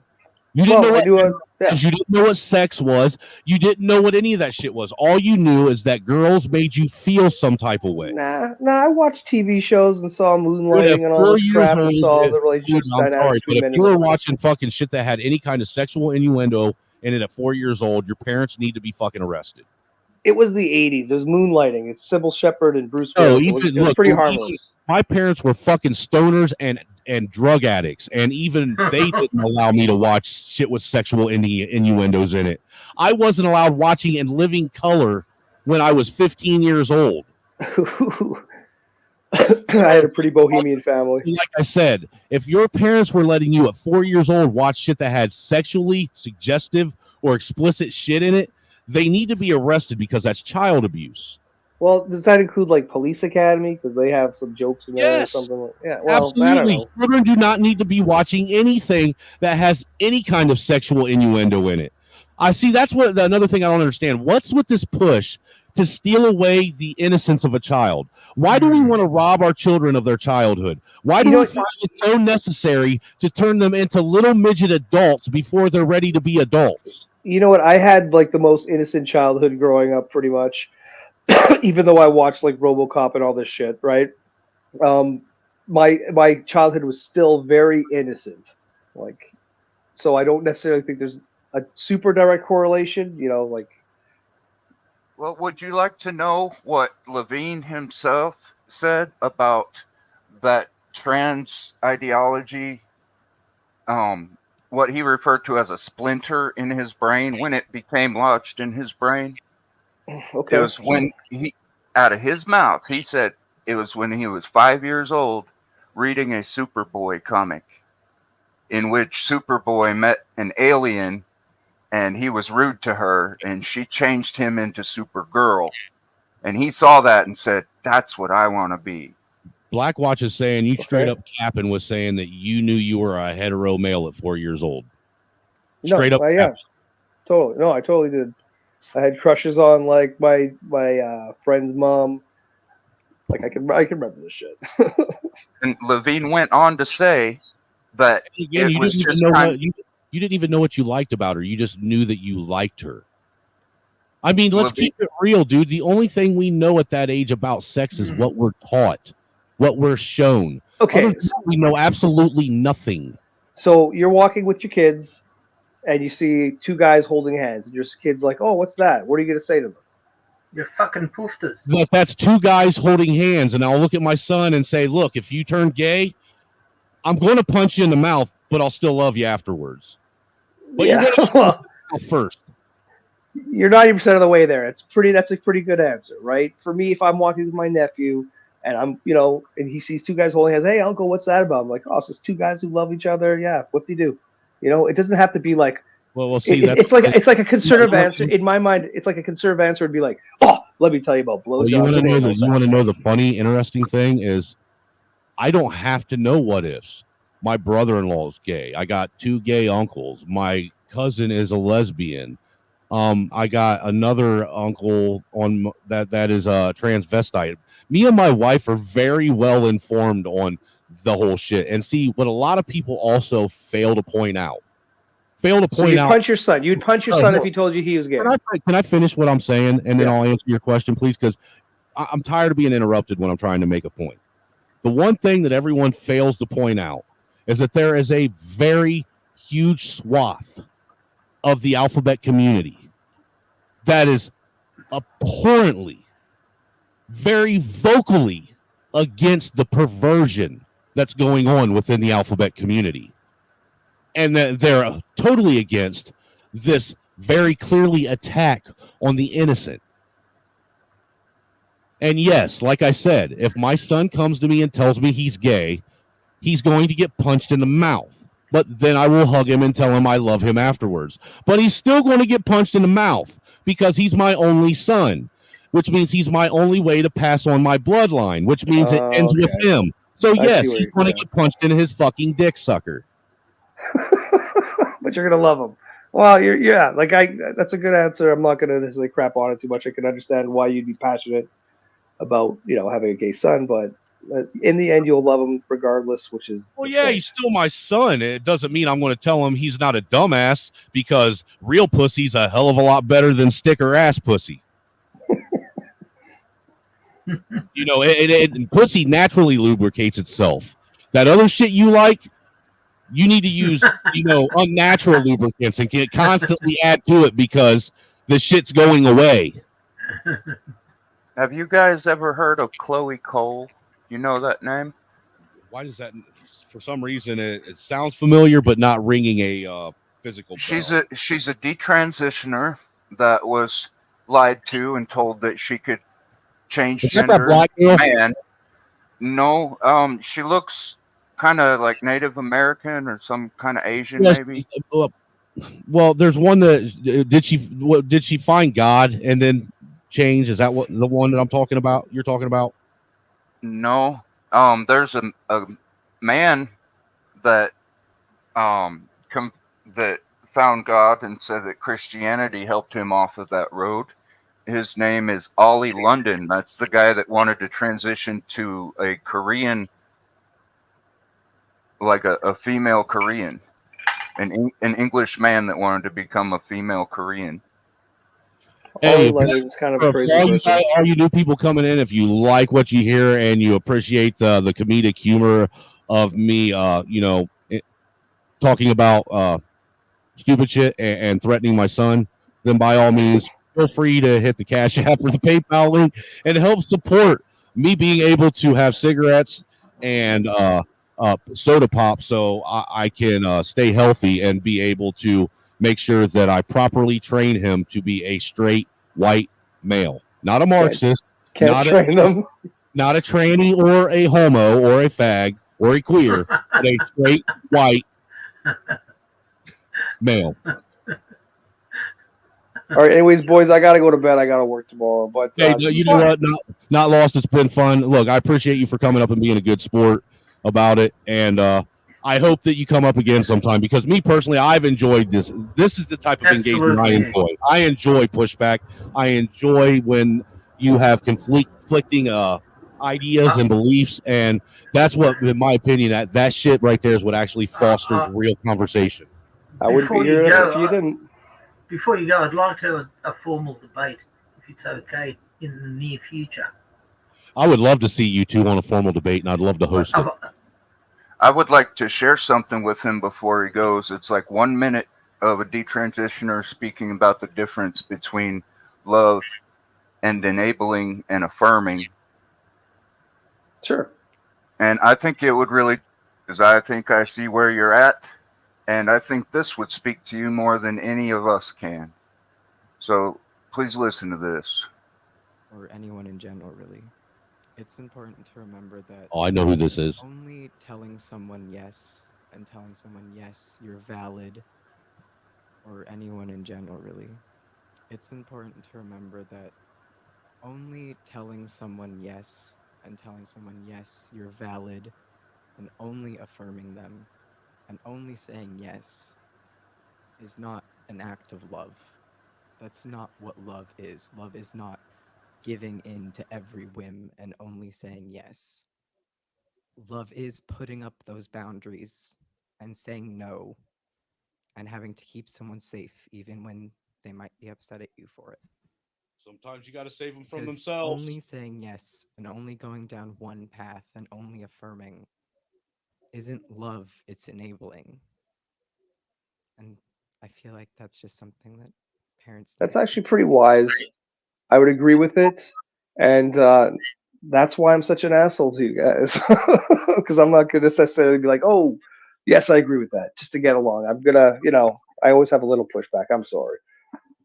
He's an asshole because we've been causing him to question his own beliefs and as of joining the channel and the chat, and he doesn't like it. That's what it is. Nah, I wouldn't say that. It's more like Typical big-headed Canadian thinking that they're better than everyone else because they're on top of that iceberg no one wants to be on. no. It's more like I'm a puppy dog that will keep humping your leg until you get it or whatever. Like I'm a, Dude, I would kick you in the nuts if you humped my leg. well. Anyways, good night, boys. Have a good night. Good night. Good Hey, night. take it Nice easy, talking brother. to Like you. I said, good sport, and I appreciate it, man. Yep. Take care, man. Likewise. Good night. Take care, guys. Yep.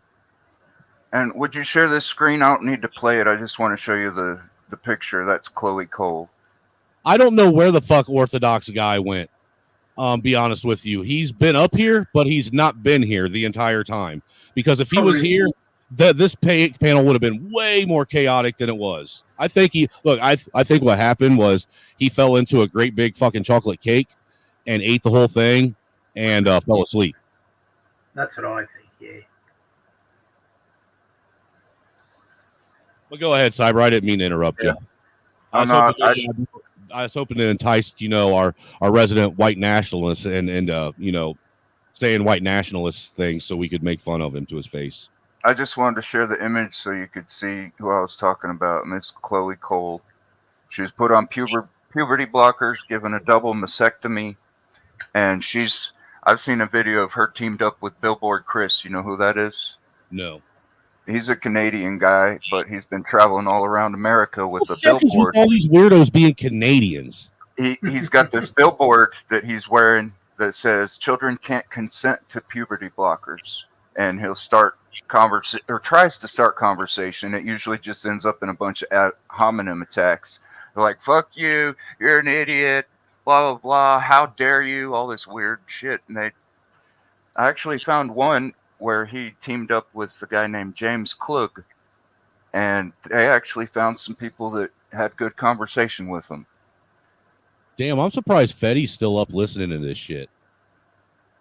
But this is on a channel called Do No Harm. You could also find it on news channels or maybe Forbes. Okay. But this channel here, Do No Harm, is basically trying to bring some justice to the people who have been harmed by this agenda. So I think that I'm going to take a page out of Uncle Tom's platform layout. You know how he's been doing what is it Monday night debates? Did you know he's doing that now, Cyber? No. Yeah, he's doing Monday night debates. So what I'm going to do is I'm going to put out there for everybody that's watching and for anybody that's listening, and I'll probably put it in my community tab too. What we're going to do is if you have somebody that you want to call out and debate anything over, something that you heard them say, ideology, a talking point, shoot me an email, who you're wanting to call out, and we'll set it up for Thursday nights. That sounds great. Cool. I'll debate Orthodox guy on that haircut in his avatar picture. Yeah, that's the queer fake Jesus. Because the real Jesus, his name wasn't Jesus, it was Yahweh. That's right. Yeah. Or Yeshua.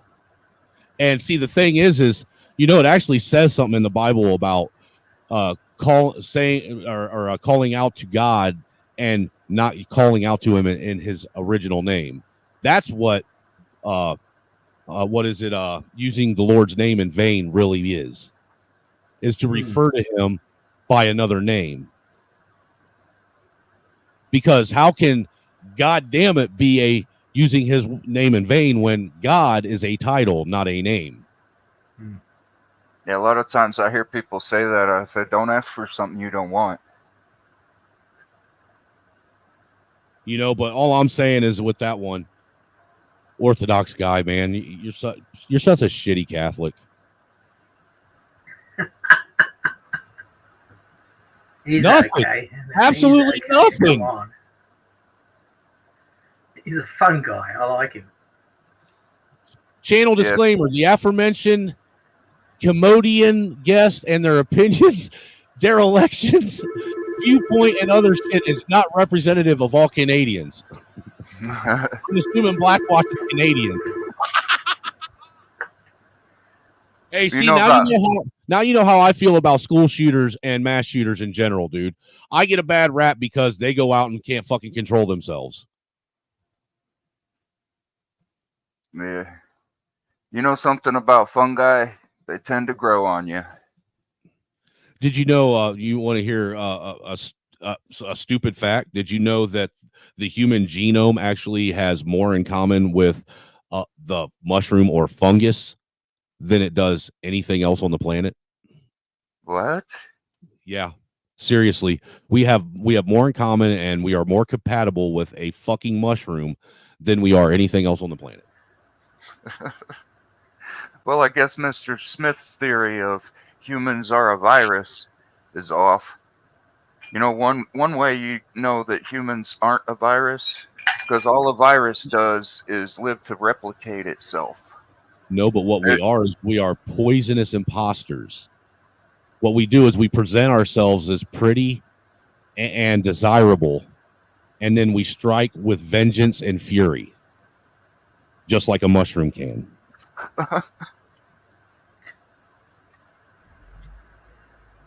Because if you ain't careful out mushroom hunting, you some of the most appetizing, the better looking mushrooms generally are the ones that are, if you eat them, you're going to die.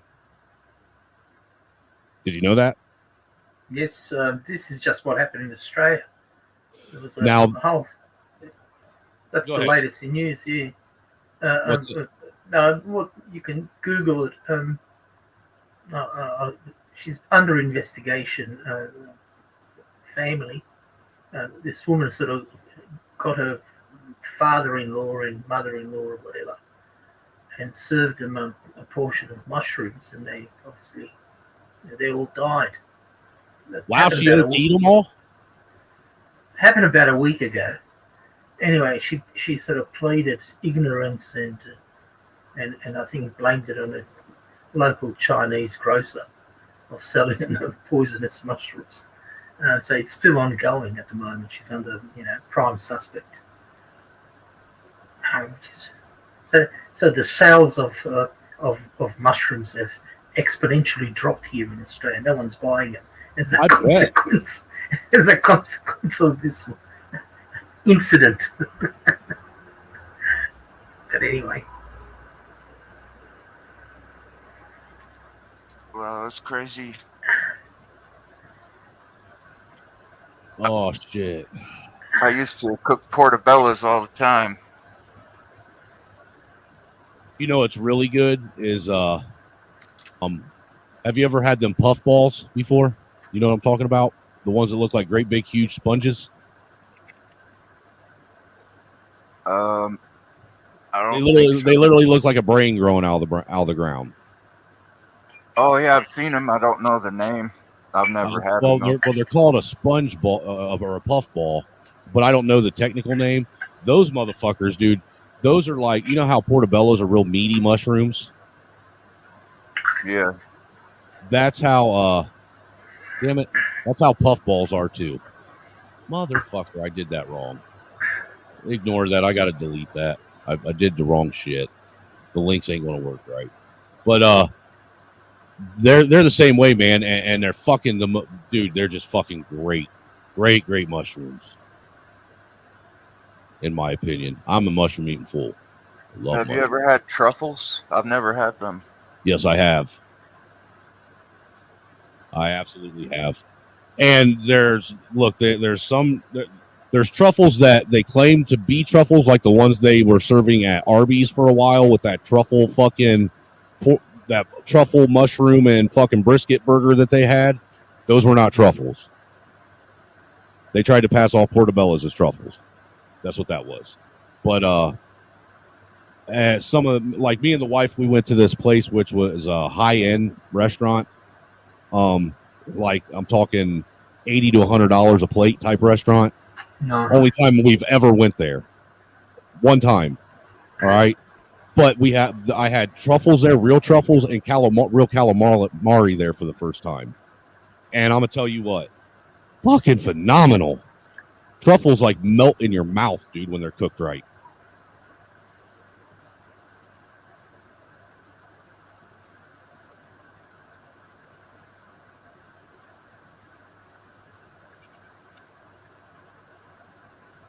Don't everybody talk at once. Fuck, I'm done with what I was saying. I've always enjoyed portobello mushrooms with shrimp in like soup or with rice and such. Have you ever had turtle soup before? Nope. No. Wonderful. It tastes like chicken. I've never had the opportunity, but if somebody put some down in front of me, you're damn right I'd eat it. I've had gator. I've had deep fried gator tail too.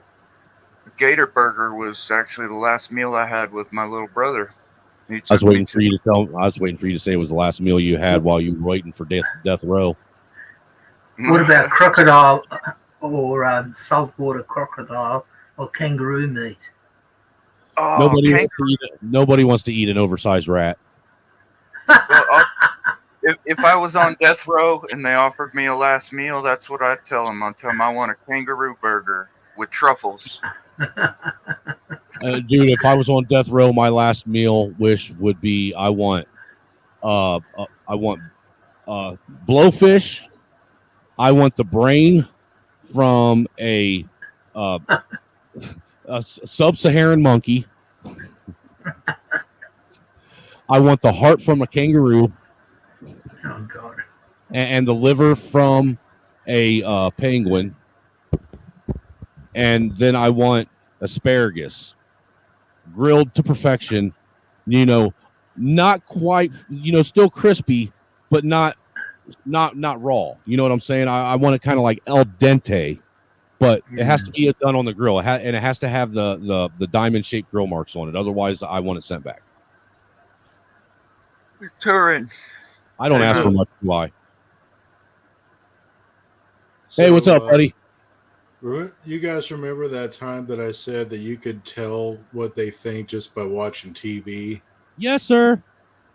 Well, I mean, there you go. There it is. Did I not keep pointing that out multiple times?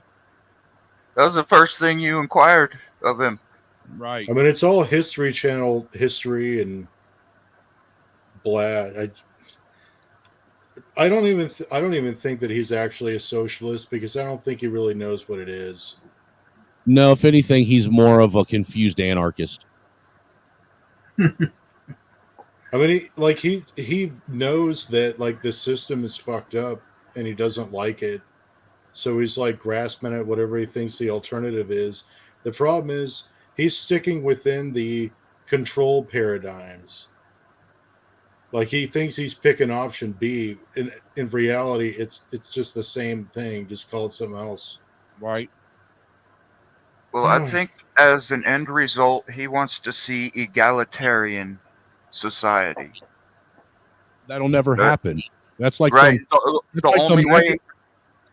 That's this magical fairy tale existence plane that only exists in The Lion, the Witch, and the Wardrobe. Right. The only way to achieve such a thing is through totalitarianism. And when people get to that position, they are not going to relinquish power. The only way to get them out of that position is through violence. Well, the reality is that like the whole Marxist revolution thing, it's not about overthrowing the power and like replacing the system.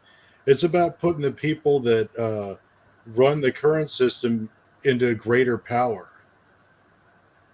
Like that's what inevitably happens. Like the same people that financed all the different sides of World War II were the same people that were running all the different sides to start with. Like they just got more power in certain areas than others. Like really our only chance is to go back to the way the country was supposed to be run. right before the Civil War. Well, we were warned by it was either Jefferson or Franklin that said, okay, so America now has the republic they asked for, but it's up to them to keep it. Because all it takes is one generation of complacency and you lose it. Yep. Dan Smoot had a pretty good speech, and I think he ended it with that, where they were coming out and a lady asked him, "So what did we get?" And he said, "A republic, if you can keep it." But Dan Smoot, he's pretty good. Well, look, a lot of the founders that, if you pay attention to even history, this debate about how the country should be ran has been going on since its inception. I mean, you see that with the Federalist and Anti-Federalist papers. They were literally arguing about having a full-blown monarchy, basically. Yeah, and a central bank. Right, and taking all the tenets of what they just fought against and implementing it right back into this new system. Yeah. I mean, luckily, those dudes lost, kind of, but the bankers won.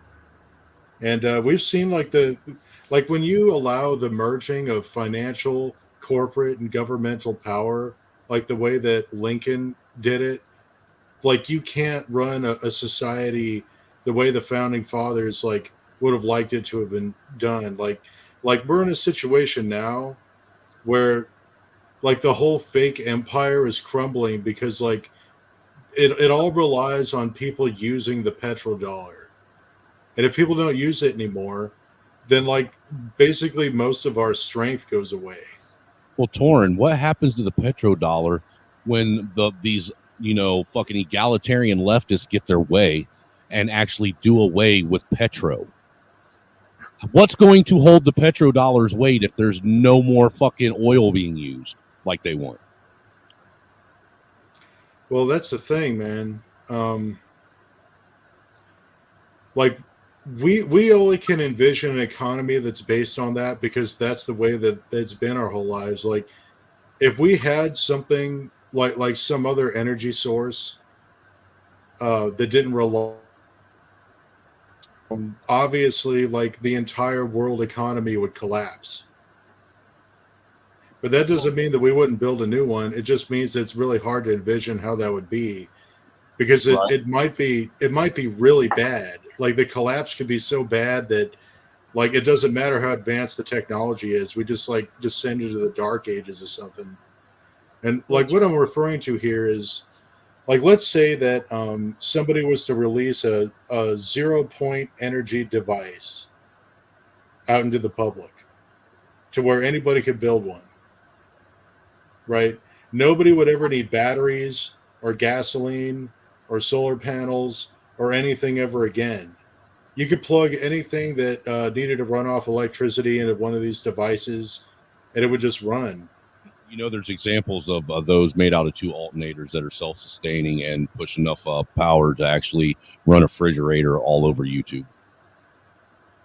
Yeah, I mean, like what I'm talking about is something that like extracts energy from the quantum foam or the vacuum. Right, that's what I'm saying. What these what they do is they take one alternator and then they basically run the other one reverse polarity to the one underneath it, and they somehow use that to draw energy from the magnetic field in the atmosphere. Well, that's what like there's a myriad of ways of doing it. Like the way that Nikola Tesla did it, where he basically synchronized his machine to like the natural wavelength of the Earth.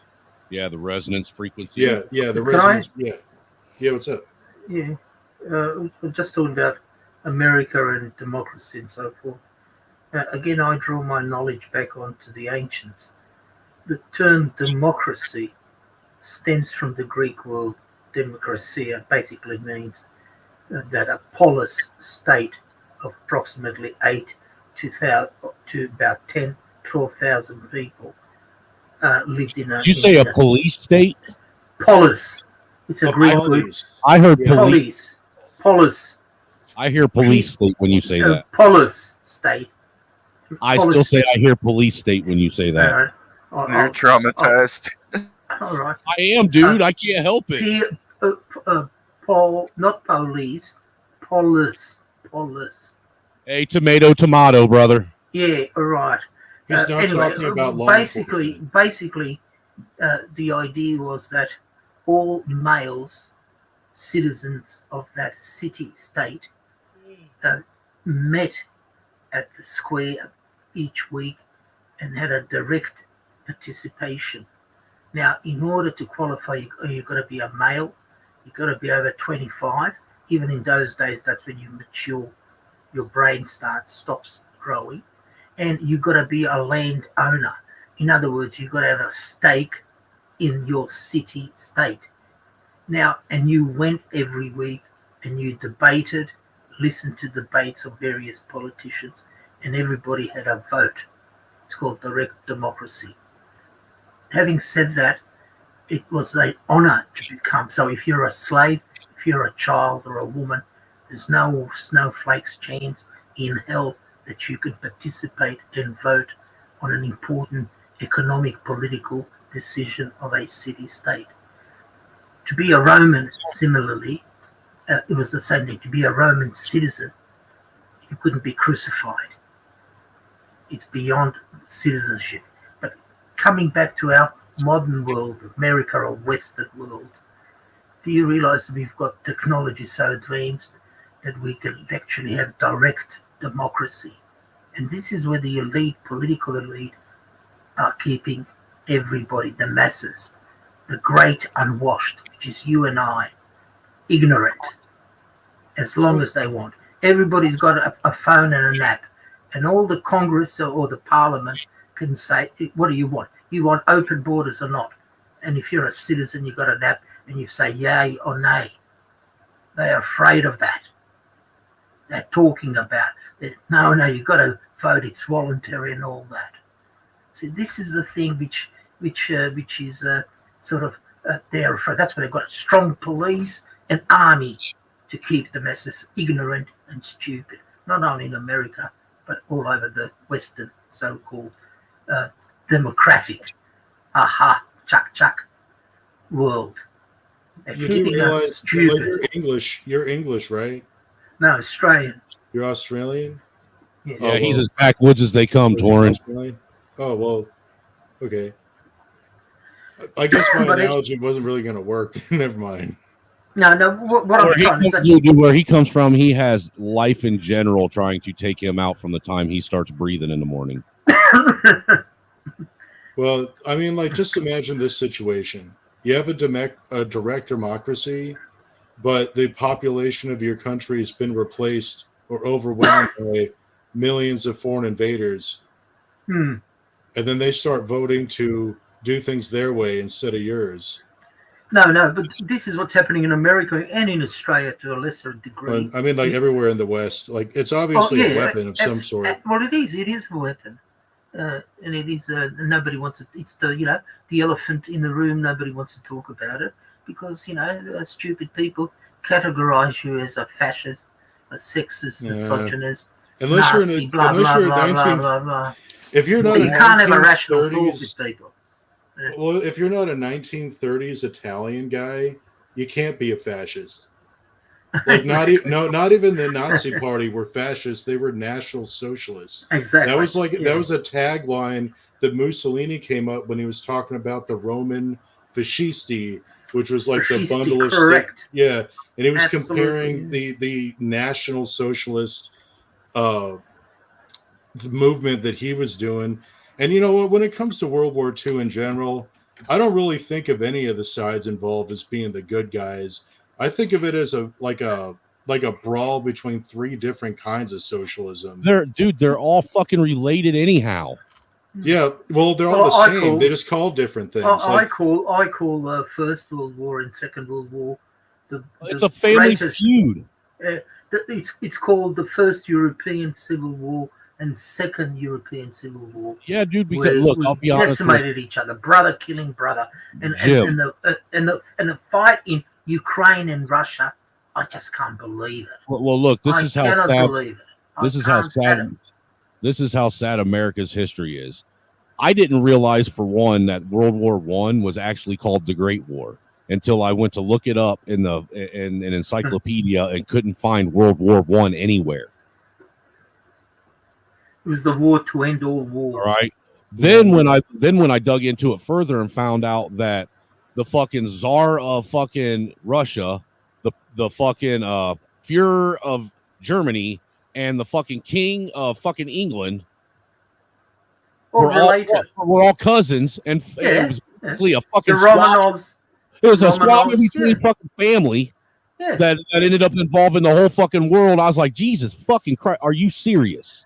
Well, look, like Leave there it to was a bunch of fucking Futin crackers throwing transmissions at each other to get so fucking heated that you got to bring the whole fucking world into it. Dude, there was a lot of stuff going on then, but like the most important thing to take from the first chapter of the Big War is that the feudal system finally ended then, because that was when, like, after World War I, like, there were no more kings or lords anymore. And ever since then, like, everybody with their bright idea for how they want to run the world now, that they aren't going to be feudal anymore, they've all been trying to, like, have it be their thing ever since. And that's why I call World War II a fight between three different kinds of socialism, because it's like, if you're not going to have kings and But queens it's- anymore, you have to have a new system, and it's but- either neoliberal globalism, international socialism. So true. So true. What happened in First World War? If your fucking English ass don't stop cutting people off, man, I'm gonna tell you what, you English have no decorum about yourselves. You guys, you All get a right. thought, you just fucking All right. interject it. All right, I apologize. Sorry, Turning. I'm just. Go ahead. You already jumped in. I'm just saying that's something that I've noticed about English in general, man. They have I a do thought and they vomit it out their mouth. They don't care who they interrupt. All right, I do apologize. You guys. Now I know why black people act that way. All right, on that very point, I'll finish and shut up. On I'm that just very fucking point, with you you, gotta say the First World War is the shutting up of Christianity. And Yeah, that's the a part of rise- it too. And the rise of a new belief system, which is called Marxism. And this Yeah. is what I'm talking about. See, and there's I don't know whether you know a famous philosopher, Friedrich Nietzsche. I don't know. Are you familiar with Yes, that? I've heard of He's been Nietzsche. mentioned quite a few times. Well, he says, the death of God, and thus spoke Zarathustra, and all those books which I've read and studied at university. What he basically is saying, he was a nihilist. What he's basically saying is, with the destruction of Christianity, he was anti-Christian, very much so. But he says, and he went mad. He died in 1902, 1903 in a lunatic asylum. That's beside the point. He went crazy. But he said the Western man will destroy himself and he will kill God, Christian God. But in its stead, he will create a new God, which is a man-made God. And this is socialism, where you've destroyed the existential belief of a theological God, and now we have a man-made God, such as Stalin, Mao Zedong, and that is even worse, where a man has to believe in something, and it's no longer something outside himself, but he believes in a man, in an ideology, in other words. We will believe in climate. We believe in climate change. Whether if you don't believe in climate, if you didn't believe in COVID, you would say, "You son of a bitch." Hey, Billy Bastard. Thank you. Now I got your attention. Hey, I just wanted to interject real quick and say that I'm going to be live for maybe another 20 minutes. I've been on here for 8 hours, and none of you motherfuckers have given me anything except for. I made an undertaking, so you'll get an email. You're from me, good. right? I'm just Hey, saying, hey, you know. Tony, I got a video up in the private chat that you might want to watch. I found it very interesting and apropos. It just goes to show that similar phenomenon have been observed by people all over the world throughout all time. And you could call God by whatever name you want, but the phenomenon of God and the very many interactions and Yeah, all it's the different universal. people. Yeah, and you'll find out from this old Dene guy. is he talks about what they have to say about the evil one and unclean spirits. Well, I'll play that. And I just wanted to let everybody know, all you motherfuckers know that I grift my ass off on here, and I don't lie about it. You know, I come on here to try and make some coins so I can afford cigarettes, and that's Angry it. Snowman. No, I'm not talking to you, Jim. Well, I'm talking to you, Angry Snowman. I'm talking to all these other motherfuckers that come in here all the time and never want to sell anything out. Sorry. Go ahead. You know, they all know that I grift, that all I'm about is money. Dude, I'm a poor white dude. I'm a poor white trash. I can't help it. Dude, I'm surprised my wife puts up with me. Seriously, it takes a strong woman to put up with me because I'm an asshole. No, you're not. You know, but I'm gonna go ahead and share this and play this video, man. I'll let you guys have a little small, like 10-15-minute discussion about what you see. It's 7 o'clock here in it Sydney. night. What's the time in America while you're in the Eastern or Western Coast? It's 5:01 Eastern Standard Time. Right, so you're on the East Coast somewhere. Yeah. Well, I wanted to mention something related to what you guys were talking about when you mentioned the aristocracy and the royals keeping it all in the family. I wanted to know if you guys have ever heard of John Churchill, the first Duke of Marlborough. He was born 1650. When you say Duke of Marlborough, is he the first, like the Marlboro cigarette brand, Philip Morris? No, it was an estate in Britain. I know I'm being facetious. Well, he led a lot. He led a lot of armies during the War of the Spanish Succession. See, look at this shit. And he was screwed over. I believe that his male heir was poisoned, but he never had a male heir, and his daughter, I forget her first name, but his daughter married a man named Charles Spencer. And that man, Charles Spencer, and the daughter of John Churchill, the first Duke of Marlborough, are the great grandparents of the Winston Churchill of World War II. And John Churchill. Will you land the plane and tell me how this is relevant to the video I'm trying to play? Well, I believe that that's when they started keeping it all in the family. That's when dukes and princes became one in the same family, when they were supposed to be separate. But they joined everything. They got everything together, and they've been keeping it in this tight little inbred circle. It sounds like the Habsburgs. Just a matter, if you're talking about Winston Churchill, you got to get Rothschilds involved. You can't talk about Churchill, Winston without the Rothschilds. But that's another story. And the for another Mellons. time. And the Mellons, don't forget them. Yeah, They're first the Duke ones- of Marlborough, his father's name was Winston. That was the real Sir Winston Churchill. The one from World War II is a Spencer, because that's the seed he came from. Charles Spencer, who married John Churchill's daughter. Just read Churchill's War. Yeah, I don't believe in Don't- matrilineal. That matrilineal succession is not healthy. Winston was married to an American. His wife. She's related, I think, to FDR, I think, or one of the political families from Martha's Vineyard. Yeah, but that Winston Churchill was actually a Spencer. Correct. That's funny. Hey, Snowman, I can tell you how to fly your kite straighter and your frisbee higher. That can't be a reference of Rage in the Cage Nation.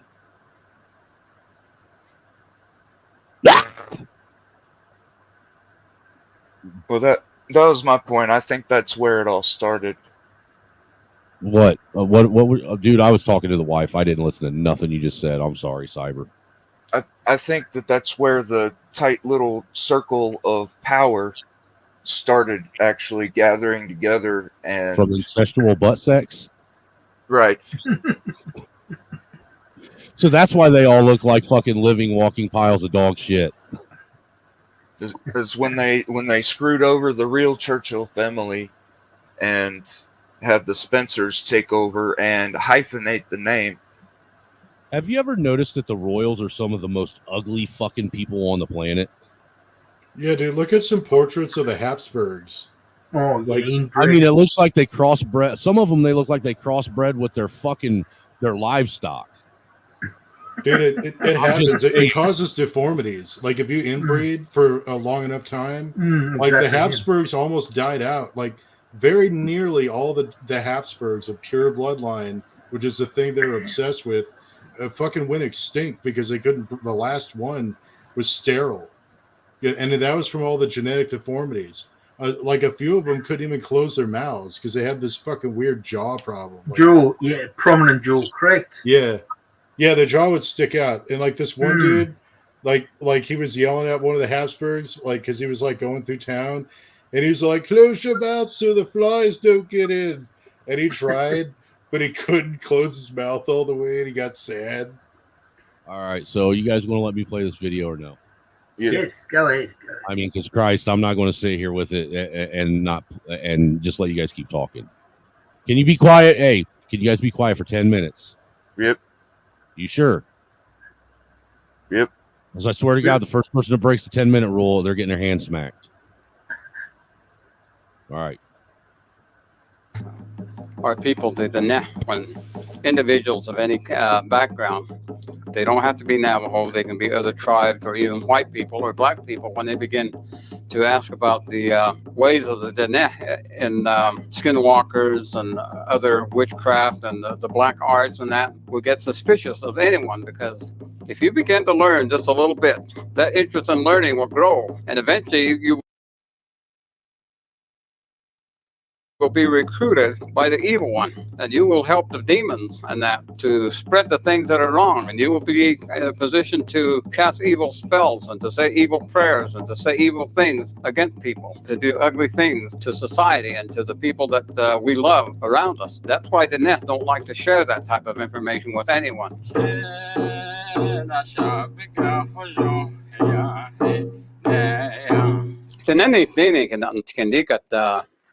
Yeishin. Ako lagi di kata pasal antan di teacher.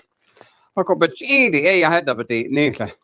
Ako the bechidi beti ninigi I had betano di kata. And ninigi. He's giving a prayer. Just shut up, man. Ante at the crush. That di got hegi ego I had to be beholni. Aro toti kata yenantla. Aro kodaro le ba ko nit ba ko hinten do le tenden gets on the that is card na do she he get not nish ako I have a chin bit nika what ego she be not can you be cuz that with net though. Recordings just got better. Hey, it's Dana from StreamYard. I'm so excited to announce that local. In the traditional teachings of our people, the teachings about demons and the evil one and how they are able to operate among us as the five-fingered being. The evil one is the actual person or being that is in charge of all of the other evil beings, and those are the demons. And the evil one actually has his origin as known as the Black Yei or Yeishin, and his primary goal is to be an obstacle, to be an opposition or the adversary to the things that are good, that are made good by the holy people and given to us. And he does everything in his power to make sure that he has some way perverted their effort. And the demons are the ones that help him. And they are not physical in any way beings, but they do have influence over so many of the things that are around us in a physical setting. And they can do things that are of the supernatural nature and actually have an effect on us as the five-fingered being. Is what we are told. And the demons actually have about 4 different names that we apply to them as the way that they have power. And the Witchcraft is one of them. And Atakash is another one. Ante is another one. There's a fourth one that I don't like to give a name to, and that is more of a physical type of an attack on the human body. If you are weak in a spiritual way, or an emotional way, or in a mental way, when those are combined, they can attack you. And it is that what they can inflict upon you is actually physical illnesses, and that can deteriorate your body to where it's almost nothing. And so those are the type of powers that they actually have. But in modern times, and that the influence and that the evil ones have, they take any type of form. They come in all sizes and shapes, either as physical five-fingered beings or even material type of things to distract us. And that is the main thing, is the adversary is always making the effort to distract us from the things that are right and good. And so it is that we have, in our own traditional teaching, what we have is the skinwalker. The skinwalkers are actually, they are actual beings or people, the five-fingered being that have great knowledge of the dark side. And they are able to do the flat line and to actually be between here and the next world and in spirit form, and able to do things to get around and do the evil that they can do. And that is very evil in so many ways. And so those are the ones that we call Yenans Doshi. And I don't like to talk about it, and the net don't like to talk about it. It is that they have control over so many things in the world today. The demonic influence on that is available, or we have, and it is always for distraction. And one of the main things that they attack in our present world and among our Dene is the family. The families are also always under some type of influence by the evil one and demonic forces. And so we have their efforts to make our families not stable, not united. And it is that they have that influence. And so it destroys the family. Is the most important thing among the Ne.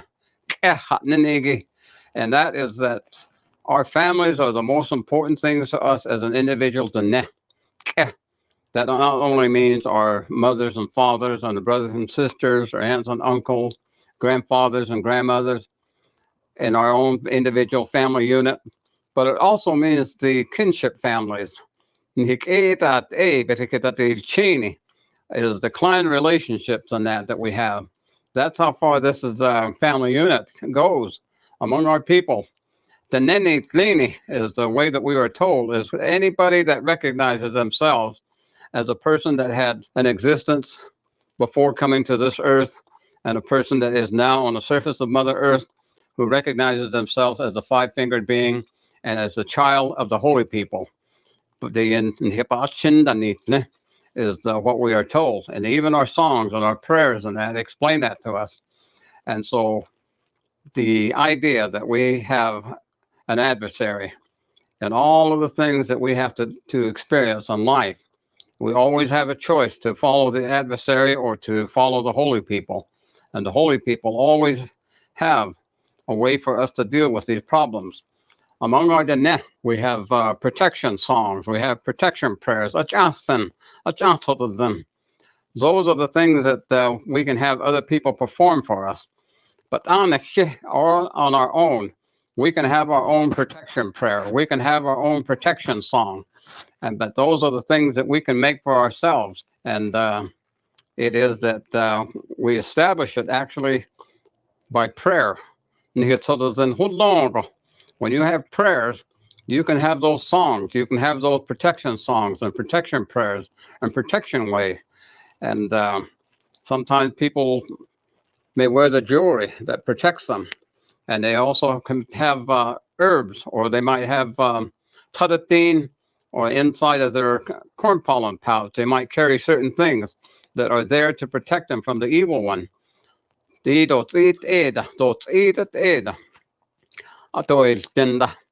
is what we are told, that he does not take any sides, as far as to say that he never will take the good side. He will always pick the evil side and try to influence us. And so there are many things in that are very dangerous to us. Things are invented for good purposes, and they will pervert those good purposes and make them useful for evil intent.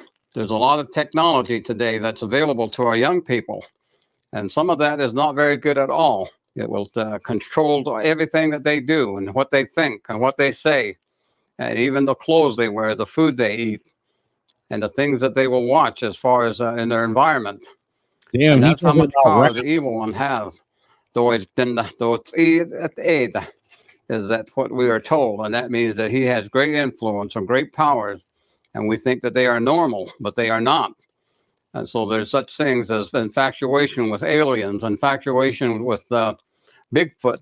These things are all distractions, and people think that sometimes they are cute cartoon characters and cartoon things, but it is that they are actually real, but they are made real by the power of the evil one and the influence that he has, and the way that the demons are able to carry these distractions out.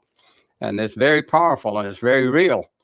And I don't like to give any more credit to it than that, but just be aware. And that's what they tell us in the traditional way.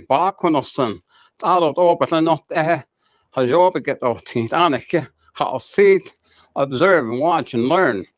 And then when you learn it, then you understand it and you learn how to avoid it. And be sure and be able to have your own protection song, your own protection prayer, and carry things that on you that remind you that you are the child of holy people and that they will protect you. And if you depend on them. And those are the things that we are told. And Wally's a great dude. I like him. He did a video about the rainbow and what they believe about the rainbow. I haven't seen that one yet. I just came across his channel a couple of days ago, and I thought it was great.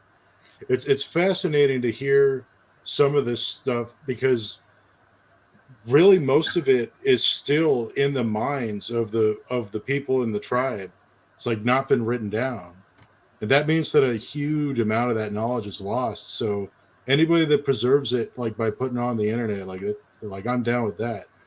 And his observations about, the beast, the devil, the evil one, whatever you want to call him, it's like those are the same observations that everybody has made.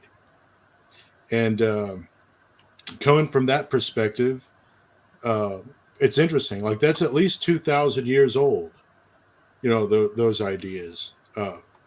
And that language he's speaking is at least 2,000 years old.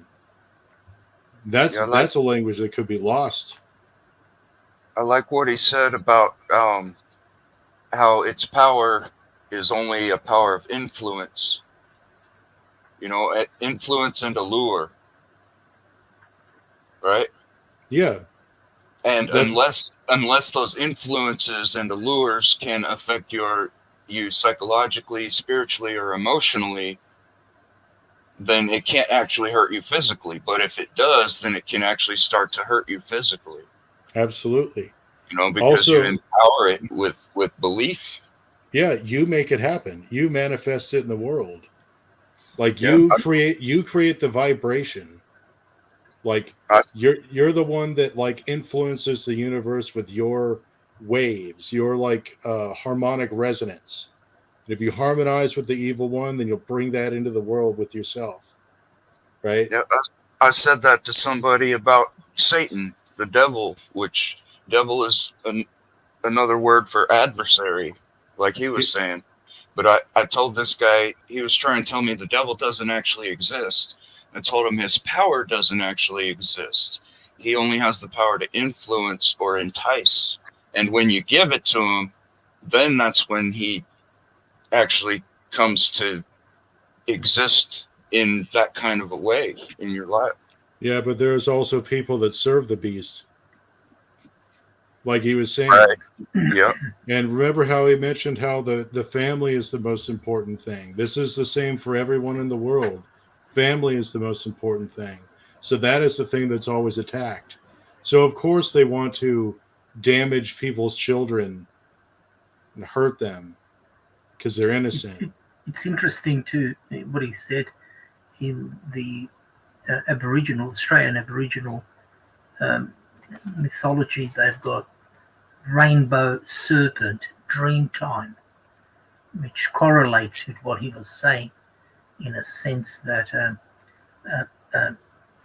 evil conjures, tempts humans, and Aboriginal culture is much older.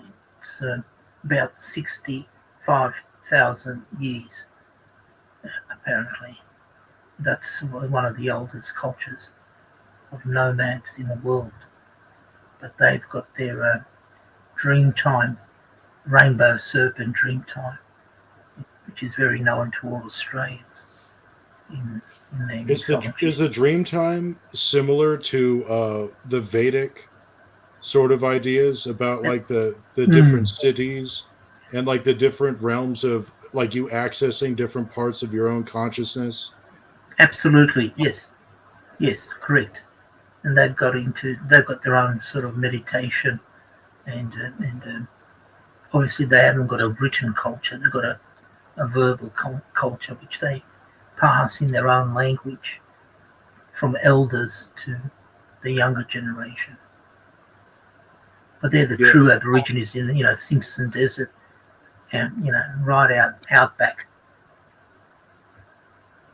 So this is what's fascinating me. See, I'm a Christian, but I know that all of these different beliefs are true, even if they're different. And it's because of these similarities. Everybody's observing the same phenomenon. You know what I'm saying? It's the same. Like like we have different languages, different cultures. Like we're all different from each other. So obviously, like the way we describe this phenomenon is going to be different. But nevertheless, it's still describing the world. And the world in more than just one dimension. Like spatial dimensions. Like for example, like when you close your eyes and you think about something, like you imagine a movie in your mind, where is that movie in your mind? It's not just in the brain. Like the brain is more or less just the physical meeting place between that part of your mind and this dimension. But the image of your mind has to be in a fourth dimension, like a fourth spatial dimension. There's something interesting about what you're saying, though, Warren. Not everybody has that mental image.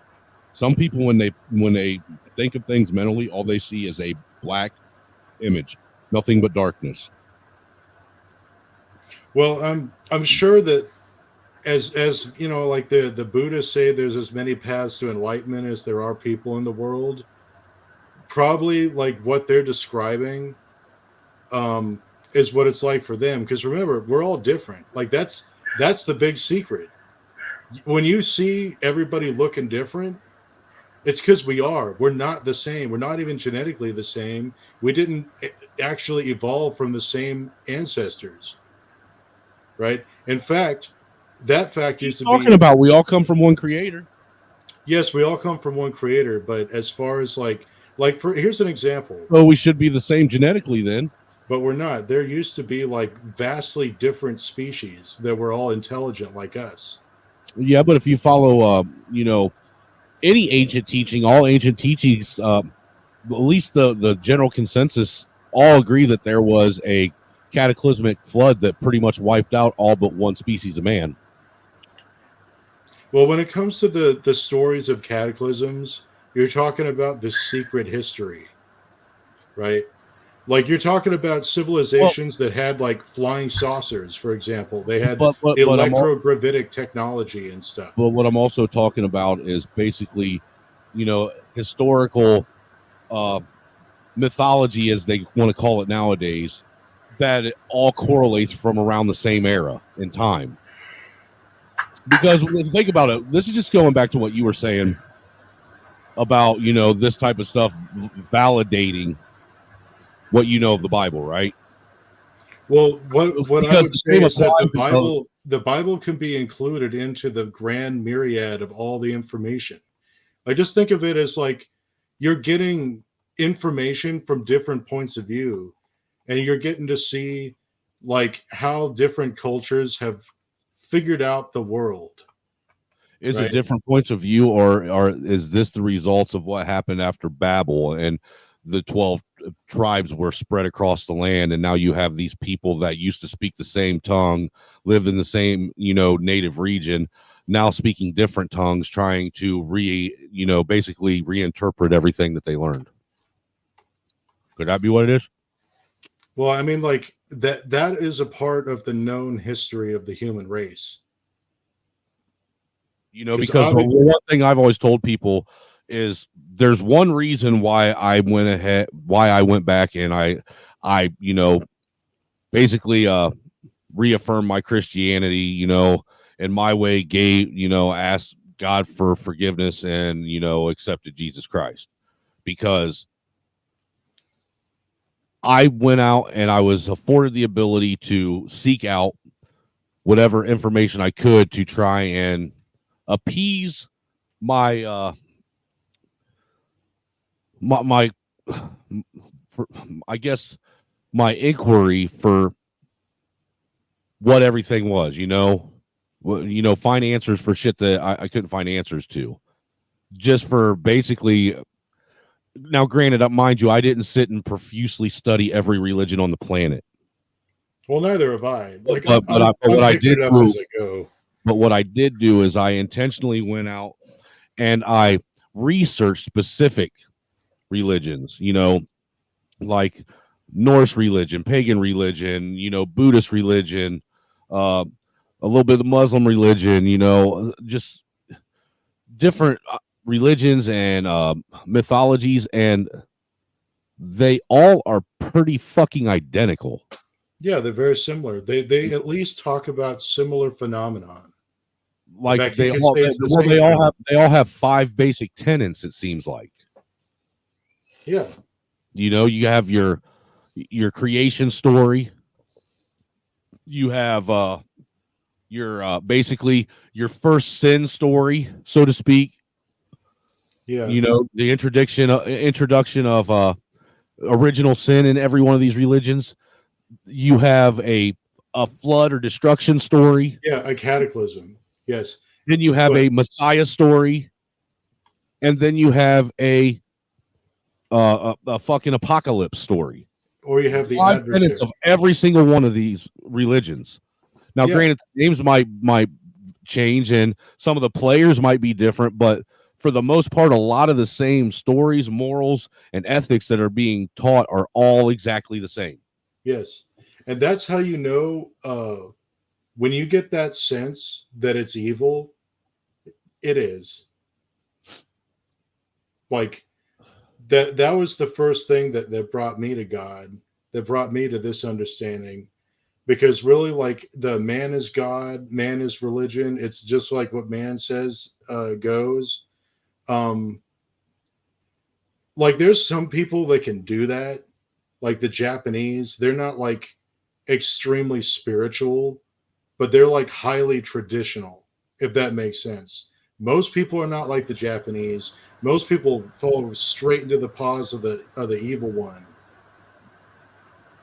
And I saw that happening to me, but I guess I was like good enough to see it. And like I realized evil was real, and that it was like opposed to everything that I knew was good.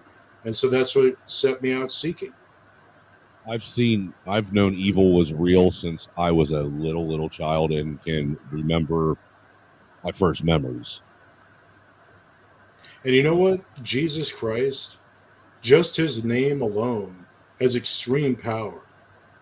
Like, you see how just uttering his name makes like people that are taking the whispers of the unclean spirits, like they shrivel up, they get angry, they start huffing and puffing. Like the reaction. Well, I know there's enough to his story that, like you said, it always. Could I? Sorry, boys. I have to take leave. I do apologise. I enjoyed this stream thoroughly, and I will put some shackles towards it, and I'll be in touch with you soon, man. I agree. Much appreciated. Have a good evening or good morning to you. I've got a, Mrs. is calling. I've got to go. Right on. I feel you, man. Thank you. Thank you very much. Yep. Thanks for coming through. We appreciate you. We appreciate your donation, and you're welcome anytime, Jim. Much appreciated. We'll be in touch. Thank you. And All God the bless best. your nation. See you later. Bye-bye. Later. All them Aussies are getting what they wanted for willingly handing over their guns, big dummies. Well, everybody makes mistakes. Yeah, it's just you generally don't make a mistake on a fucking continent that was made specifically to take all your rights away from you and basically put you on hell on earth. The entire continent was nothing but a fucking prison continent. Why? Because nobody wants to live there. Why? Because everything that lives there is trying to kill you. Like there's some of the most venomous varieties of anything are there. Right. Like, who knew that there was a frog that if you so much as touched it, it was basically like instant death? Yeah. It's deadly danger. Deadly danger there. I think the most venomous thing in Australia are the politicians. I would say the politicians' wives. Yikes. Because they're the ones really pulling the strings. So yeah, the reason why I wanted to bring up the old Dinek guy and talk about spirituality, Jesus Christ and stuff, is because I really do feel like that stuff is pointing out like the direction that we need to go. And I'm not talking about necessarily turning to the church, right? Because that cycle already came and gone. Like the church is corrupt now. Like you can't go back to a corrupt institution and expect things to get better. But we need to become a lot more spiritual is what we need to do as a people. We need to start laying down like enforcing the law, like the universal law, God's law, like in a very practical way in our own lives. The problem with though I agree with what you're saying, the problem with what you're saying is nobody wants to lead by example anymore. Everybody wants to bark orders and tell everybody how they should live their life and what's the proper way to go about conducting yourselves. But nobody actually wants to take that step and actually be the example as to how and why this is supposed to go about. Well, maybe not on the internet. Like you got to remember, Dude, a lot. I understand the look. I'm not on the internet all the time, so I understand that there's a reality separation between YouTube and real life. But even in real life, the one thing that is true is communities aren't like they used to. Nobody wants to actually lead by example. Even people in our own communities, all they're doing is thinking about themselves, lost in their own little world, not even paying attention to you until most generally something happens to cause them to have to notice you. Yeah. Nobody goes out of their way to be knowledgeable about shit and to actually, show anything that, exudes the qualities that would call someone a human, to actually show that they acknowledge human existence. Everybody's out chasing this proverbial fucking imaginary bag. You've heard me say it before, and I don't think people really fully understand it when I say it, but we're chasing after shit that really has no meaning because somebody told us it has value. The only reason why it has value is because someone else thinks it's worth something and you believe them. So it's actually your belief that this is worth something to somebody. It's your very belief in its worth that gives it its fucking tangible worth.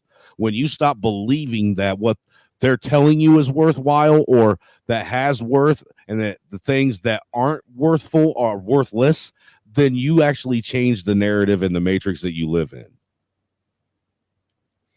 Well, let's not put down the idea that we can project the world that we want in our own minds and bring it into existence.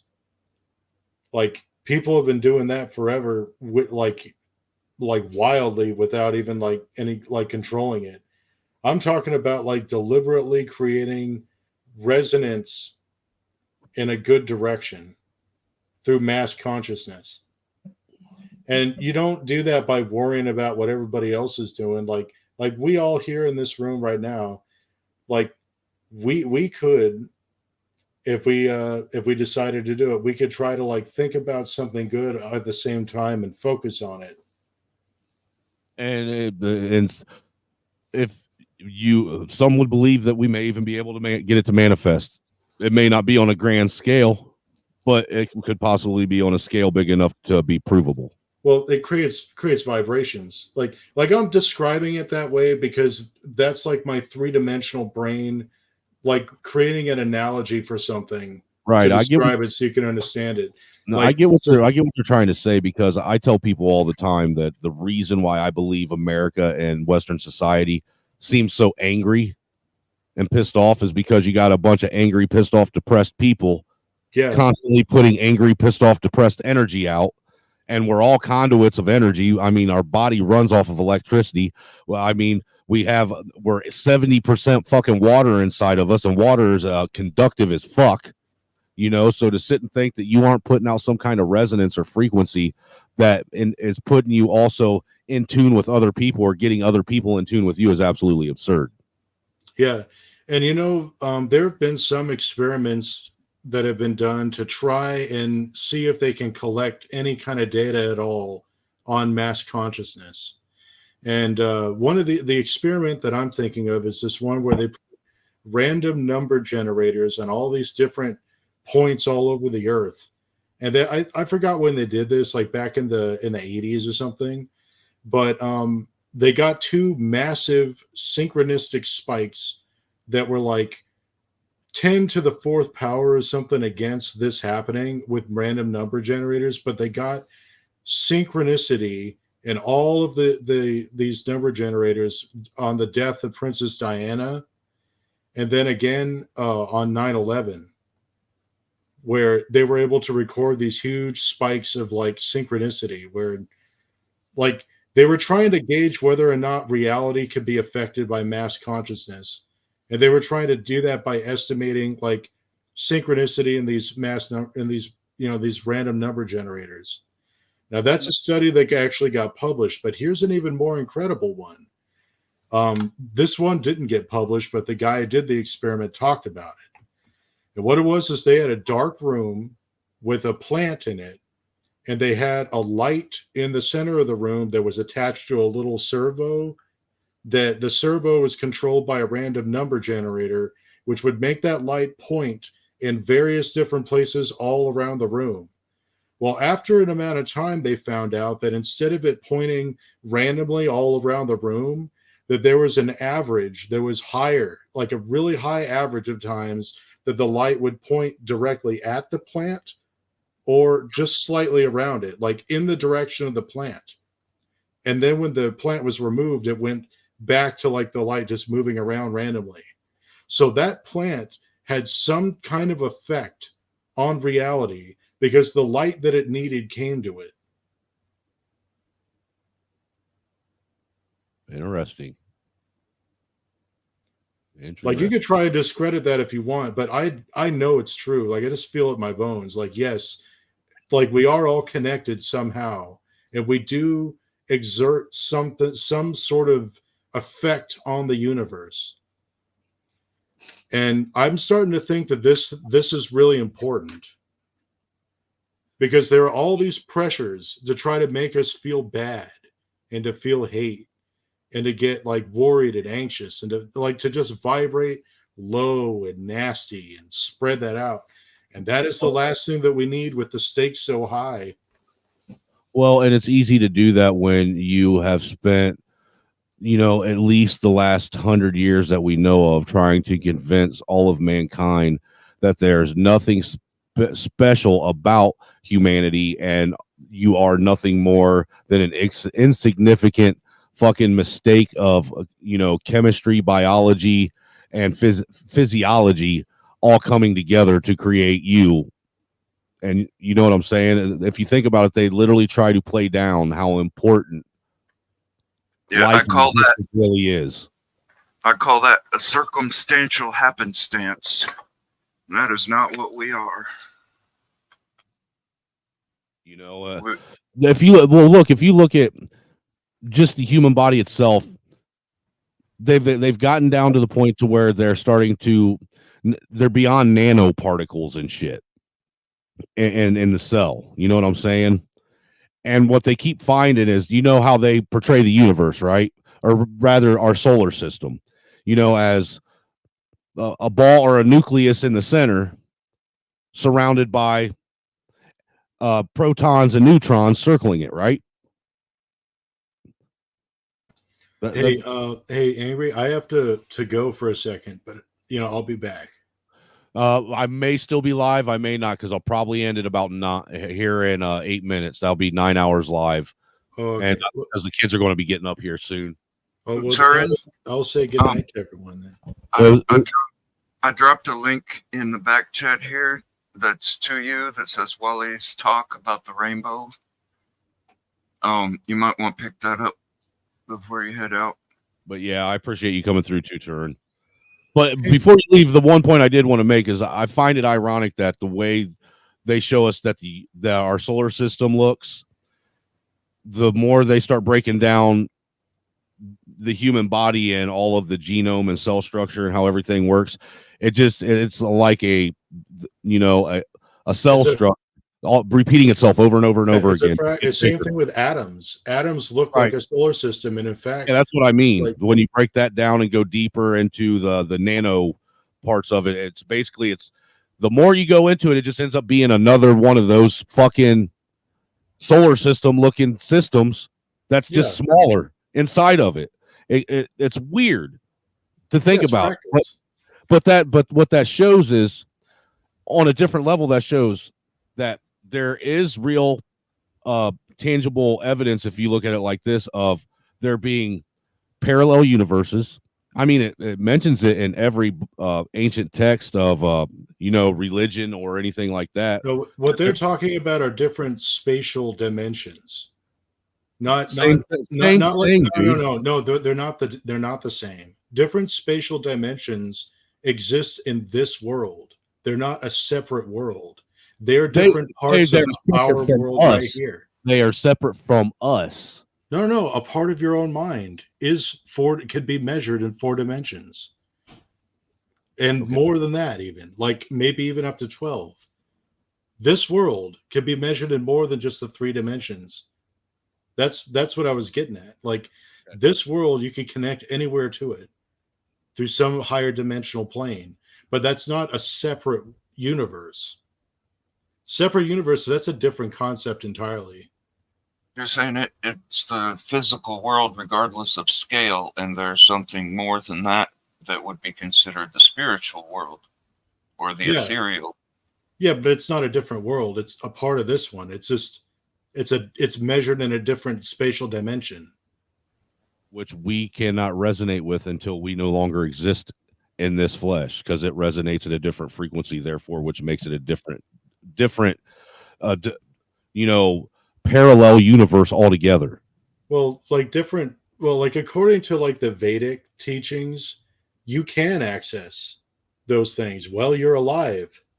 Like, you can actually take your consciousness and project it outside of your body in 3 dimensions and into those higher dimensional planes. I don't know how to fucking do that, right? I'm not saying I know how to do that, but that's what they say, and I believe it. Well, they say a lot of things, and I'm not going to sit here and say that I specifically believe everything, but what I will say is this: I find no fallacy or flaw in being a Christian and believing in God and being saved and trying to live your life a specific way. Please don't interrupt me, sir. My thought on it is, what do you have to lose by doing such? The reason why it's so hard to do such is because now you're tasking yourselves to live by somebody else's standards other than your own. And admitting that you're a flawed individual and that someone else knows what's best and has a better plan for you. And people have a hard time letting loose of the reins and control of their life, because that's in essence what you're doing, is allowing someone else's beliefs and ideals to guide your life into the right path. So what do you really have to lose? Either you're going to die and find out that I was wrong, if that's the case, and that everything I did didn't harm me and may have actually potentially made my life a little better. Whereas if I'm right, or if this is right, then it's literally a choice of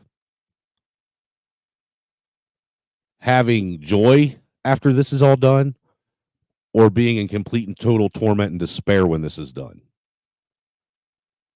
So to me, I just see it as you're not losing anything by trying to live a principled and moral and decent life, and follow certain tenets that seem to be universal all across the globe through all different religions, all different races and creeds and social groups. I mean, a lot of these tenets seem to be a universal thing, but for some reason, humanity now wants to fight back against something that's actually innate in us from birth. This isn't a belief that we're taught. This is actually something that's inside of us that we already know, which is an interesting and intriguing thing to think about as well. And I'll leave it at that and let you guys, if you want to respond to that comment or throw out a final thought, because I'm going to wrap this up.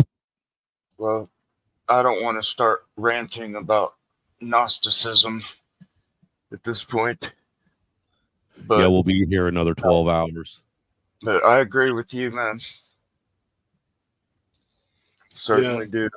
I think that we have a model of the entire universe inside of us, like in 3 dimensions. Like if you look at like you were saying, like the atoms look like a solar system, right? The combination of atoms together look like pictures of the universe. Like when they have those radio telescope pictures of the universe, and it looks like a big kind of a spiral or something. It's we're all connected. Like everything is connected in some way.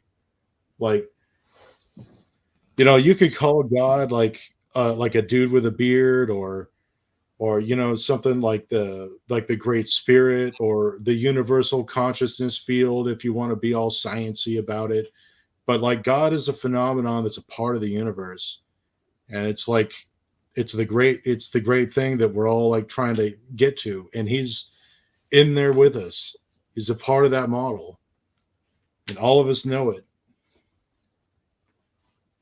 Well, That's why that Nietzsche guy went crazy. Like that Nietzsche guy, like you could just see, like, basically by how he turned out, how his like philosophy and how his thoughts were, like how coherent they were, because he went nuts and he ended up dying miserably. Like he just like kept destroying it, like everything that was good for him inside of himself, until he couldn't handle it anymore. Well, I believe that we were created, and we were created for a purpose, and that purpose was for communion with God, and we have been separated from him, and the only way to get back to him is to accept the gift of forgiveness and repent of the things that are against his will. And we've all sinned and come short of the glory of God. Oh yeah. And I don't believe that we all have a divine spark inside of us. I believe that our fall from grace separated us from that, and Jesus Christ is the way to get back to him.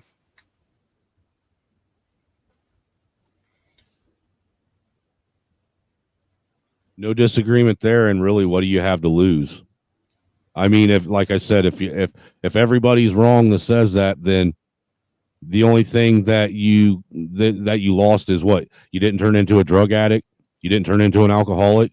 You didn't turn into a piece of shit. You didn't go to jail. You had a good job. You had a decent life, you know, because you followed sound tenets. But what if everyone's right and you choose to not believe or think that this is all a joke? And then you have to answer for that. Because, see, the thing is it also says in the Bible, I can't remember which passage, but you can't know about the glory of God and then deny it and think when you get up there that you're going to be given another chance. Well, he's always going to be putting his hand out.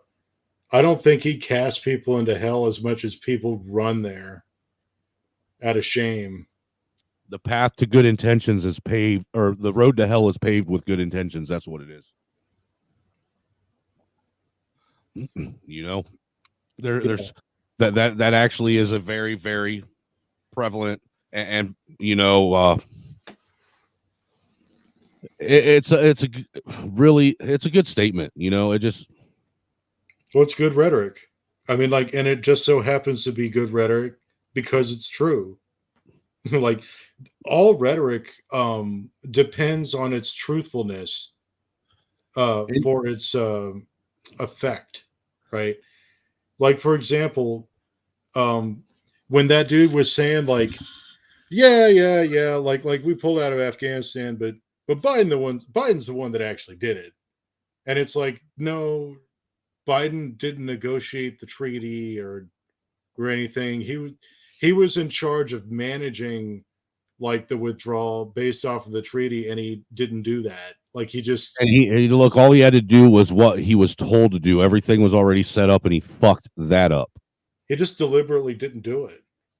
Like I said, he fucked that up. Like he refused to manage that properly. That's because somehow he made money off of it. How much you want to bet? Well, guys, I'm gonna head out. I might get 3 hours of sleep, and I'm gonna sleep so deeply I might stop breathing. Well, so if you don't see me online, nobody got to me. I just died in my sleep. Well, that's the best and most peaceful way to go. I mean, me personally, I'd rather go having an orgasm, but if there was any other way, it'd be in my sleep.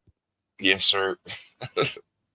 That's supposedly the greatest risk I have at dying is stop breathing when I'm sleeping.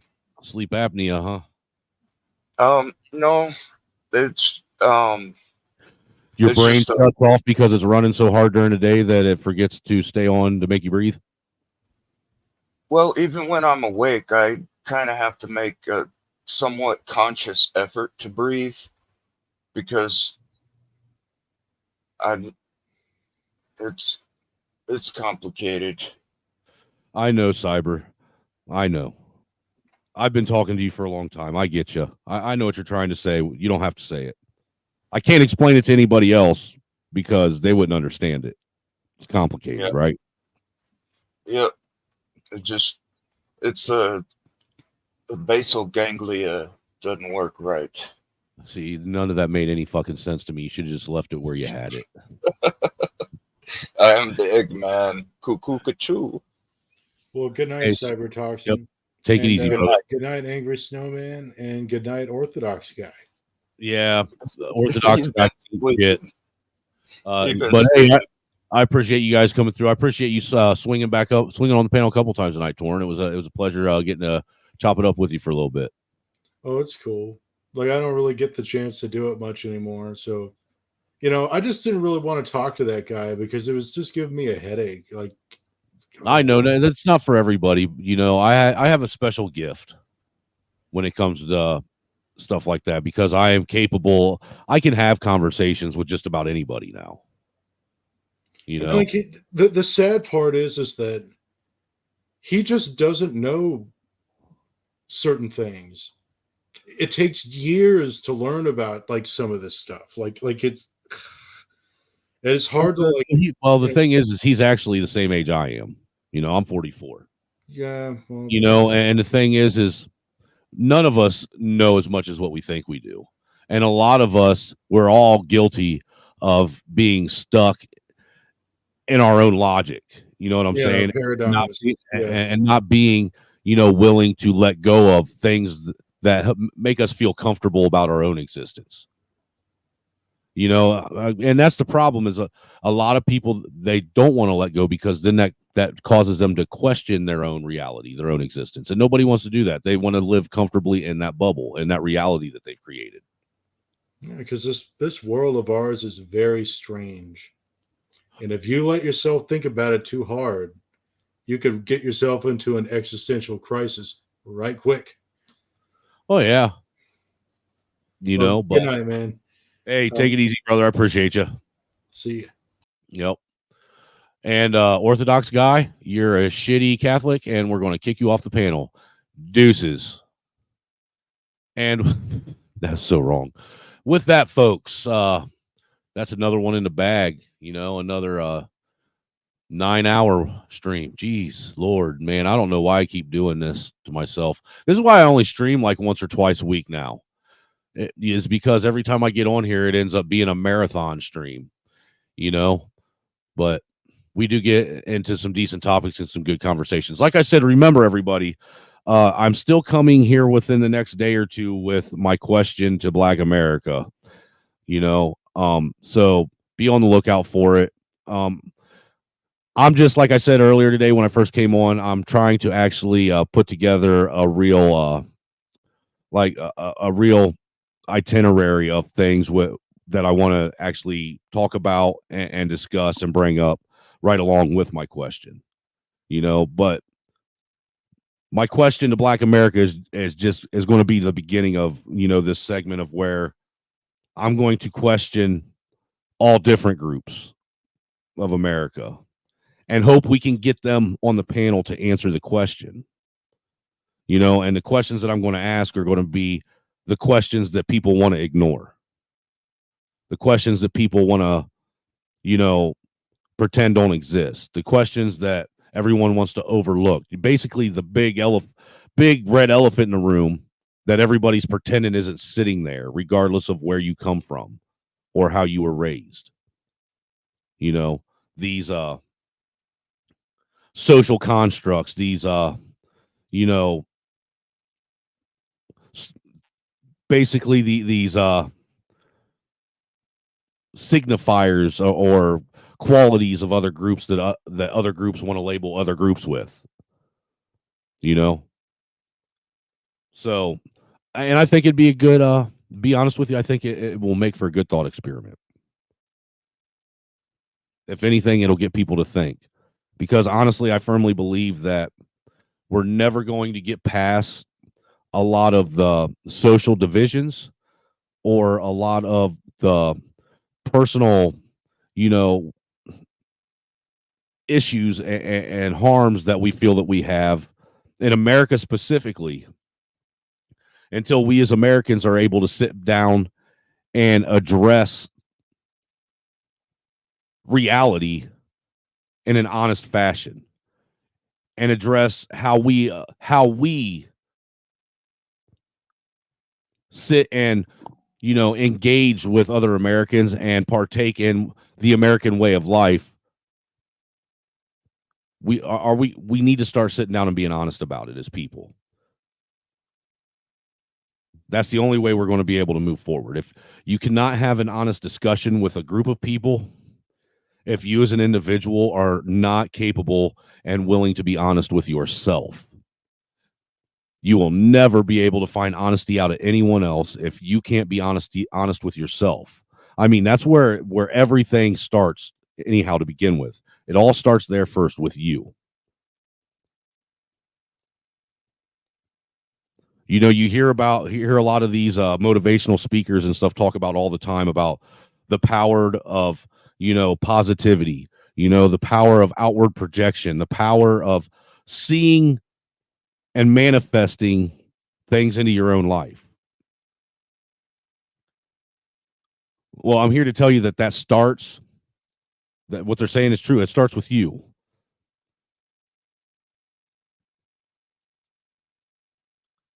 When you sit and close yourself off to the world and close yourself off to the truth, then you're closing yourself off to opportunities.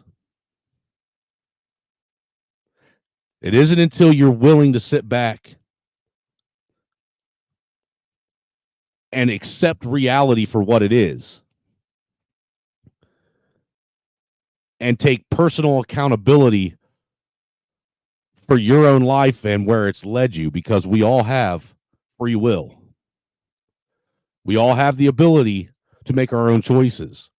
Even as children growing up, when we are being cared for and being overseen by an adult or someone who is pretending to be an adult, even with that authority, we still have the personal choice to decide whether or not we want to do what we're being told or basically do what the hell we want. I mean, the free will has been ours since the day we start understanding. I don't know if it's since birth, but at least since the day we start having understanding of cause and effect and right and wrong. And everything we do, once we understand cause and effect and right and wrong, everything we do thereafter affects everything in the future. Something you do right now could affect the outcome of something tomorrow. Something you do right now, some simple little choice like to put off going to your son's baseball game because you would rather go out and make $50 doing some menial job could have the effect that down the road you're in a car accident and he doesn't make it to the hospital in time to see you off. I mean, it could be that profound. Everything we do affects everything that we're going to do and everything that comes into our life. We are the masters of our destiny. You could choose to make a left turn down you could be on your way to work and decide to make a left turn instead of a right turn.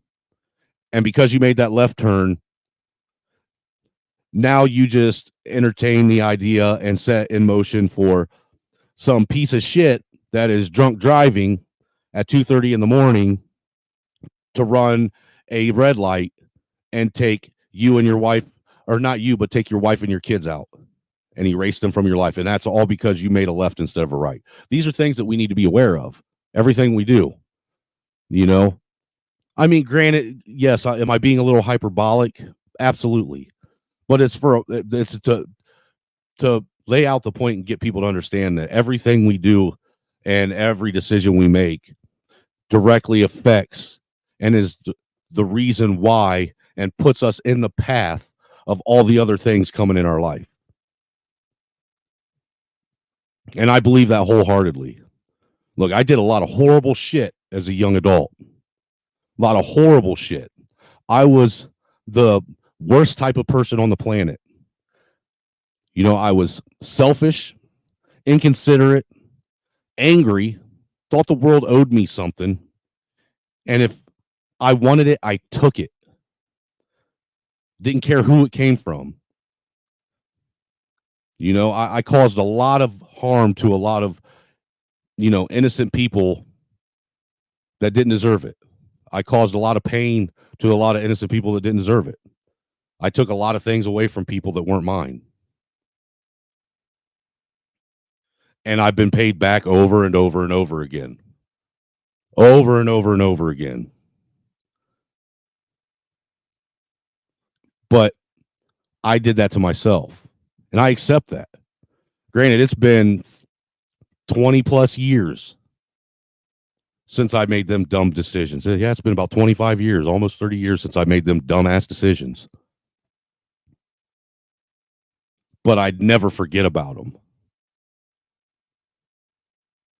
Because if you forget about the bad choices you make too, they will remind you. They'll come and smack you in the face. That's what karma is, you know? And karma's real.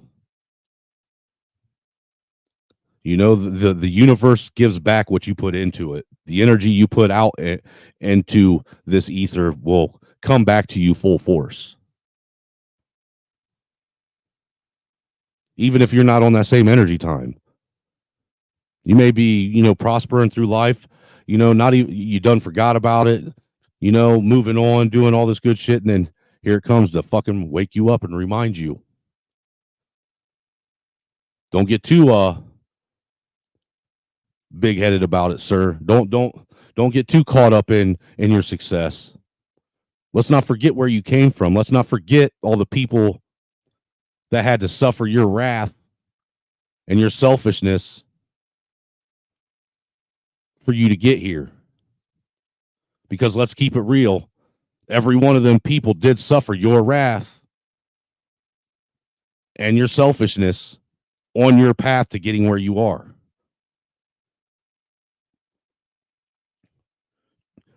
I'm not a perfect person, and I don't expect people to be a perfect person. I don't.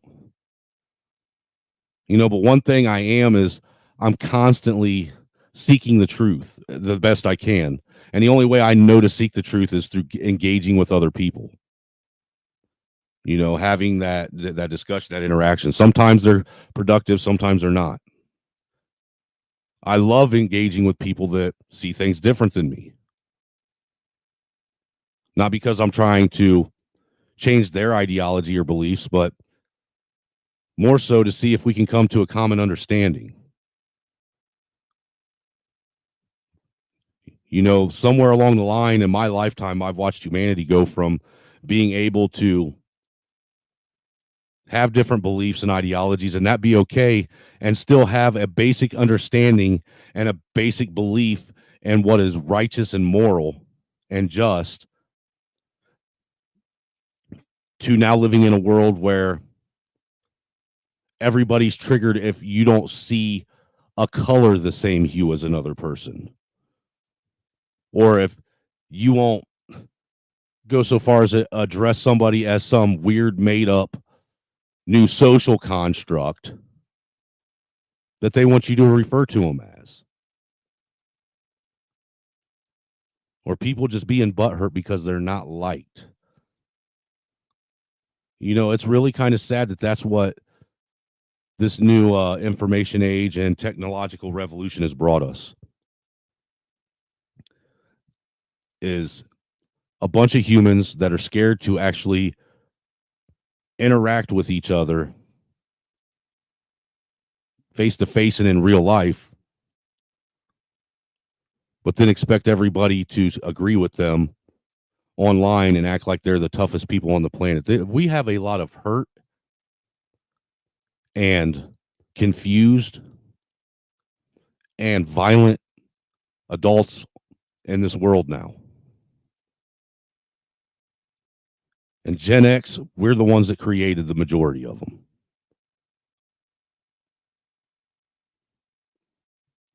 We're going to have to rein this shit in. We can't just keep sitting in the shadows forever. We've sat in the shadows far too long. We've, you know, blamed everyone else for everything that's going on. Because let's be real, Gen X, we're the ones that basically sat in the corner and pouted.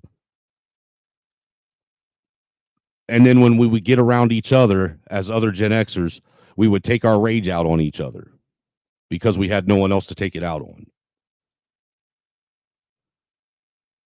It's time for us to stop blaming everyone else and stop pouting and stop saying that I don't want to participate and that, you know, this isn't what I signed up for, and take our step in line. It's time for us to get up and start doing what's right. It's time for us to try and correct our mistakes. Let's try and be different than our parents. Just because our parents were most of our parents were pieces of shit that only thought about themselves doesn't mean that we have to be bigger pieces of shit. I don't even know what the fuck I'm talking about. I'm just rambling at this point. If you guys want to do Thursday night debates, if there's somebody that you've heard on the channel say, something, some belief that they've talked about, some ideology that they push, some rhetoric that they're trying to throw out that you disagree with or that you want to challenge, all you have to do is email me at dirtylogic1, that's DIRTYLOGIK, and the number 1 at gmail.com. That's dirtylogic, DIRTYLOGIK, the number 1 at gmail.com.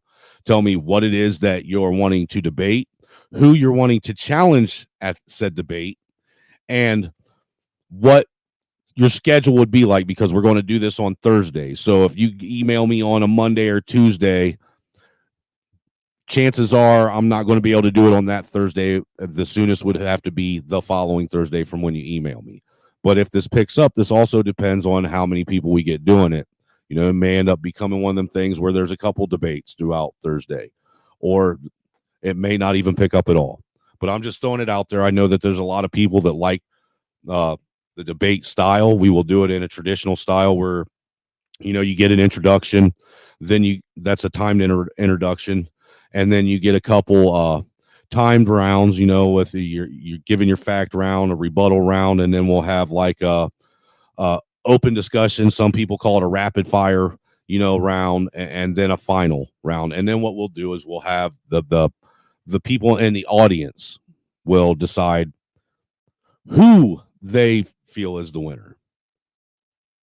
And if we feel that the audience, and trust me, I'll know, if we feel that the audience is being disingenuous and that they're just siding with someone because of, you know, team sport reasons, because they know that that person lost, but they're just doing it because it's their homie and not actually giving a real honest vote, then we will leave it up to the, you know, main moderators of the channel and myself to make a decision for you and give you an unbiased answer. But I think it'd be a good time. And with that being said, folks, I appreciate everybody for coming through, checking it out. Be on the lookout. It might be tomorrow or today. It might be the next day that I do that question to Black America. I hope to see people there and engaged in it. Shout out to everybody that came through today. Shout out to You're Not Wrong for donating to the stream and helping keep the tobacco and soda pop fun flowing. And I'll talk to y'all later. Deuces. What am I looking? Where are you? I thought I already had it there. Son of a bitch. Let's try this again. I'll talk to you guys later. Deuces. I want this Buzz Lightyear from you guys. Okay. And it was supposed to say all this stuff from the movie, but watch what happens when I click it. Hey, Woody, I heard Mr. Potato Head gave you head. Here, come take a look at this thing. Here, come take a look at this thing. Guys, last night, I saw Andy give himself a handy. I just read an article that said teenagers today are drinking less, doing fewer drugs, and having less sex than previous generations of teenagers. Oh, but they are more depressed. I hate to get all old man get off my lawn grumpy here, but when I was a teenager, I had to walk 5 miles uphill both ways in a snowstorm to meet a drug dealer who would sell me stems. And now pot is legal? Get your hands on some of that, kids, or if it's not legal by you, visit your grandparents. 1, you're going to make them happy, and 2, you can root around their medicine cabinet. You find a bottle of pills that says do not take with alcohol, and you take that pill with alcohol. You're going to feel less anxious, more confident, you're going to get yourself out there, and you're going to get laid. And you're going to get happy. Love, Generation X.